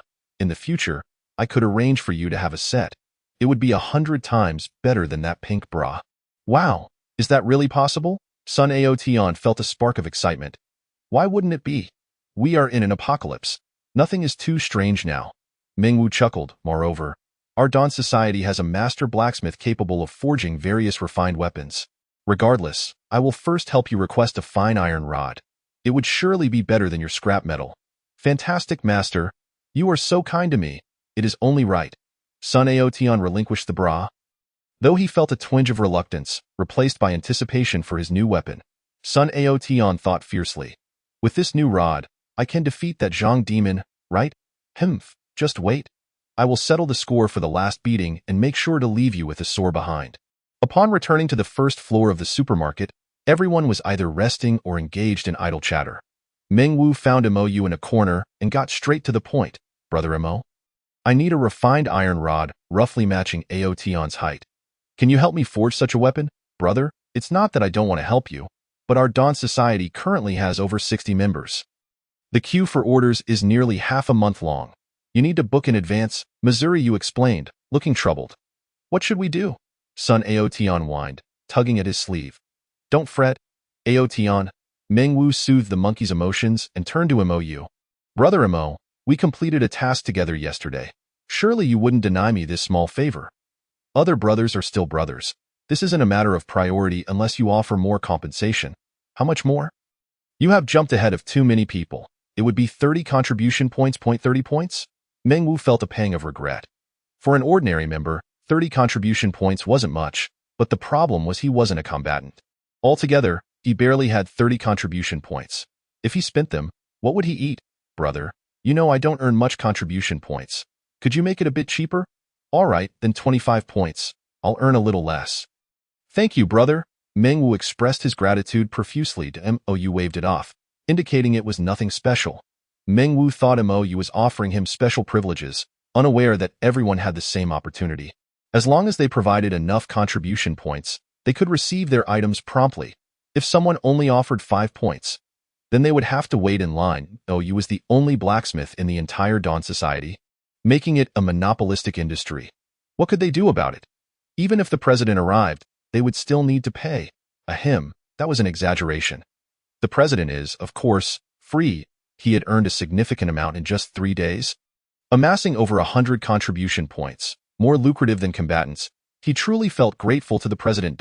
You turned to Sun Aotion and asked, "Little monkey, what style do you need? For instance, color, design, or engraving? You can even customize the style? Then I want it like the Rui Jingu Bang, gold on the top and bottom, black in the middle, with the words Monkey King Sun Aotion engraved on the surface." Understood. Please wait. He retrieved over 20 iron rods and placed a piece of gold beside them. Then, with a touch of his hands, the iron rods and gold melted into molten iron, flowing and forming a slender rod. The molten gold coated the top and bottom surfaces, while the remaining gold revealed the words Monkey King Sun Aotion in bold letters, looking quite impressive. Although he was still a level 2 awakened, he had become more adept at metallurgy, capable of manipulating a greater variety of metals, making the weapons more vibrant and colorful. Once he received it, Sun Aotion began to dance with joy. Ha ha ha, what a splendid rod. The feel, size, and design are all impeccable. I, old Sun, absolutely love it. Truly worthy of the title Master Blacksmith. I'm glad you like it. You replied. Aotion. Aren't you going to say thank you? Thank you, Sun Aotion said, somewhat reluctantly, but still nodded in gratitude. You was indeed a decent person, which slightly altered his previous view. Why not call it the Rui Jingu Bang? Aren't you a great admirer of Sun Wukong? Meng Wu inquired, puzzled. Admiration aside, I do not wish to become Sun Wukong. I am who I am, a unique firework. Although Sun Wukong is a legendary figure, I, Sun Aotion, shall carve out my own legend. Sun Aotion declared with a dominating smile, I believe you can achieve it. Meng Wu smiled back. Thank you, Master. You need not worry about the contribution points when night falls and the zombie horde attacks. Just watch how I earn back tenfold. Ha ha ha. Then I shall eagerly await that. Meng Wu displayed a satisfied smile. Now that you have the Rui Jingu Bang, what do you plan to do? Do I even need to ask? I, old Sun, am going to reclaim my honor. How dare you hit me? Zhang Demon, your time is up. Sun Aotion's eyes gleamed fiercely as he twirled the rod with one hand and leaped forward, charging aggressively towards the second floor of the supermarket. What is this? You intend to confront the president? Meng Wu's smile stiffened as he watched Sun Aotion's departing figure, exclaiming in exasperation, You rascal. Come back here. Chapter 67. The lightning 5-linked whip. Meng Wu was certainly not worried about the president's safety, but the issue lay in the fact that this would offend the esteemed president. After all, he had only just been appointed as the head of the intelligence department a few days ago. He couldn't have it ruined. Watching Sun Aotion ignore him, Meng Wu hurriedly pursued, Rascal, rascal, you are driving me mad. On the second floor of the supermarket, in the living room, Zhang Hao had just absorbed a crystal core. With the enhancement of a level 3 crystal core, he should be able to reach level 4 in about 5 more days. A level 4 awakened individual would be different. His physical strength would significantly increase, achieving dual defenses with his lightning armor and physique. Moreover, he could use lightning to stimulate his brain cells, thereby accelerating his neural response speed, surpassing the limits of level 4 awakened individuals. Based on his past experiences, reaching level 4 would grant him a powerful skill known as Thunder Fury. This skill would allow him to release and disperse high-pressure lightning through every pore of his body, attacking indiscriminately within a radius of hundreds of meters. With this skill, he could compensate for his shortcomings in ranged attacks. In simple terms, he would possess a trump card. Once he reached level 4, he wouldn't need to be overly cautious. As for the other members, a full roster of level 2s was sufficient to handle the situation. A few level 3s would also be adequate, but level 4s were out of the question, especially since the organization had only been established for 3 days. Fang Ping and Hong Lian could be considered for some training, but the others were not worth it. Suimo and Old Wu had insufficient loyalty. He couldn't be too lenient based solely on their past personalities. Human hearts are often fickle. Just as he was lost in thought, the door burst open with a loud bang. The unruly monkey barged in. Zhang Demon, it's time to settle the score for that beating. Take this. Eat my rod. Sun Aotion brandished his Rui Jingu Bang and swung it towards him. Zhang Hao remained calm, raising his battle axe with one hand to block the incoming iron rod. Oh, a new weapon? No wonder you're so arrogant. But you will still lose. Do you believe that? Zhang Hao chuckled lightly. I don't believe it. Shall we step outside to fight? It wouldn't do to damage the furniture. A bit of furniture is nothing. I can afford to compensate. All right, let's begin. You said it. Don't go back on your word. I would never. Come on. Clang, clang. Sun Aotian lifted his rod, exuding a brutal aura as the Rui Jingu bang struck repeatedly. But Zhang Hao effortlessly deflected or dodged each blow. During their tussle, much of the sofa and floor were shattered, and the coffee table was overturned. This time, you will surely be defeated. Sun Aotian's eyes sparkled with golden light. But this time, it was not the same sluggishness as before.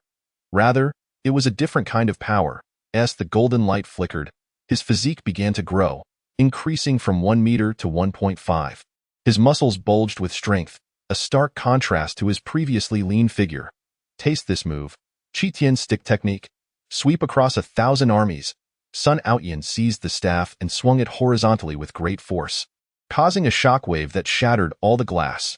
Zhang Hao crossed his arms with his battle axes to brace himself, and the tremendous force pushed them both back 5 steps. Has the power increased? Is it related to the golden light from before?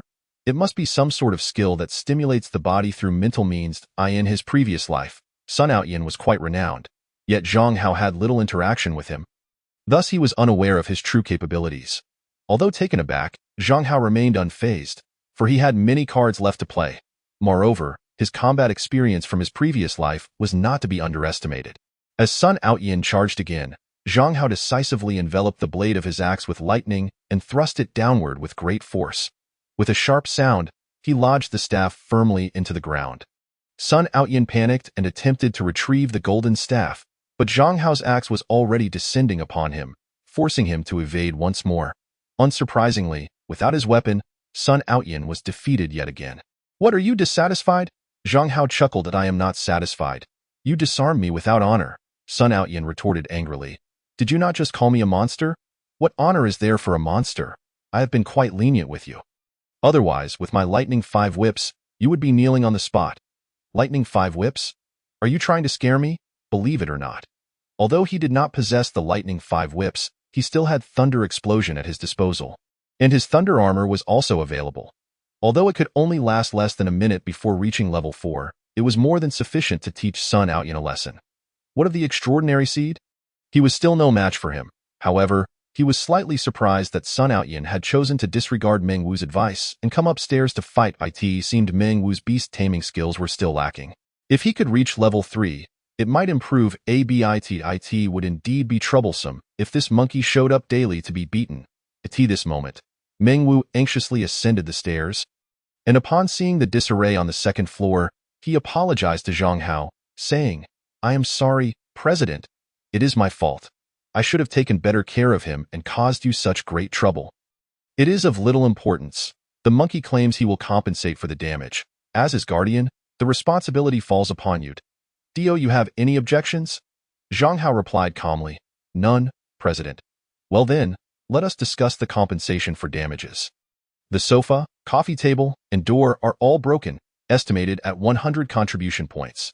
8 pieces of glass shattered, estimated at 40 contribution points. 25 pieces of flooring broken, estimated at 120 contribution points, and other miscellaneous damages estimated at 60 contribution points, totaling 320 contribution points. Upon hearing this, Sun Outyin immediately exploded in anger, exclaiming, So much! My golden staff is only worth 25 points, and these broken items are worth 320 contribution points?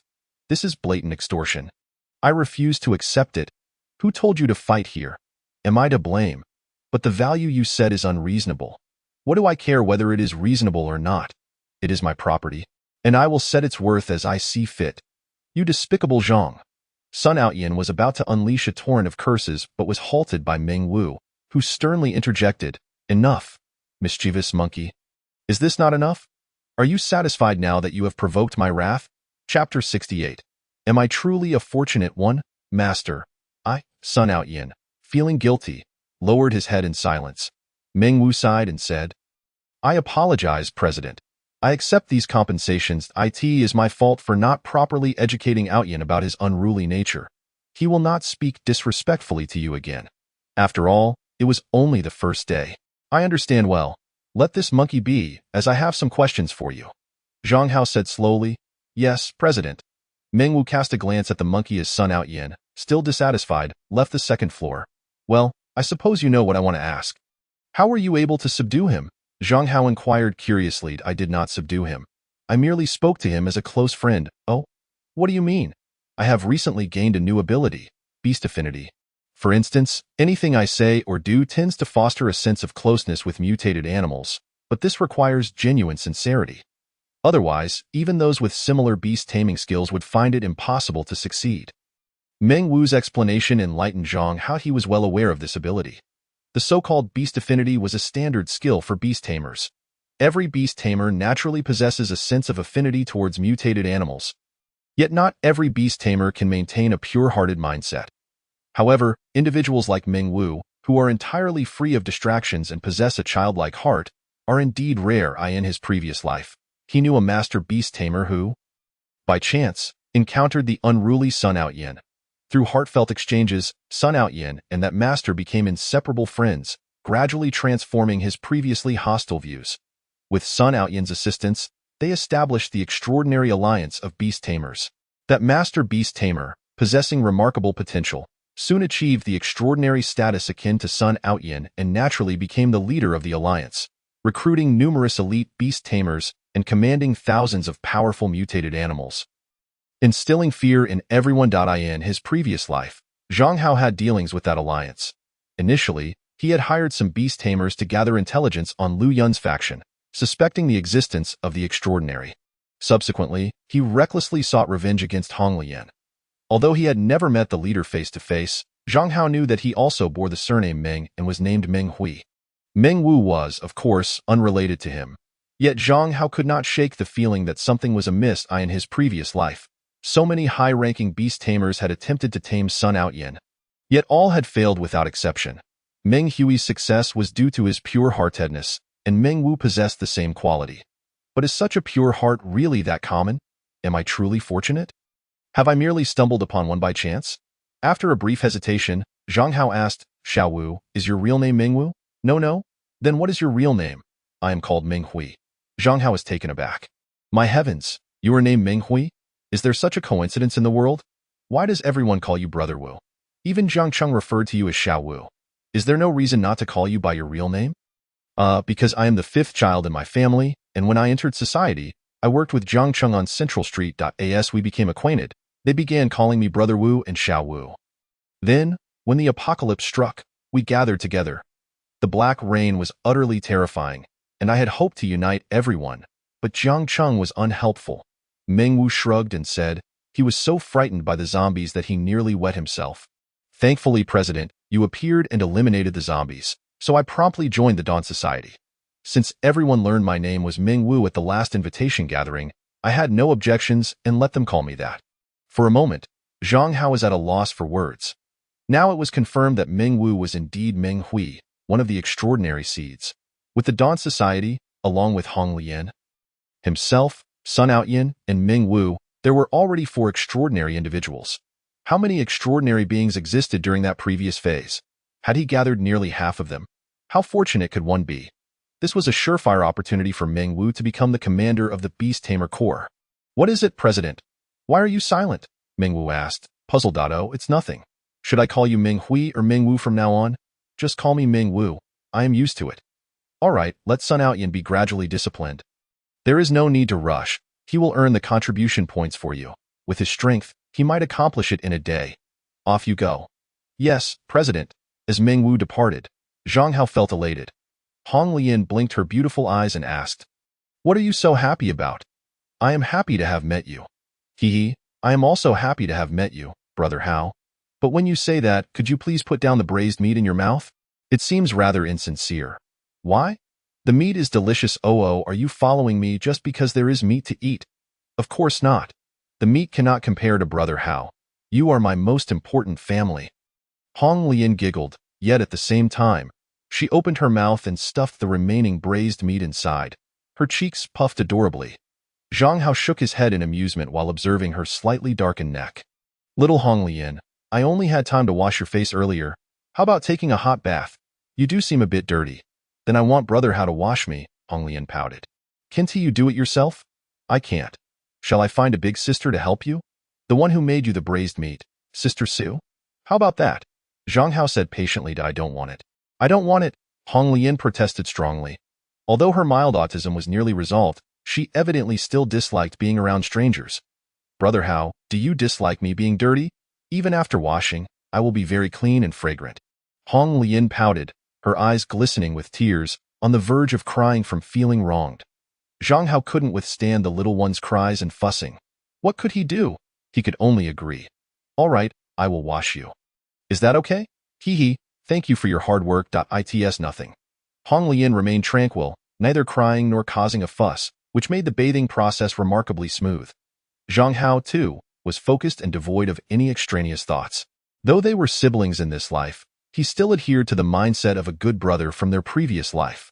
It was perfectly reasonable for a brother to bathe his brother. Especially in such dire times in this apocalyptic world, being overly particular could easily be seen as pretentious. Chapter 69. Request for assistance. In the following days, Zhang Hao and his companions scoured for supplies during the day and returned at night to frolic with Hong Lian. As for the zombie hordes that raged at night, the nearby zombies had already been significantly reduced. Even though zombies possessed keen senses, their range was still limited. Thus, the number of zombies attracted each night rarely exceeded 200 or 300. Peaking at just over 400 with Fang Ping, Old Wu, and the other members working in concert, these zombies posed no real threat. Over the course of 5 days, he managed to gather nearly 250,000 tons of supplies, surpassing a total of 1 million tons. The majority consisted of food items obtained from various food suppliers' warehouses and 2 small-scale granaries, including a significant quantity of semi-finished products such as chicken skewers, tenderloin, bone-in pork chops, chicken burgers, milk-flavored steamed buns, and Qishan cold noodles. Additionally, there were numerous semi-finished ready-to-eat meals like stir-fried king oyster mushrooms with beef, pepper-salted crispy meat, roast chicken with soy sauce, and braised pork ribs. These dishes were sealed in plastic bags, ready to be heated and consumed. While they lacked the nutritional value of freshly cooked meals, their convenience and ease of consumption made them suitable as rations for the vanguard troops. In terms of crystal cores, there were still over 2,000 first-level cores and approximately 2,300 second-level cores. During these 5 days, all members of the Dawn Society advanced to the second level, while Su Mo and Mao Su reached the third level, becoming key players. Zhang Hao also consolidated 7 small teams from other streets, and the Dawn Society finally surpassed 100 members. Su Mo fulfilled his wish of becoming the captain of the 4th team. With Fang Ping as the captain of the 1st team, Wu Yanfeng leading the 2nd team, and Mao Su in charge of the 3rd team. However, for reasons undisclosed, Zhang Hao decided to reduce the number of team captains from 5 to 4, with each captain leading 5 squads, each consisting of 5 awakened members. As night fell, the frenzied zombies arrived as expected. Sun Outyin wielded his golden staff with ferocity, swinging it wildly. Smash, smash, each blow crushed the skulls of the zombies, leaving them in a pitiful state. Zombies, perish before me, he bellowed. If only this staff could change size at will, he could easily crush thousands of zombies with a single strike. Sun Outyin rampaged without a care, his bloodlust overwhelming any thoughts of coordination. However, despite their efforts in slaying over 300 zombies, the numbers showed no signs of diminishing, which was perplexing. Something amiss. The number of zombies doesn't add up. Outyin, return, Meng Wu shouted from the rear.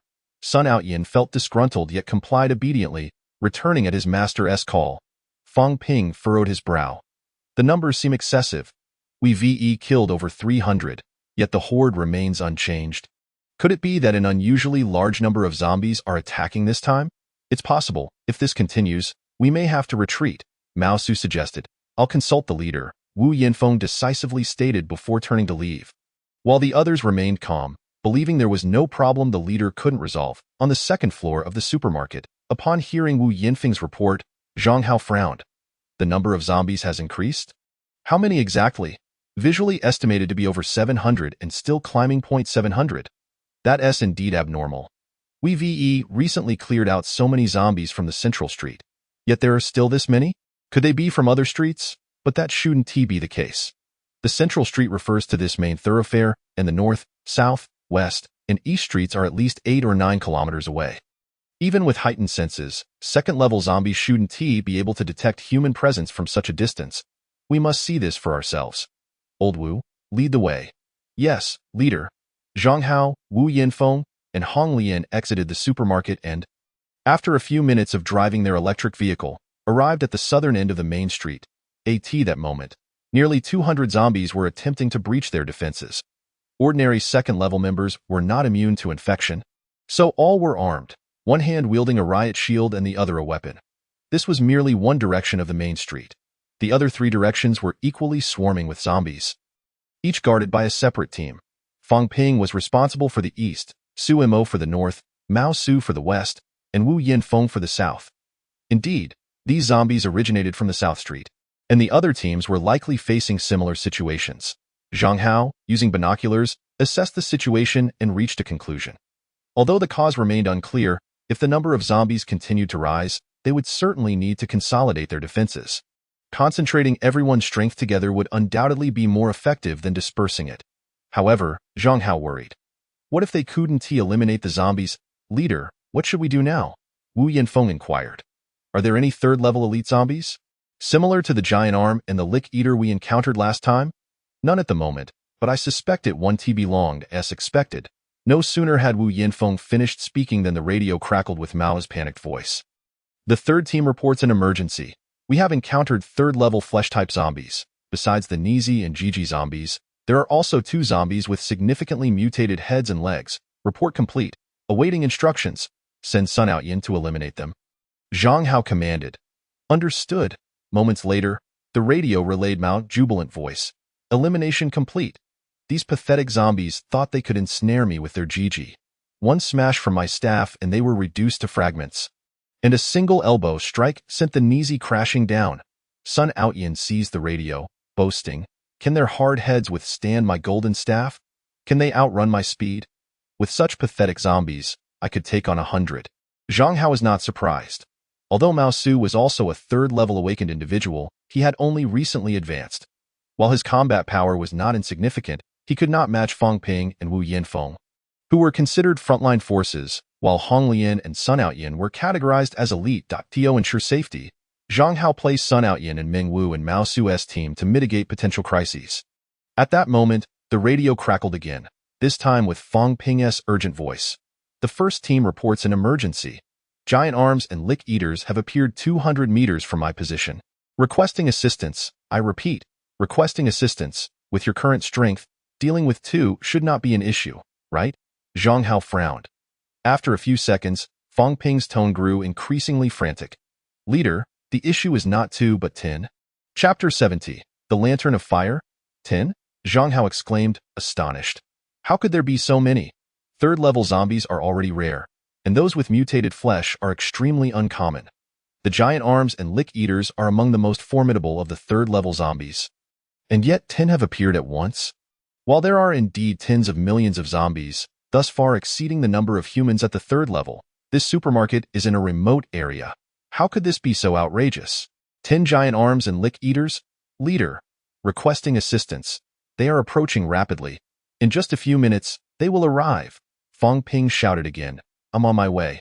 Hold your ground. Zhang Hao ended the transmission and was about to act when Hong Lian, with a serious expression, interjected, Let me go, brother Hao. I can help you too, however. Zhang Hao hesitated. You know my strength. They cannot harm me.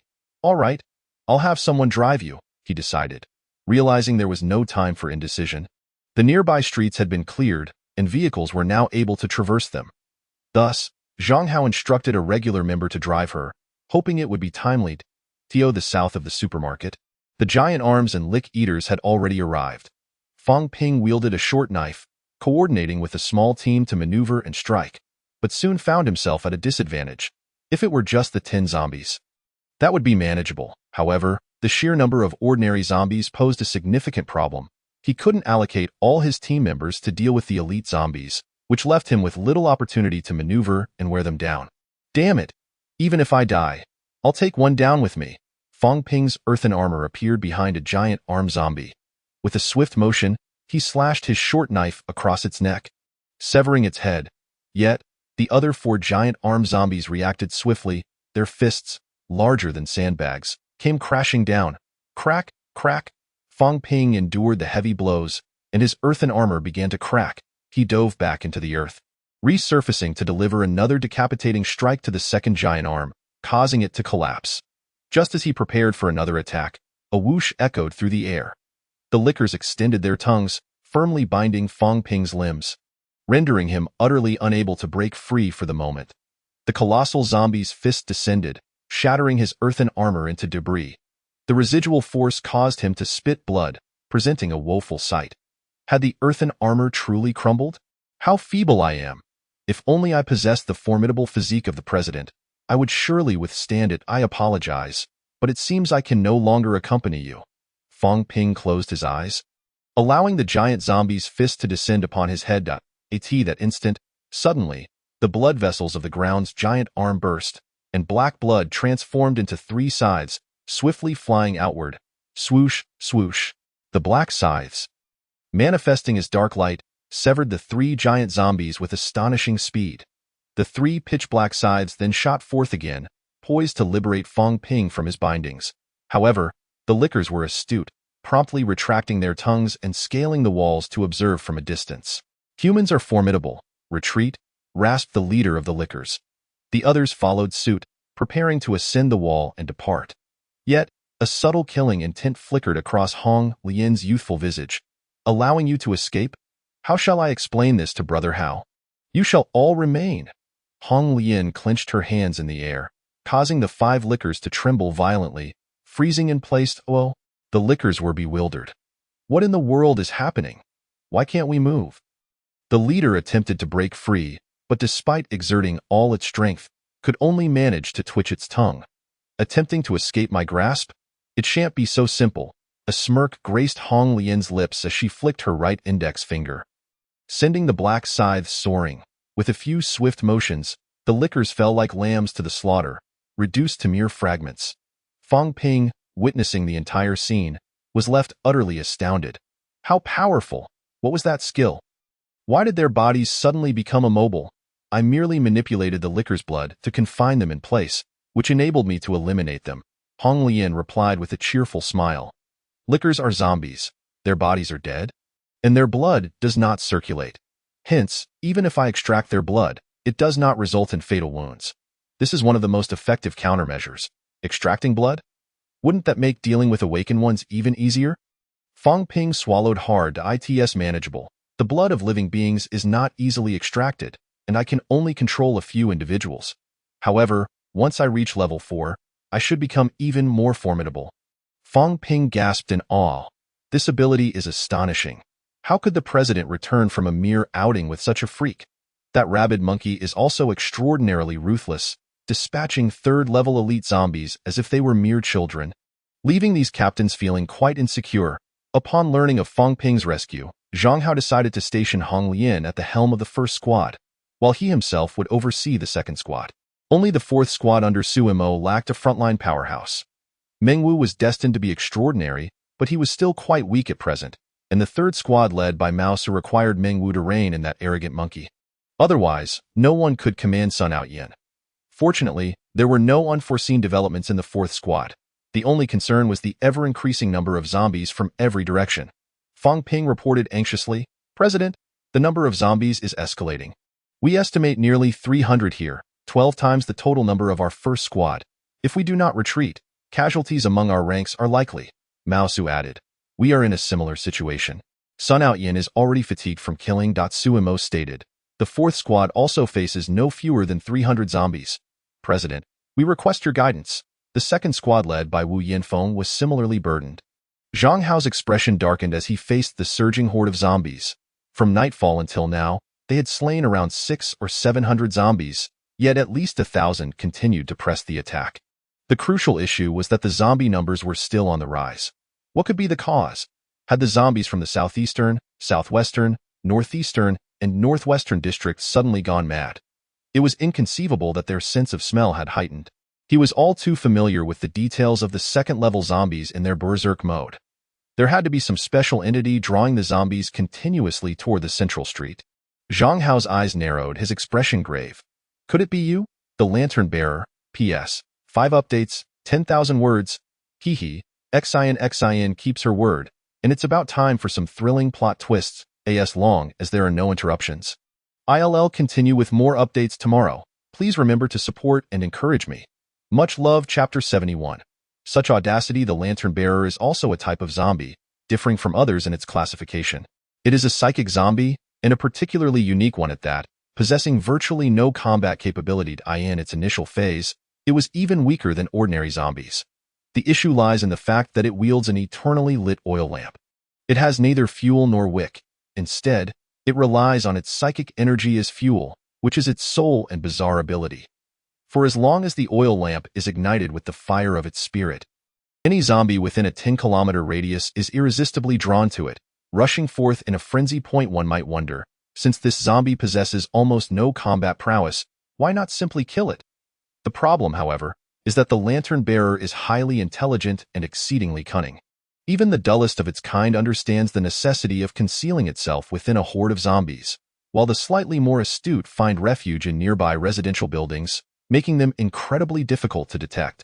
Some Lantern Bearers even have bodyguard zombies from other classifications. If anyone approaches, they immediately abandon their guardians and flee. If the Lantern Bearer hides among its fellow zombies, it is relatively easier to locate. But if it conceals itself within a residential building, searching through the many nearby structures is akin to finding a needle in a haystack. Lower-tier Lantern Bearers can only attract zombies within a 10-kilometer radius. But those of intermediate rank and above can draw in zombies from dozens of kilometers away, causing hundreds of thousands to amass in a tightly packed swarm. Even the most powerful awakened beings would find themselves retreating in such circumstances. After the zombie hordes underwent significant mutation in the previous life, the reason everyone was hesitant to establish strongholds in urban areas was due to their fear of the Lantern Bearers.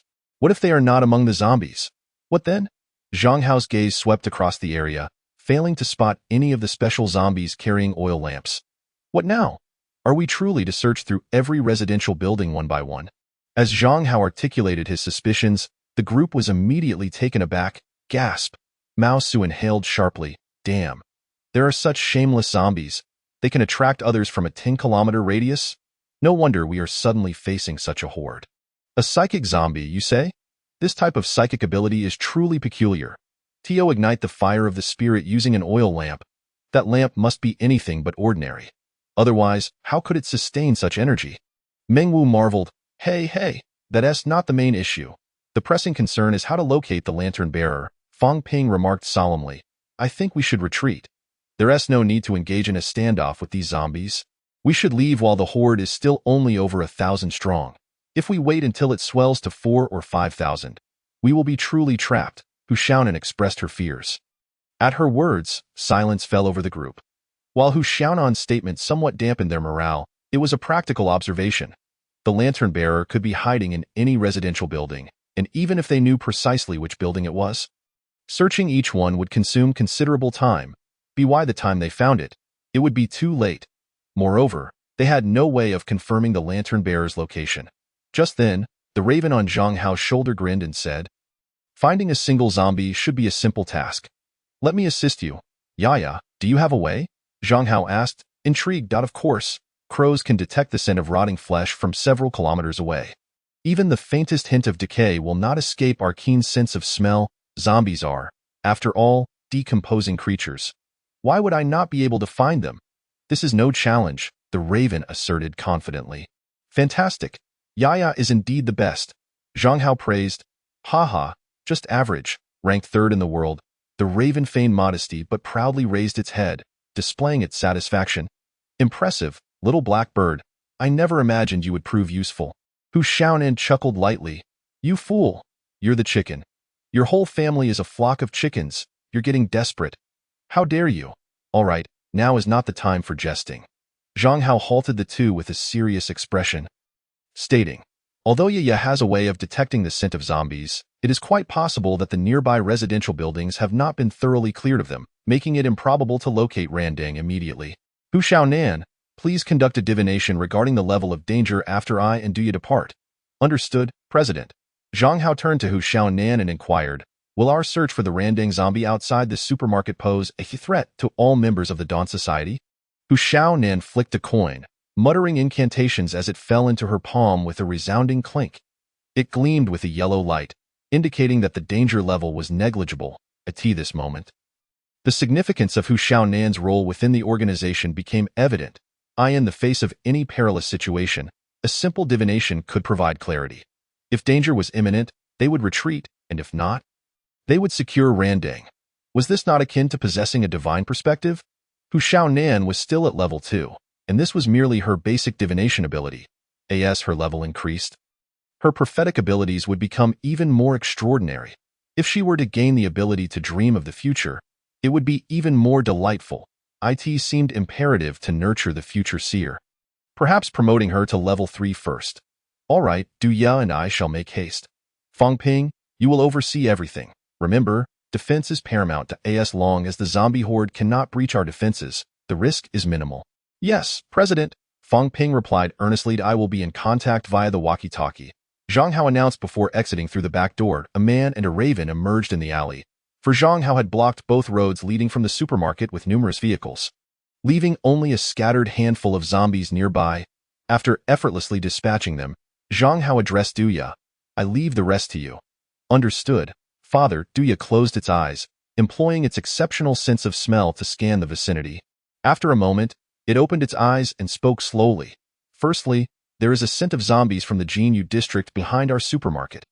Although it has been mostly cleared by previous awakeners, there are still a few scattered zombies among the several buildings, albeit at a considerable distance from each other. What should we do? This will surely consume a lot of time. Zhang Hao frowned. Be patient, let me finish. While there is indeed a zombie scent in Jinyu, I do not believe the Randang zombie is located there, as I have also detected its scent from the old apartment building directly above our supermarket. The rooftop of our supermarket? Indeed, we had previously cleared that building, yet it seems another has taken residence there, specifically in Unit 1, roughly between the 5th and 7th floors. Upon hearing this, Zhang Hao was momentarily stunned. A chill radiating from his eyes. Right above us? How audacious. Does this Randang truly think of me, Zhang Hao, as an easy target? Chapter 72. The Iron-Handed Zombie. In truth, the Randang zombie's audacity stemmed not from bravery but from a profound confidence in its ability to remain undetected. With mutated creatures being scarce in the early stages, those with abilities akin to Du Ya's psychic prowess were even rarer. Most ordinary individuals would find it quite challenging to confront such a creature. Fortunately, Du Ya possessed an exceptional sense of smell, keenly detecting the stench of decay, which inherently countered the Randang zombie. However, the fact that this zombie was situated directly above their supermarket irked Zhang Hao. It felt as though the creature was brazenly asserting its dominance, akin to urinating atop his head. A lesson needed to be imparted.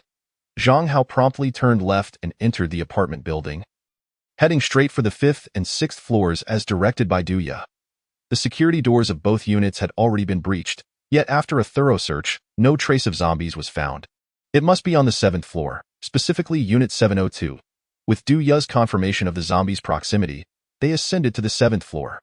There, they encountered a singular zombie seated upon a sofa, dressed in a black tailcoat, with no black liquid oozing from its mouth. Were it not for its pupils having contracted into dark dots and the visibly darkened veins on its neck, one might easily mistake it for a mere human. This creature carried itself with an air of nonchalance, casually crossing its legs while holding an oil lamp, which appeared empty. Yet, within Du Ya's perception, a black flame flickered inside the lampshade, a manifestation of the psychic fire. Beside it loomed a towering zombie, nearly 3 meters tall, its head grazing the ceiling. Its right arm was a massive metallic appendage, resembling a claw, possessing an overwhelming visual impact, dwarfing the zombie's other features. Upon noticing the humans at the doorway, the Randang zombie momentarily froze. Humans? Impossible. It was evident that it did not believe anyone could locate it. Die, Randang. As Zhang Hao charged forward, he unleashed a silver battle axe that shot towards its head like a streak of silver light. However, with a resounding clang, the massive zombie raised its metallic claw and deflected the incoming axe. Iron Hand, eliminate it. I shall retreat first, the Randang zombie exclaimed, suddenly realizing the perilous situation, opting to leap out of the window. Even though its protective zombie was formidable, it could not guarantee the elimination of the humans before it. Thus, it prioritized escape. What if this human possessed extraordinary abilities? the risk of a fatal encounter loomed large. The seventh floor was high, and while it might result in broken legs, to a zombie, what did a broken leg matter? Survival was paramount. After all, it had only just grasped the essence of psychic fire and was not eager to meet an untimely demise. At the command, the iron-handed zombie charged at Zhang Hao, engaging him in combat. Clang, clang. The tremendous metallic claw swung wildly, repeatedly clashing with Zhang Hao's battle axe, surprisingly holding its ground. Iron Hand? Zhang Hao narrowed his eyes. Astonished, the Randang zombie had a bodyguard, and not just any ordinary one, but a metallic iron hand. Its arm had undergone a transformation into metal, rendering it exceptionally resilient and powerful, surpassing even the lickers in strength and defense. Normally, Zhang Hao might have toyed with such an opponent, but having finally located the elusive Randang, he could not allow it to escape. Apologies, but I am pressed for time. With swift decisiveness, Zhang Hao summoned forth arcs of lightning that erupted from his pores, enveloping him in a dazzling lightning armor while arcs of electricity danced around him, creating a stunning spectacle. The thunderous roar echoed as Zhang Hao surged forward. The iron-handed zombie swung its metallic arm with ferocity. Clang! Zhang Hao thrust both axes forward, using sheer force to pin the metallic arm in place. Then, with a leap, he gathered the arcs of electricity into a brilliant lightning sphere. Die, double thunder explosion, roar. The iron-handed zombie let out a frantic cry as the specter of death loomed over it. In a desperate attempt, it inflated its left hand, gathering power for a strike. Bang! Zhang Hao had no intention of evading. The thunderous explosion pierced through its copper skin, shattering its head, while the iron hand's fist struck Zhang Hao's chest. Yet, the dual defenses of the lightning armor and his physical form prevented any harm from befalling him. Zhang Hao emerged unscathed, having dispatched the iron hand in mere seconds. Father, you are incredible, Duya praised repeatedly. Thank you, thank you. Now, where is Randang? Zhang Hao inquired. It has had unfortunate luck. It leaped down to our base and remains motionless at the ground floor, likely captured alive. Even if it manages to escape.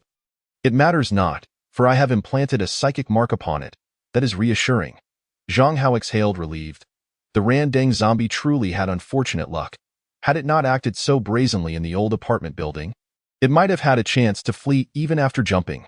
Now, their base lay directly below, presenting an opportunity. With the certainty that Randang could not escape, Zhang Hao retrieved the crystal core from the iron hand, contemplating for a moment before severing its metallic arm. This was highly mutated metal, exceedingly hard, and even his refined battle axe would struggle against it. Perhaps you could forge a more advanced weapon from it. So he decided to bring it back. At that moment, Feng Ping's voice crackled through the walkie-talkie. President, we have located the Randang zombie that jumped down and broke its legs. It has been captured by Hong Lian. Should we eliminate it? Not urgently. Wait for me to descend. Understood. What is the current number of zombies gathered? There are 1,700, and the number is still increasing. It is expected to reach 2,000 within 10 minutes. Can we hold them off? If not, we must eliminate Randang first. We can hold them for now. Very well. Zhang Hao proceeded downstairs, entering the first floor of the supermarket, where he found the captured Randang, its face displaying evident resentment and unwillingness. However, unlike the frenzied zombies, it maintained a semblance of composure, adorned with a polite smile. Hello, Randang, Zhang Hao greeted with a smile. Greetings, human, it replied. I in the realm of the lantern zombie. The figure inquired, human, how did you locate me? I am most curious about this.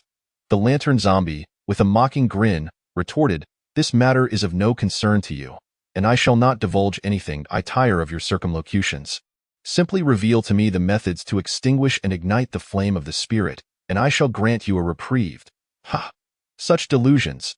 It scoffed, your intentions are all too transparent. You seek to summon an appropriate number of zombies. Do you not? To facilitate the swifter evolution of your kind. While your method is indeed intriguing, I regret to inform you that the flame of the spirit cannot be detached from my preservation. Once I perish, the light of this spirit shall extinguish. Best you retire to rest, for in dreams, anything is possible. Chapter 73. The fury of thunder unfazed by the lantern's derision, Zhang Hao remained indifferent. Many believed this lamp to be extraordinary, yet in truth, it was merely a most ordinary oil lamp. What set it apart was the flame of the spirit, an exceptionally formidable skill that could be housed within mundane objects. The lantern was correct. Upon its demise, the flame would be snuffed out. However, in a past life, there were indeed individuals who managed to retain the flame even after the lantern's death, and they could extinguish and reignite it at will. Truly a monster summoning artifact. With a modicum of control, one could maximize the acquisition of crystal cores daily. How could Zhang Hao not be tempted? Do you truly not know? Or do you feign ignorance? He pressed. What significance does your inquiry hold? Whether I know or not, I shall not disclose it to you. You are human, and I am a zombie. Our stances are inherently different. What makes you think I would share such knowledge? The lantern chuckled. Zhang Hao, having gleaned enough, understood that the lantern zombie likely possessed a means to retain the spirit's flame. In a previous existence, someone had likely uncovered the method to extract this information from it. Naturally, the price paid for such knowledge remained uncertain. To elicit a response from the lantern zombie would require a formidable character indeed, or perhaps the individual had discovered it independently, which would be even more impressive. This creature, though cunning, did not fear death. Each time it attracted zombies, it aimed to eradicate the human elite. It was only reasonable that the Dawn Society, as the largest organization of awakened individuals, would be targeted. Seeing that you are disinclined to speak, I shall send you on your way, Zhang Hao stated, coolly. Do as you wish, kill me, lantern. There will always be a second lantern, a third. What use is struggling? The shackles of fate have long since tightened around your throats. Humanity is destined for extinction. With a swift motion, Zhang Hao's axe descended, severing the lantern's head and extracting its crystal core.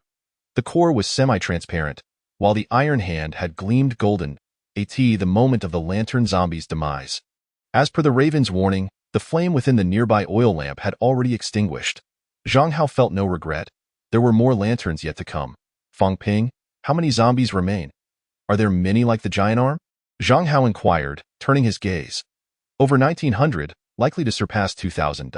Not many, only a handful, and they have all been dealt with by Hong Lian and Sun Aotian. Were there any casualties? Not so far, but everyone is quite fatigued, and their abilities have been significantly drained. We will likely have to engage in close combat with the zombies, and casualties are expected, Zhang Hao succinctly replied. Leave it to me, President. Is that truly feasible? There are 2,000 zombies. What if a level 3 zombie injures us? We could become infected. Fang Ping expressed his concern. Level 3 zombies cannot breach my defenses? Zhang Hao declared, a confident smile gracing his lips. Just before departing the old apartment building, he had absorbed a crystal core and ascended to level 4, marking his status as an intermediate awakened. Furthermore, he had comprehended a powerful skill. What of level 3? What of 2,000 zombies? I am now capable of anything. In his previous life, he single-handedly charged through tens of thousands of zombies, earning the title of Thunder God. Today, he was poised to accomplish 1/5 of his small objective. It not merely 2,000 zombies. Today, Zhang Hao shall see whether you perish or I endure. He stepped through the supermarket's entrance, gazing at the zombies continually surging against the barricade, gripping his battle axe firmly. Without any preamble, he plunged directly into the horde of zombies, brutal and direct. With each swing of his axe, zombies fell, cleaved in twain or decapitated. His momentum was fierce, akin to a god of war, embodying the prowess of a single warrior capable of holding back a multitude. By heavens! The president is ferocious. These zombies crumble like tofu. It is not that the zombies are weak. It is that the president is formidable. Did you not see? Those giant arms and lickers are fleeing in terror. Ha ha ha. Most crucially, these zombies cannot breach the president's defenses. This is utterly absurd. Is he still at level 3? Surely, he must have reached level 4. Do you even need to ask? It is certain. Goodness, this is like a young cow in its prime. Truly astounding. The crowd marveled in awe.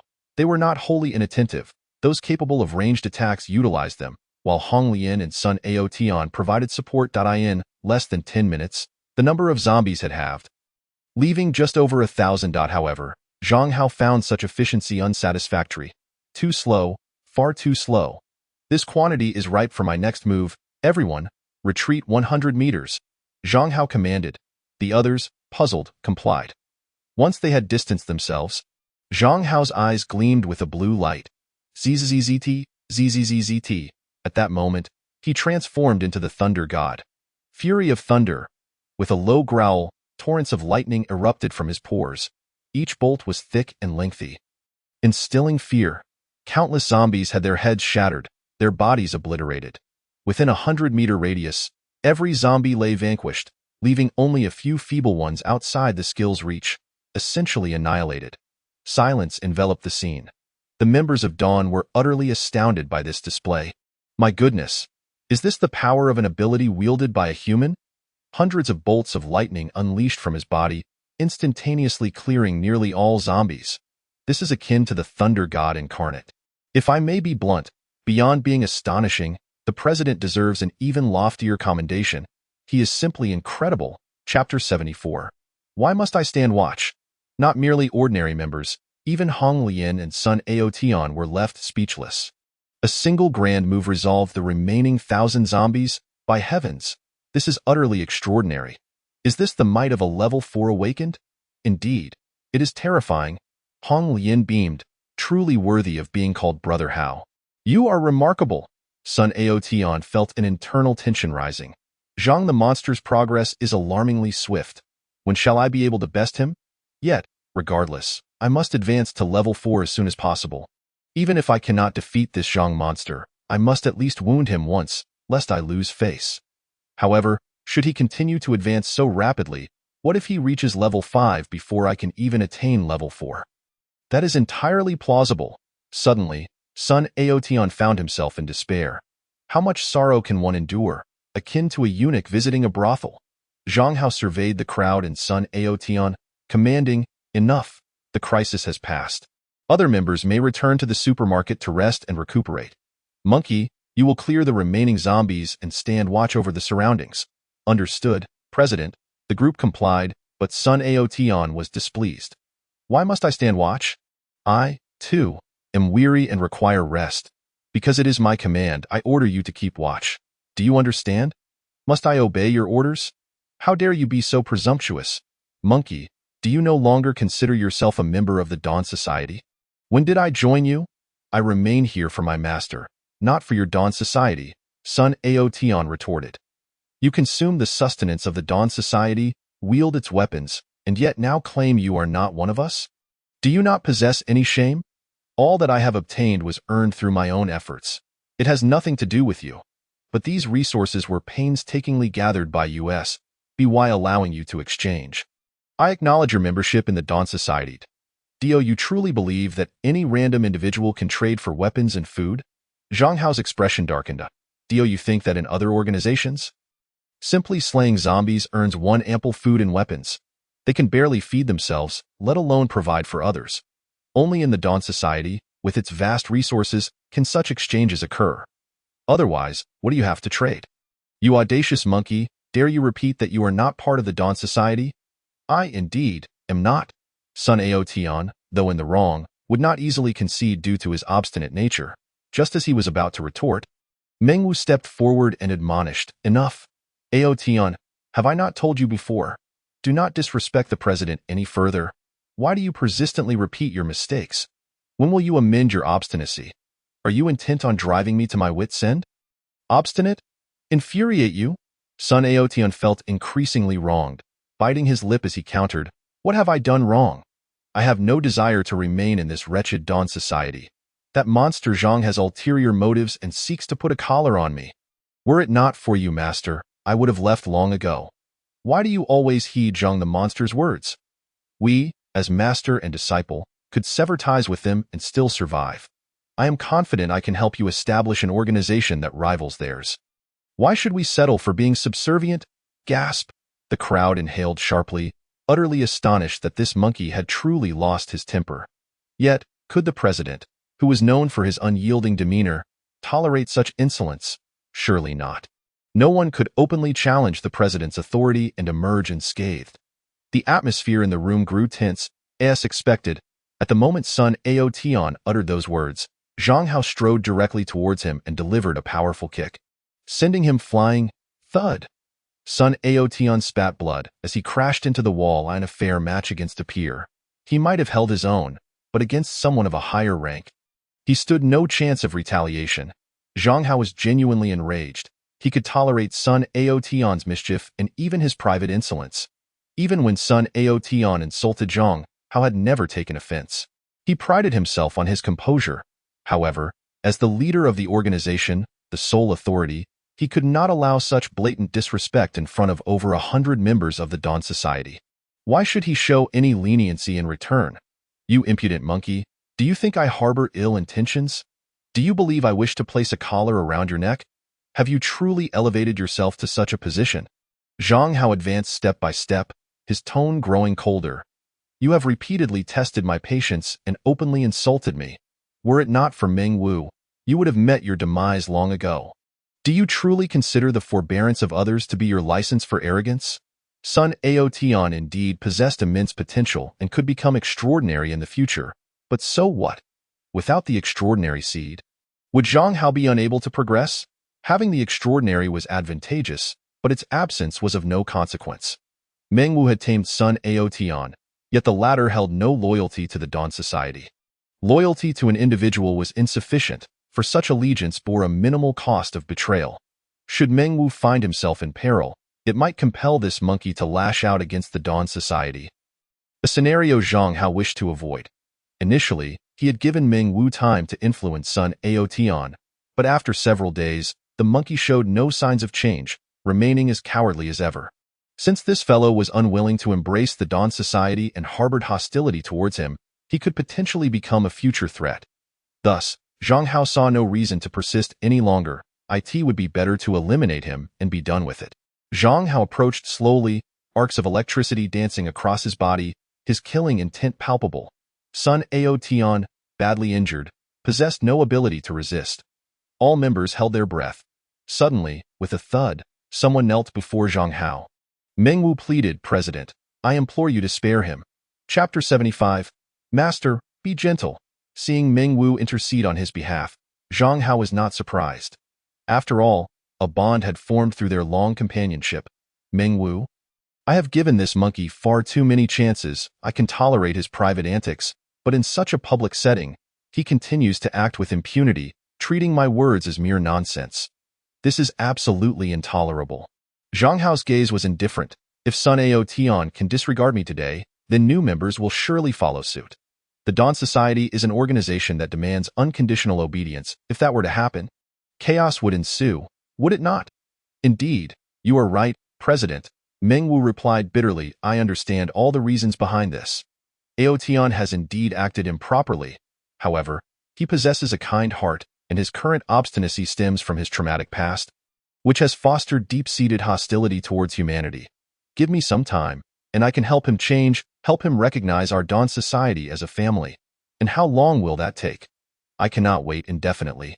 Once I reach level 3 tomorrow, I ask that you grant Aotion one final opportunity. Meng Wu's demeanor was sincere, his gaze resolute, appearing genuinely capable of achieving his goal. Thus, Zhang Hao consented, stating flatly, I will grant your request, but remember, this opportunity is not for him. It is for you. If you cannot succeed, then your position as head of the intelligence department will be forfeit. Thank you, President.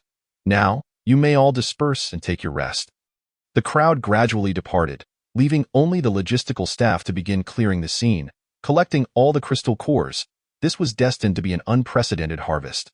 Meng Wu helped Sun Aotion back to the first floor of the supermarket, as the monkey relied heavily on his master, and thus they shared a room. Ouch! Zhang the monster was truly ruthless this time. Oh, it hurts so much. Master, be gentle. You're hurting me. Sun Aotion cried out in pain. Meng Wu had just prepared herbal soup for him using a pink electric pot. After the monkey finished drinking the medicine, he was applying ointment, but he was careless with the pressure. Meng Wu rolled his eyes. If the president truly wished to kill you, that kick would have been your end. Though he was genuinely angry, were it not for me, he would have never knelt to spare you. Do you still think you deserve his forgiveness? If you find it painful, perhaps you should apply it yourself. Master, I was wrong. Sun Aotion grumbled. Wasn't he it said that Su the monster can heal? I saw her heal a fracture with a glance. She seemed incredibly skilled. Why must I use this ordinary medicine? The recovery will surely be slow. Why should she heal you? I could pay her contribution points. Contribution points? The president has already cleared your contribution points. Are you going to barter with thin air? Why is that? Sun Aotian protested to Is Zhang, not too unreasonable. Unreasonable.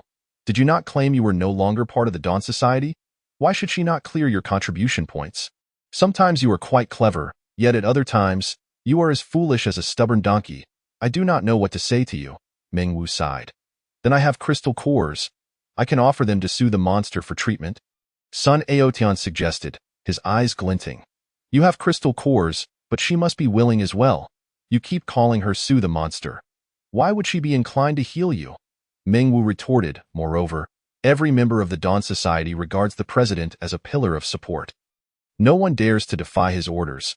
Anyone can offend others, but now that you have angered the president, even Su Mingyin may be unwilling to treat you. Sun Aotian's spirits plummeted. Why must they listen to Zhang the monster? Just because he is powerful. Sun Aotian did not quite understand. Master, why do you submit to Zhang the monster? You will also become powerful in the future.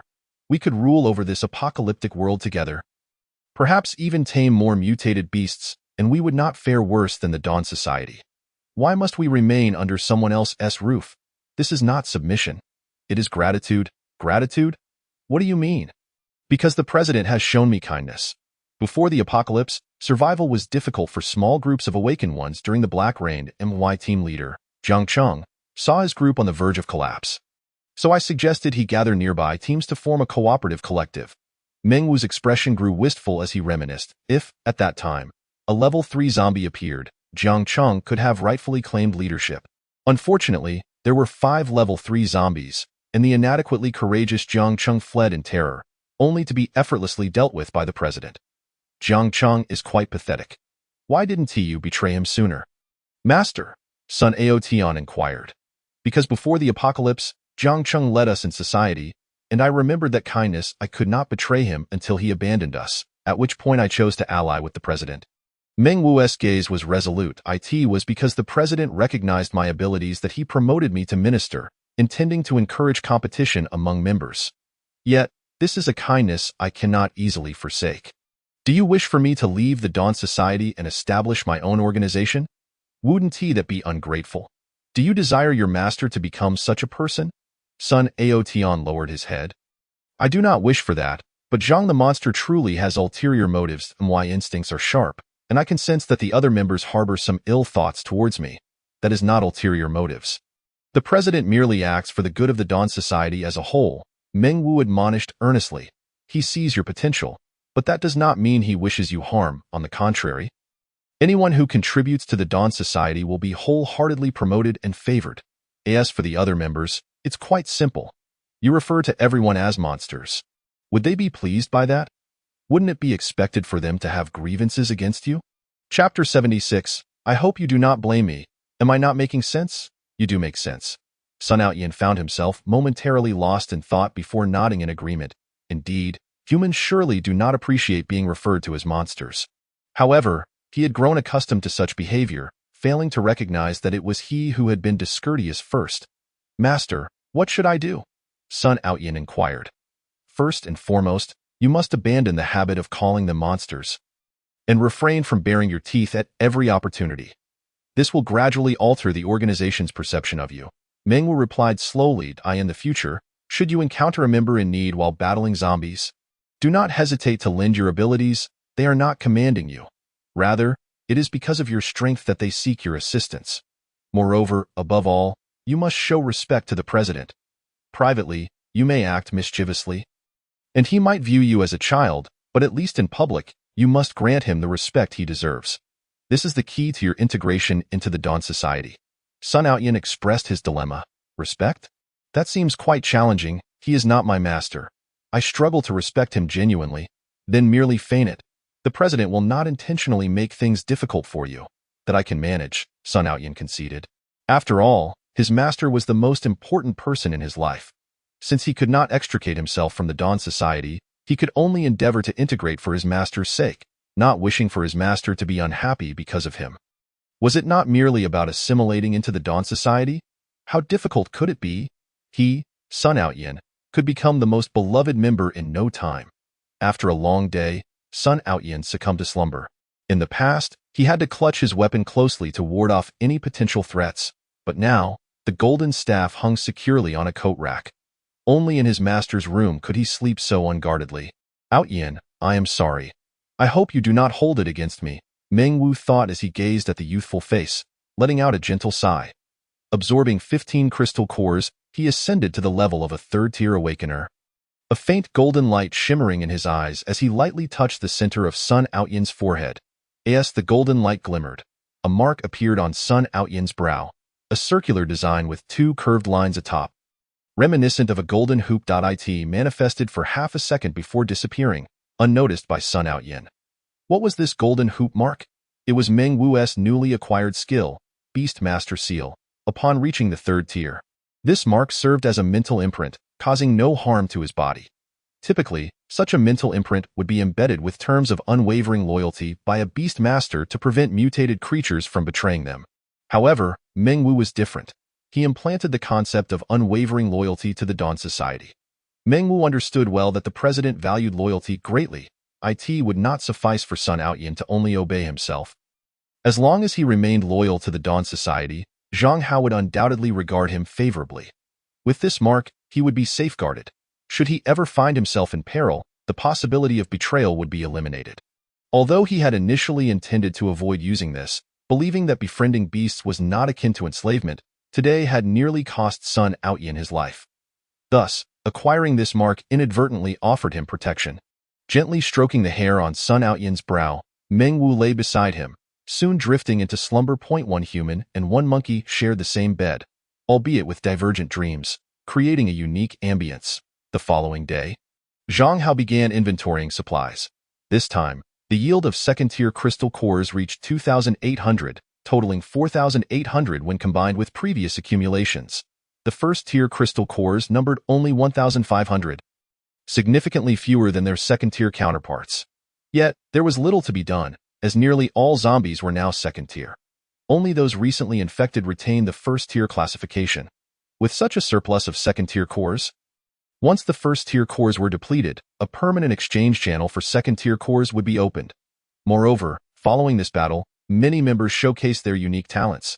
Several were more than capable of becoming team leaders upon reaching the 3rd tier. The cohesion within the Dawn Society was steadily increasing, indicating a corresponding rise in loyalty among its members. Zhang Hao handed the Iron Hand's metallic arm to Mou, but he remarked that the arm's level was too high and that he needed to reach the 3rd tier to forge a new battle axe from it. Leaving Zhang Hao to wait patiently, afterward, Meng Wu discreetly informed Zhang Hao about the use of the Beast Master Seal, which allowed Zhang Hao to feel reassured about Sun Outyin. That day, all members enjoyed a day off.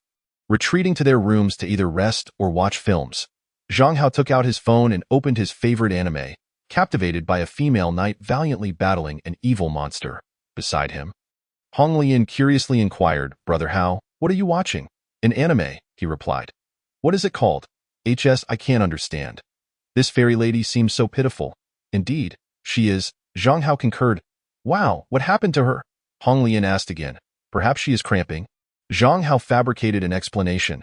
"The fairy lady's water magic is truly impressive," Hong Lian remarked, blinking her beautiful eyes at him. "Can I do that too?" I don't know. Then shall I give it a try?" As the conversation began to veer off course, Zhang Hao had no choice but to turn off his phone. Hong Lian's face radiated curiosity, prompting Zhang Hao to exclaim, "This is not a proper anime. Refrain from learning from it, understand?" Hong Lian blinked innocently, retorting, "Then why does Brother Hao watch it? Are you an improper person?" Chapter 77. Has the willow tree come to life? Improper? He had not anticipated being labeled as such by Hong Lian. Although he did not yearn for love, it did not imply that he had completely lost his desires. Occasionally indulging in a light film to alleviate boredom seemed reasonable, did it not? Zhang Hao's face flushed as he argued, "Not at all. I am an adult and can watch these animes. I don't believe you unless you let me watch. But you are a child, I don't care. Otherwise, I will cry." "Hey, that is quite unreasonable, little Hong Lian. Do you realize how unreasonable you are being?" "Wow, 3. All right, you may watch." Zhang Hao capitulated.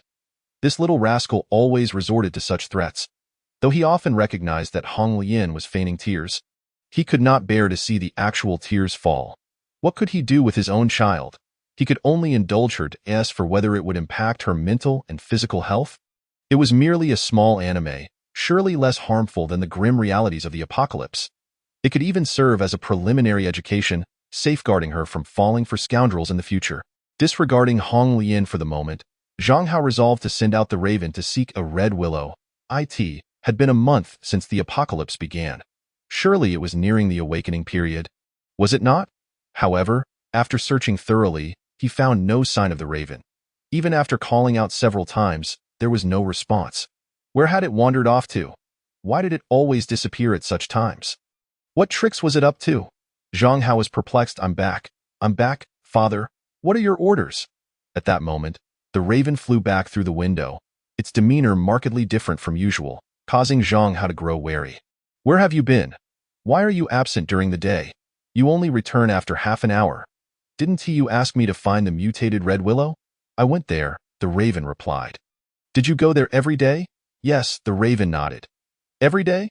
Your fur seems remarkably smooth. Zhang Hao squinted suspiciously. You surely haven't even flown 3 kilometers, have you? Confess. What exactly were you doing?